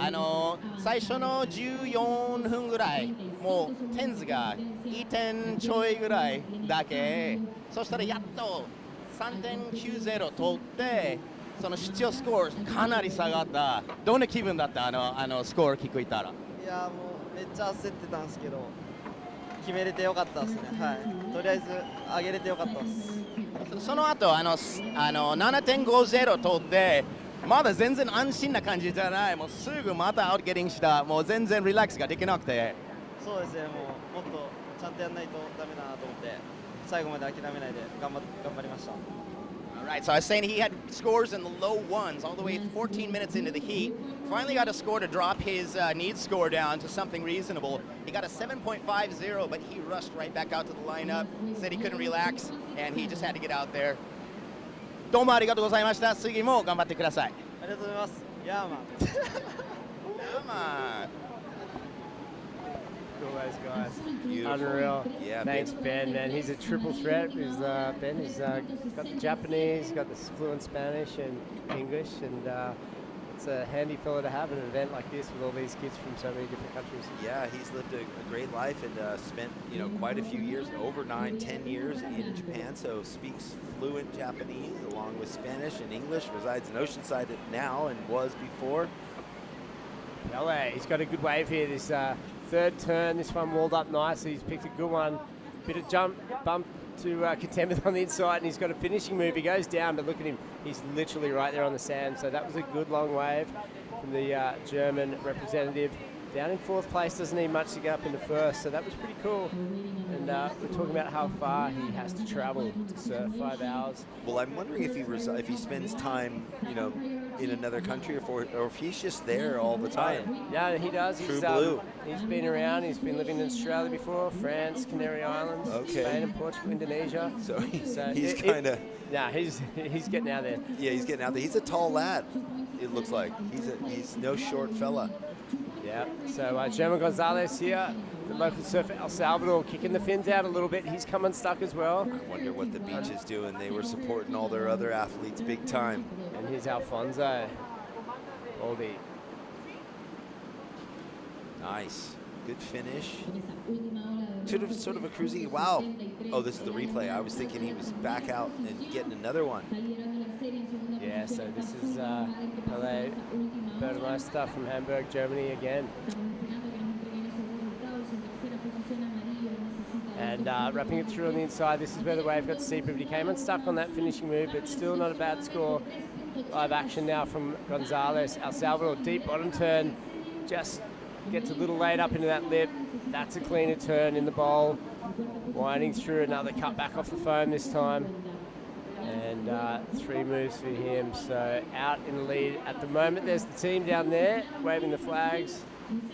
That's right. They're looking not very letting anyone up or down those stairs until their boys finish performing. They're looking sharp. So I know this is a country of rights. Like there are very few lefts in El Salvador that I've heard, and so I wonder for the goofy foots if they it's hard to find if they have to go other places. I mean, they can surf here at La Bacana and get this left, but other than that, I don't think there's many options.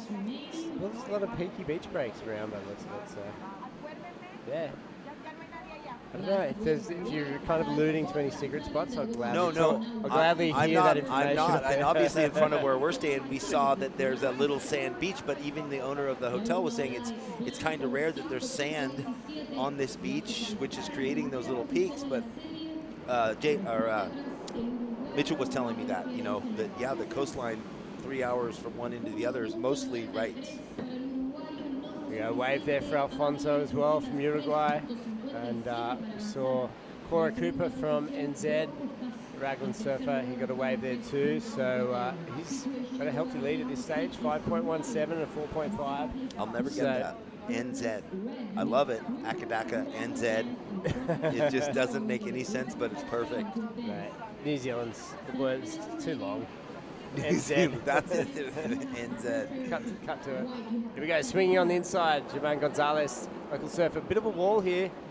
Wraps back into the foam. Is this thing going to connect down the line? It does. It's a little section there. Roundhouse cut back. Little foam climb here. And on the outside, so lots of waves in this heat. It's really got consistent. Pele from Germany up over the roof, kicks the fins out, hangs onto it. Oh, yeah. There Whoa, we go. Don't go head first, brother. He was That's shallow. That was a good finish there for him, and maybe he exceeded his expectations. Skating off the lip. Yeah, blew the fins a little bit, lost control, regained it, rode out with a bunch of momentum. So that could jump him up into second with the only 5-6 minutes left.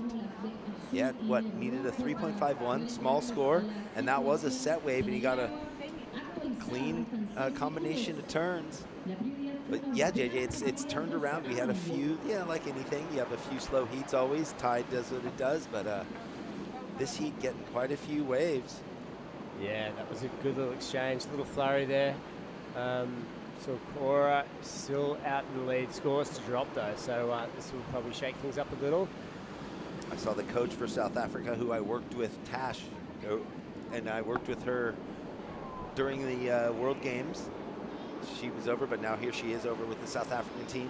They're coming up next. Cora, great couple of turns here, and a third one. That was a really clean wave. Tight, the team love it. There's those guys cheering him on.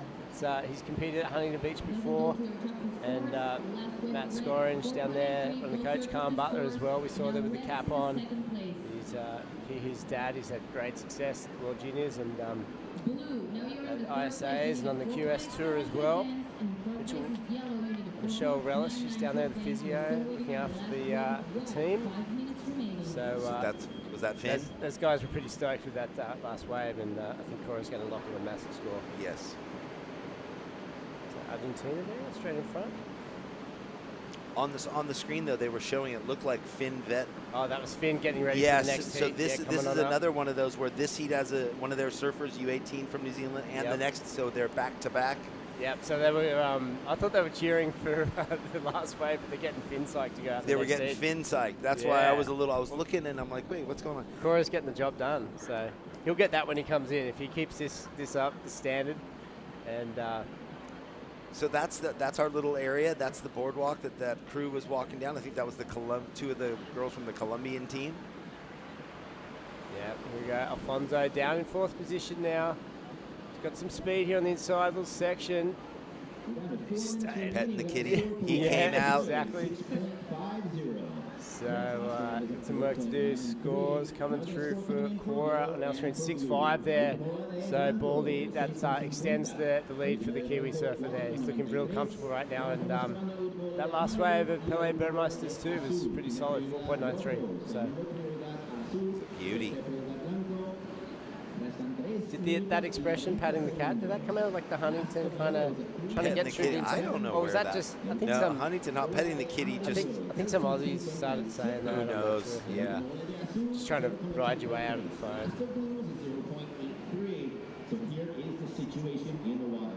Yeah, so of course, Cora has got some good waves here at home. The rag section of the coast has been pumping the last month or so. Had some good swells down there. And he wants us to give a shout out to his boss, Jack, JC from the Raglan Surf Emporium. He made me say that. So I was happy to chat to those guys earlier. So there you go, there's your shout out, boys.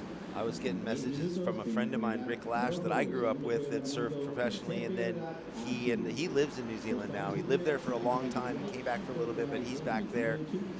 So he gets to surf all these amazing waves. He surfs in the New Zealand, scene, whatever, the over 50s competitions, and loving life in New Zealand. I'm not sure if the locals want it or not, but it's one country with the enough breaks that should have a permanent spot on the World Tour, I think. You wonder. Well, they tried.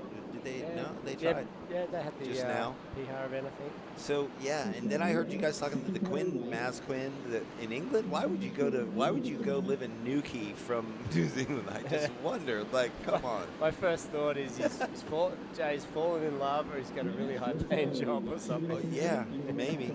Yeah, but good day to Jay and Maz as well. Here we go. Live action now. The German surfer Pele Burmeister. Jeez, he's had really good wave selection, man, this guy, and he's found another sick little bowling left.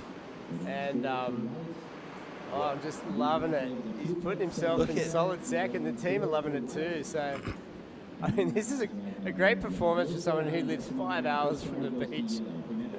He probably surfs more than me, and I live a minute away. I know, slacker. Yeah. And yeah, you're like, I'm in Australia. I live in Angary, and I surf once a week, once for an hour, and he's 5 hours. And then he goes home and works. He drives 10 hours a day for his 2-hour surf. Yeah. Well, he works as a surf instructor, so maybe I don't know. Maybe it's a long trip to work. That's a lot of commuting every day. Yeah. Well, the German team was going nuts on the beach. I wonder if that will surpass he. Well, Cora's wave upped the ante for what Pele needed. Yeah, Pele. And another wave on the inside. Floater comes a cropper, comes unstuck. Another. This is really consistent this afternoon. The tide's obviously gone out a bit. This has been non-stop this heat. So good signs for the remaining 4 heats. We're going up to heat 26, under 18 division today. So. Oh, we're not going to make it all the way through? We're going to stop at 26? What have we got up to, 28? 28. I thought we were... We got enough sunlight. Yeah, we're going the whole way. I thought we were running right on through. That makes sense. Dead ahead, Fred, I hear. Yeah, we're going the whole way. So, yeah. Here we go. Look at this one. Cora on the outside. Is this one going to stand up? Good little right goes begging there. But Cora's in a good spot. Doesn't need it. So the work now to be done by Alfonso from Uruguay and German from El Salvador, the local guy. I know he was up a bit higher in the heat. Now Pele is just magnetic charm to the ocean. He's just gotten wave after wave, and what a heat for him. But that's how it's going to end. But that was the El Salvadorian Germain, but it doesn't work out for him. I love the scenes. That piece of art in the background there, JJ, that is all made out of, trash plastic. So it's an eco statement because it's just old milk bottles and detergent, food things. Yeah, the unfortunate thing is you probably do a new one every day. But anyway, we're going to go to a break now. That was a great result there for the New Zealand surfer, Cora. We'll be right back in just a moment here at El Salvador.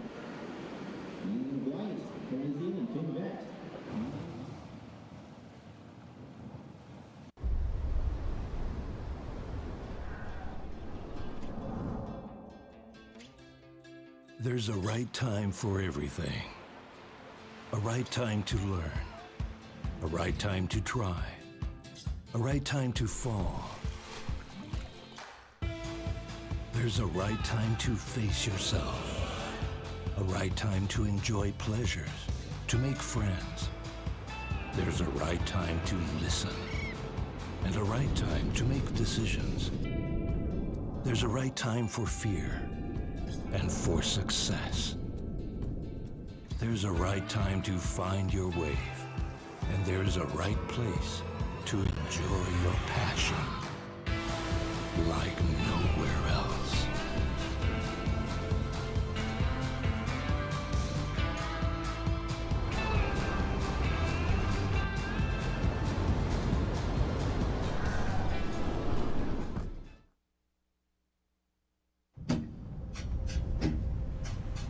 We're going to ground zero chops in Tahiti. Who would have thought? Nobody. The setup in Teahupo'o is magic, It's amazing, like the nature is there and the locals are amazing, like the vibe is crazy over there. Chopu is one of the most incredible waves, probably a wonder of the world. You go to that end of the road and it's sort of like a whole nother world out there. It's godlike, it's quiet, serene, beautiful, tropical. The colors of the sun hitting that hill, lighting up the palm trees and the mountains and the different hues of all different color spectrum as the day moves on and changes. Then you have this glorious wave that comes off a reef, and it's so powerful and so beautiful.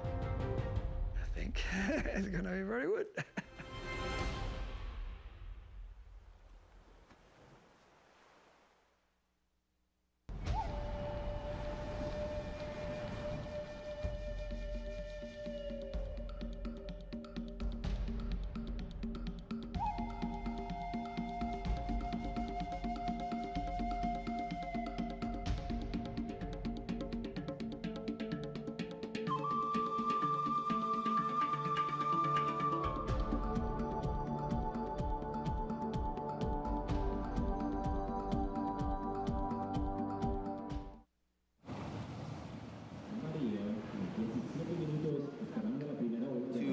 Surf City, El Salvador for the ISA World Junior Championships. We are ripping through the heats. We are on to heat number 23 of the men's U18 in the blue. Brandon Mendoza from España, Leonardo Passano from Uruguay, Connor Slijpin from Republic of South Africa, and Finn Vet from New Zealand. Another stacked heat with these 4 surfers. We just saw our surfer from New Zealand in the last heat. Cora Cooper take the win. They're looking to, do the same, although there's no team event in this year's junior event. It's all about individual gold medals. And Jeff Baldwin and JJ, sorry, forgot to introduce us again. That's all right, I'm still here. I'm loyal, sticking through to the end here. 28 heats in the under 18 division today. We just saw Finn Vett from New Zealand getting an opening wave there. So he's locked in a 4.23. Cora Cooper doing a great job down there. We might catch up, and there's us. So the storm clouds or the afternoon clouds behind us are darkening. We've got good forecast, good weather, and a good swell report on the way. Southwest swell coming through.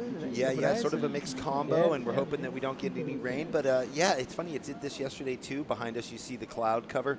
It looked almost like 6 in the evening at 3 in the afternoon, and then by 5, it was all sunshine and glorious again, and everything was sparkly and happy. So that is what we are living here in beautiful El Salvador in Surf City.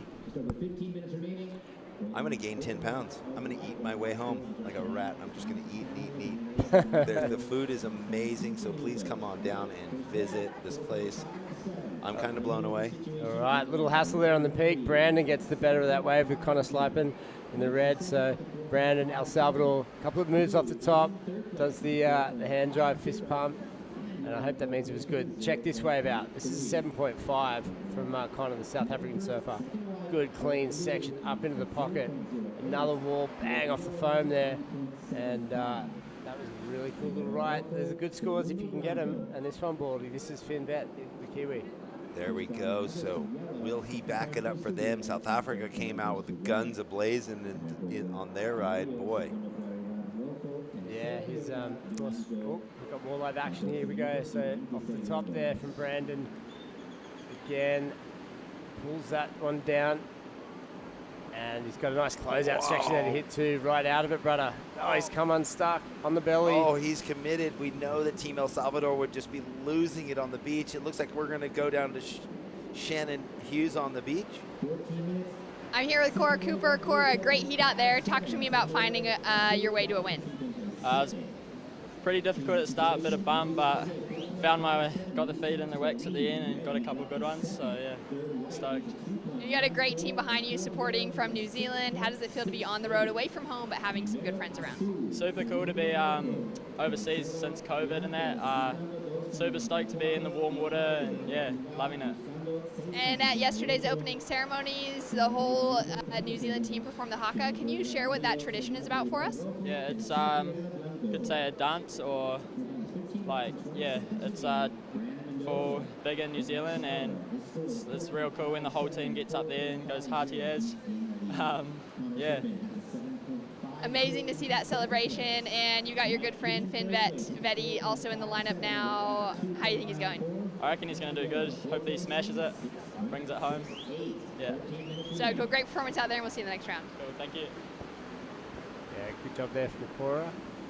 And you know what I was just flashing on? So yeah, I mean, even though it is the first round, you know, there are serious threats. There's obviously the top-seeded surfers throughout the event from all the different countries, and if you can get them knocked into the reprecharge round, and you've gone and advanced into the winners round, they have the potential to lose in that reprecharge, and then they're just gone, and you don't have to stress on them, right? Yeah, well, you know, the winners take the spoils. So, and the reprecharge road is a long road to the final. If you get knocked out early, like, it's different. If you make it through in the main progression, it's sort of 4 or 5 heats to the final, and through the reprecharge, it could be like 7, 9, 10. Yeah. Yeah. I mean, if you get knocked out in the semis, instead of making it straight to the final, then you've got to surf another 2 times to get back in that final. There's a reprecharge final. So it's a long road home, but man, if you're traveling from the other side of the world and something just doesn't go your right, which happens in surfing all the time, the best surfer doesn't always win, or, you know, you want that opportunity. Yeah, look at this, was a nice overhead wave. It sure was, that bot. I mean, it went from regular angle, or the drone was low, and you saw the size of the wave. Look at this stuff coming through right now in the red. Connor, oh, spanks it. kind of just like got knocked out into the flats. Almost got the double rebound. Didn't pull that off. That would have been a good wave for him. Yeah, of course, Connor, everyone in his family surfs, comes from Cape Town, which is a beautiful part of the world. And, you know, his sister Mary's a good longboarder, whole family is surfers. And he was saying, of course, with the COVID since the last couple of years, he's just been homeschooled, so he's been surfing a lot. So, Yeah. as we all have, I haven't surfed so much in my life, but you know, that's one good thing. A lot of parents discovered how quickly you can get what you need to do every day. It just takes hours. And a lot of the kids had a good time the last couple of years, especially if you live near the beach with styling. So Connor was one of those guys. Yeah. So a lot of variety waves too down that neck of the woods. The education went down and won't ever recoup for 5 years, but kids got to surf some more. That's the least of all our worries. All the next world champions are at Seaside every day. Yeah. So joking. He's loving it over here. Cool view there from the bird in the sky.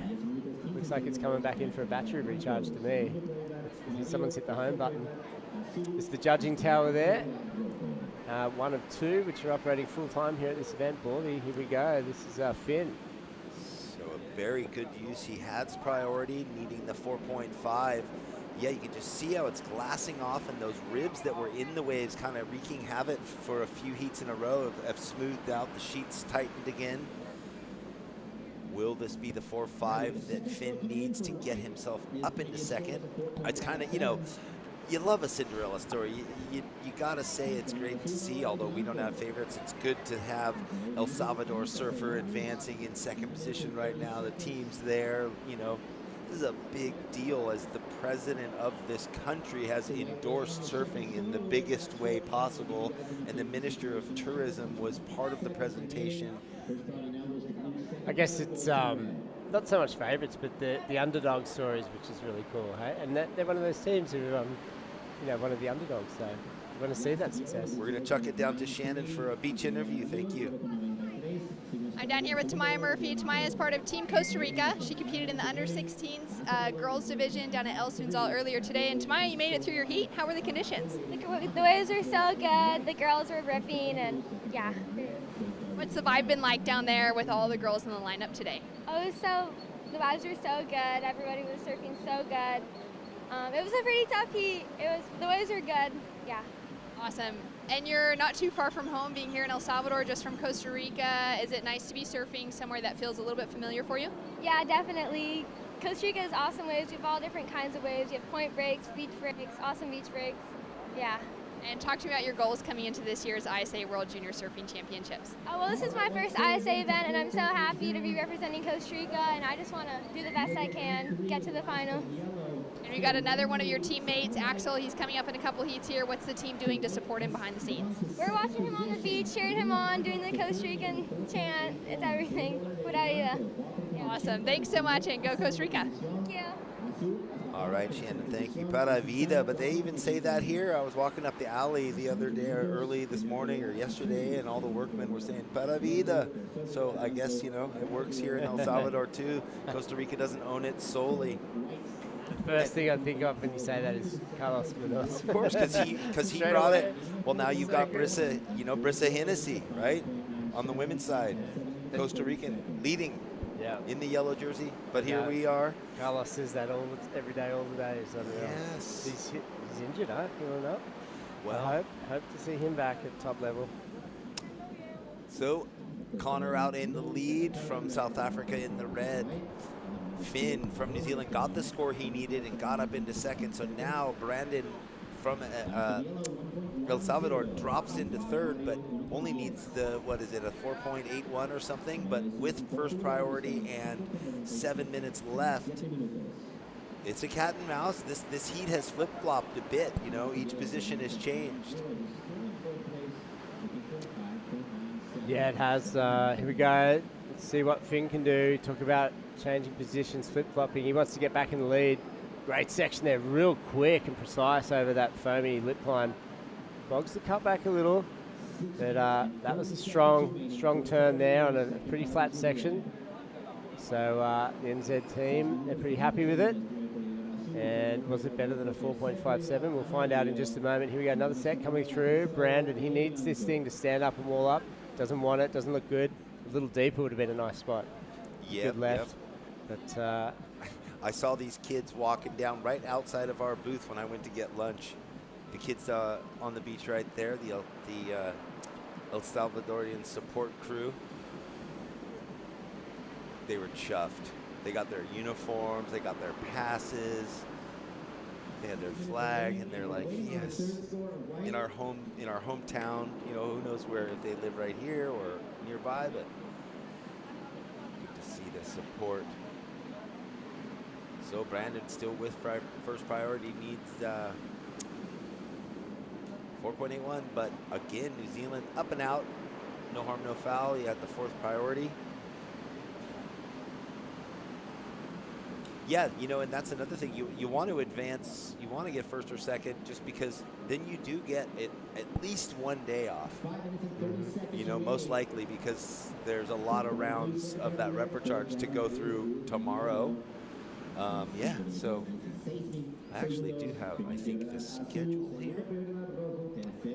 Yeah, you certainly, yeah, the more wins you get, the better your confidence goes. Psychologically, if you come up against any of those other surfers again, if they beat them later in the draw, you know you've already beaten them once, and give some opportunity to cheer on your team or just have some free surfs up around the way. Losing's always never fun, especially early on.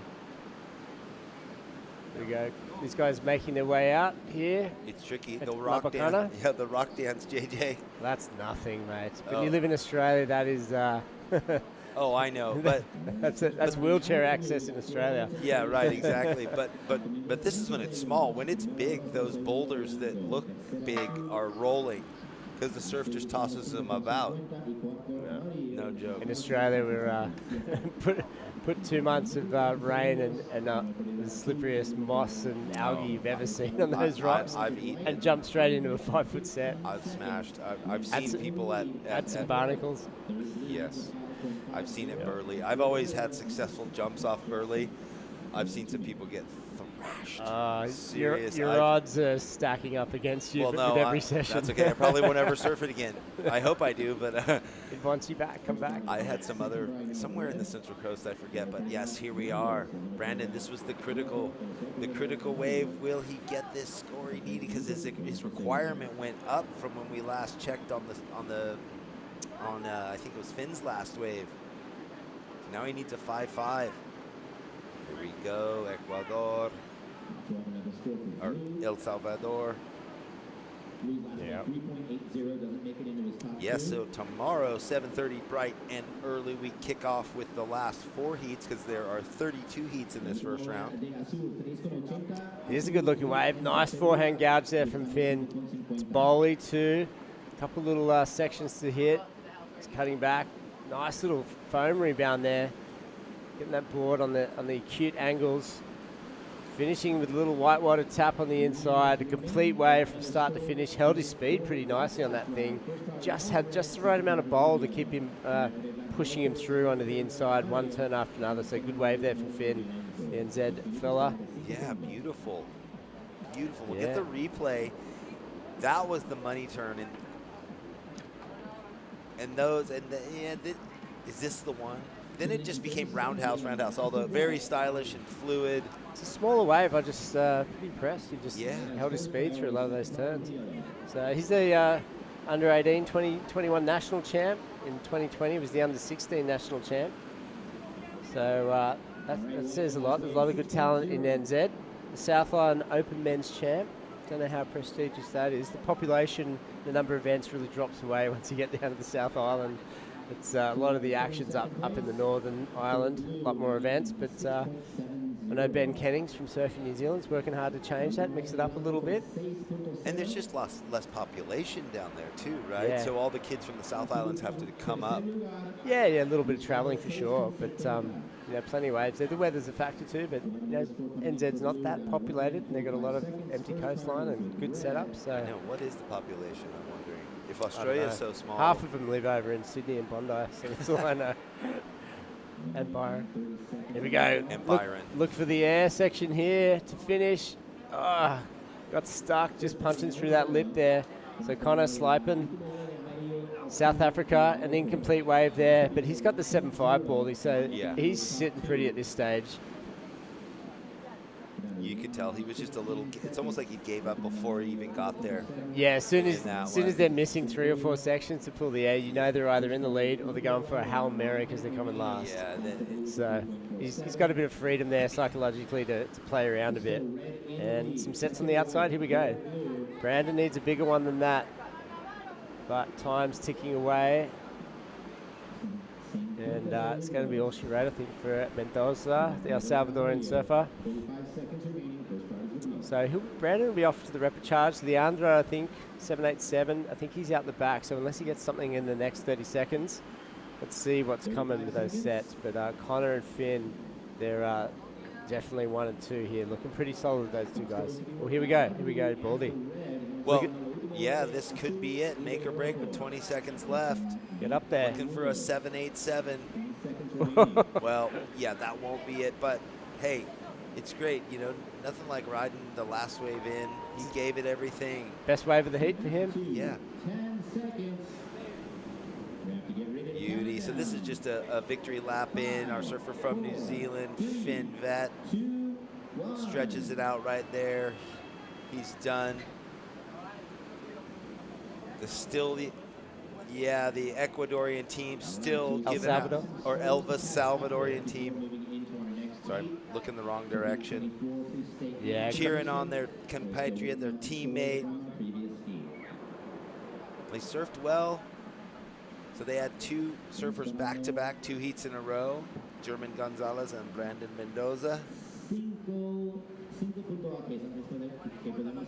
Yeah, cool heat there. So well done to Connor and Finn. South Africa and New Zealand representatives progressing on through. Leandro from Uruguay and Brandon, the local surfer there on screen. Those guys will hit the repechage, so don't give up on them yet. They've got another opportunity here at the ISA World Junior Surfing Championships. We'll be right back.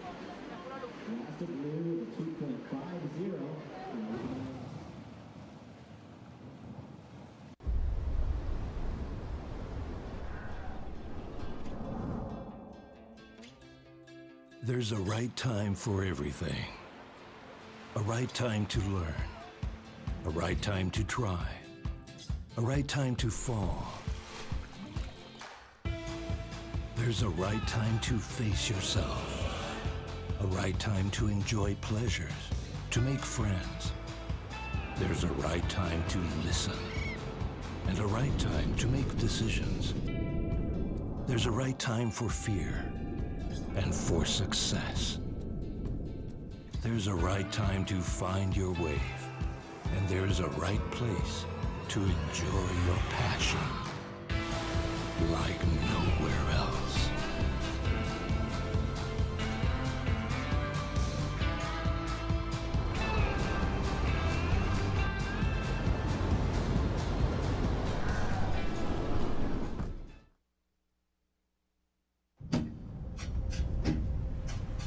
We're going to ground zero chops in Tahiti. Who would have thought?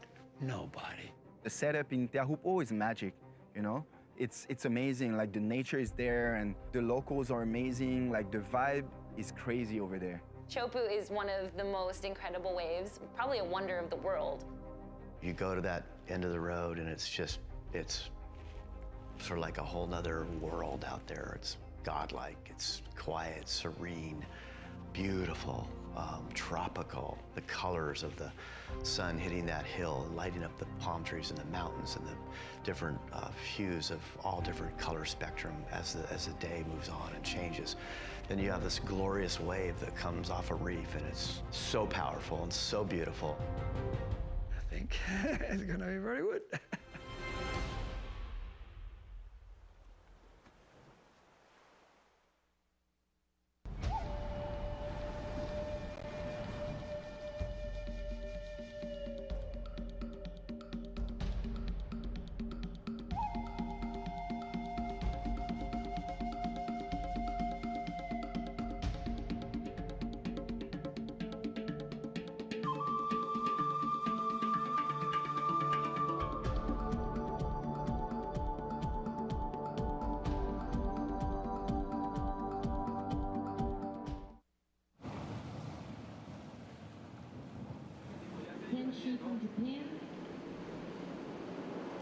Welcome back to the Surf City El Salvador ISA World Junior Surfing Championship.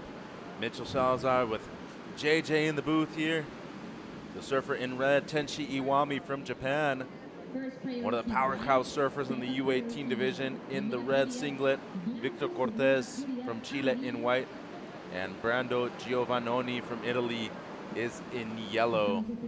As you see there, Italy, Japan, Chile represented heat number 24 of the boys U18 round 1. We are Playa La Bocana, one of the better beach break, cobblestone reef breaks here at in beautiful El Salvador. And JJ, Luke Sleipen, and Finn Vette in the last heat really found their comfort zone out here in a wave that's been changing quite a bit throughout the day too with the tides. Yeah, that last heat, pretty consistent run of waves, and both those guys did pretty well on it. And yeah, it's good to see Finn. He's an accomplished surfer from NZ, and yeah, he's progressing on through. NZ had a couple of surfers get through the row there, and of course before that the 2 Brazilians progressed. So those last 2 heats were pretty cool, pretty exciting. And the tide's heading out this afternoon. The wind's died off, so I think we'll see these next closing heats for day 1, all with plenty on offer. And this was the opener of yellow, Brando Giovannoni, just a 2.5. And then the opener of Tenshi on the right, a 4.5 for him. Yeah, nice little foam climb there. That board's looking pretty good for him. Tenshi off the foam there, just this time's that. So, yeah, a couple of cool little waves there. Let's go down to Shannon Hughes with Connor Sleipen. Connor, that was a great heat. Talk to me about finding your way in a brand new lineup. Yeah, it was super fun. I was super nervous in the beginning, but my teammates were just helping me to just calm down and try to have fun. What's it like when you're out in the lineup, but you got your teammates on the shoreline here? Do you guys have any like special signals going on? Yeah, it's super. It just makes me want to surf even better and better every time. When they're blowing the vuvuzelas and supporting, it's just such an awesome vibe. And your brother Luke's had a big influence in your life. He's competed at the ISAs in the past, and this is your first time here. How does it feel to represent for the family? It's awesome. My brother gives me lots of drive and power to do better and better like him. So yeah, it's awesome. And talk to me about being out of the country. It's only the second time in your life outside of South Africa? It's so nice and tropical, because where I live is super freezing, so this is like paradise. Lundundo is definitely one of the coldest places on the planet. Yeah, it's very cold. Well done out there, and we'll see you in the next round. Thank you so much. Job not done. I like it, sending a message to the rest of the field. Connor Sleipen, his brother Luke has competed at the ISA before. Another great surfer from South Africa. And I don't know if you've ever seen the movie Invictus about the Springboks when they won the... Matt Damon and and Morgan Freeman as Nelson Mandela. But I love their outfits too. Shannon was actually telling me, because she lived in South Africa for a few years, she was telling me that it's like such an honor to wear the Springbok jacket. You're wearing it in any kind of weather, regardless, because it's such a big honor to wear that green. Yeah, well, I think those guys were sweating it out yesterday during the opening ceremony. Yeah, it comes with a handkerchief in the pocket to wipe it off your brow. Ooh, nice little closeout smash there from Brando. Yeah, the Italian surfer Giovannoni already has a 2.5. That should be much better than that score. And 14 minutes, 20 seconds to go. Italy has had a decent start so far in this opening round of competition. Well, they got a good coach. Yeah, this is a good wave here.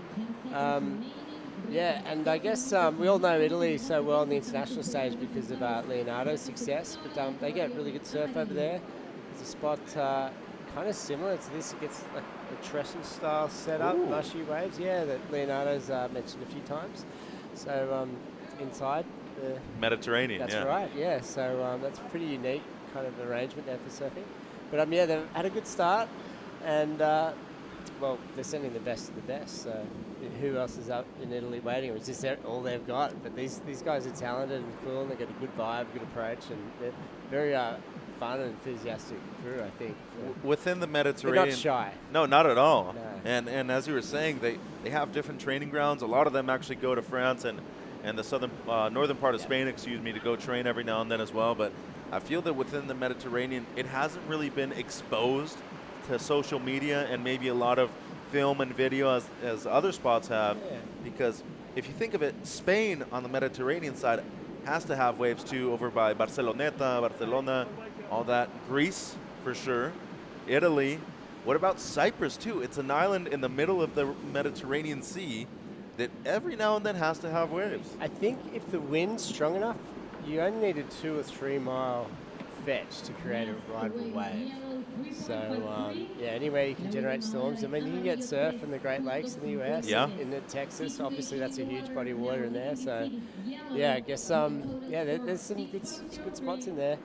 Much warmer. warmer. When they turn on, yeah. Much warmer in the Mediterranean than like the Great Lakes in Michigan and all that in Chicago. And we heard that Slipen in that last interview there was talking about how nice it was to get out of Cape Town and come here, and you hear that a lot, and as a surfer you feel it when you come from a cold climate like NZ or South Africa to a really warm tropical place like this. But I think that acclimatization, it's not just, it does so much. Like, you not only are you excited because you don't have to wear a wetsuit, but physically you're much freer, and I think immediately, no matter what board you're riding, you feel sharper and looser, and it's kind of the senses are really expanding. You get out of that rubber, and it's almost, I think, sort of an advantage in a way to drop down into the trunks. And I think the only disadvantage might be getting sunburned because you're so white. You haven't got your base coat happening.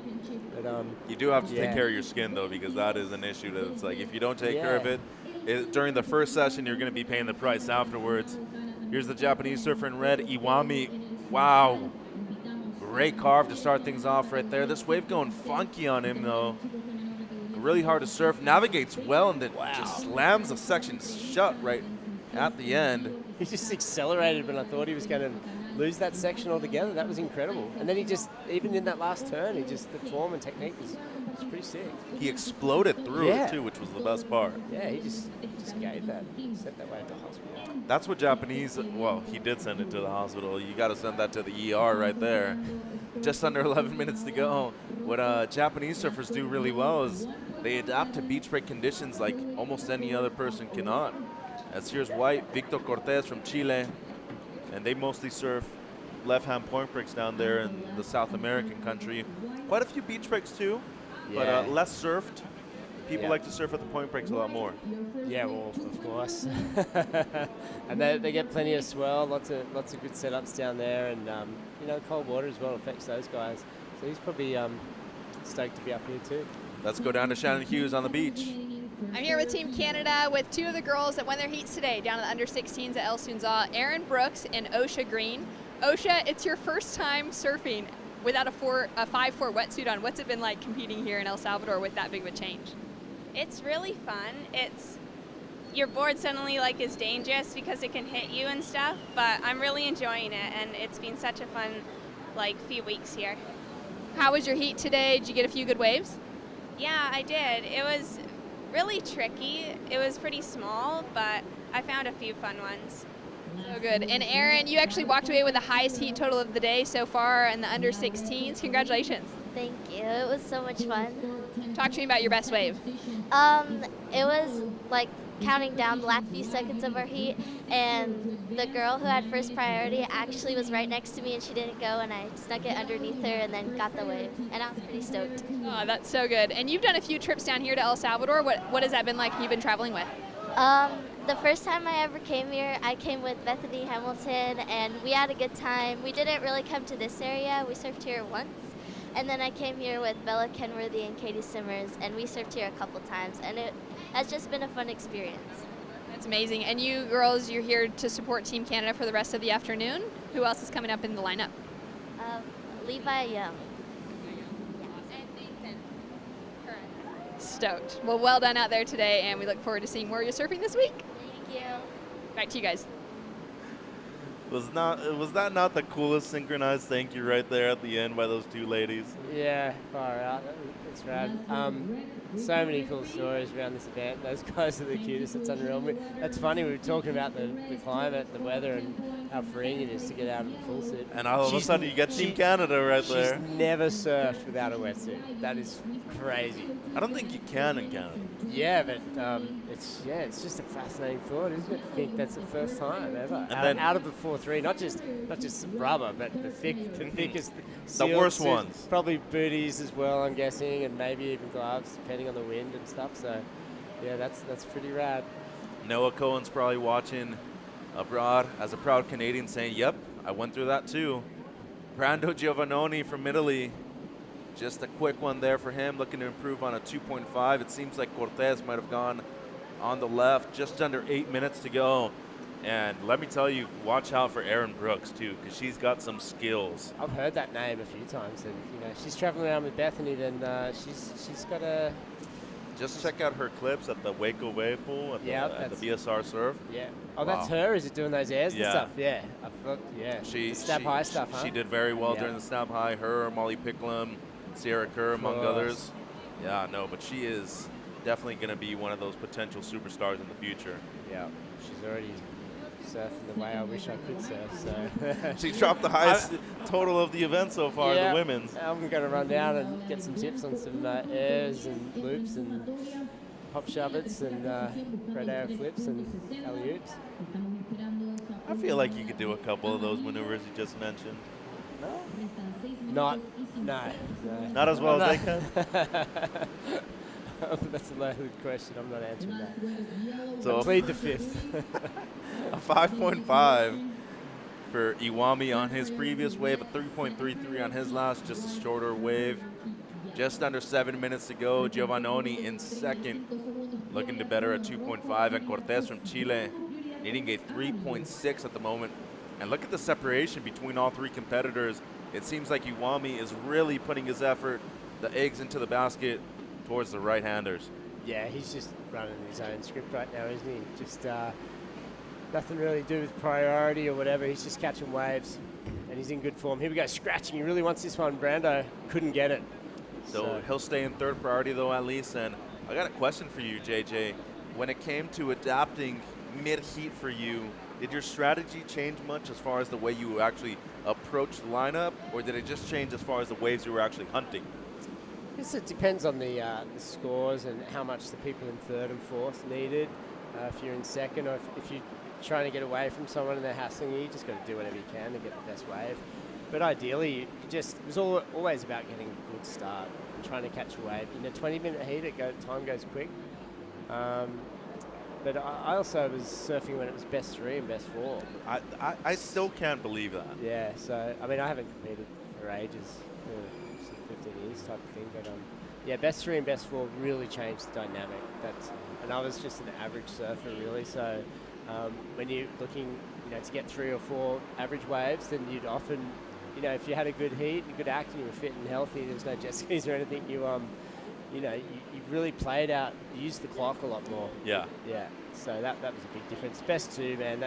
That's one of the most probably. It's the best thing that happened to competitive surfing. Probably one of the single most influential aspects of the sport that's been changed. Besides the good venues and jet skis, and priority too. It's changed everything, because you have to perform on the best two. And here goes Iwami, beautiful first turn for the Japanese surfer in red.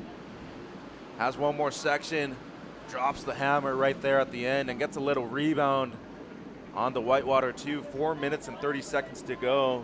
That was a great way to potentially improve on the 4.5 on the right. I'm loving Iwami. He's good, eh? He's low, compact. Great style. Quick, he's focused. And, he looks like he's got the full repertoire there. Looks like he can pull something out backhand, forehand if he needs to, huh? So he's slicing and dicing right now. And it seems like Cortez did go on the left. We'll see where that scores drop in for him. But he's needing a decent number at the moment. Here's Iwami's last. Up in the lip, whips it, tight. Yeah, this guy surfed a lot of waves. He's finishing here strong up in the foam. Look, even fitting in the foam rebound on the backhand, so. And this is Cortez. He actually moved up in a second, got a 4.03 on this last one. Yeah, winding the bowl there, up into the hook here, whips it round. The board looks pretty skinny and raky. I think the wider fishy boards would help out here. Looks like he's the tallest competitor too for an under 18, so strong fella. finishing off on the inside. Got a few sponsor stickers on the board there. He's doing good just to have the stickers at this stage, eh? It seems that way. It's a competitive marketplace right now. And the best part about it is that score moved him up into second too, so there's still some real estate on that board that he could lease to somebody else. 3 minutes to go, Giovannoni down to third now, needs a 2.94 to retake second place. Iwami drops a 6.17, extending his lead. That was the best wave of the heat so far. And with just under 3 minutes to go, the Italian, who has the potential, we saw him kind of destroy one right, only came in at a 3.53, but doesn't need a huge score, just under a 3-point ride. Yeah, exactly. So Victor's got to know that if he's listening to the scores, he's on a wave right now. I would be sitting more so on the Italian surfer than, trying to do stuff on the inside, unless he's bettering a 2.43. He doesn't need to catch anything. So it'd be either sitting on Brando or making sure you're making that a requirement a lot higher. So just over 2 minutes remaining. Scores coming through for the last of the Chilean in white. Could potentially improve. It seems like he will. Yellow might need just a bit more than the 2.94. Yep, it's a 3.17 for Cortés. That means that Giovannoni now needs a 3.68. It's a shame he missed that one. That was a nice A-frame peak, right, left, caught both those guys. Iwami was caught inside too, so that was a heat-winning wave going begging right there. But he knows it as well. Even Iwami's moving over to the right, like following that whitewater trail. This wave's smaller, but it's hitting the same line. And here goes the Japanese surfer in the lead. A quick wave right here, speeding down the line. Gets to that section right there, and just maybe a little bit too much effort down the line. Didn't focus on the section that he had at hand. And with a minute to go, all pressure on Giovannoni in yellow. Needs a mid-3 for second place. And he's not even moving, JJ. He's staying in the same spot, sticking to his guns, and maybe waiting for another set wave. Yeah, what's the frequency like? I think there's something I'm going to tell everyone at home. I'm looking over my shoulder out the window. So if you're a Brando fan, he's got a shot here, I think. There's a couple of lines coming through. Victor swings again on the inside. So Brando's got priority, so that's okay. Oh, and it seems like there was something outside. Here we go, here he's got one. Giovannoni up and riding. Gets stuck on the first turn, and it seems like that'll be it, 30 seconds. Well, he needed to get around that section to really show the judges, impress them, lock some more maneuvers in. Is that enough? Doesn't seem so. Scores coming through right now. It's another set too. Look at that one unridden. Out of position, these guys. So scoring opportunity goes begging for some of those crew there. So I don't know, Brando's scores coming through now. It doesn't seem like it's gonna be enough. Ooh, and it's gonna be borderline if he does get it. So the heat is over. Giovannoni needs a 3.68 to move up into second. Kind of a mixed panel right now on whether he should get it or not. A lot of people saying, the majority at the moment saying no. There's a 4 in there, but of course highest and lowest get scrapped. It could potentially be the score we're seeing, and it doesn't seem like it's going to be enough. It's going to be a 3.37. 0.3 short. Well, a 3.5 actually, not enough for the surfer in yellow, Giovannoni. So Cortés and Iwami advancing in 1 and 2. We'll be right back with the rest of the ISA World Juniors from El Salvador.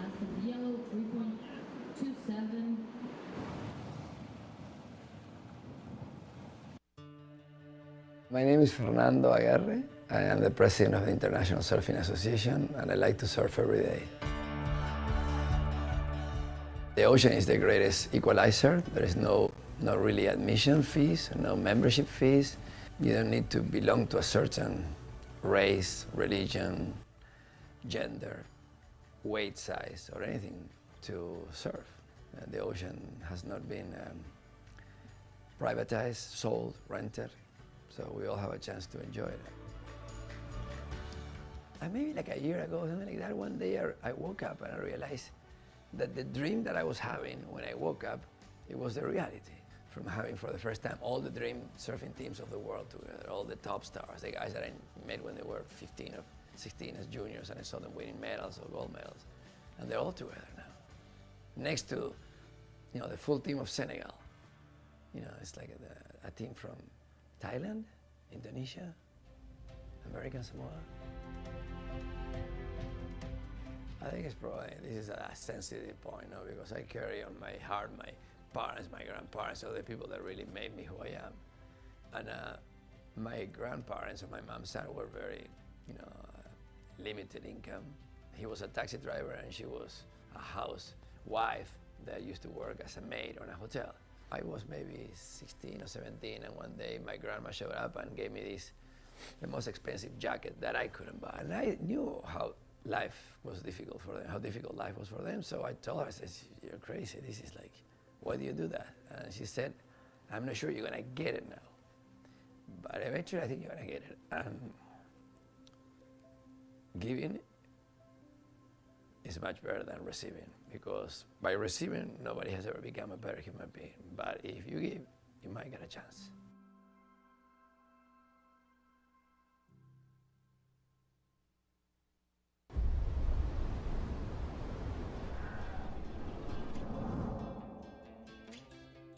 There's a right time for everything. A right time to learn. A right time to try. A right time to fall. There's a right time to face yourself. A right time to enjoy pleasures, to make friends. There's a right time to listen. And a right time to make decisions. There's a right time for fear and for success. There's a right time to find your wave.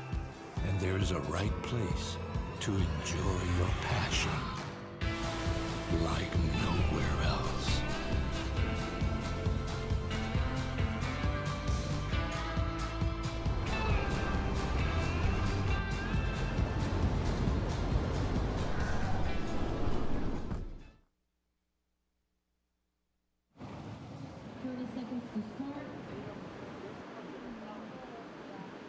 Back at beautiful La Bocana in Surf City, El Salvador, Mitchell Salazar with JJ. And we have in the water heat number 25, Kai Martin from Hawaii, Brian Cadenas from Nicaragua in white, and Kai Galegrani from Panama in yellow. The Galegrani brothers, they are from Argentinian descent, by the way, but they've lived in Panama their whole life, representing Panama super well.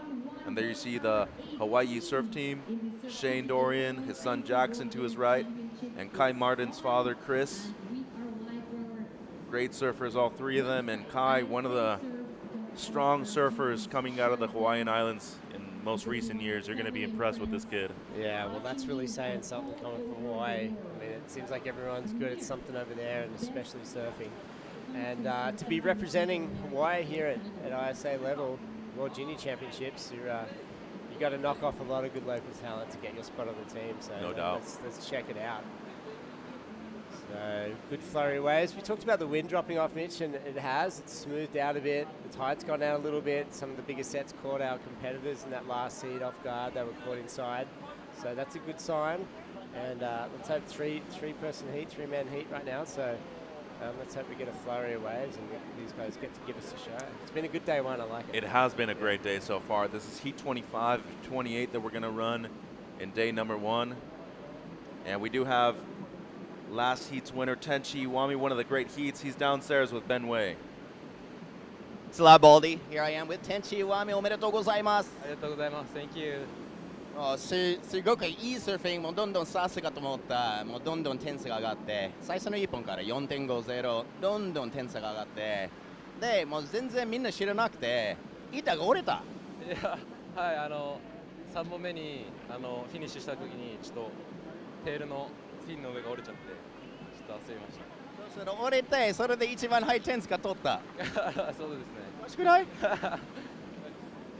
じゃあ、この前、天地のホームポイント、知らしたオリンピック会場になりまして、で、最初の初の、オリンピックサーフィンになって、天地は地元の千葉で、オリンピック選手の夢がありますか？そうですね、やっぱあそこで見たことをすごい刺激をもらって、で僕もやっぱイタロのように一番てっぺんで金メダル取りたいなと思いました。 All right, so we didn't know before his highest score, he'd actually buckled his board. He got his highest score with a buckled board. He got that 6.17. That was amazing. And I was telling him we just had the first Olympic surfing at his home point, Shirase Beach in Chiba. And him seeing the Olympics, I said, hey, do you have a dream of being an Olympic competitor? He said he definitely does. Watching the Olympics at his home point gave him a lot of stimulation, and he said he wants to go at it just as Italo did and take the gold. まあ、それ未来になりそう。はい、絶対取ります。応援してるね。ありがとうございます。Arigato gozaimasu. Thank you, Benway. And congratulations to Tenchi Iwami. Live action up and riding. Brian Cadenas from Nicaragua. Ooh, great little dagger right there. And a nice finish to end his first wave off. Here's Kai Martin from the island of Oahu on the back end. Goes up twice into the lip. And that's a decent start for Kai Boy. 16 minutes, 35 seconds. Here's Kai Galegrani from Panama. Carves it back. One more wrap, and this wave closing out. Gets a re-entry to finish. Just over 16 minutes to go, JJ. And for the people that are asking, what does JJ stand for? Jonathan Jenkins, ladies and gentlemen. Yeah, not to be confused with John Florence. Not at all, so yeah, that's right. So that was a great little exchange there. All those surfers getting pretty reasonable waves. Kai Martin's score locked in. That's 3.5. That's his first wave, so another to come. And we mentioned the tide going out a little bit. We saw a bigger set. There was a few waves went unridden there. So all these guys got a chance to show us their stuff there. And Brian's looking pretty good. Nicaragua, Kai as well. Panama, 2 Kais. So yeah, probably pretty similar. All those waves, a bit hard to differentiate. So we'll see what the judges come up with. But all those guys finished their waves pretty strongly, off to a good start in the first 4 minutes. Good thing we have replay. And there's Kai's dad, Chris Martin on the right. Shane Dorian, one of the coaches for Team Hawaii as well. This was his opener, the 3.5. Yeah, up off the lip there. Didn't get around this section, so that's why the score stayed low. His second wave is better. Here we go, white now. So this is Brian. And this is where he got going. This thing just peeled right down the line. He got a lot of turns here. And one of the longer waves of the day, I'd say. 5 maneuvers is pretty good out here. So finish off that one clean. And then this was the second wave, and it looks like it's going to come through at a pretty good score, around 5 to 6 range. And mainly for that turn there. Good timing off the top, whipped it down off the foam. And the sets continue to pour through. This is a big one, up into the hook. And this is our other guy there from, is it Panama? Yep. Panamanian surfer, so finished that one strong. That's probably the best exchange, I'd have to say. That was good. Looking at that again on replay, got the outside move, it was a bigger wave, finished strongly, and so I'd say Kai from Panama has to be pretty happy with that one. So it's a 4.57 for Cadenas in white. Waiting on Galegrani's score. Kai Martin gets a 5.33. And now Galegrani in yellow, potentially going to drop the best wave of the heat so far, as you were mentioning. 14 minutes to go. And now Martin, who's in the lead, has priority number 1. And that's something that you notice, as you were mentioning, difficult to make the Hawaii team. I competed against several of their members. Actually, a couple of great friends of mine. Koa Smith 1 year, Kaimana Hakias the year before. And you competed against Kaimana? Yeah. Kaimana is just a year older than me. Yep. He's 93. But one thing that you'll see from them quite often is that they'll finish their waves, and immediately after, they're looking to recover priority as soon as they can get out there. Yeah, exactly right. And those guys, when you surfed against them, was up in Mexico, or was it? I surfed against Kaimana in Peru, and then I surfed against Koa in Panama. In QS events? In ISAs, actually, both of them. Yeah, right. Yeah. Cool. So it was cool times. Our seating usually matched up that way, as far as team rankings went. So it was nice. It was nice to share the water with them a couple times. And Now do you use your powers for good or evil when you're commentating their heats and dictating their futures? Never. Oh, he fell off again. He always falls off. He's never had a good contest act. Even when I used to beat him, he used to struggle. Actually, he's selected again. What are they thinking? I would say that one of my all-time favorite styles is Kaimana Hakia's. His dad, Kaipo, I always loved the way he surfed too. And Cole Smith is still doing his thing, you know, like all these vlogs and edits that he drops. The trips that he does with his brother to Skeleton Bay, Namibia, some of my favorite things to watch. Yeah, Cole was amazing. You know, the first time I ever watched a surf event was Kaipo Hakia's in the finals at the Pro Junior at Narrabeen. Michael Mungabarri won that final. And I went down there, I was with Bo Young and Nat Young. I'd never been to a surf event before, I think I was about 13 or 14. And I couldn't believe how fast Kaipo was surfing. Yeah. He had that low center of gravity, and he was so quick. And I remember the Town and Country Sybil on his board, and he's from Hawaii, and I was just amazed. It was going that quick. But Munga ended up getting the final. That was the four-wave scoring system of the day. But yeah, that was the first time I ever watched a surf event. Michael Mungabarri at the Pro Junior. What year was that? I don't know, maybe 1987 or something like that. Yeah, because they were young, because Kaipo's got to be at least early 50s. I would want to say early to mid-50s around there. Yeah, that would be right, because I was about 13 and he would have been 19 or 20. Wow. I think that was the cutoff, or I was 12 or something, so yeah. Here goes Kai Martin in red. A big section ahead. Wow. Layback hammer. Turned down for what? 11 minutes, 20 seconds. He's only looking to better a 3.5. Easily going to do it there. Yeah, he belted that thing. So, yeah, some good memories. And, you know, we talk about the generations here. We're watching the future stars of the sport and all these coaches and dads and industry kind of figureheads and corporate crew and stuff. Got a lot of reason to cheer. That was a great turn. Yeah, especially from the land angle there, the drone angle. Here we go. Let's have a look at it again. That was nasty. He wanted that wave. Yeah, he did. Yeah, he saw that. He really wanted that wave, and he made it count. And here goes Cadenas now from Nicaragua. Just a quick one there for Brian. Here goes Kai Boy again. Dropped a 6.27, his best on his last. It's just free surfing now. Just a quick one there for him. And as you were mentioning, to make the team out of Hawaii is a difficult thing to do. And for Kai to be one of the co-captains of the team, pretty incredible at his young age. Here's Kai Galegrani now from Panama. Already has the 5.83 in a scoreline. This is going to help his situation too and extend at least that second place position for him with 10 minutes to go. And JJ, there you see the beautiful Panamanian flag. I don't know if you enjoy baseball at all, but it's not real popular in Australia. No, Panama has some great baseball players. One of the best baseball players of all time, Mariano Rivera, is from Panama. Yeah, cool. And yeah, it's not huge in Australia. I think basketball's bigger, but even that it doesn't get a lot of mainstream coverage.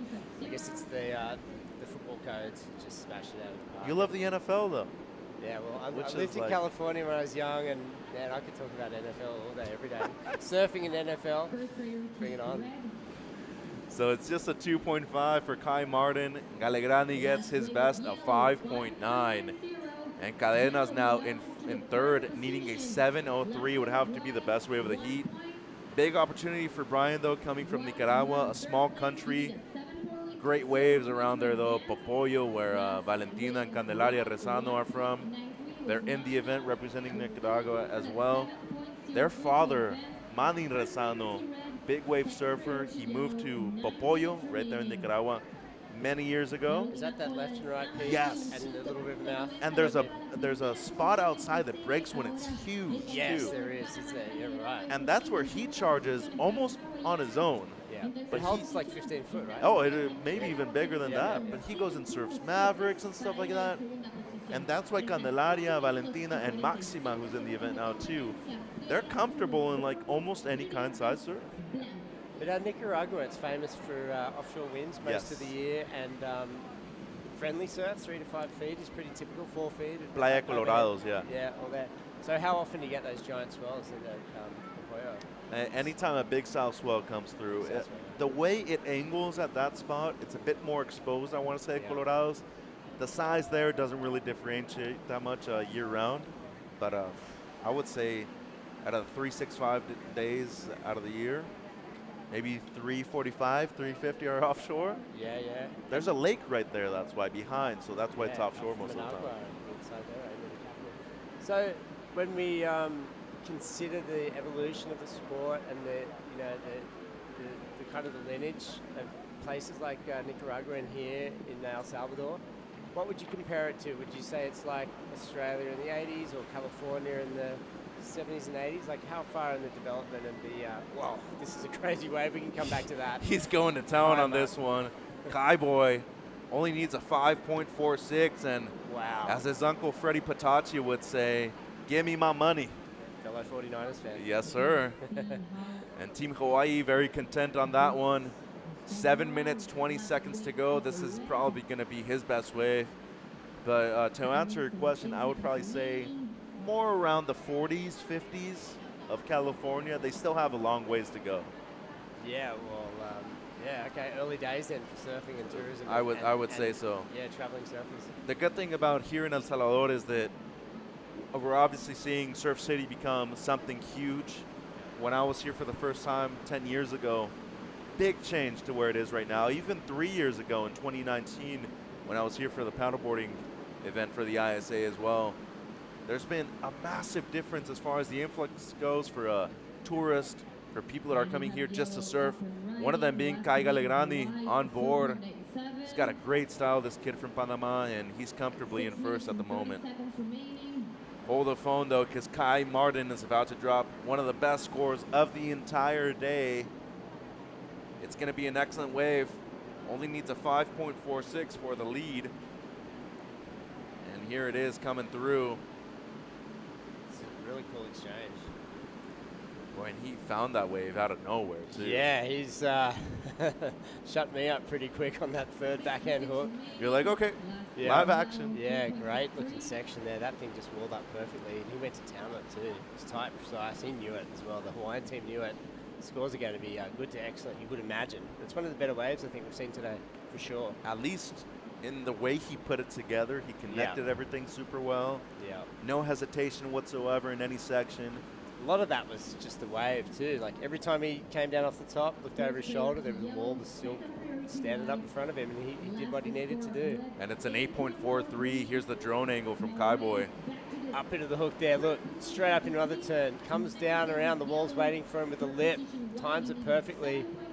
And just projecting and pushing and cutting back all in the right moments. Even this little section right on the shore. Look at the foam line on that. That's a 45-degree angle. And this is you really see how critical he was. This turn eventually projects here. I love that third one. Yeah, he could have got stuck there if he wasn't such a good surfer, but he knows, he read that thing perfectly. And just like Freddie P, I also feel a little bit of Sean Moody in that kind of style too, yeah, you know, man. top to bottom real Absolutely. quick. Yep. And then another big influence on him too, Kekoa Bam Bam Bacalso. Yeah. Low center of gravity, real quick with those transitional turns. And Kai Boy gets one of the best scores of the event so far, an 8.43. That drops Galegrandi down to second. And now Cadenas in third, needing a 7.16 with 4 minutes and 30 to go. Did Kekoa win at Narrabeen? He did. Yeah, so he he's beat Michelle Perez in the final. He's a world junior champ too. Yeah. In the other, At the pro junior level, yeah. Yeah, Kekoa, if you're watching, man. And I think watching Kai Martin there on that wave too, like, he's obviously in great form. He's an experienced surfer, but it looks like his board's working. And, you know, as long as he doesn't overamp too much, he's in a great position to push right through a lot of heats in this event. I mean, everything was coming good there. You know, his feet were bolted to his board. Obviously, he's got the wax. We've seen a few people slipping today, but he's centered, he's focused, he's good. He's got the team behind him. So straight away, I reckon one to possibly do some damage. And he's riding a Slater Designs too out there. Yep. So something much more buoyant, especially for today, might be the best decision. Automatically make me think it's an epoxy? Yeah, it is. They're all epoxies, or are they some are PU? I mean, I love epoxies. In these kind of waves, I'm surprised more surfers don't use them. I don't think, do Slater Designs make PUs? That's a good question. I don't think That's so. what I'm thinking. Just because he's on that board, does that mean they're all epoxy? I believe so, yeah. That's part of their gig. Might have to clarify that. But yeah, they're light, fast, and if you're a surfer out there, you haven't tried one, check it out. Small conditions. So you encourage people to ride maybe something more buoyant in a wave like this? Well, it's all personal, whatever works for you, different, so you might like a round tail, smaller tail, square tail, concaves, whatever you're going to find it. There's so much to work out. But I just think epoxies in small waves, for me, they just feel lively. The cellular structure of the fiberglass and the foam, it's got like a better memory. You can pick an epoxy up a year or two later and they still perform. So, but there's so many good surfers who don't ride them. I just don't know if they attract people who haven't tried them to do that, to use them and try them. And, you can say Kelly Slater's so good, nothing that he does is necessarily going to work for everyone, but he's riding them and they mean something to him. So, but just give them a crack, I think. It's better to have a go when you're younger and try them in small waves, and if you don't like it, then that's fine. Yeah, you at least tried it. But that for some surfers, I think it can really boost their performance because they're just so much more lively. If you get a good shape in an epoxy, they just fly. And that you get a good board, the life expectancy, the life is a lot longer than a PU, I think. PUs just don't handle day-to-day bumps and knocks too well. Well, Michel Perez, one of the Olympians last year, strictly only rides firewires. Another person that's great at using those things as well is Raul Machado, one of Jeff's former surf partners as well. And I think when you see a great surfer commit to a board that works for them, they won't really change it whatsoever. Yeah, well, it could It could be psychological too, right? Because Taj Burrow rode firewires for the longest time too. Yeah, he really liked him. He used to get his indentations in the deck as part of his template. So he'd get a brand new board, already had the foot wells from because he liked that. He didn't like a dead flat deck. He liked them sort of worn in a little bit. So that was part of his thing. Yeah, but I think epoxies are more common now for sure because you can get the models and the templates and pop them out one after the other. But I'm a huge fan of them. You do, yeah. I love them, yeah. There you go. So, yeah. I didn't bring any with me on this trip, but I actually just ordered an epoxy right before I left. Yeah. Well, get it in the year. With the way things are looking, it might be that way. Yeah. 35 seconds to go. Martin in the lead. Galegrandi in second. Cadenas in third, needing a 7.16. The bad thing for Cadenas, he has second priority, and Galegrandi keeping him off this wave. Goes to the air, pulls it. Saved his best for last. The little air revo just to finish things off. Could potentially better a 5.83 if the judges really like it. Either way, he's still advancing, and Martin and Galegrandi will take this heat out, and Cadenas, the surfer from Nicaragua, will be relegated to the repecharge round. And it seems like Galegrandi will improve his situation. Gonna be his best wave, and here's the replay. Yeah, this was just the last wave. Nothing to lose there, nothing to gain really, so nice little air rev to finish on. Return to the beach. Yeah, it was nice. We'll be seeing more of that the next few days.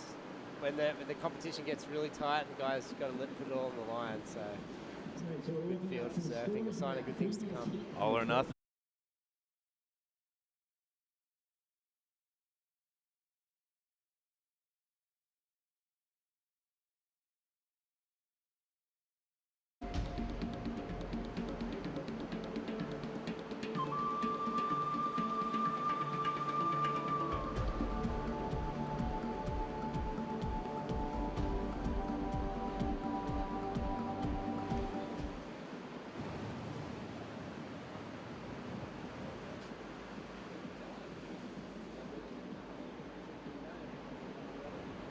And we're back at the ISA World Juniors at La Bocana in beautiful Surf City, El Salvador. Mitchell Salazar with Jeffrey Baldwin in the booth. This is heat number 26. In the red jersey, Levi Young from Canada. In white, Axel Castro from Costa Rica. In the yellow, Arthur Van Leerd from Belgium. And in the blue, Nelson Enrique Leon from Venezuela. Here's Levi Young, the surfer from Canada, lives on Maui though. His older brother Cody, one of the best surfers to ever come out of the Valley Isle of Maui. And Levi here in El Salvador, competing for the first time, representing Team Canada.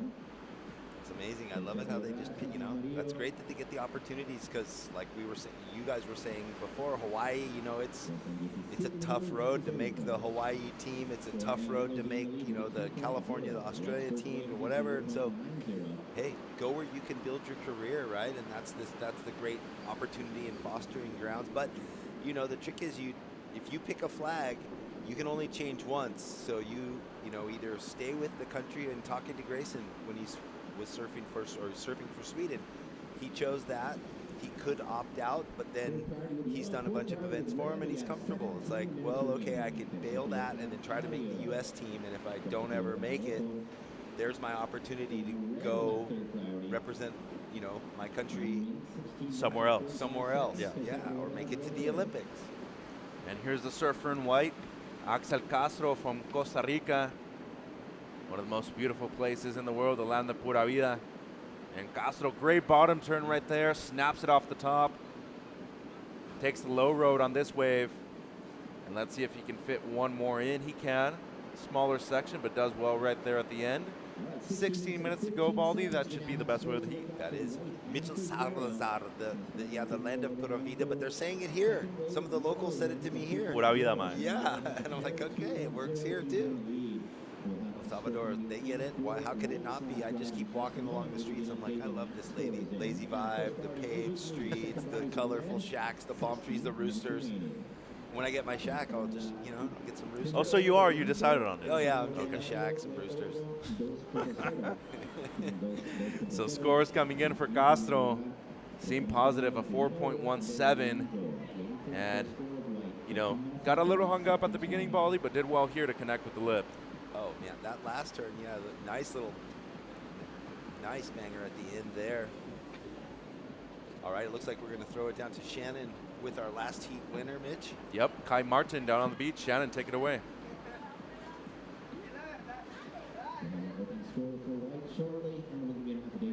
Talk to me about waiting patiently for that right wave to come through. Yeah, I feel like I didn't really wait for it, but it kind of just came my way, and luckily I had prio, and yeah, my board just felt really good and had a good line on it, and yeah, good score. Talk to me about the Tokoro under your feet. This is kind of like my magic board right now. Like my new quiver is they all feel really good, but this one was perfect for the waves today. Yeah. And representing for the islands of Hawaii, how does it feel to be able to represent for home? Oh, representing Hawaii is really big for me. It's especially here, being able to just compete for something kind of bigger than yourself, and you have teammates, and it's definitely different, but it's a really good experience. And as a 3-time national champ, what are your goals coming into this year's ISA World Junior Championships? We're definitely going for gold as a team, but yeah, we have a really good team, and I think we could do really good. Well, a great performance out there, and we look forward to seeing you the next round. Thanks. Pretty quiet kid is Kai Martin, the former 3-time national champion. So I wonder if he was riding an epoxy there. It's Yeah. hard to tell. So that is a Tokoro with, I believe, Slater Designs equipment or material, you could say. But Wade Tokoro, one of the best in the business as well. Yeah. And here goes Levi Young, as we saw Leon from Venezuela up and riding before him. Levi on the backhand, up into the lip. Solid turn right there for the youngster from Canada. Can't get the finish, but did some work before that. Just under 14 to go, Jeff. And that wave was cupping out. The waves are, the tide dropping, starting to stand up more and more for these surfers, wave after wave. Yeah, it's interesting, that whole debate, epoxy, PU. I actually like the combination.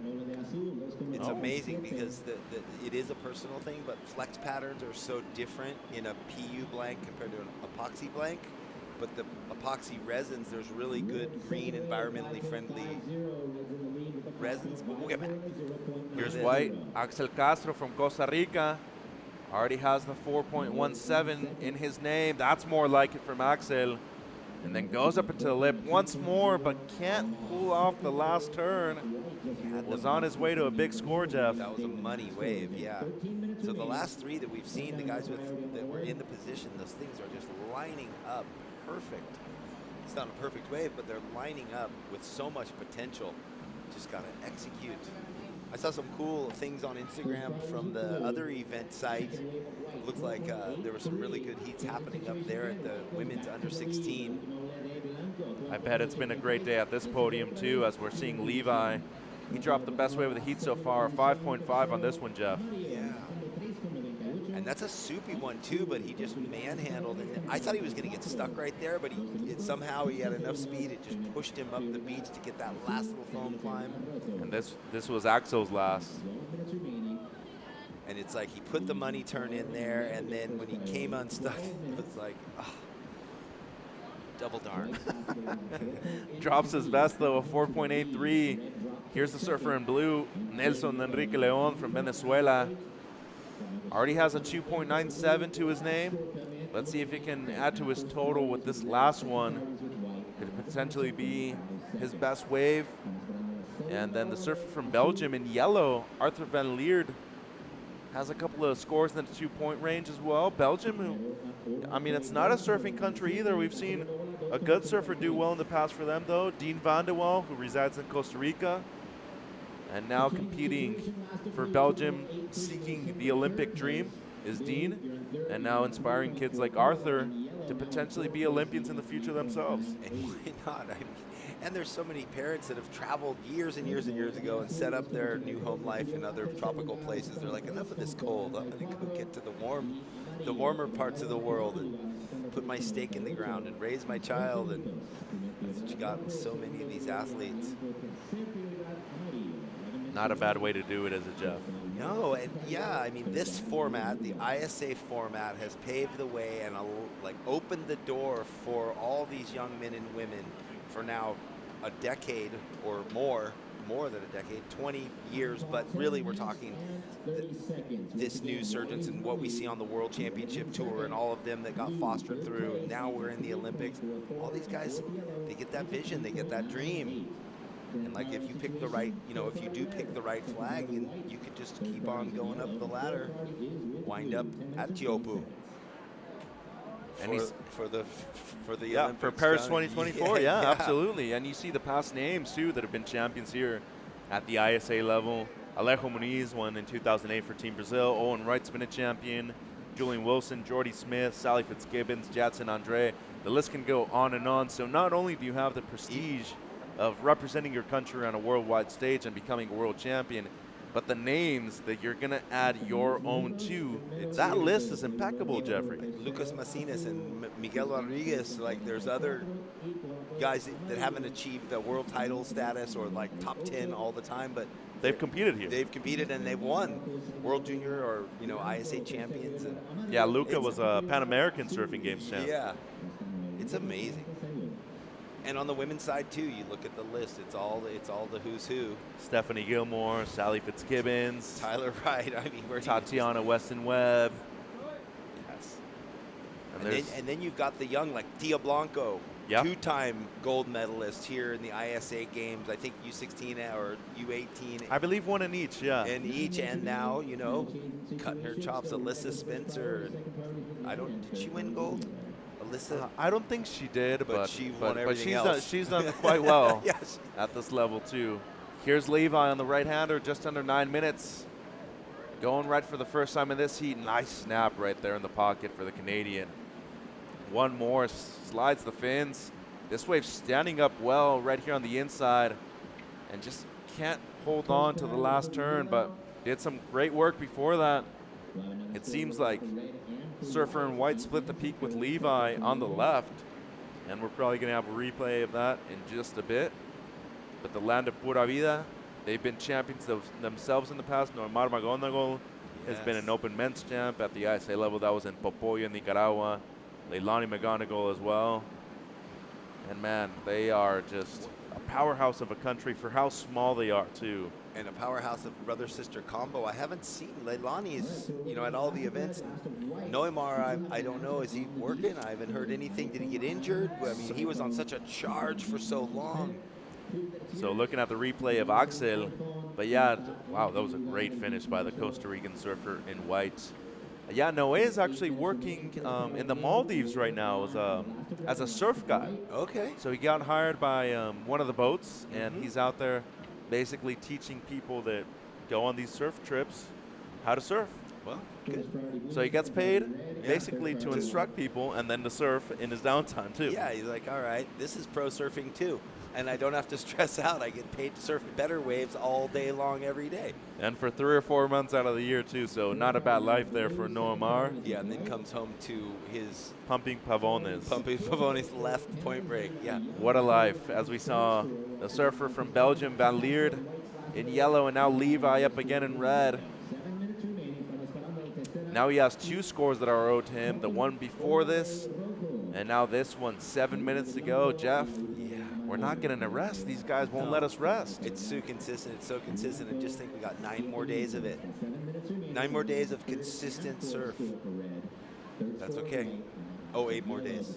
Okay.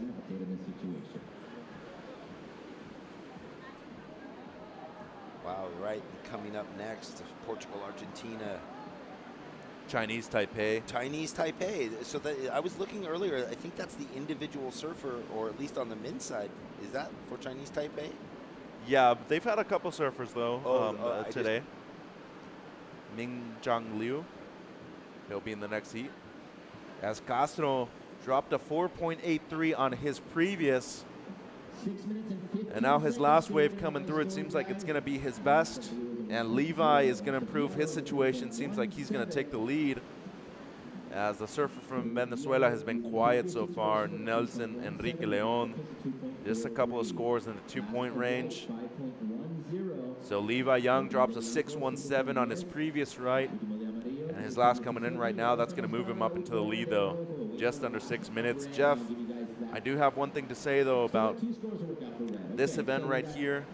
Not only is it the ISA World Junior with the largest amount of competitors, it is also the ISA World Junior with 4 new nations, Greece, Finland, Thailand, and Senegal. Yes. This also means that it's going to affect Surf City El Salvador in the most positive way, because you talk about the nearly 500 competitors in all 4 divisions, but the amount of people that traveled with them too. Yeah, it's amazing the economic boon that this creates right here, and it's amazing that the president years ago, and before pre-2019 for those games of the country said, I endorse surfing, I want to bring surfing, let's have a partnership with surfing. Surf City, the Minister of Tourism speaking at the event yesterday, and look at it grow. Even you were saying, I think when I wasn't on air, in the past 3 years, you could say, yeah, the past 10 years it's grown, but really it's since 2019 it's exploding. And in a week and a half you have a World Tour event coming too. So not only the World Juniors from all over coming, you have the international cream of the crop in the professional ranks. Amazing. And I have a feeling that we're going to be here a lot more in the next few years too. Yeah. You're already buying your place here, Jeff. Just stay down here whenever they call. Well, ISA calls you up, you're just going to work anyway. Yeah, a 10-foot square lot and a tent from REI. Maybe I can just rent from someone. There's a lot of people that come on down and have places. Where we're staying is kind of nice. Oh, I love that place. I'd love to just say, yeah, can I just buy my unit? But that's a pipe dream. I'm sure they're quite expensive because they are deluxe. I really enjoy coming here though, not only because the food's great, the waves are great, the people are friendly, but it's also really easy to get here from almost anywhere in the world too. Yeah, it's or at least for us, or if you're in Mazatlan or in Mexico, or if you're in SoCal, if you get a direct flight out of LA, it's 4 hours? 4.5 hours, almost 5. Yeah, it's close. easy. It's accessible. Yeah, it's not far. Here's blue. This is Nelson Enrique Leon from Venezuela. That'll be his best wave, no doubt. And Venezuela has had some excellent representatives here at the ISA before. Francisco Lolo Bellorin, Rafael Nono Pereira. One surfer that he might be around your age, Jeff, Justin Mujica. Yeah. He moved to Portugal many years ago, but he's originally from Venezuela. Derek Gomez, also a great representative of Venezuela in the past. Said and Ahmed Perez. I mean, the list could go on and on. People don't really think of Venezuela as like a country that's produced many great surfers. They're around. At the 2016 games there in Costa Rica, their team, one of the guys went on and just had a phenomenal run, and he made it, I think, into the semifinals. He took down Brett Simpson. He was just taking down superstar after superstar. Big stud. I think his nickname was like the Panther or something. I think it's Lolo Ayorin. That's Francisco. Oh, okay, yeah. Regular foot. Yeah. Big, tall. Anyway, he ripped, and at the time, and still in Venezuela, like, it's unrest, political turmoil. It's tough there. And we can't forget to mention either the best of them all, Magnum Martinez, former Masters champion at the ISA level. That's right. He beat Sonny Garcia in the final too, and Magnum is I love Magnum. I loved it when Magnum lived in SoCal. We surfed a lot. Now I get to just be in touch with him via all the social media. And he lives in Puerto Rico now. Yeah, say hi and like things back and forth. Yeah. He seems like he's doing really well. Magnum, if you're out there, he's a surf junkie. Meaning he's a fan of surf and watches it all. Surfs all day, every day too. Yeah. I heard you guys bring up Ben Bourgeois a while earlier, and I'm like, that's all he does too. Former ISA World Junior Champion Ben Bourgeois. And tour surfer, on the tour, then off the tour, then back on the tour, and he just cruises. He surfs alone wherever he goes, it seems. Where is he? The British Virgin Isles. Like, he just has it. He's living a good life. Yeah, he loves to come to Central America too. I believe he's been to El Salvador quite a few times before.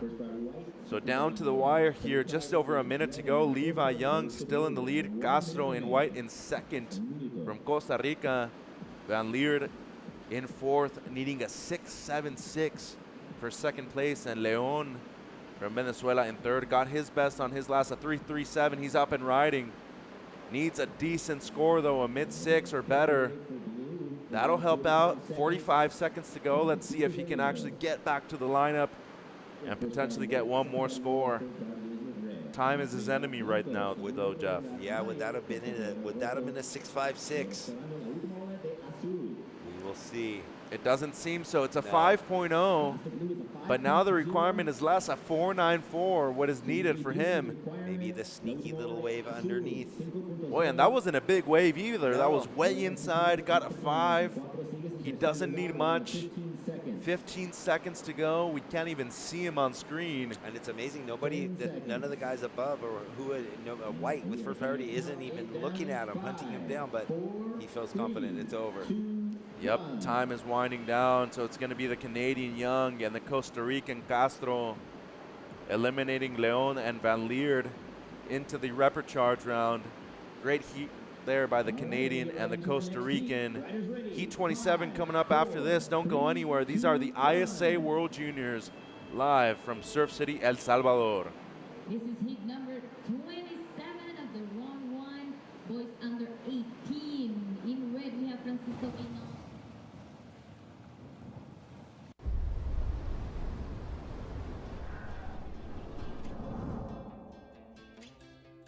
There's a right time for everything.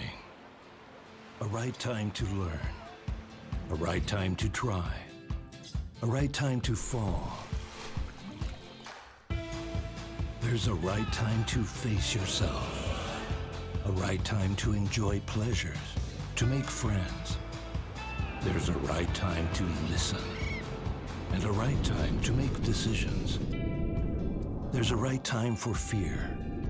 And for success. There's a right time to find your wave, and there's a right place to enjoy your passion like nowhere else.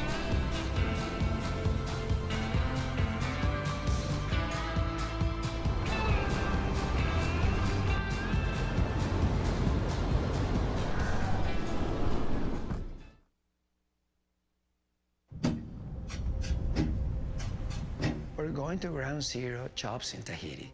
Who would have thought? Nobody. The setup in Teahupo'o is magic, It's amazing, like the nature is there and the locals are amazing, like the vibe is crazy over there. Chopu is one of the most incredible waves, probably a wonder of the world. You go to that end of the road and it's sort of like a whole nother world out there. It's godlike, it's quiet, serene, beautiful. tropical. The colors of the sun hitting that hill and lighting up the palm trees and the mountains and the different hues of all different color spectrum as the day moves on and changes. Then you have this glorious wave that comes off a reef, and it's so powerful and so beautiful. I think it's gonna be very good.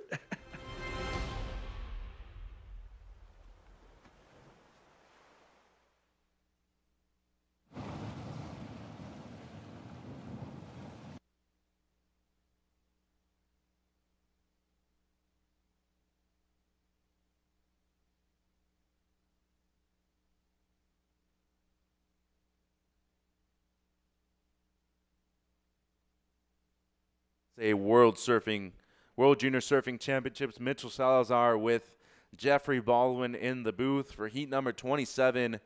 Francisco Queimado from Portugal, Ignacio Ruggiero from Argentina, Sebastian Reed from the Dominican Republic, and Mingjang Liu from Chinese Taipei in yellow.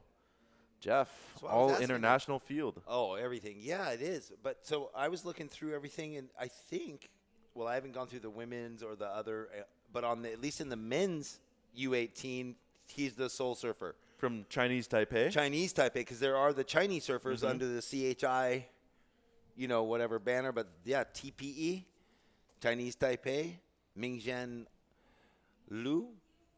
As we saw the surfer in white, Ignacio Ruggiero with his opening ride from Argentina. Got a 4.17, now looking to back it up as well. During the break, though, our surfer in red, Francisco Queimado, got a 5.5 on his opener. Not a bad way to start off the heat. Just over 16 minutes to go, and the surfer from the DR, just a 1.67 for Sebastian Reed. You having a great time so far, Jeff? I'm loving it. And Reed or Ming Liu had the 4.47 too, 4.57. Yeah. So yeah, there was a few waves in the break ridden, and maybe we'll get those recapped for replays. But tight heat already. How can we not be having a good time? Private buses. The food this afternoon was the food's amazing. The little eclair they bring us, the quiche. I'm getting fat. I love it. Jeffrey, I don't think you've seen yourself in a mirror lately. I don't think you could get fat. I don't think in the 6 or 7 years that I've known you, you've ever been heavier than you look right now. Well, here's the replay of the surfer in red, a 5.5, Baldy. Well, one turn wonder, and those become potential, in the score line if it's big enough. We had one of the surfers 3 heats ago, that 2 big turns, it turned the heat for him. There we go, our Chinese surfer. That was the replay. Chinese Taipei, yeah. Yep. Mingjang Liu, a 4.57. Not bad. Yeah. I mean, they definitely have waves in those regions. JJ's been there in the past, but you get those typhoons, and all of a sudden, waves that were flat before are 4 to 6 feet now. Yeah. Well, I mean, at some event, Peter Townend was working with the Chinese government or the Surf Association years leading into the Olympics. Knowing that they wanted a team to be able to compete, they wanted to start the generations of surfing, and he was saying, there's incredible waves all over the place, but inaccessible. Military, private, and you can see them, but can't touch them. So all these waves going ridden, basically, as we're seeing. It sounds like it. The Portuguese surfer, Francisco Queimado, backing up the 5.5 he got in the first stages of this heat, 14 minutes to go. And now the surfer in blue, Sebastian Reed from the Dominican Republic, up and riding. His second wave so far. And that is a bright green board right there from Sebastian. And now a split peak. We're going to stick with yellow, the surfer from Chinese Taipei, Mingjang Liu. Just the one snap on the right. He'll kick out. It did seem like the surfer from Argentina, Ruggiero, did split the peak with him, though. We'll see if we get a replay on that wave. 13:25 to go, Jeff. Yeah, look, I mean, I'm just impressed. I don't know who. I think it was one of the South African surfers was saying how impressed they had. Shannon asked, "What are you impressed with?" He said, "I'm so impressed because I was interested to see how the Chinese surfers surf, and so far every one of them surfs really well." I have not been disappointed either, I can tell you that. I think a lot of countries that I maybe wasn't expecting to do that well are exceeding my expectations for sure. Same, completely. So this is the last of White. This was a split peak from Ignacio. So him looking like he got the better of that exchange with, the 2 solid turns and the almost finishing foam climb. But no one running away with it yet, Mitch. This is the right surfer from Chinese Taipei. He just had to carry the board speed, but right there, I wanted his tail to really just slap it a bit more. Maybe he's thinking he might slide out and just complete the ride early in the heat, 12 and a half minutes, or at that point there was 14 minutes left. But look, so with his second wave, so that was still waiting on the score. It's coming through right now. Still waiting on the score, and he only needs a half a point, so there he goes into the lead. At the moment, because we have other scores coming in. I know. It's crazy, Jeffrey. This screen doesn't show the score waiting thing. That one might be. So we're seeing the surfer in white, Ruggiero, now up and riding real quick there for Ignacio. They call Ignacio's in Spanish Nacho.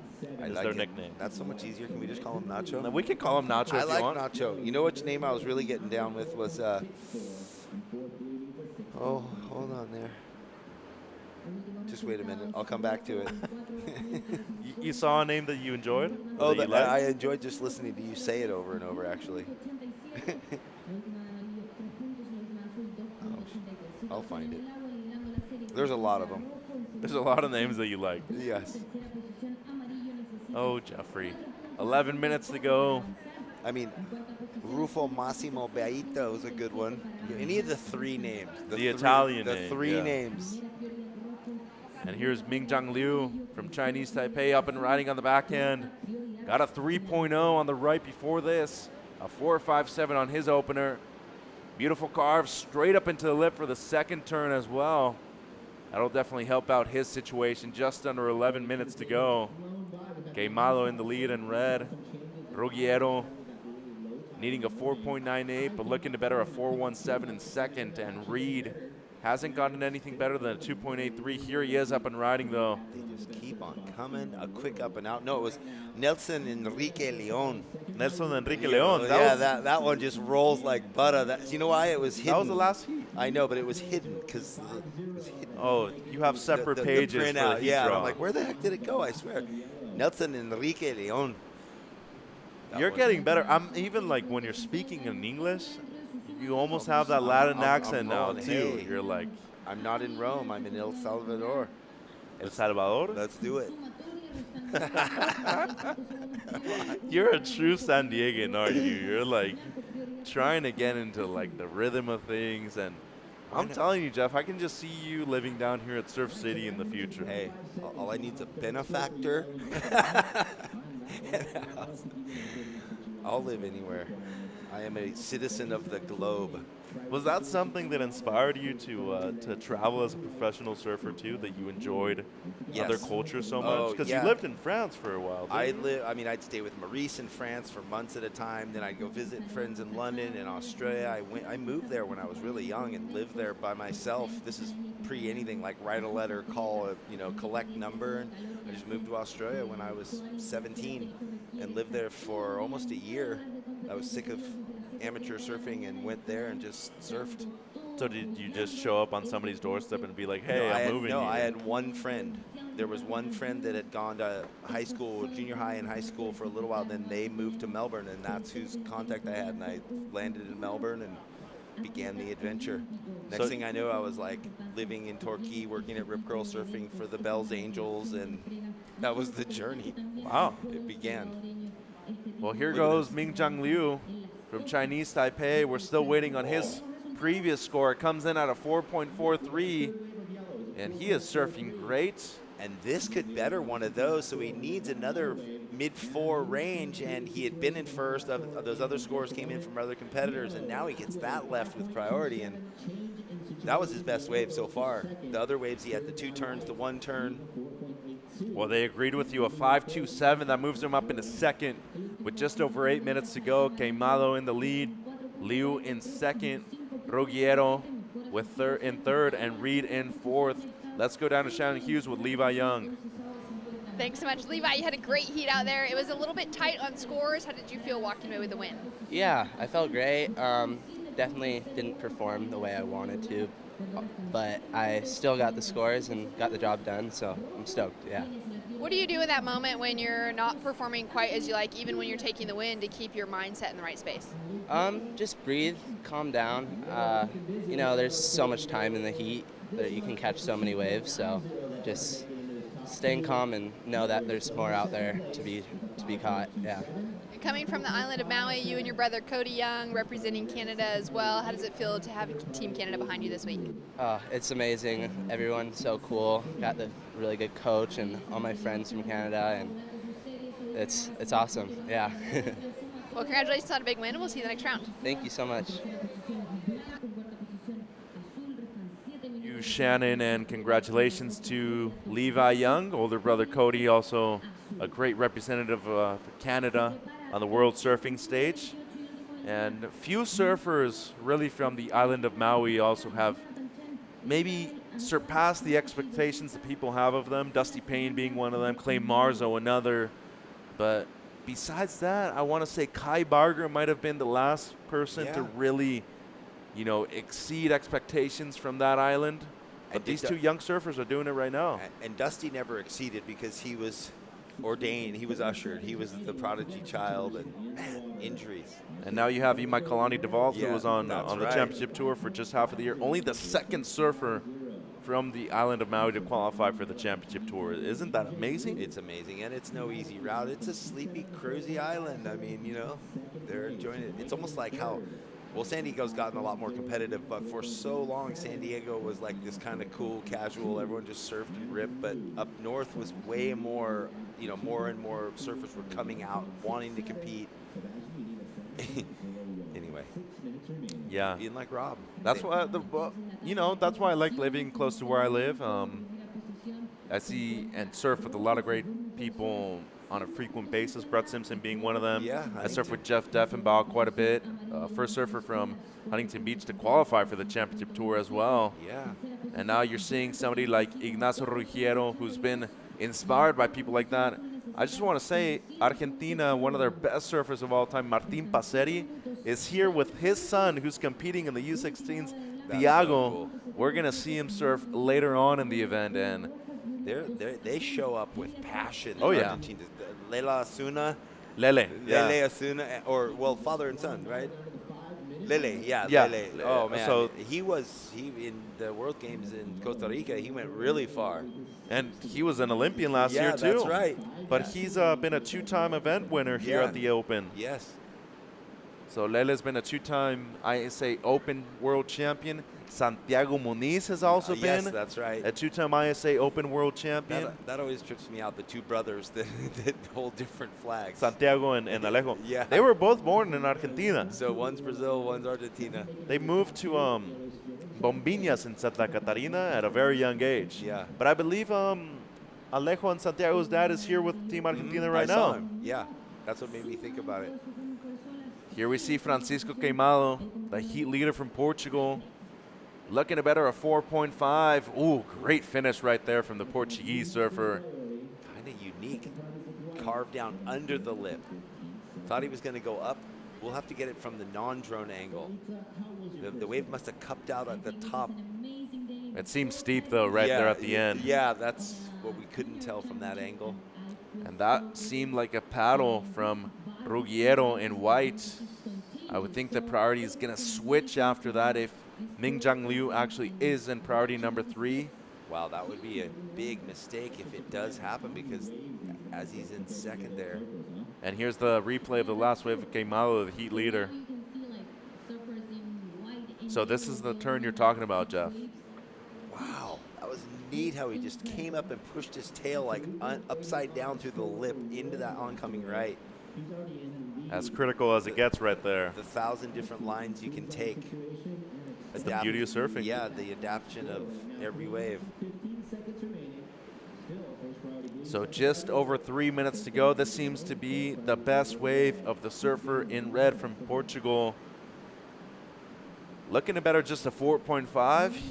Gonna do that and a bit more. 3 minutes to go, but it's the surfer in white and blue who are currently in third and fourth respectively. Ruggiero in striking distance from Argentina needs a 4.82.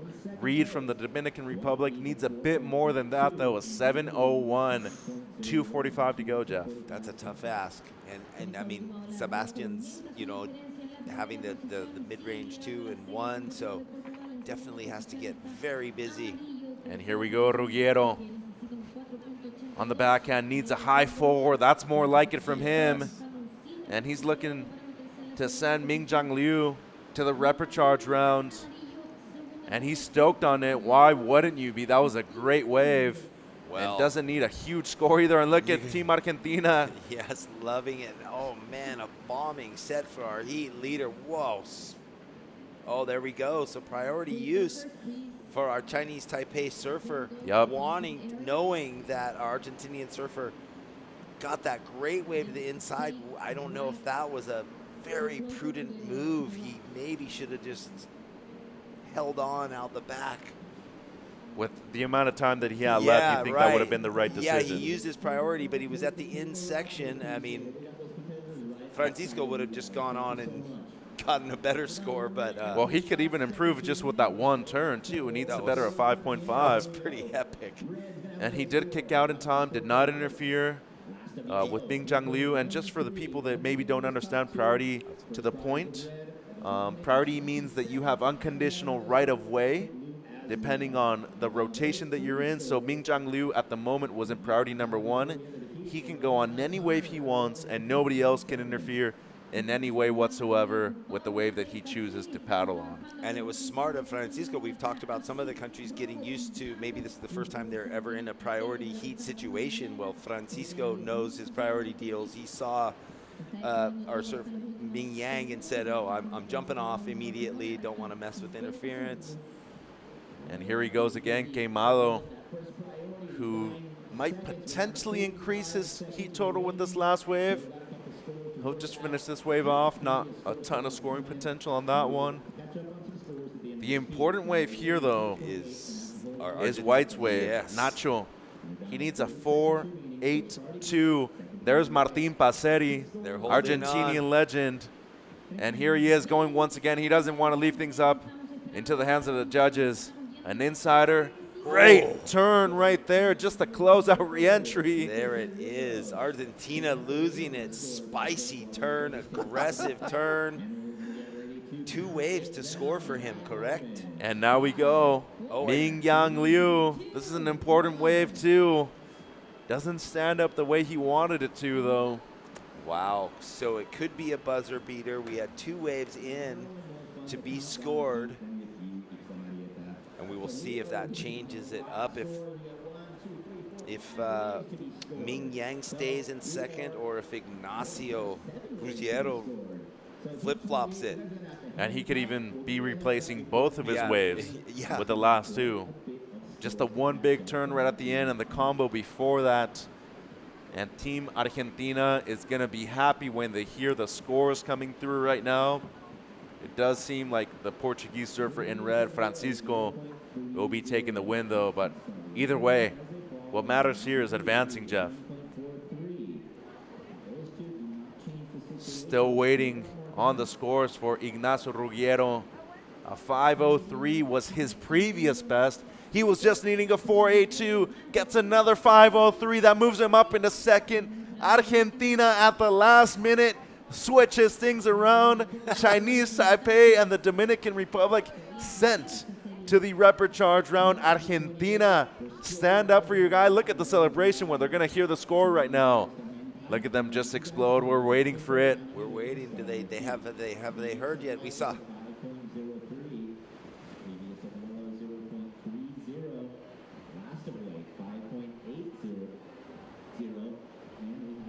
They haven't heard yet, Jeff. They haven't heard yet. The anticipation. But here's the celebration regardless, though. Argentina, Ignacio Ruggiero gets the job done right at the end, gets a 5.8 also, and it extends his second place position. So it's Francisco Queimado and Ignacio Ruggiero who advance right at the end of the heat. Don't go anywhere. These are the ISA World Juniors live from Playa La Bocana in El Salvador.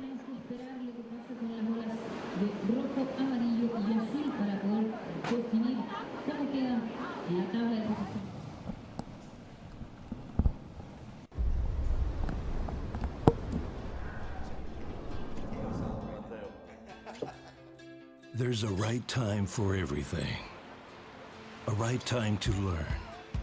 A right time to try. A right time to fall. There's a right time to face yourself. A right time to enjoy pleasures, to make friends. There's a right time to listen.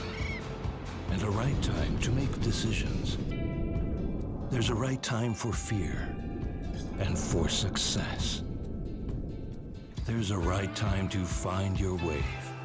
And there's a right place to enjoy your passion like nowhere else.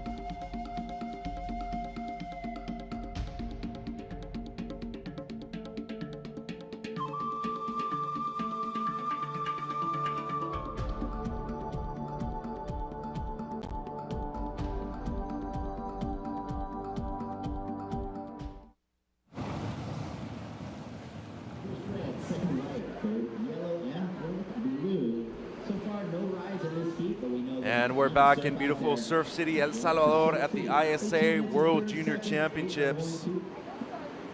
Mitchell Salazar with Jeffrey Baldwin for the last heat of day number 1 of competition. In the water in red, Mario Racines Molina from Spain. In white, Jonathan Chen from Israel. In yellow, Antoine Habashi from Switzerland. And in blue, Silas Hamran from Norway. Here we go, up and riding in the white.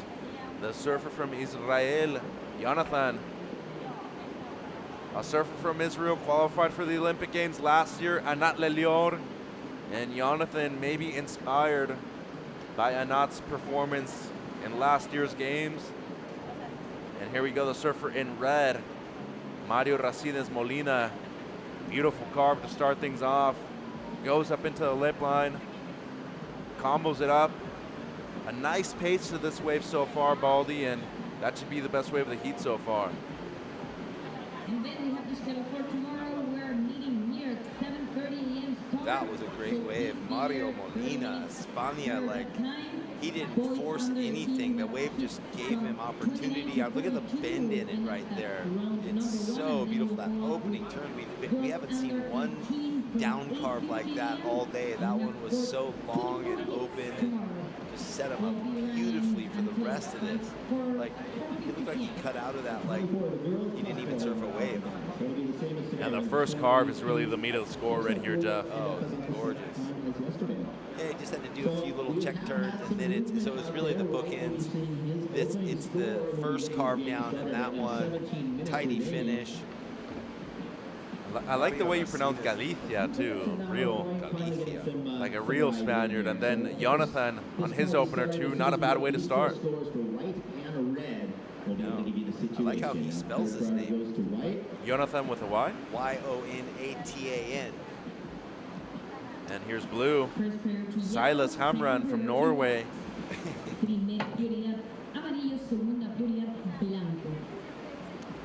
Let's go down to Shannon Hughes with the winner of the last heat, Francisco. And it was, the waves are pumping, and I caught like two good waves, and I did those two good scores, and that's it.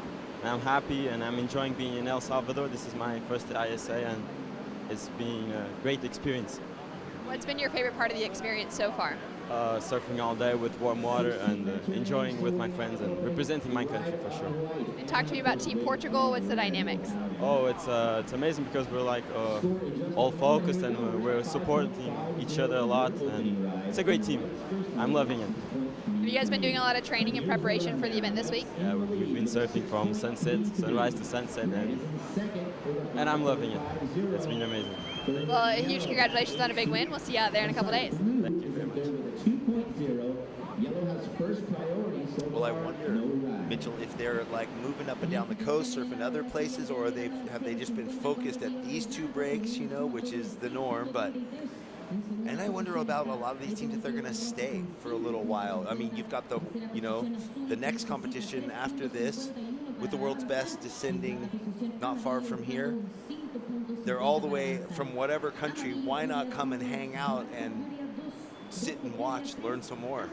And I don't think there's a time restriction on how long your visa can be as a tourist for El Salvador. It's only a small fee, $14 that you need to pay in cash. Right. But it's super convenient, easy to get here, accessible.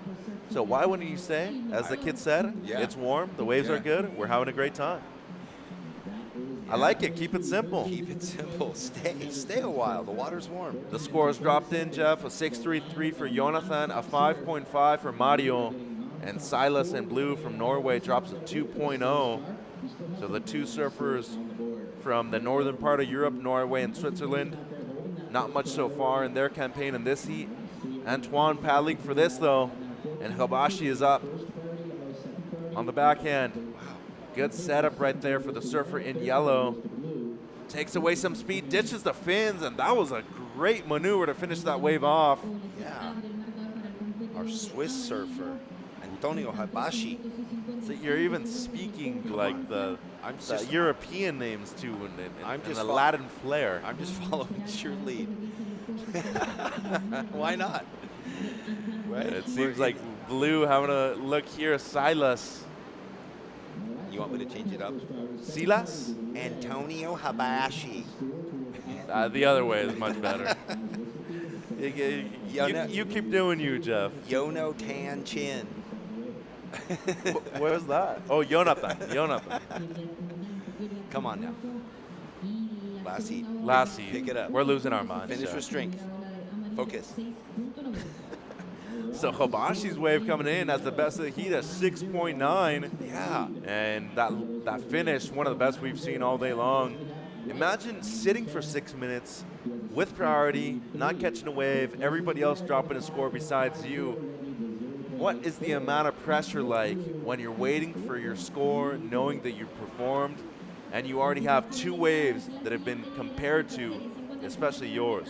Well, I mean, these guys sitting with priority for 6 minutes in a 20-minute heat, a lot of them aren't used to that situation, so the pressure must be kind of immense, right? You hear about guys with priority, they'll sit for 20 minutes, but they've gotten used to it over years and years of being in that situation. A lot of these surfers are not familiar or comfortable with that situation. They're looking at their coaches and they're looking at their teammates and they're like, oh my God, I'm here representing my country. What do I do?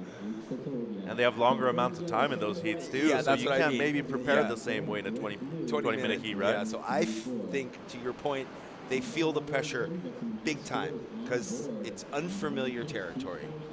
12 minutes to go. There you see the Swiss flag. Habashi takes the lead. Jonathan in second with a 6.33. Spain in third with Mario Racines Molina. He has a 5.5. And Silas with a couple of small scores so far. So that opening wave for Mario, that was the one that we thought was so fluid, that down carve. Maybe he was just too cash. It seems that way. And the wave shouldered off too. I just really enjoyed the first carve though. Yeah, and the finish, so that in-between space just didn't allow him to go higher, but potential. We see the potential because now he will be in first priority, and this is a beautiful open face left. From Jonathan Chen, the surfer from Israel. I know. Good flow so far from surfer in white. And a decent finish too. Oh, he loves it. Why wouldn't he? That wave full of bounty. I thought he was going to end up behind us. He rode the thing so far. And Team Israel, proud of that last wave of Jonathan. And that, you know, each time they pan to this is the good example of, well, that maybe that's the whole team, maybe that's some of the team, but generally each team is down in force for each competitor that's in a heat. All day long. All day long. You like the camaraderie, don't you? I love it. You're here for it, Baldy. I'm here for it. 10:35 to go. Scores dropping in for Jonathan. Only needs a 0.58. Going to be that and a lot more. It's even potentially going to be his best score so far. And this is easily going to put him up into the lead with 10 minutes and 20 seconds to go. Habashi's going to drop down to second. Racines Molina from Spain is going to need an even larger score after this. And Silas, who's had 2 waves so far, looking to get something at least in the 5s to compete with the other 3 surfers and their score lines. You got some info for us? No, well, I don't know. I was just, as we've been talking about El Salvador all day, sitting here in the breadbasket of beauty and surf. El Salvador is committed to show the globe it is a world-class surf destination, and I think we're helping prove that. Along, the athletes are doing a great job. The surf, Mother Ocean is doing a great job. All the posts that the ISA is putting up, you're putting up, I'm putting up in our social media, walking around, the beauty of everywhere. It's, come on down. It's like the ad, the place for the right. Yes, surf. That's right. The land of the rights, even though we're surfing mostly a left right now. But El Sunsal is a right. There is a right here at La Bocana too. Try to say El Salvador for me. So much pressure. You sound like almost every other name great, though. El Salvador. Yeah, well, see? First try. I know, just bam. It's like just inviting you to like move down here already, John. It's like just coaching. It's telling you. As Jonathan drops the best of the heat so far, a 6.93, casually moving up into the lead now. Just under 9 minutes to go. Habashi in second with only the 1 score of the 6.9. Racines Molina needing just a 1.41, but that's also because Habashi doesn't have a backup wave. Here's the replay, Baldy. Oh, I mean, he just scored. This is the opening part. It was that little floater that set him up, that rock and roll float. It looks like the wave's going to finish for him. And you just finagles through this soupy section into that last bit. That's the way to show the judges you're pumped and you earned it. Seeing the drone angle right now, these next 2 turns crucial to the actual development of a good score. Yeah. So he got to, you know, execute a lot of variety on the wave from start to finish. Each turn was basically different. He never really got the big vertical section, but he kept the speed power flow. You know the thing that I noticed the most today, Jeff, was the amount of scores in the average and good range. Yeah. And the small amount of waves that we had up in the excellent range. There wasn't very many. A handful of 8 and above, I think 5 maybe.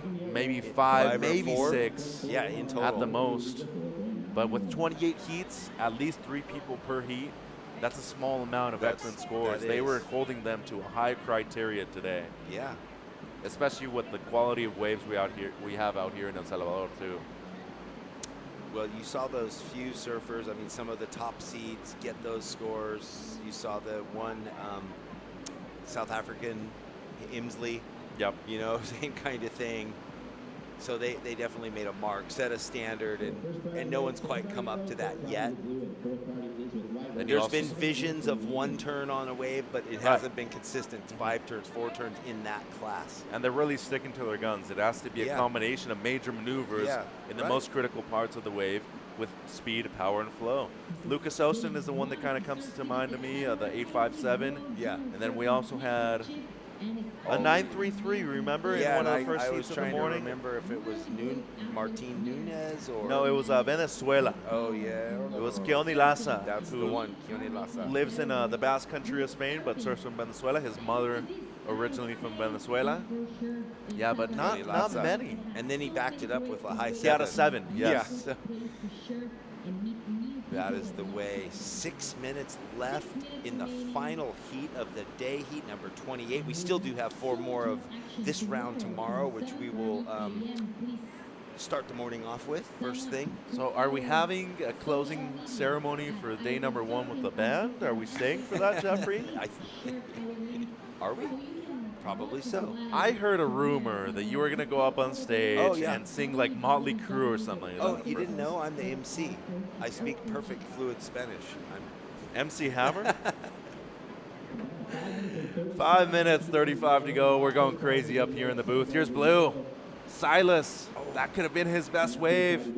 Shades of goodness, though, from the surfer in Norway. And here's Yellow Habashi, the Swiss surfer. Good combo right there. Got a little stuck on the second turn. And way down the beach, close to where we were staying last year for the ISA Games. This has to be at least 400, 500 yards to the south of where we are right now. So even the judges where they are 500, 600 yards south of where we are still struggling to see him. That's saying something. So that's a good walking distance for us right now. Yeah, that's we're getting our steps in today, Jeff. I can tell you that. We're getting our steps. All the hills and stairs everywhere. What do you think we do on our 20-minute, 40-minute breaks? We go walk stairs between. We eat quiche and eclairs and pastries and I love cakes. the food here. Oh, they served us these little things up at the restaurant, but the other event site, the Quesadilla El Salvador, and it was like a little corn muffin, sort of sweet. It was really nice. Boy. Yeah. And that was white. Jonathan already has a pair of 6s. Team Israel very happy with his performance so far in the last heat of day number 1 of competition here at the ISA World Juniors. It's been a pleasure being with you all day long. JJ, Jeff, myself, Shannon Hughes, our Spanish commentary team, guys that I've worked with before, Axel Gutierrez, Mateo Rojas, Quetzal Estrada. You can listen to them in Spanish if you would like to. Big thanks to ASP, Action Sports Productions, everybody here at the ISA. 3 minutes 50 to go. Down we go. Silas real quick on the backhand, just under 4 minutes. And still waiting on Habashi's score because depending on what he gets, Racines Molina and Hamran are going to need a larger score as well. When we were waiting for that score for the last heat for Ignacio from Argentina, we were waiting to hear the hubbubaloo. That's when our co-commentator Mateo came running in because he's from Argentina with his glass of mate. His mate like a was true straw. Argentinian. Fists a-blazing. At least he was psyched. we thought the team was going to go crazy on the beach because I think they were still waiting to hear the score, though. Couldn't that's figure it why. out. Yeah, so he went from 3rd to 2nd. It was a big moment. And we got Mateo's version. We are down to 3 minutes to go, Jeff. A 5.37 for Habashi. That means that Molina now needs a 6.78, and here goes Antoine. Currently in 2nd, now looking to better the 5.37, just a quick one. Which he doesn't do, and so now Mario with first priority.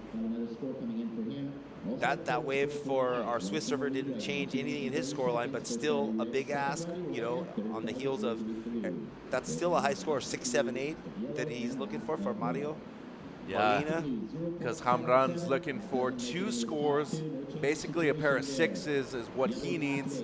Gonna be very difficult to do, not impossible though in 2 minutes. And here's Mario, he's paddling for this. This is an important wave, really gonna decide whether he makes it out of the heat or not. A 6.78. It would have to be the 3rd best wave of the heat so far. A couple of carves, needs a big finish, that won't be it. I don't know why. Well, was he thinking he could paddle back out?